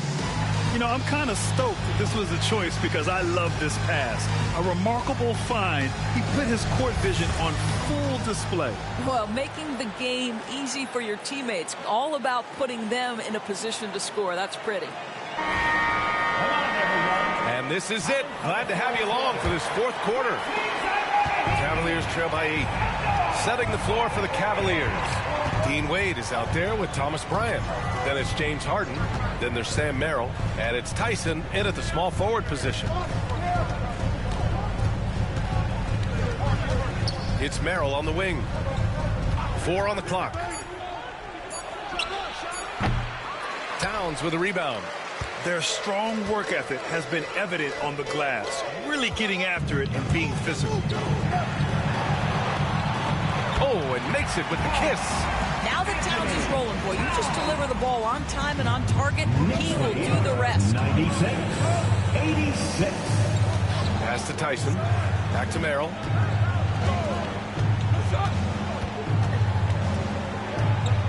Outside Harden. Back to Merrill. And here's Harden. McBride covers. And it's off from three-point range. Well, he hasn't proven to be much of a floor spacer for them. He had the 1-3, but that was back in the first half. And the rebound goes to Cleveland. Here's Tyson. Pass to Wade. Harden with it. 4-3. And once again, off the mark by Cleveland. After the strong first half, this guy has not been the same, and largely a no-show right here. Robinson gets the bucket. Mitchell Robinson's field goal percentage is high, and the reason is these are the kinds of looks he creates. Down low. Oh, got a piece of it. Wade, the pass to Merrill. Back to Wade. Outside Harden. There's the triple. And it's Harden again missing. Knicks leading by 12. Shoots. And the Knicks getting another bucket right there. And just totally relentless. Only increasing the intensity level. One thing I enjoy is watching players who don't pay attention to the score. You lock in on the moment and play the right way. Here's the pick. Tries to break his ice. It's hauled in by Robinson. Robinson's got his 7th rebound here tonight. Well, that's just inconsistency from him, and it's happened all night, and it hasn't helped their cause. Basket's good. And the Knicks lead by 16. Hey, they're just getting pushed around inside. Knicks lead.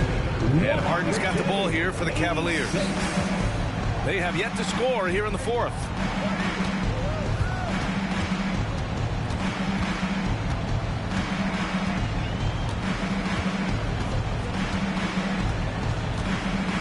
To win the cold spell. Robinson with the block. Wingspan, athleticism, verticality. Robinson with authority sends it back. Anunoby can't get it to go. I'll tell you, he's trying to help them extend this lead, but it's been a tough night for him individually. Outside Harden. Pass to Tyson. Merrill outside. 6 on the shot clock. And so he draws the foul, headed to the line to shoot a pair. And even from where we're sitting, you can clearly tell it was a foul. Sam Merrill at the line. 2 shots.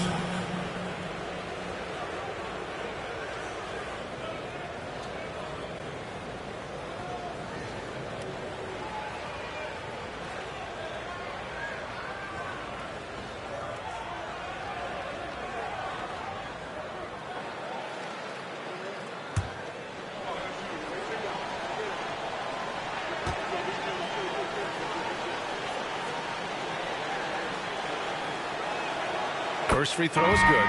New York making a switch here. Hart's checked in. And a switch here also for Cleveland. Evan Mobley, he's checked in for Bryant.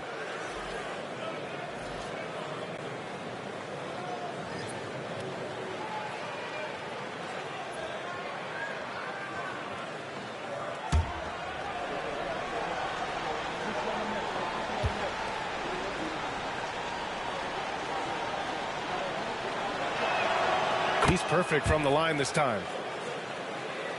Here in the fourth quarter, just under 2.5 gone by. Pass to Towns. Back to McBride. And the ball goes out of bounds. Last touch by Towns. Yeah, simply stated, you have to take care of the basketball, and they don't on that possession. Schroeder, he's checked in for Merrill.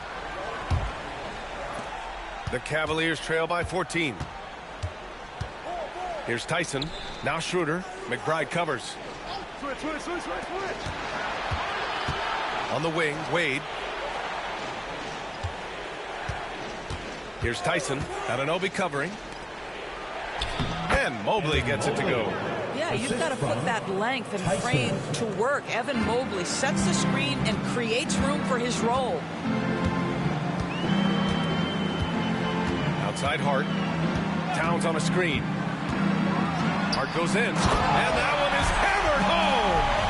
Now that's how you capitalize on a screen. Yeah, good positioning, too. Gave him a clear path to the hoop. Where was the defense? No fighting through the pick. No rotation. My goodness. Here's Tyson. Anunoby covering to the middle. Here's Mobley. And Mobley throws it down. The big-time throwdown. Check him out. Keeps the grip on that rim after the finish. A little extra emphasis. McBride passes to Towns. Outside Anunoby. Towns on a screen. Takes a three. The Cavaliers pull it in. Mobley's got 5 rebounds tonight. Well, this has not been his finest hour, but give your teammates some credit for doing the job of stepping in. Harden from outside. Nails it from 3. Harden's got 23 points. 1 this half, 2 for the game. Staying active from beyond the arc. Pass to Shannon. Outside Hart. Here's Shannon. Here's McBride. And right away, they match it with a three-pointer of their own. Both teams are starting to find a rhythm here. And this is partly what the game has become, right? A matter of dueling three-point opportunities. To the right side. Here's Tyson. And he can't answer back. The three-pointer offline. New York leading by 12. Pass to McBride. Now Towns. Shoots over Mobley. Mobley grabs the board. Outside Schroeder. Outside Harden. Here's Tyson. Anunoby covering. Here's Tyson. Shot clock at 5. From the top of the key. And it's New York with a rebound. Outside McBride. To the paint. Towns down low. Defended by Harden. Towns gets the bucket. Towns has got 9 points now in the second half. And Schroeder has got the ball here for the Cavaliers. They trail by 14.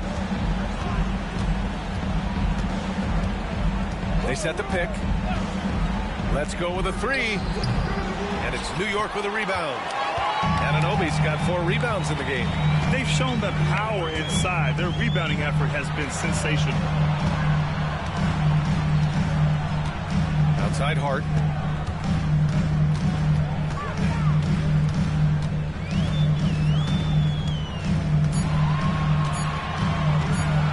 From outside the arc. Gets the 3 to fall. And the Knicks lead by 17. Yeah, Josh Hart starting to show people, I can knock down a three-point shot. You better guard me. Outside Schroeder.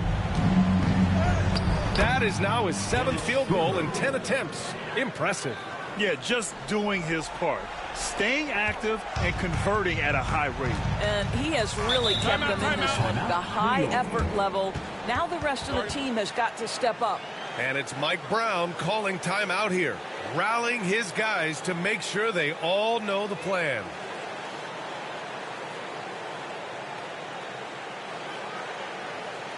All right, fans, give it up right now for the Knicks.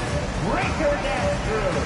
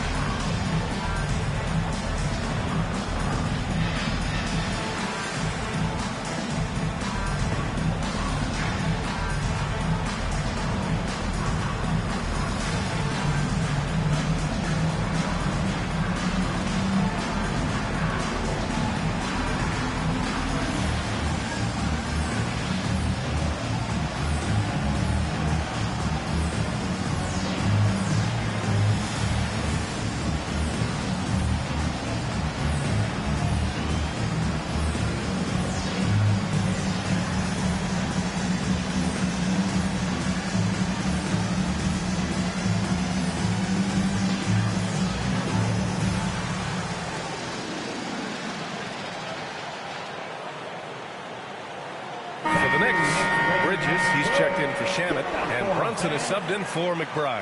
Allen, he's checked in for Cleveland. Donovan Mitchell comes in for Schroeder. And let's send it over to Allie LaForce.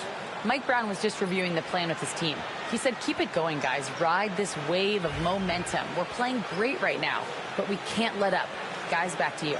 Okay, thank you, Allie.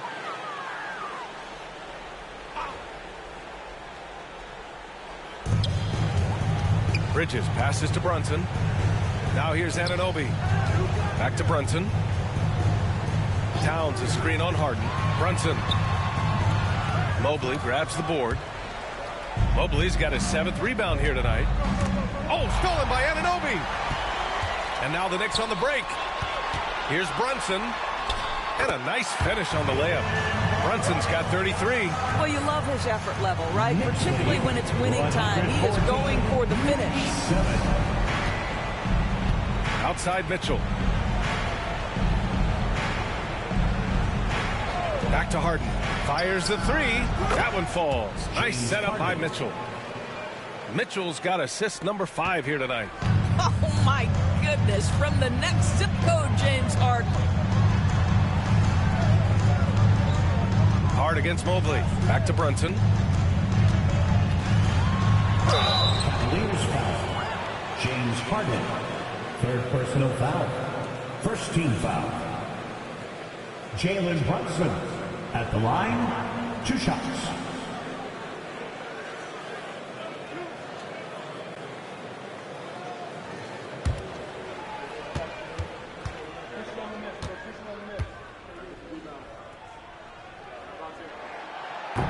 The first one falls. And man, looking good from the line so far this half.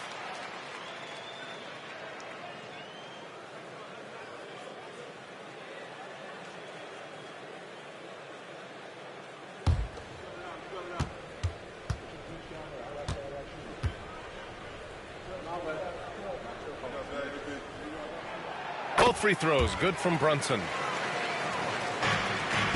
The Cavaliers trail by 16. Now here's Harden. He shoots it. And it's New York with a rebound. Hart's got 6 rebounds here tonight.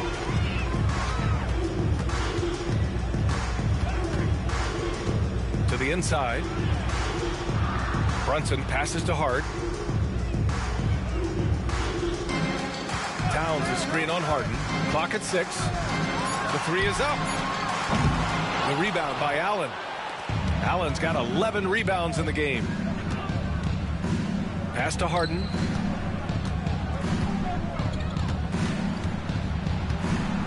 Just another day at the office for Mr. Harden. Once again, making his way to the foul line. 2nd team foul. James Harden at the line. 2 shots.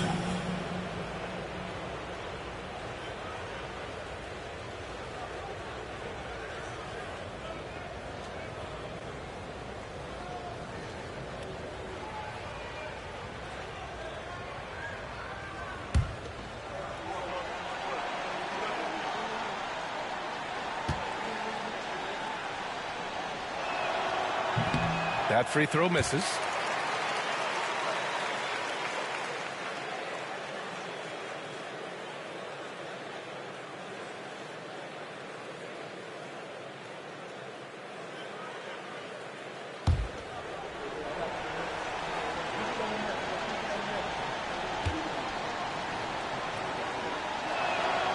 Good on the second one. Knicks leading by 15. Brunson passes to Towns. Back to Brunson. 3-pointer. Mitchell grabs a miss. And so it's Mitchell who brings up the ball for the Cleveland Cavaliers. Down low. Mitchell down low. This guy reads situations so well, and he knows how to execute. New York has got 2 of 5 threes to go here in the 4th. Harden against Brunson. Here's Bridges. And he gets the bucket. Bridges has got 24 points. The longer his career grows, the more you see Mikal Bridges put together these scoring outbursts. Mobley outside. Back to Harden. And technology, always a conversation for us. So talk to us about wearable sensors and where that is between the league and players union. Yeah, you know, obviously there are some privacy concerns because what these wearables give you are devices to measure how healthy a player is. What should his exertion level be based on all kinds of health information? Resting heart rate variability. What was the quality of sleep? Quality of sleep is a huge issue in the NBA with all the late flights and tip times, et cetera, cross-country travel. When you're investing millions into your players, you're trying to take the best care you can of them, and some of that goes to the information you can glean from these wearables. I love them.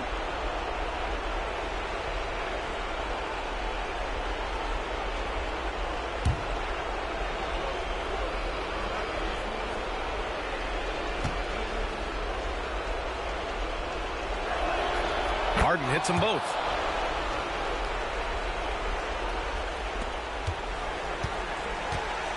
They can take their time if they want. Yes, you have to regroup. Make sure you get a good shot. Brunson against Harden. Now here's Brunson. Defense right on him. Off target at the rim. Cavaliers trail by 13. And they had an advantage tonight. Came out sharp and did what was needed. Nice win here for the Knicks. And at first glance, it appeared to be an easy win for them. However, they had to weather some storms along the way, Grant. Yeah, in terms of competitiveness, it was a lot closer than the final score indicates. And their win total will climb a little higher once this one's official. It'll be their 63rd win of the year. And they've had their fingerprints all over this series, winning 2 straight and looking like they have this team's number. And we've come to expect these kinds of strong games from Karl Anthony Towns. Boy, this guy played with some swagger and intensity on the boards tonight, dominating the physical aspect of the game.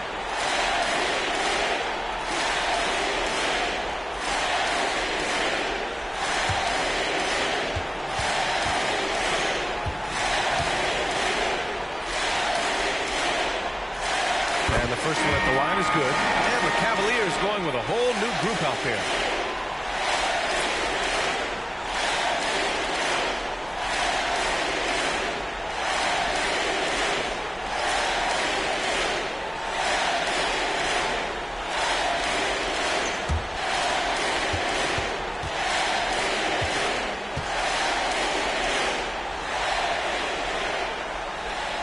That one's no good. And Cleveland has possession. A 12-point game. Inside. Pass to Schroeder. Good D by Brunson. And they're so close to putting this game away. Yeah, B.A., you don't have to do anything crazy. Just run the clock and don't turn it over. We've got a 9-second difference between the shot clock and game clock. He shoots. A nice shot by McBride. And the Knicks lead by 14. With very little left on the clock, they've got a comfortable lead, and the fans are loving it. Yeah, they're getting ready to celebrate, no doubt. They know it's theirs to lose at this point.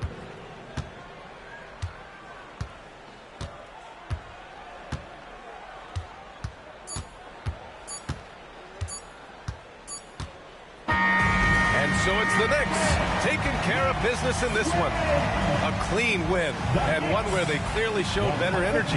Yes, so true. They put on a show here at home, and I really think they had that extra swagger and confidence, too. Well, folks, that's going to do it for now.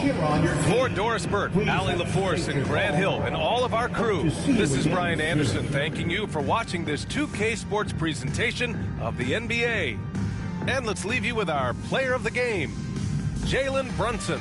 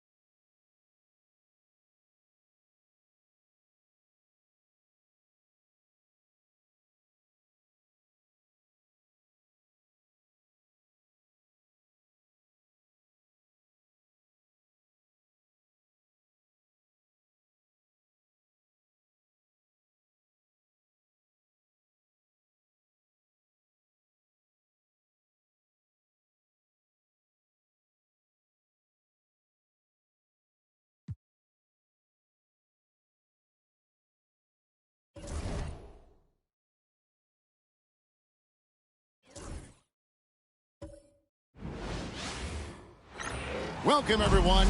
Thanks for tuning in to 2K Sports for this NBA presentation. With Coach Dan Van Gundy and Greg Anthony, I'm Kevin Harlan. David Aldridge is with us as well. Let's see some of the numbers here for Anthony Simons. He's been playing a much bigger role in their offense over the past 5 games. It comes across in his usage rate, which has gone up during that stretch. We'll see if they continue to lean on him here tonight. So a look at the starters for the Wizards. They've got Young. Anthony Davis is out there with George.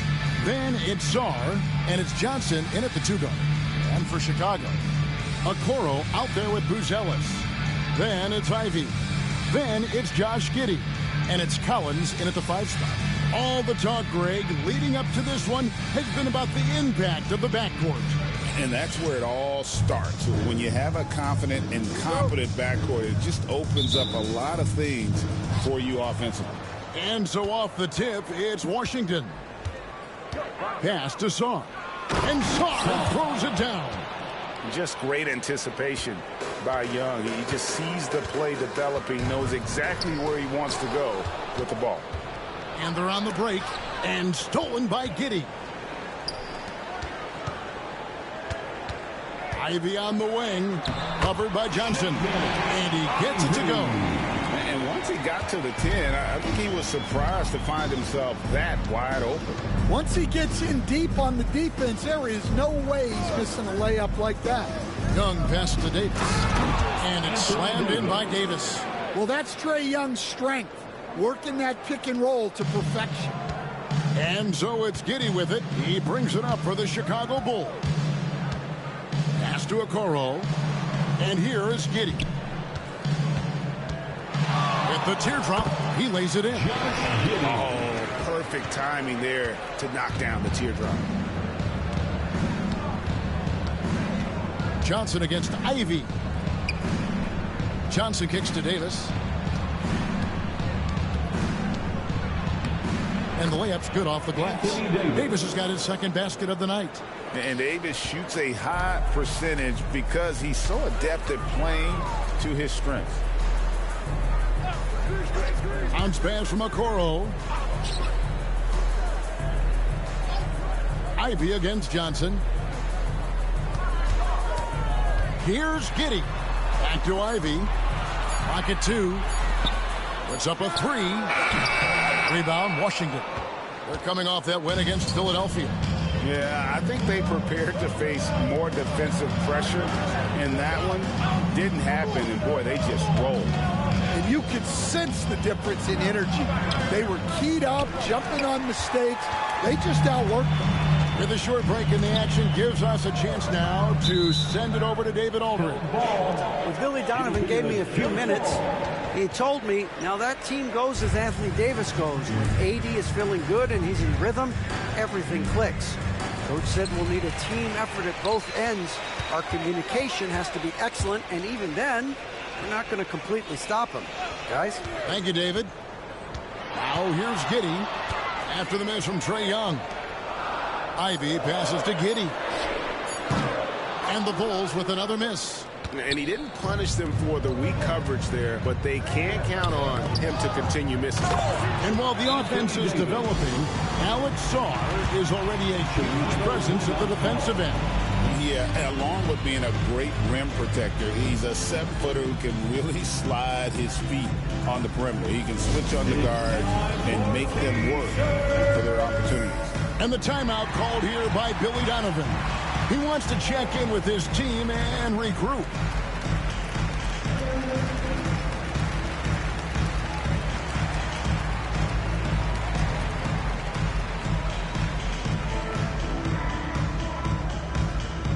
Our loudest fans are getting t-shirts. Who wants one?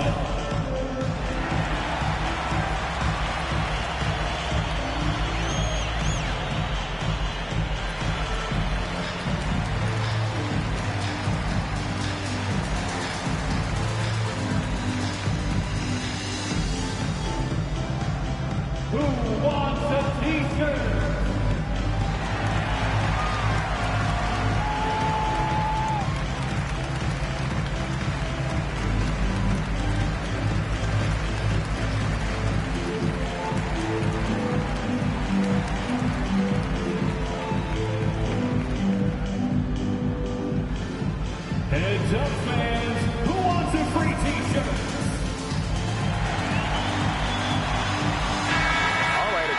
look at numbers for Davis. Since the break, he's been simply stellar, putting up about 22 points per, 12 rebounds, and 3 assists. And the phrase stats don't lie absolutely applies here. He's been a monster on the court for this team. Yeah, look, he is truly the kind of player you build everything around.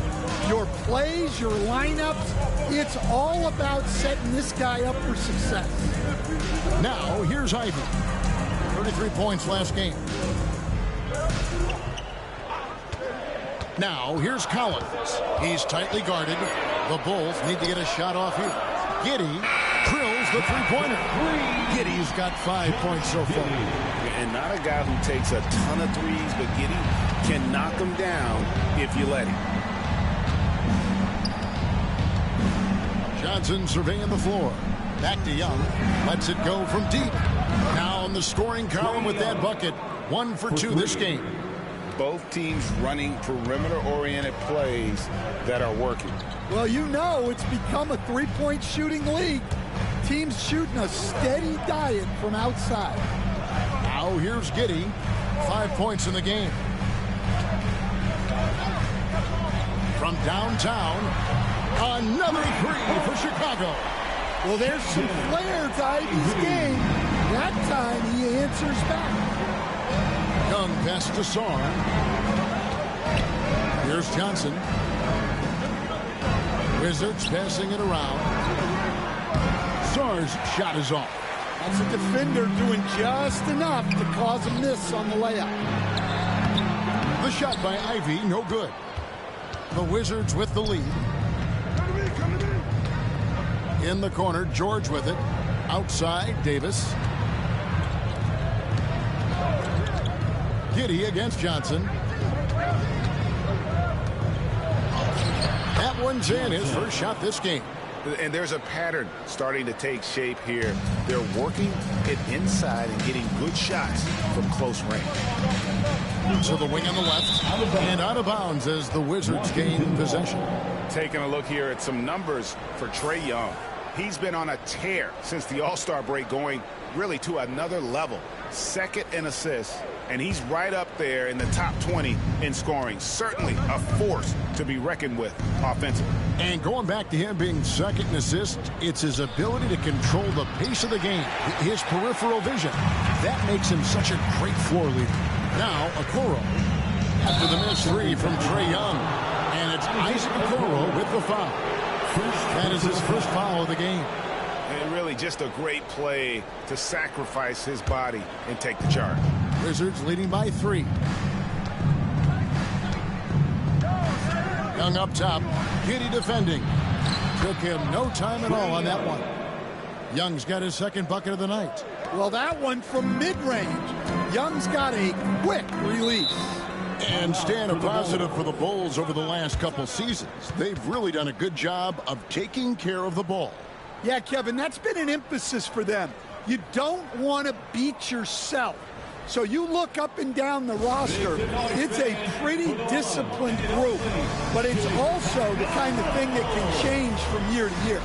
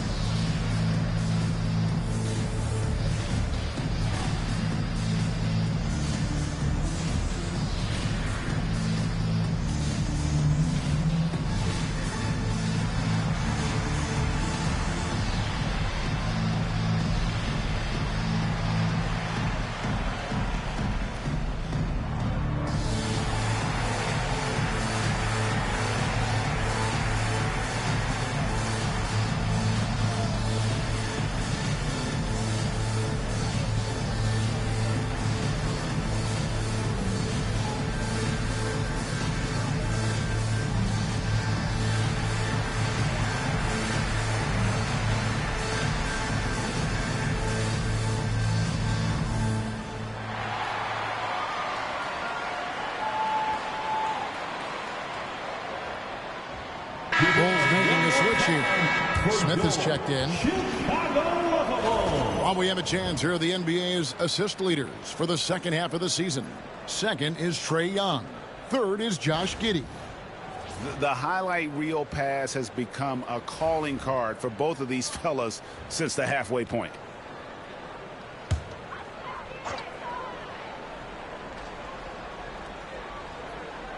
On defense, the Wizards. It's a 5-point game. Pass to Ivy.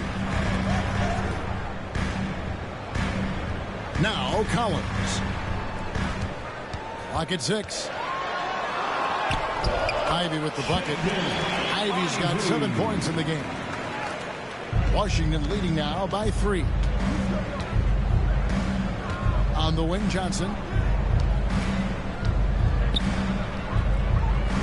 Outside, Davis. Ivy against Johnson. Collins grabs the miss. The Bulls have gone 5 of 8 from the field, shooting over 62%. Giddey kicks to Ivy.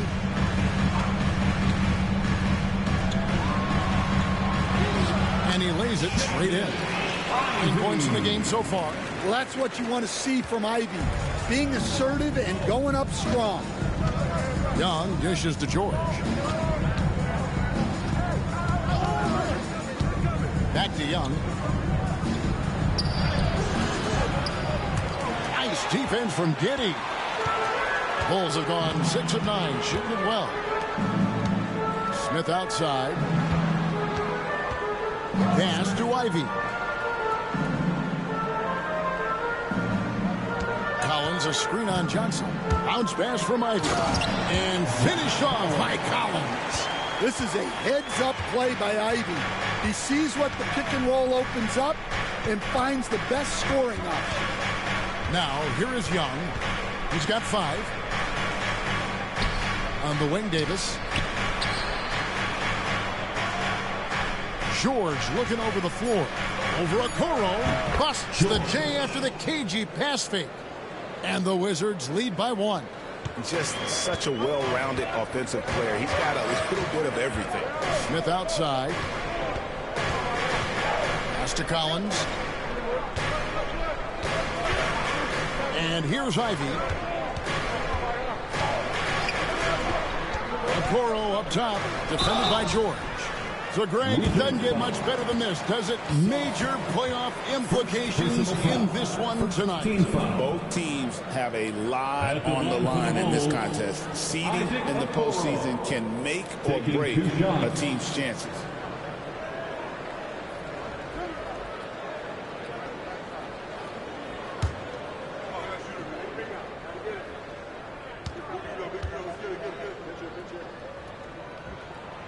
First one falls for him.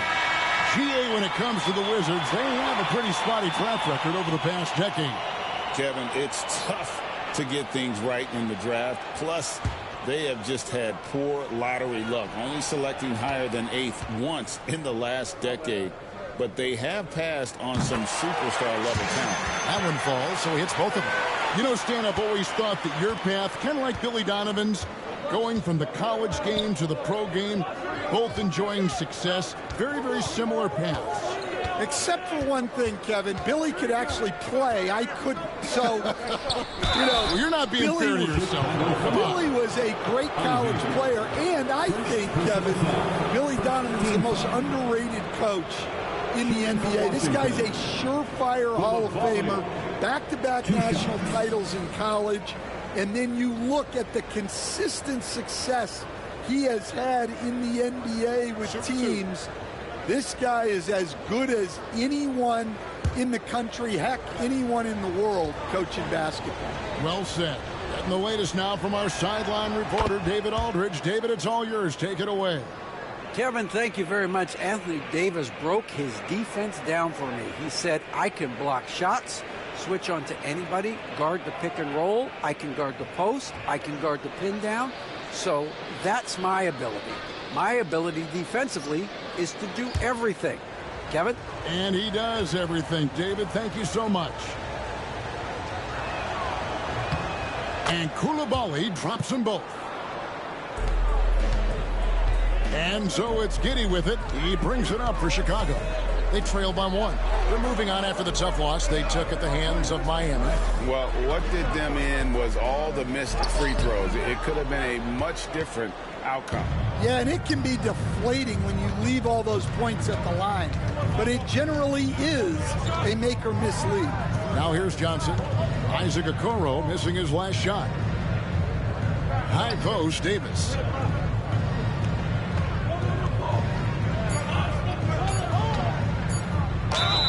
Two free throws coming up, and they call the shooting foul. Greg, as you were saying, beyond the blocks, what makes Anthony Davis special on defense is the way he navigates the floor. Kevin, most bigs can get picked on in pick-and-roll action.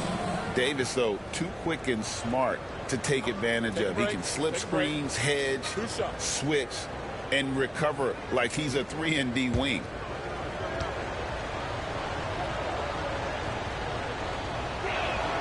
The first free throw is good. And the way the Wizards like to play, Greg, you can expect them to get out and run. Yeah, they're young and they can fly, right? They've got speed and athleticism to get up and down the floor. They'll push the tempo as much as you allow. Looking at who's out there now for the Wizards. Champagne's checked in, and it's Riley in for George. And when you talk to people about the Bulls, GA, Michael Jordan's shadow still looms large over this team and organization. And Kevin, they haven't won a championship before or since he was in Chicago.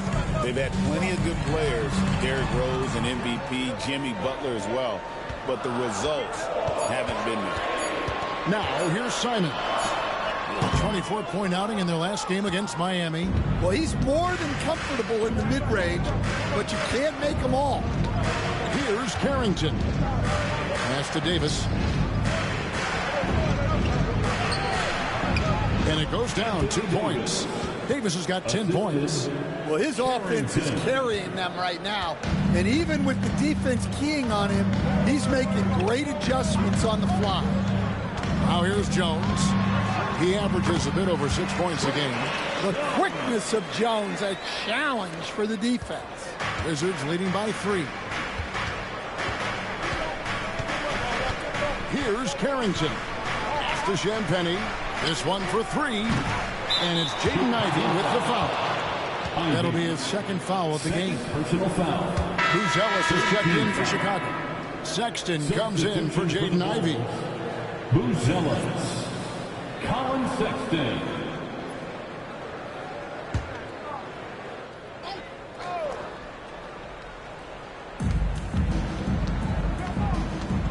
Davis with a screen on Jones. Here's Carrington. Offline with his 3.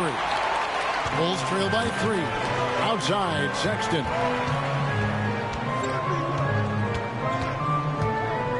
Pass to Jones. Simon's on the wing. Nice spin off the left rim and in. That's a textbook catch and shoot. Simon's got his feet lined up and was ready to go. Here's the screen. From past the arc. Carrington, that's good. And the Wizards lead by 4. And that pick takes the D totally out of the equation. Yeah, you've got to lock and trail hard. You can't allow him a clean look from that. The shot by Sexton, no good. When you challenge a player on a layup, that's what you want. Getting a stop without a foul. The defense wins that battle. Simons against Riley. Back to Koulibaly. 6 to shoot. Davis down low. Covered by Smith. Draws contact on the shot, and now a 3-point play chance as he'll head to the line. Well, when you have a guy scoring like he is, you redraw every play to be about getting him the ball. Trae Young, he's checked in for Washington. At the line for 1.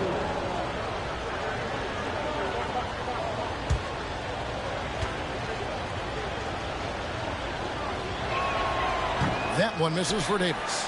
And a member of the NBA 75 team, Anthony Davis is the rare franchise player, someone you build your entire organization around. And that's exactly what he's looking for, draining the triple. Here's Young. The Bulls knocking down the 3. to Champagny. The basket good off the assist from Young. This is as good as it gets for a first quarter in terms of shooting the basketball. Bulls trail by 6. Jones finds Simons.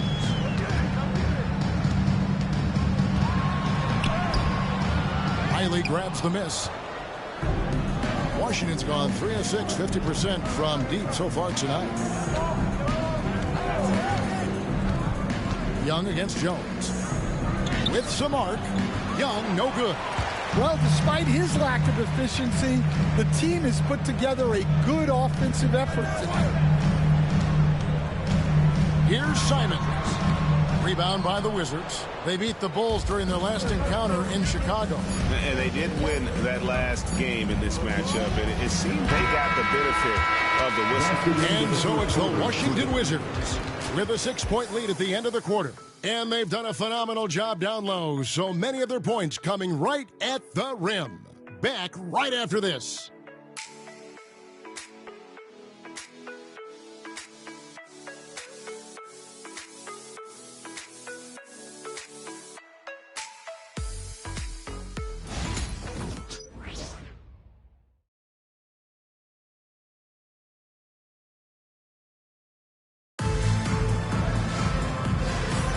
And thanks again for tuning in. If you're just joining us, we've played through 1 quarter of action so far. And let's quickly check out the scoring breakdown here for Washington. Well, their game plan has been very effective so far. They're working the ball inside, putting constant pressure on the defense. And I really liked how they've moved the ball tonight. Because of this selfless approach, they are piling up the assists. Here's Jones. Jones is out there with Colin Sexton. Then it's Buzelis. Then it's Anthony Simons. And it's Smith in at the pivot spot, manning the middle. That's the group for the Chicago Bulls to start the second quarter. Well, even though he's just 6'1", Jones is confident inside. Doesn't fear going up amongst taller players. First team foul. At the line for one, Trey Jones.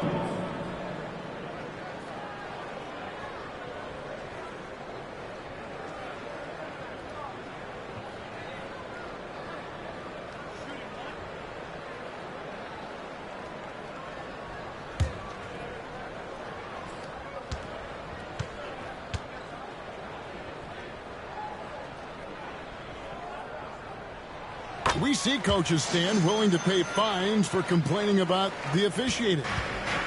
I'm having a hard time thinking if you ever did that. Going back in my Rolodex here. Did you ever do that, Coach? I mean, Kevin, I paid hundreds of thousands of dollars of fines in the NBA. Yeah. My wife was not real happy about that at one point, reminding me early on that we had 4 kids we were going to try to put through college. And she told me one year I just gave away 2 college educations. Oh. Bulls trail by 5.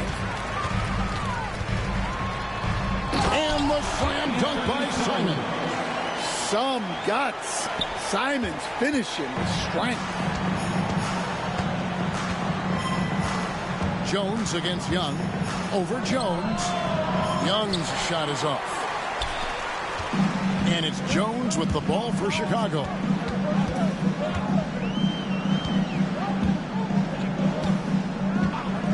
Pass to Sexton. Rebound, Washington. Young with the ball. To the inside. That's a nice find by Trae Young. Second quarter of basketball, just over a minute and a half played. Jones against Young. Outside, Jones. Smith sets the pick for Jones. Just 5 to shoot. Here's Buzelis. Jones, the pass to Smith. Simons against Riley. And Simons, here we go. And yes, it's good. Simons has got 4 points now in the quarter. Yeah, Simons put in all of his speed to work on that drive. Out to the wing. Simons against Riley. Shoots over Simons. Another one falls for Washington. And here in the second quarter of action with a hair under 2.5 minutes played so far. And Billy Donovan decides to call timeout. He's going to have a discussion here on the sideline.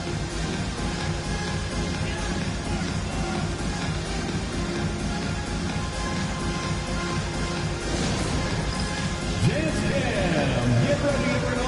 You see yourself on the screen? You show us your best moves. Let's go.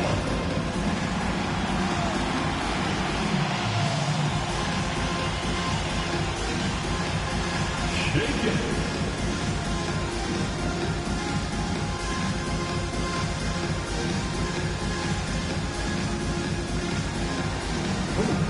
Sit down.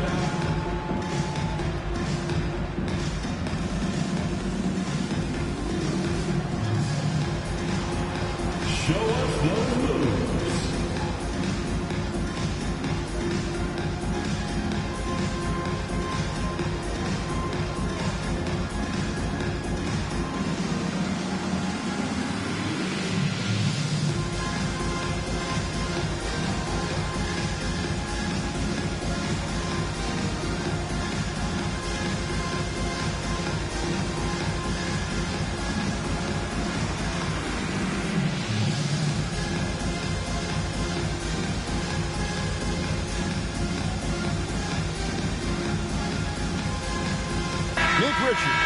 He's checked in for Jalen Smith. And a switcher also for Washington.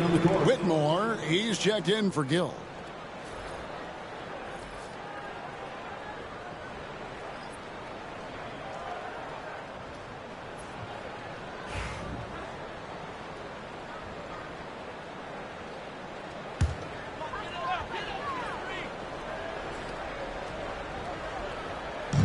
And here are the Bulls now.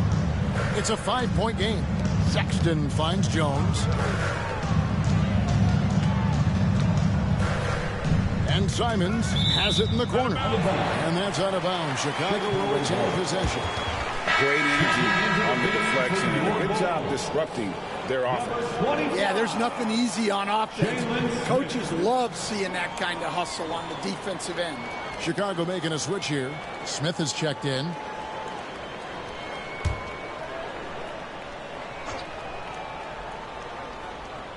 Here's Bruce Ellis. No good on the quick three. Wizards leading by 5. Nice ball movement by Washington. Pass to Young. The 3. Rebound by Smith. Smith's got 4 rebounds in this game. We're talking about Trae Young here, GA. What stands out most about him to you? Well, Kevin, I'd say just how confident he is, right? He plays with that unique energy and swagger. You love him if he's on your team and can't stand him if he's playing against you. And in the second quarter, a little under 3.5 minutes played already. And out of bounds as Chicago gains possession. Now a chance to examine the rebounding numbers over the past months for Josh Giddey. In the last few months, the rebounding has sort of taken a bit of a dive for him. And a lot of factors could be the cause, but it's a trend that coach would probably like to see him reverse. Patrick Williams, he's checked in for Bruce Ellis. And then for Washington, Sar's checked in for Whitmore, and it's Johnson in for Riley. Outside, Sexton. Driving the lane. And oh boy, a lot of contact there, but he gets the call and will shoot 2. Great Colin Sexton, still so young. He entered the league when he was just 19. Yeah, drafted back in 2018. Sexton has a few years left in his 20s, so you expect him to continue to expand his game and improve on both ends.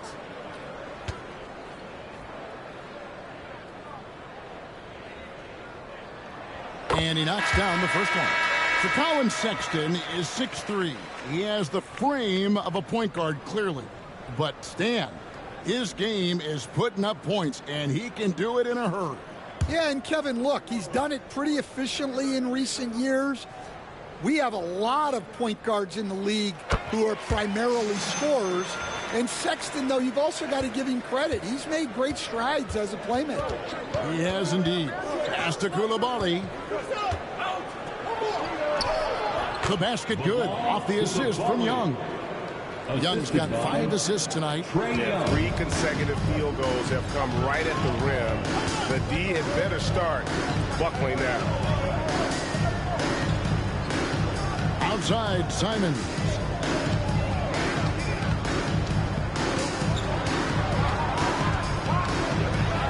Johnson with the block. Here's Koulibaly, covered by Miller. Johnson outside. Sarr with it. He had 22 points in the win against Philadelphia. 6 on the shot clock. Young against Jones. Young's shot is off. And guys, his shot hasn't been falling this quarter. Time to settle down, refocus, and get a really high percentage look. And he gets the whistle for the 3-second call. Now, a key part of any shooting guard's job is to bury the 3. For this group, that's been their MO since the midpoint of the season. Chicago making some changes. Zach Collins checked in for Smith. Yabusele comes in for Miller. And Josh Giddey subbed in for Colin Sexton.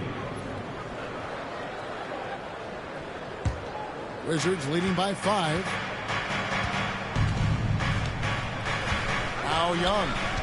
He's coming off a 31-point game against Philadelphia.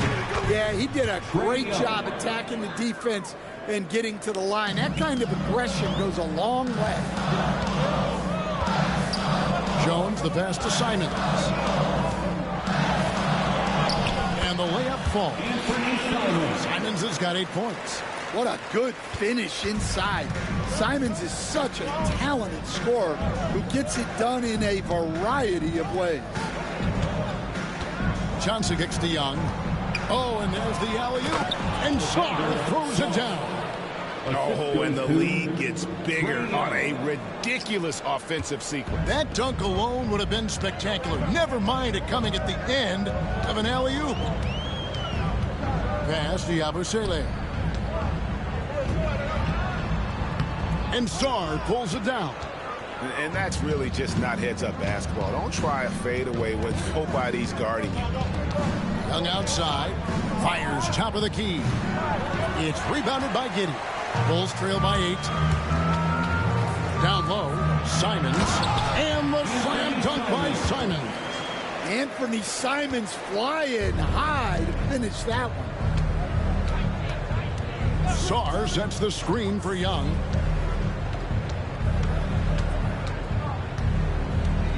Pass to Sarr.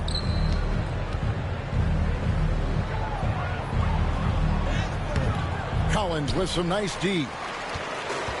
Chicago's gone 0-3 from beyond the arc to start the second quarter.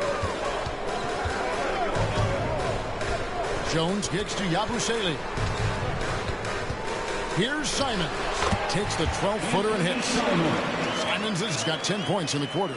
And really the scoring this quarter has been just off the charts, doing all he can to bring them back. Back to Young. Johnson with a screen on Jones. High post Johnson. Lands soft on the front of the rim and drops. And the Wizards lead by 6. And how about the find by Trey, making sure he keeps his teammates involved. Collins dishes to Jones. And Sarr pulls it down. Wizards leading by 6. In the corner, it's Koulibaly. And that'll be 2 free throws coming up. Officials on the call with the foul. It goes on Josh Giddey. Yeah, the defender all over. Washington shooting their 6th and 7th free throw attempts tonight. Yeah, pretty good numbers on the season when you look at their free throw attempts, right around 78%.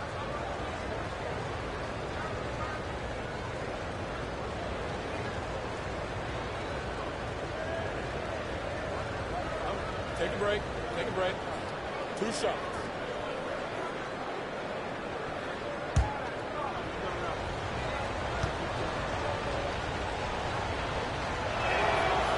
He misses the free throw. Stan, isn't it terrific? We're seeing these great stars in the NBA extending their careers more than ever before. We certainly are, Kevin, and it's great for the league. The league keeps getting younger, though. These guys come into the league earlier, but I think what players have learned, it's not even just the basketball part. It's the strength and conditioning. It's the nutrition. They've taken care of themselves better, and that allows them to last longer. And so it's Giddey with it. He brings it up for Chicago. They trail by 7. A moment now to hear from our sideline reporter, Hall of Famer David Aldridge. David. Hey, Kevin. Bulls coach Billy Donovan keeps perspective.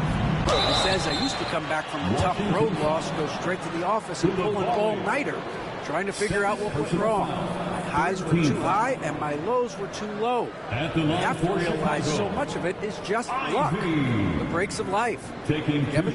That's right, D.A. We respect Billy Donovan as much as any coach in the NBA. But a good outlook there, you're right. Hey, thank you. First free throw is good. As the son of 2 professional athletes, Stan, Jaden Ivey was raised around sports. He knows the culture. Yeah, that's an understatement, Kevin. His grandfather and father both played professional football. His mom played in the WNBA. She's now a college coach, but she also spent some time as an assistant with the Grizzlies. This guy has had sports from the time he was born. And it's Davis finishing it off. And with all the different things he does, you expect AD to put up points every night. He's a lot to handle. Some nice ball movement by the Bulls. And that one drops. That's 12 points for Jaden Ivey. Wizards leading by 6. Johnson outside.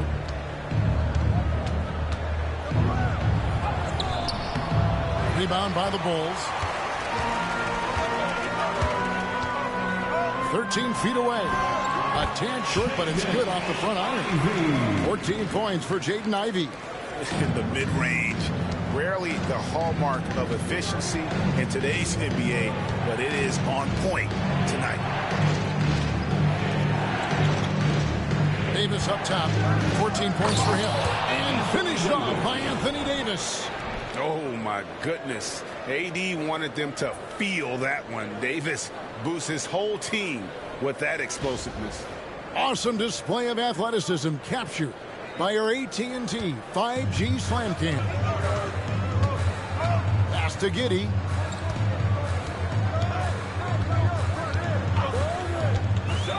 To the paint, here's Collins, and finished off by Collins.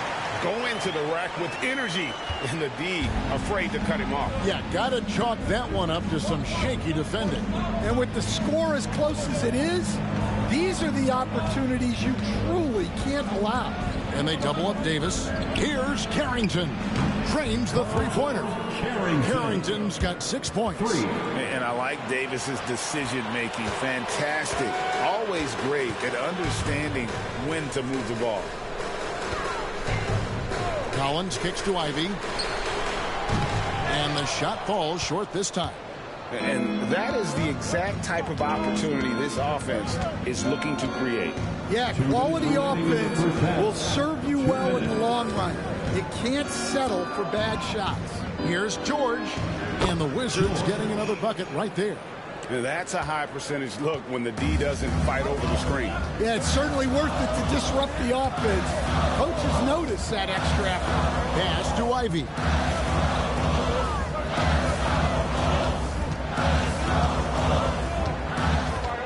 Now, here's Collins. And it's denied. On the wing, Johnson. Ivey defending.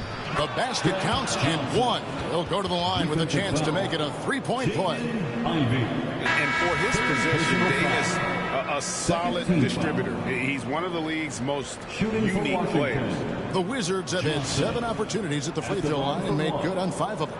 Simons, he's checked in for the Bulls. One shot.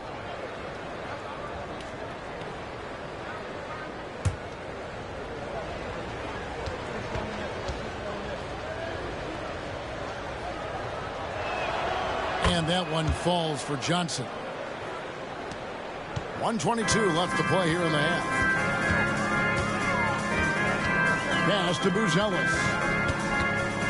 Collins up top. Now Simons. Driving in. Here's Okoro. Defended by George. Here's Collins. And contact on the shot, so he'll be shooting free throws here. And they're getting to the line a lot in this quarter, guys, and it hasn't been by accident. First trip to the free throw line for him in this one.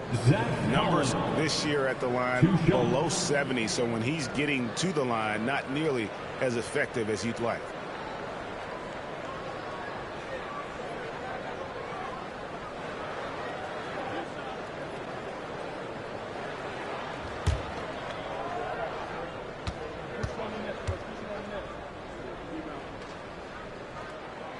And that one falls for Collins.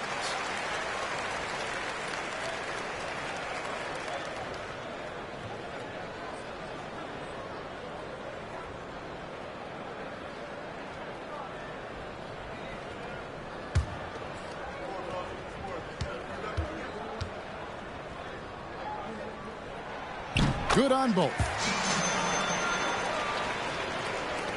58 seconds left now here in the second.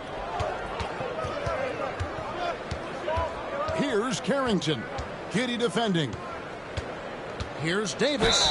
And the basket is good, and he's got a chance here for one more at the line.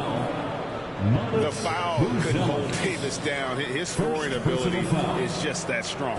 The Wizards have gone 6 of 8 from the free throw line tonight. Washington, Anthony Davis. One shot. One shot.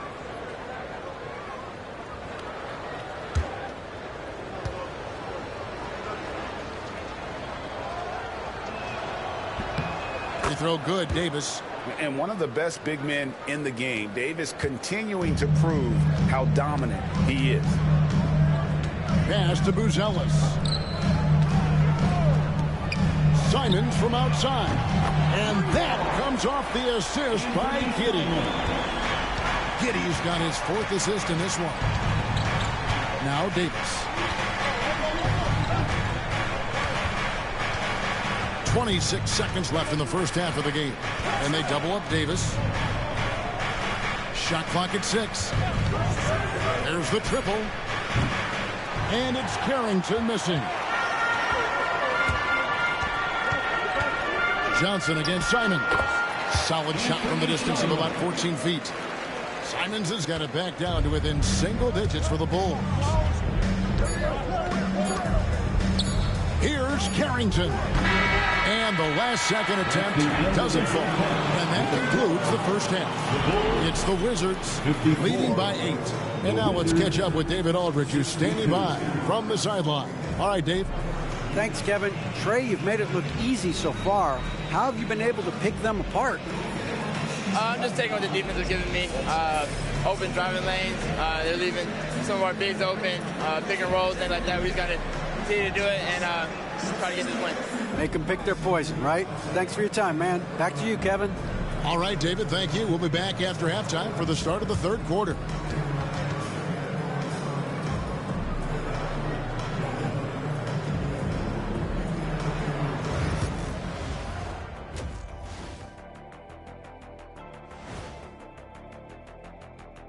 Welcome, everybody. Right off the bat, let's see which games are still to come tonight. The Bucks will face off against the Pistons out in Detroit. That one tips off at 7 p.m. Eastern. It's one to watch, kind of a heavyweight matchup. That's my favorite.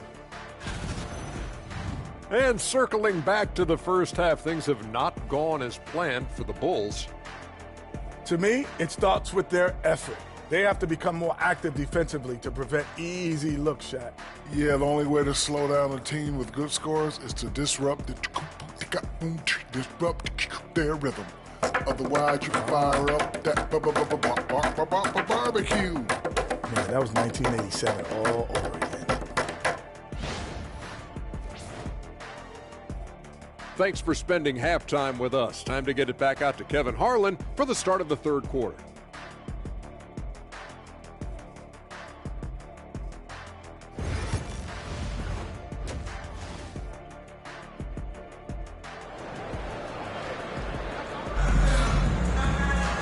And happy you could join us. We've got 2 quarters left to go in regulation.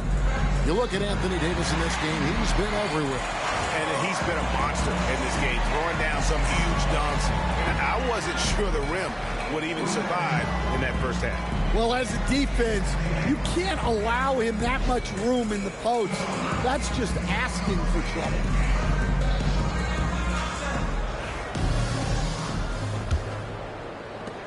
Bulls trail by 8. So the Wizards 5 right now. Anthony Davis is out there with Song. And it's Young. Then it's Johnson. And it's George in at the 3. And the rejection by Collins.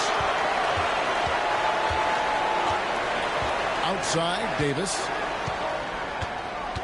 A second chance effort. Pass to Song. And Song throws it down. You've got to love his aggressiveness to finish inside. Well, his leaping ability gives him a great advantage. Giddey sets the pick for Bruzelis. Outside Collins. And some nice ball movement here by Chicago. Giddey, no one around him. Knocks down the 3-ball. Giddey's got 8 points. And if you allow Giddey to get in rhythm, he is more than capable of knocking it down. Now here's Davis. Not a lot of room. Bruzelis grabs the board. Bruzelis has got 4 rebounds in this game.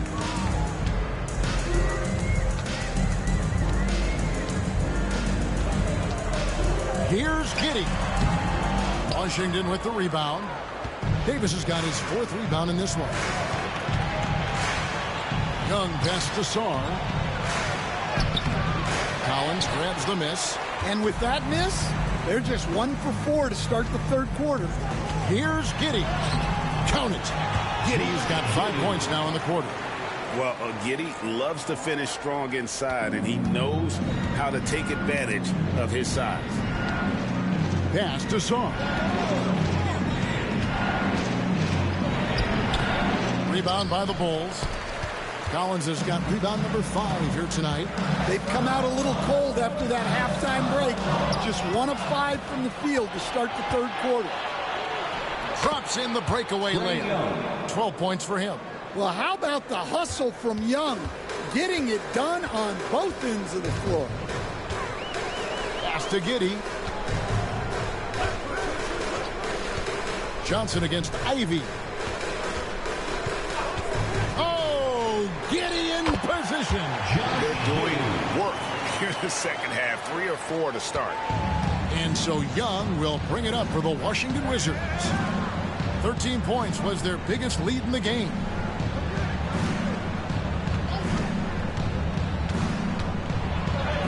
Good, nice job down low.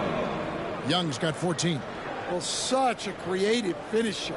Young will find a way, even with the defender all over him. And Billy Donovan decides to call timeout. He wants to talk to his guys. Greg, you know this. Good coaches give their players confidence.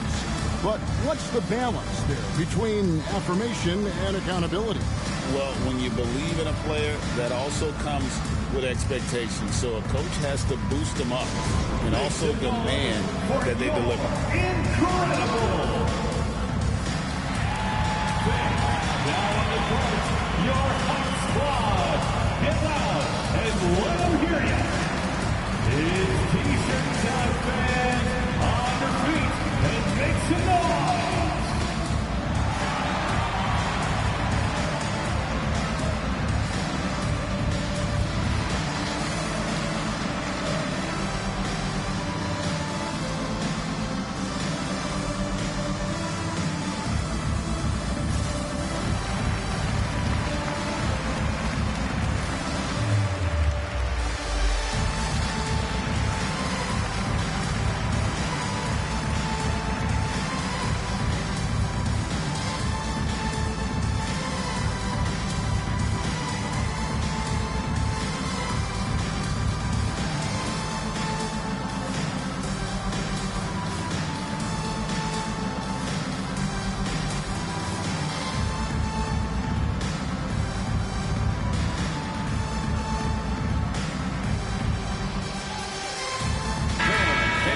out some numbers for George. How last month turned out for him, averaging 9 points per game, 3 assists and 4 rebounds. Fantastic totals for him across the board. I wouldn't be surprised if he keeps rolling. Yeah, and make no mistake, we're watching a special guy here, and his numbers only tell a fraction of the story.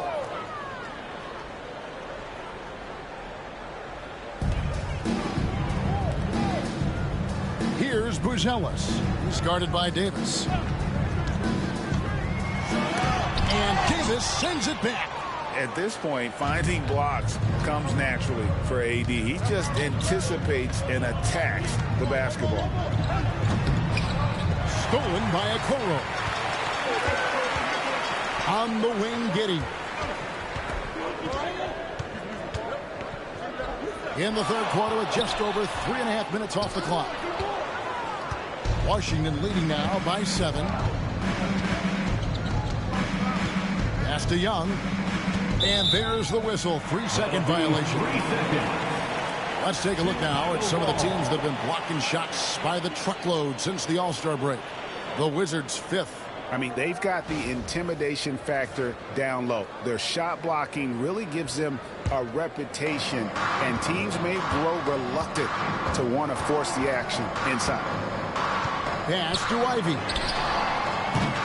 And it's off from three-point range.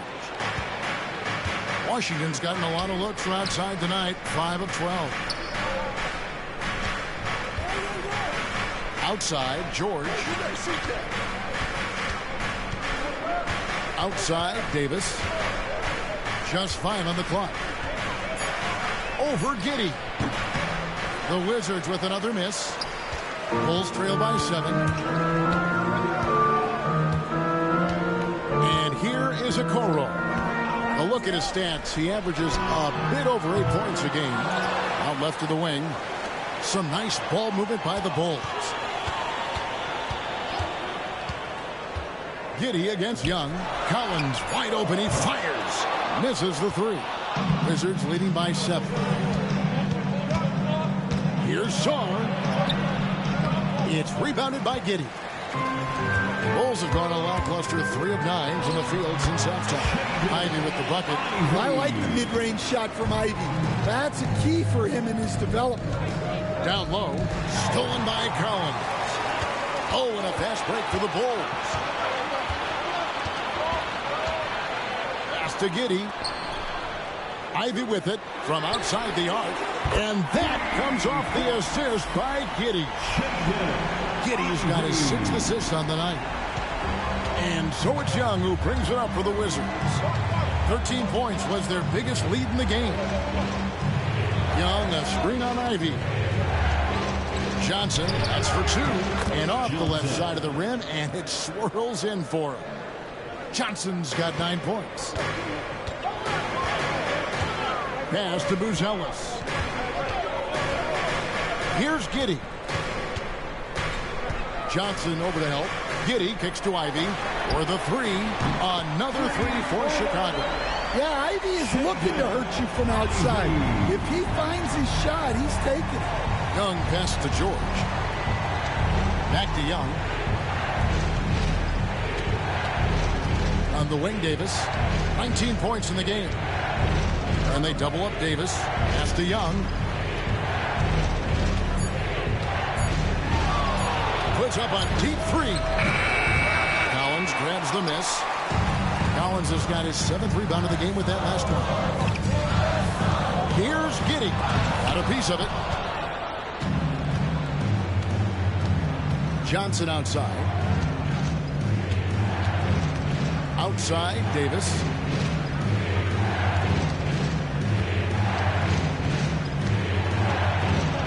Outside for George. And so the ball out of bounds. Davis touched it last. As the playoffs near, let's take a look at the Eastern Conference standings. You look at Washington. Right now, if the playoffs started, they would have the 7th seed. And checking out Chicago, they find themselves in the dregs of the conference. And, you know, for the Bulls, they went backwards this year in a big way. That turnaround that we kept waiting for just never materialized. Here's what Chicago's going with right now. Simons, he's checked in for Okoro, and Jones subbed in for Josh Giddey. To the middle. It's stolen by Johnson. Sarr with it. Working on Collins. A nice shot by Young. Shots are just flowing for him right now, having a really strong quarter. Over to the left wing. Pass to Simons. Jones against Young. To the inside. Oh, that's blocked. And so it looks like the Bulls will retain possession here. A sensational block that definitely deserves another look. And boy, did he get up quick to reject that shot. That's as fundamental as defense gets. Smith checked in for the Bulls. Number 25, Jalen Smith.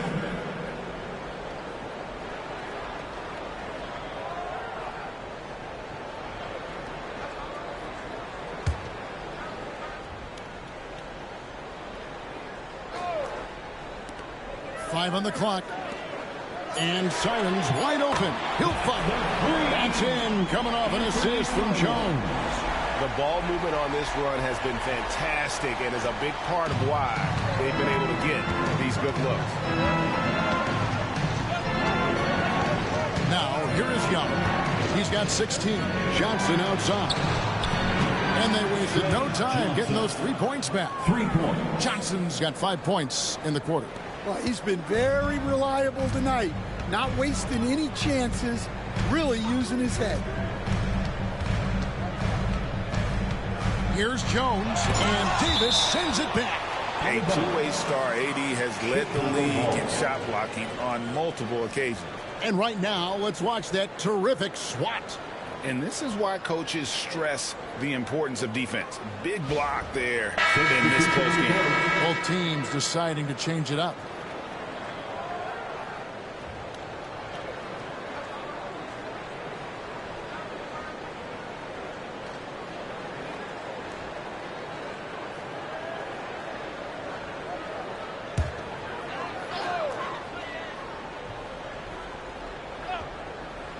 Here's Jones.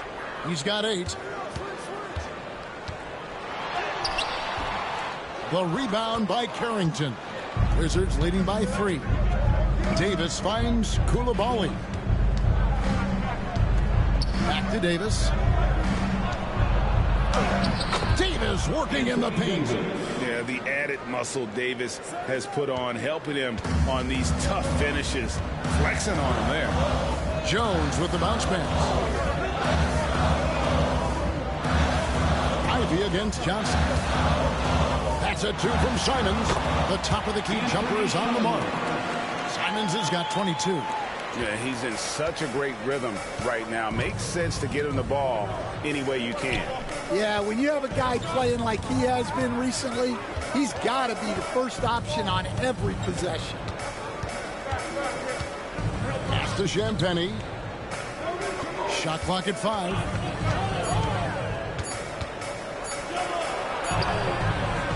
Rebound by the Bulls. 3-pointers, Simon. Rebound by the Wizards.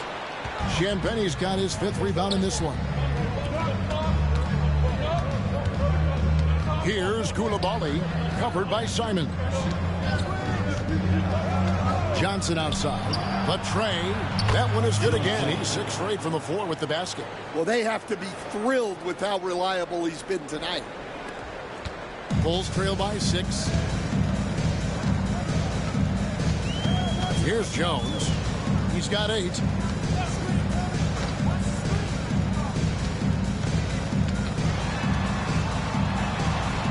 The rebound by Carrington. Washington's gone 7-15 from 3-point range tonight. They're not afraid of that shot. Here's Koulibaly, covered by Simons. Puts it up from 12, and it's Davis missing. Chicago's gone to the 3-point shot 8 times already in the second half and hit 4 of them. Jones kicks to Ivy. 1:32 left in the third quarter. Clock at 6. Here's Simons. And it's Anthony Davis with the rebound. Davis has got his 7th rebound here tonight. And each season, GA, it seems like Anthony Simons is given more and more responsibility. And you can understand why. He's proven to be a versatile scorer. And now we are seeing him take the next step with his playmaking.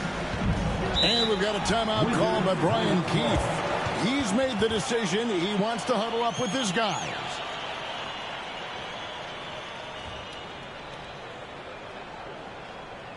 Fans, get excited. It's time for your 3-1-2 crew.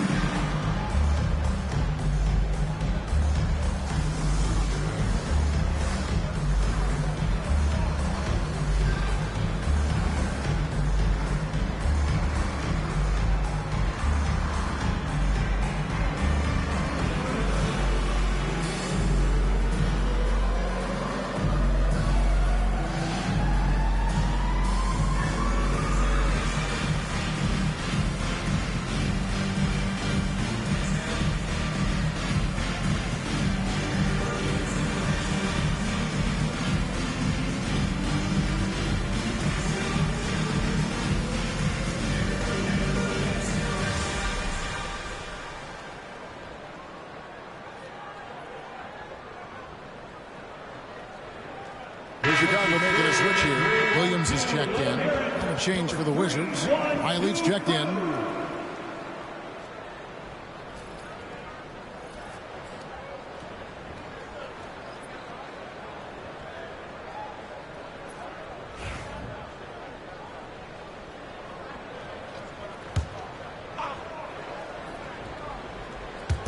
So it's the Wizards now.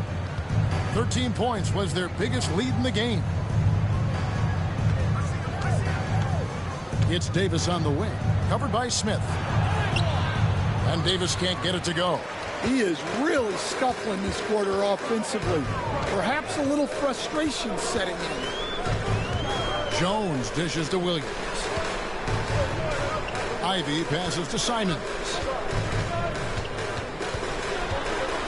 Just 5 to shoot. It's Jones on the wing. Williams from outside. And it's Anthony Davis with the rebound. Davis has got rebound number 8 here tonight in the game. 1 second separating the shot clock and game clock.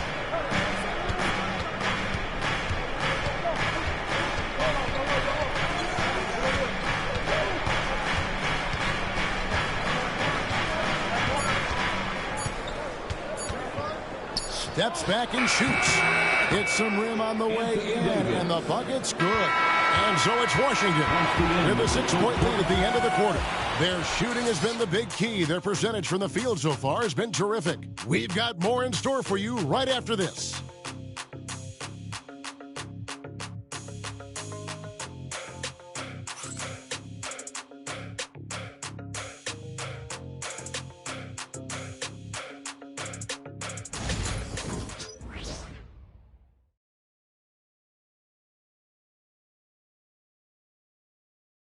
And let's go back to a terrific pass that we're calling tonight our State Farm assist of the game. Yeah, an easy choice tonight. Look at the precision on this pass. Put it on a platter for him. Yeah, that's high-level playmaking. He makes it look easy, but it's not. And I know I speak for all of us when I say I can't wait to see what kind of finish awaits us here in the 4th quarter. They've got Colin Sexton. Anthony Simons out there with Patrick Williams. Then it's Jones. And it's Smith in at the 5, home in the paint. That's the group on the floor for Chicago. Pass to Young. Fires for 3. Rebound by Williams. Bulls trail by 6. Sexton deciding where to go with it. Now Jones. Back to Sexton. Some nice ball movement by the Bulls. Steps back. Smith right side. Three-pointer, Simon. And no good that time. Washington leading now by 6. Koulibaly with it.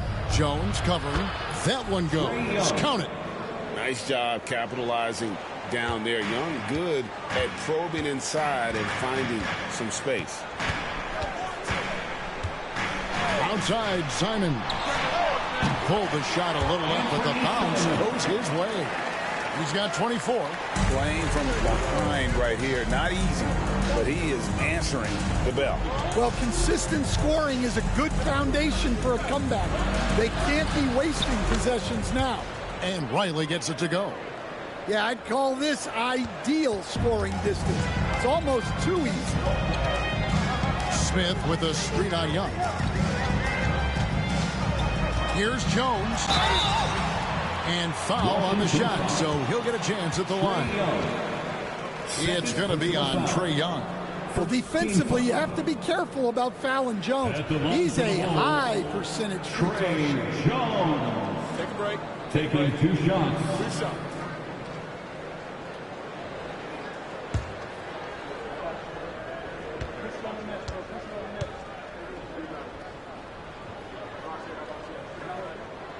And the first one at the line is good. A former second-round pick, Jones has worked hard to carve out a role in this league, and he continues to look to improve.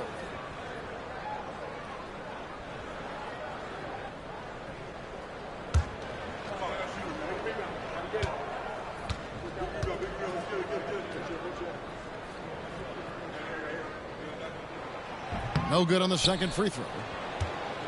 Washington leading now by 7. Inside. The offensive rebound. Here's Riley. And he's good on the 3-ball. Late reaction defensively. He quickly takes advantage. Grows their lead. Yeah, look, the truth is, he doesn't need much space anyway. But that one was too easy. Pass to Simons. It's good. The assist that time from Smith. Simons has got 9 points here in the second half. Washington's gone 1 of 2 from three-point range here in the fourth. Now Koulibaly, defended by Sexton. Jones against Young. Here is Riley. Whitmore with it. Over Sexton. The good-looking shot from the wing. Whitmore's got his first points of the night. And it's Jones with the ball for Chicago. It's a 10-point game. Pass to Simons. Smith sets the pick for Simons. The rebound by Champagnie. Champagnie's got rebound number 7 for him tonight. Riley kicks to Young.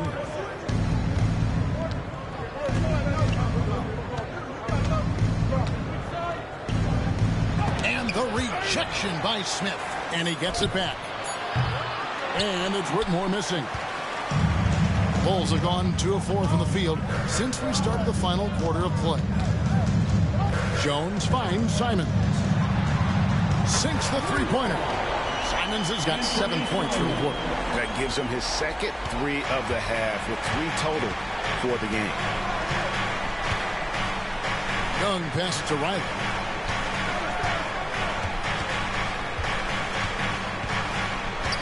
Pass to Whitmore. 5 to shoot. Young outside. Launches a 3. Back to Whitmore. Lets it go with a 3. Rebound by Williams. Bulls trail by 7. Right side, Simon. Rebound by the Wizards. 13 points was their biggest lead in the game. It's Young on the wing. Back to Koulibaly. Pass to Riley. Here's Koulibaly.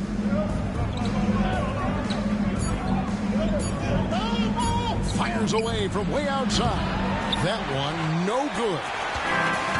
For Chicago, they've gone 3 of 6 from the field so far in the fourth quarter. outside. Jones releases. That one's good. And the Washington lead is cut down now to just 5 in the bucket from Simons. Well, sometimes you tell players you can have a good game in a loss. You've just got to keep doing what you're doing, and the rest of us have to figure it out. Simons against Riley. Pass to Koulibaly. Here is Riley. Driving inside. That one falls. And the Wizards lead by 7. Well, he's a great finisher around the rim. You just can't let him get the ball that close. Williams a screen on Young. Jones dishes to Smith. And that comes off the assist by Jones. Jones has got his 7th assist in the game. Wizards leading by 5. Now Young. Pass to Riley.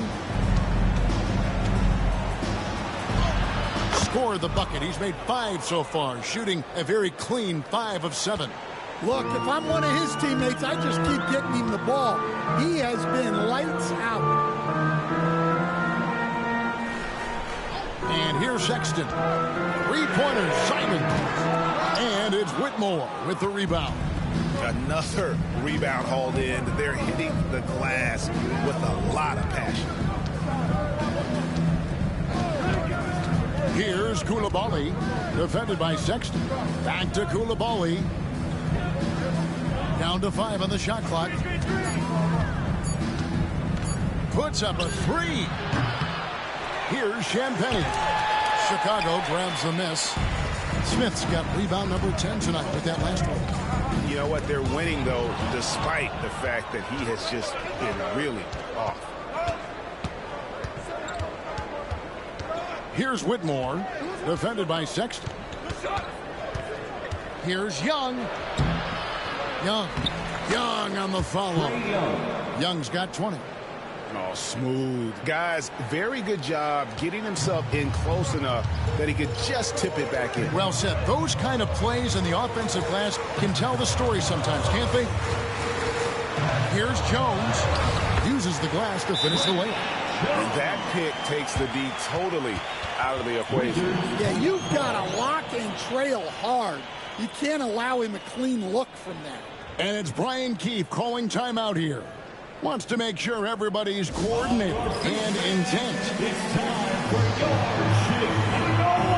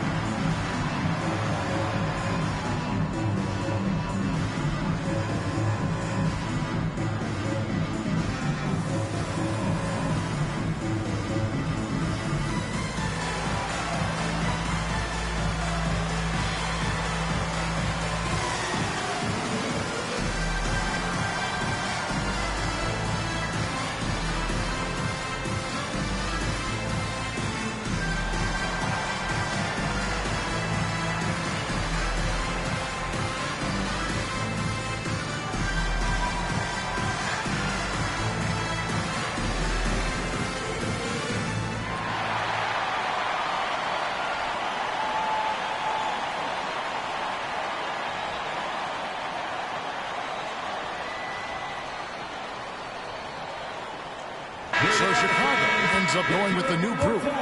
The latest now from our sideline reporter, David Aldridge. David, it's all yours. Take it away. Hey, guys, Brian Keefe reviewing the game plan with his team during that last time out. Now, he heaped praise on the defense. He said, the pressure's great. I love it. Keep making them make mistakes, guys. It's working. He thinks they're on the right track here. Guys, back to you. Thank you, David. Young against Giddey. Johnson outside. The 3. Collins grabs the miss. Collins has got 8 rebounds in this game. Giddey against Young. Giddey kicks to Ivy. And too much time in the lane. They get called for the 3-second violation.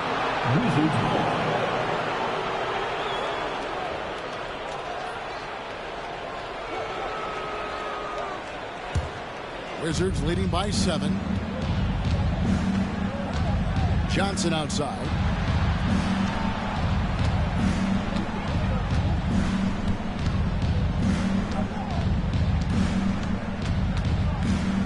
Pass to George. 5 on the clock. Washington needs to get a shot off here. Oh, and here we go. Coro's got it. The fast break chance. And taken away by Johnson. And here's Young. Giddy defending.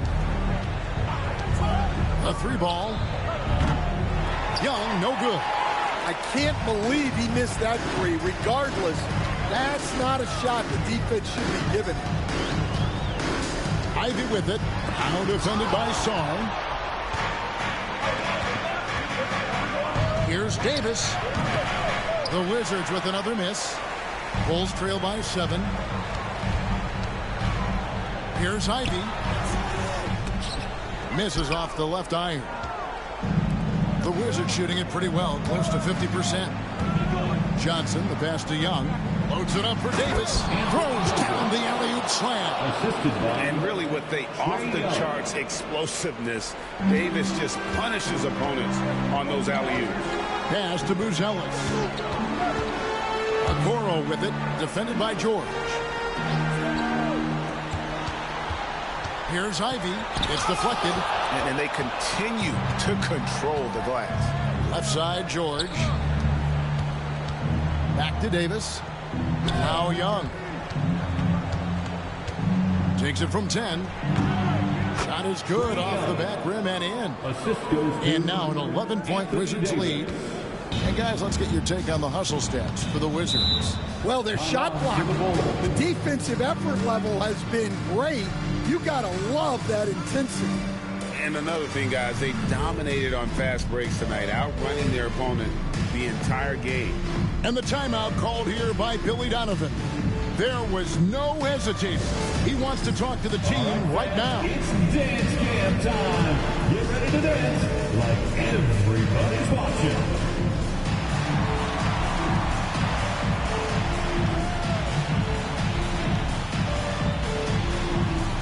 Look at those moves.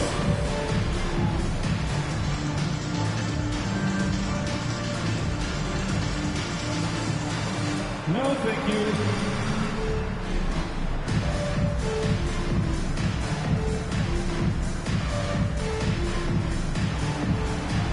You're on the big screen.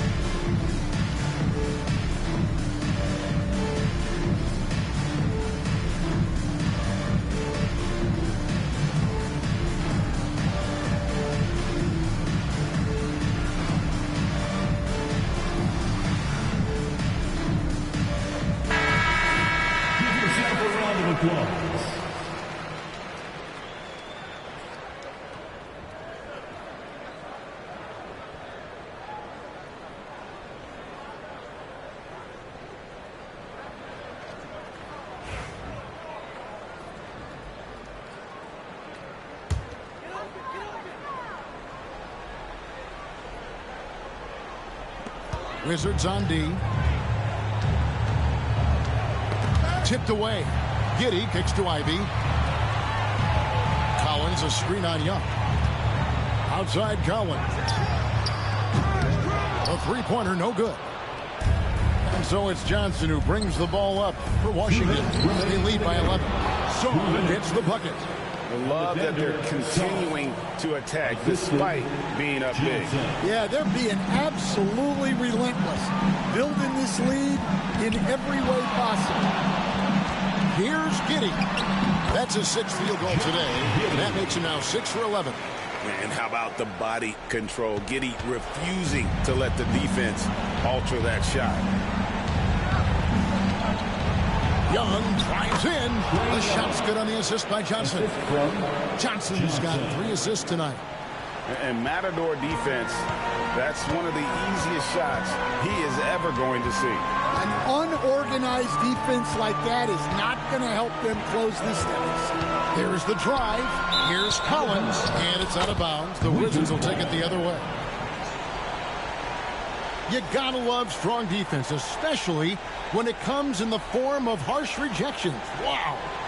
And this is how you protect and grow a lead, by making a huge effort on that end of the floor.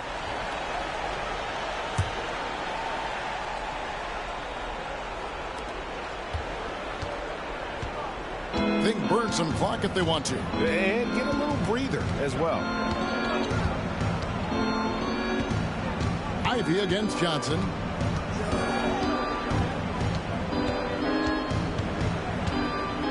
Shot clock at 5. Three-pointer. And it's Chicago with the rebound. And so only one team answered the bell tonight, guys. Not a monster blowout by any means, but still a double-digit victory for the Wizards. Their inside game was what secured them the win tonight. They had their way in the paint, and those are all high-percentage shots, but the defense couldn't stop them from getting down low. And for the year now, they'll ramp up their win total to an even 40. And they cap off the season series with one more win. It's been nothing but W's, 4 straight. And we watched them all night long. No one could really stop them. Just another excellent game it was for Anthony Davis. And he found a way to leave his mark on every facet of the game. His activity and energy were huge factors.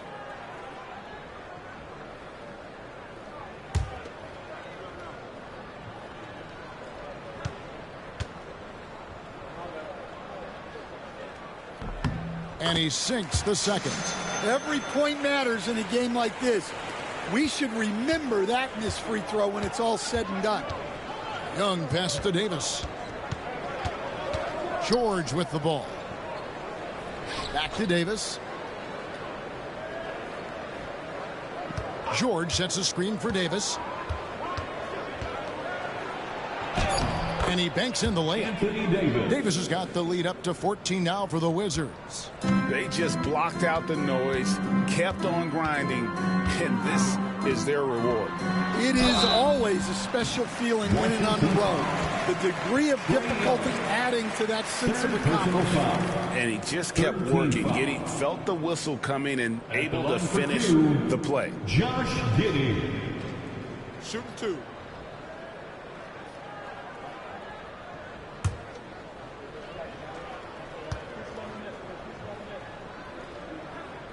And the first one drops. And that's a spot of the floor Giddey wants to improve. It certainly puts in the work there to get better.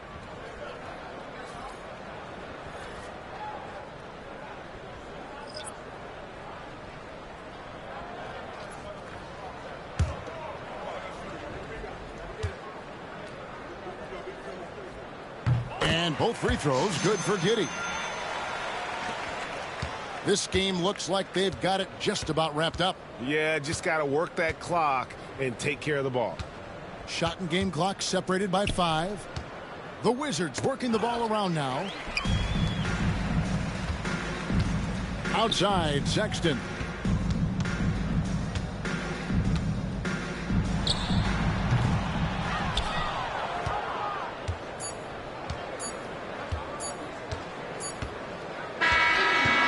And so it's Washington easily grabbing this one. A solid win on the road for them. This building was dead silent by the time GA this one wound down. And that's what you want to do. Take the crowd out of it by crunch time. Don't give them any chance to lift their team up at the finish.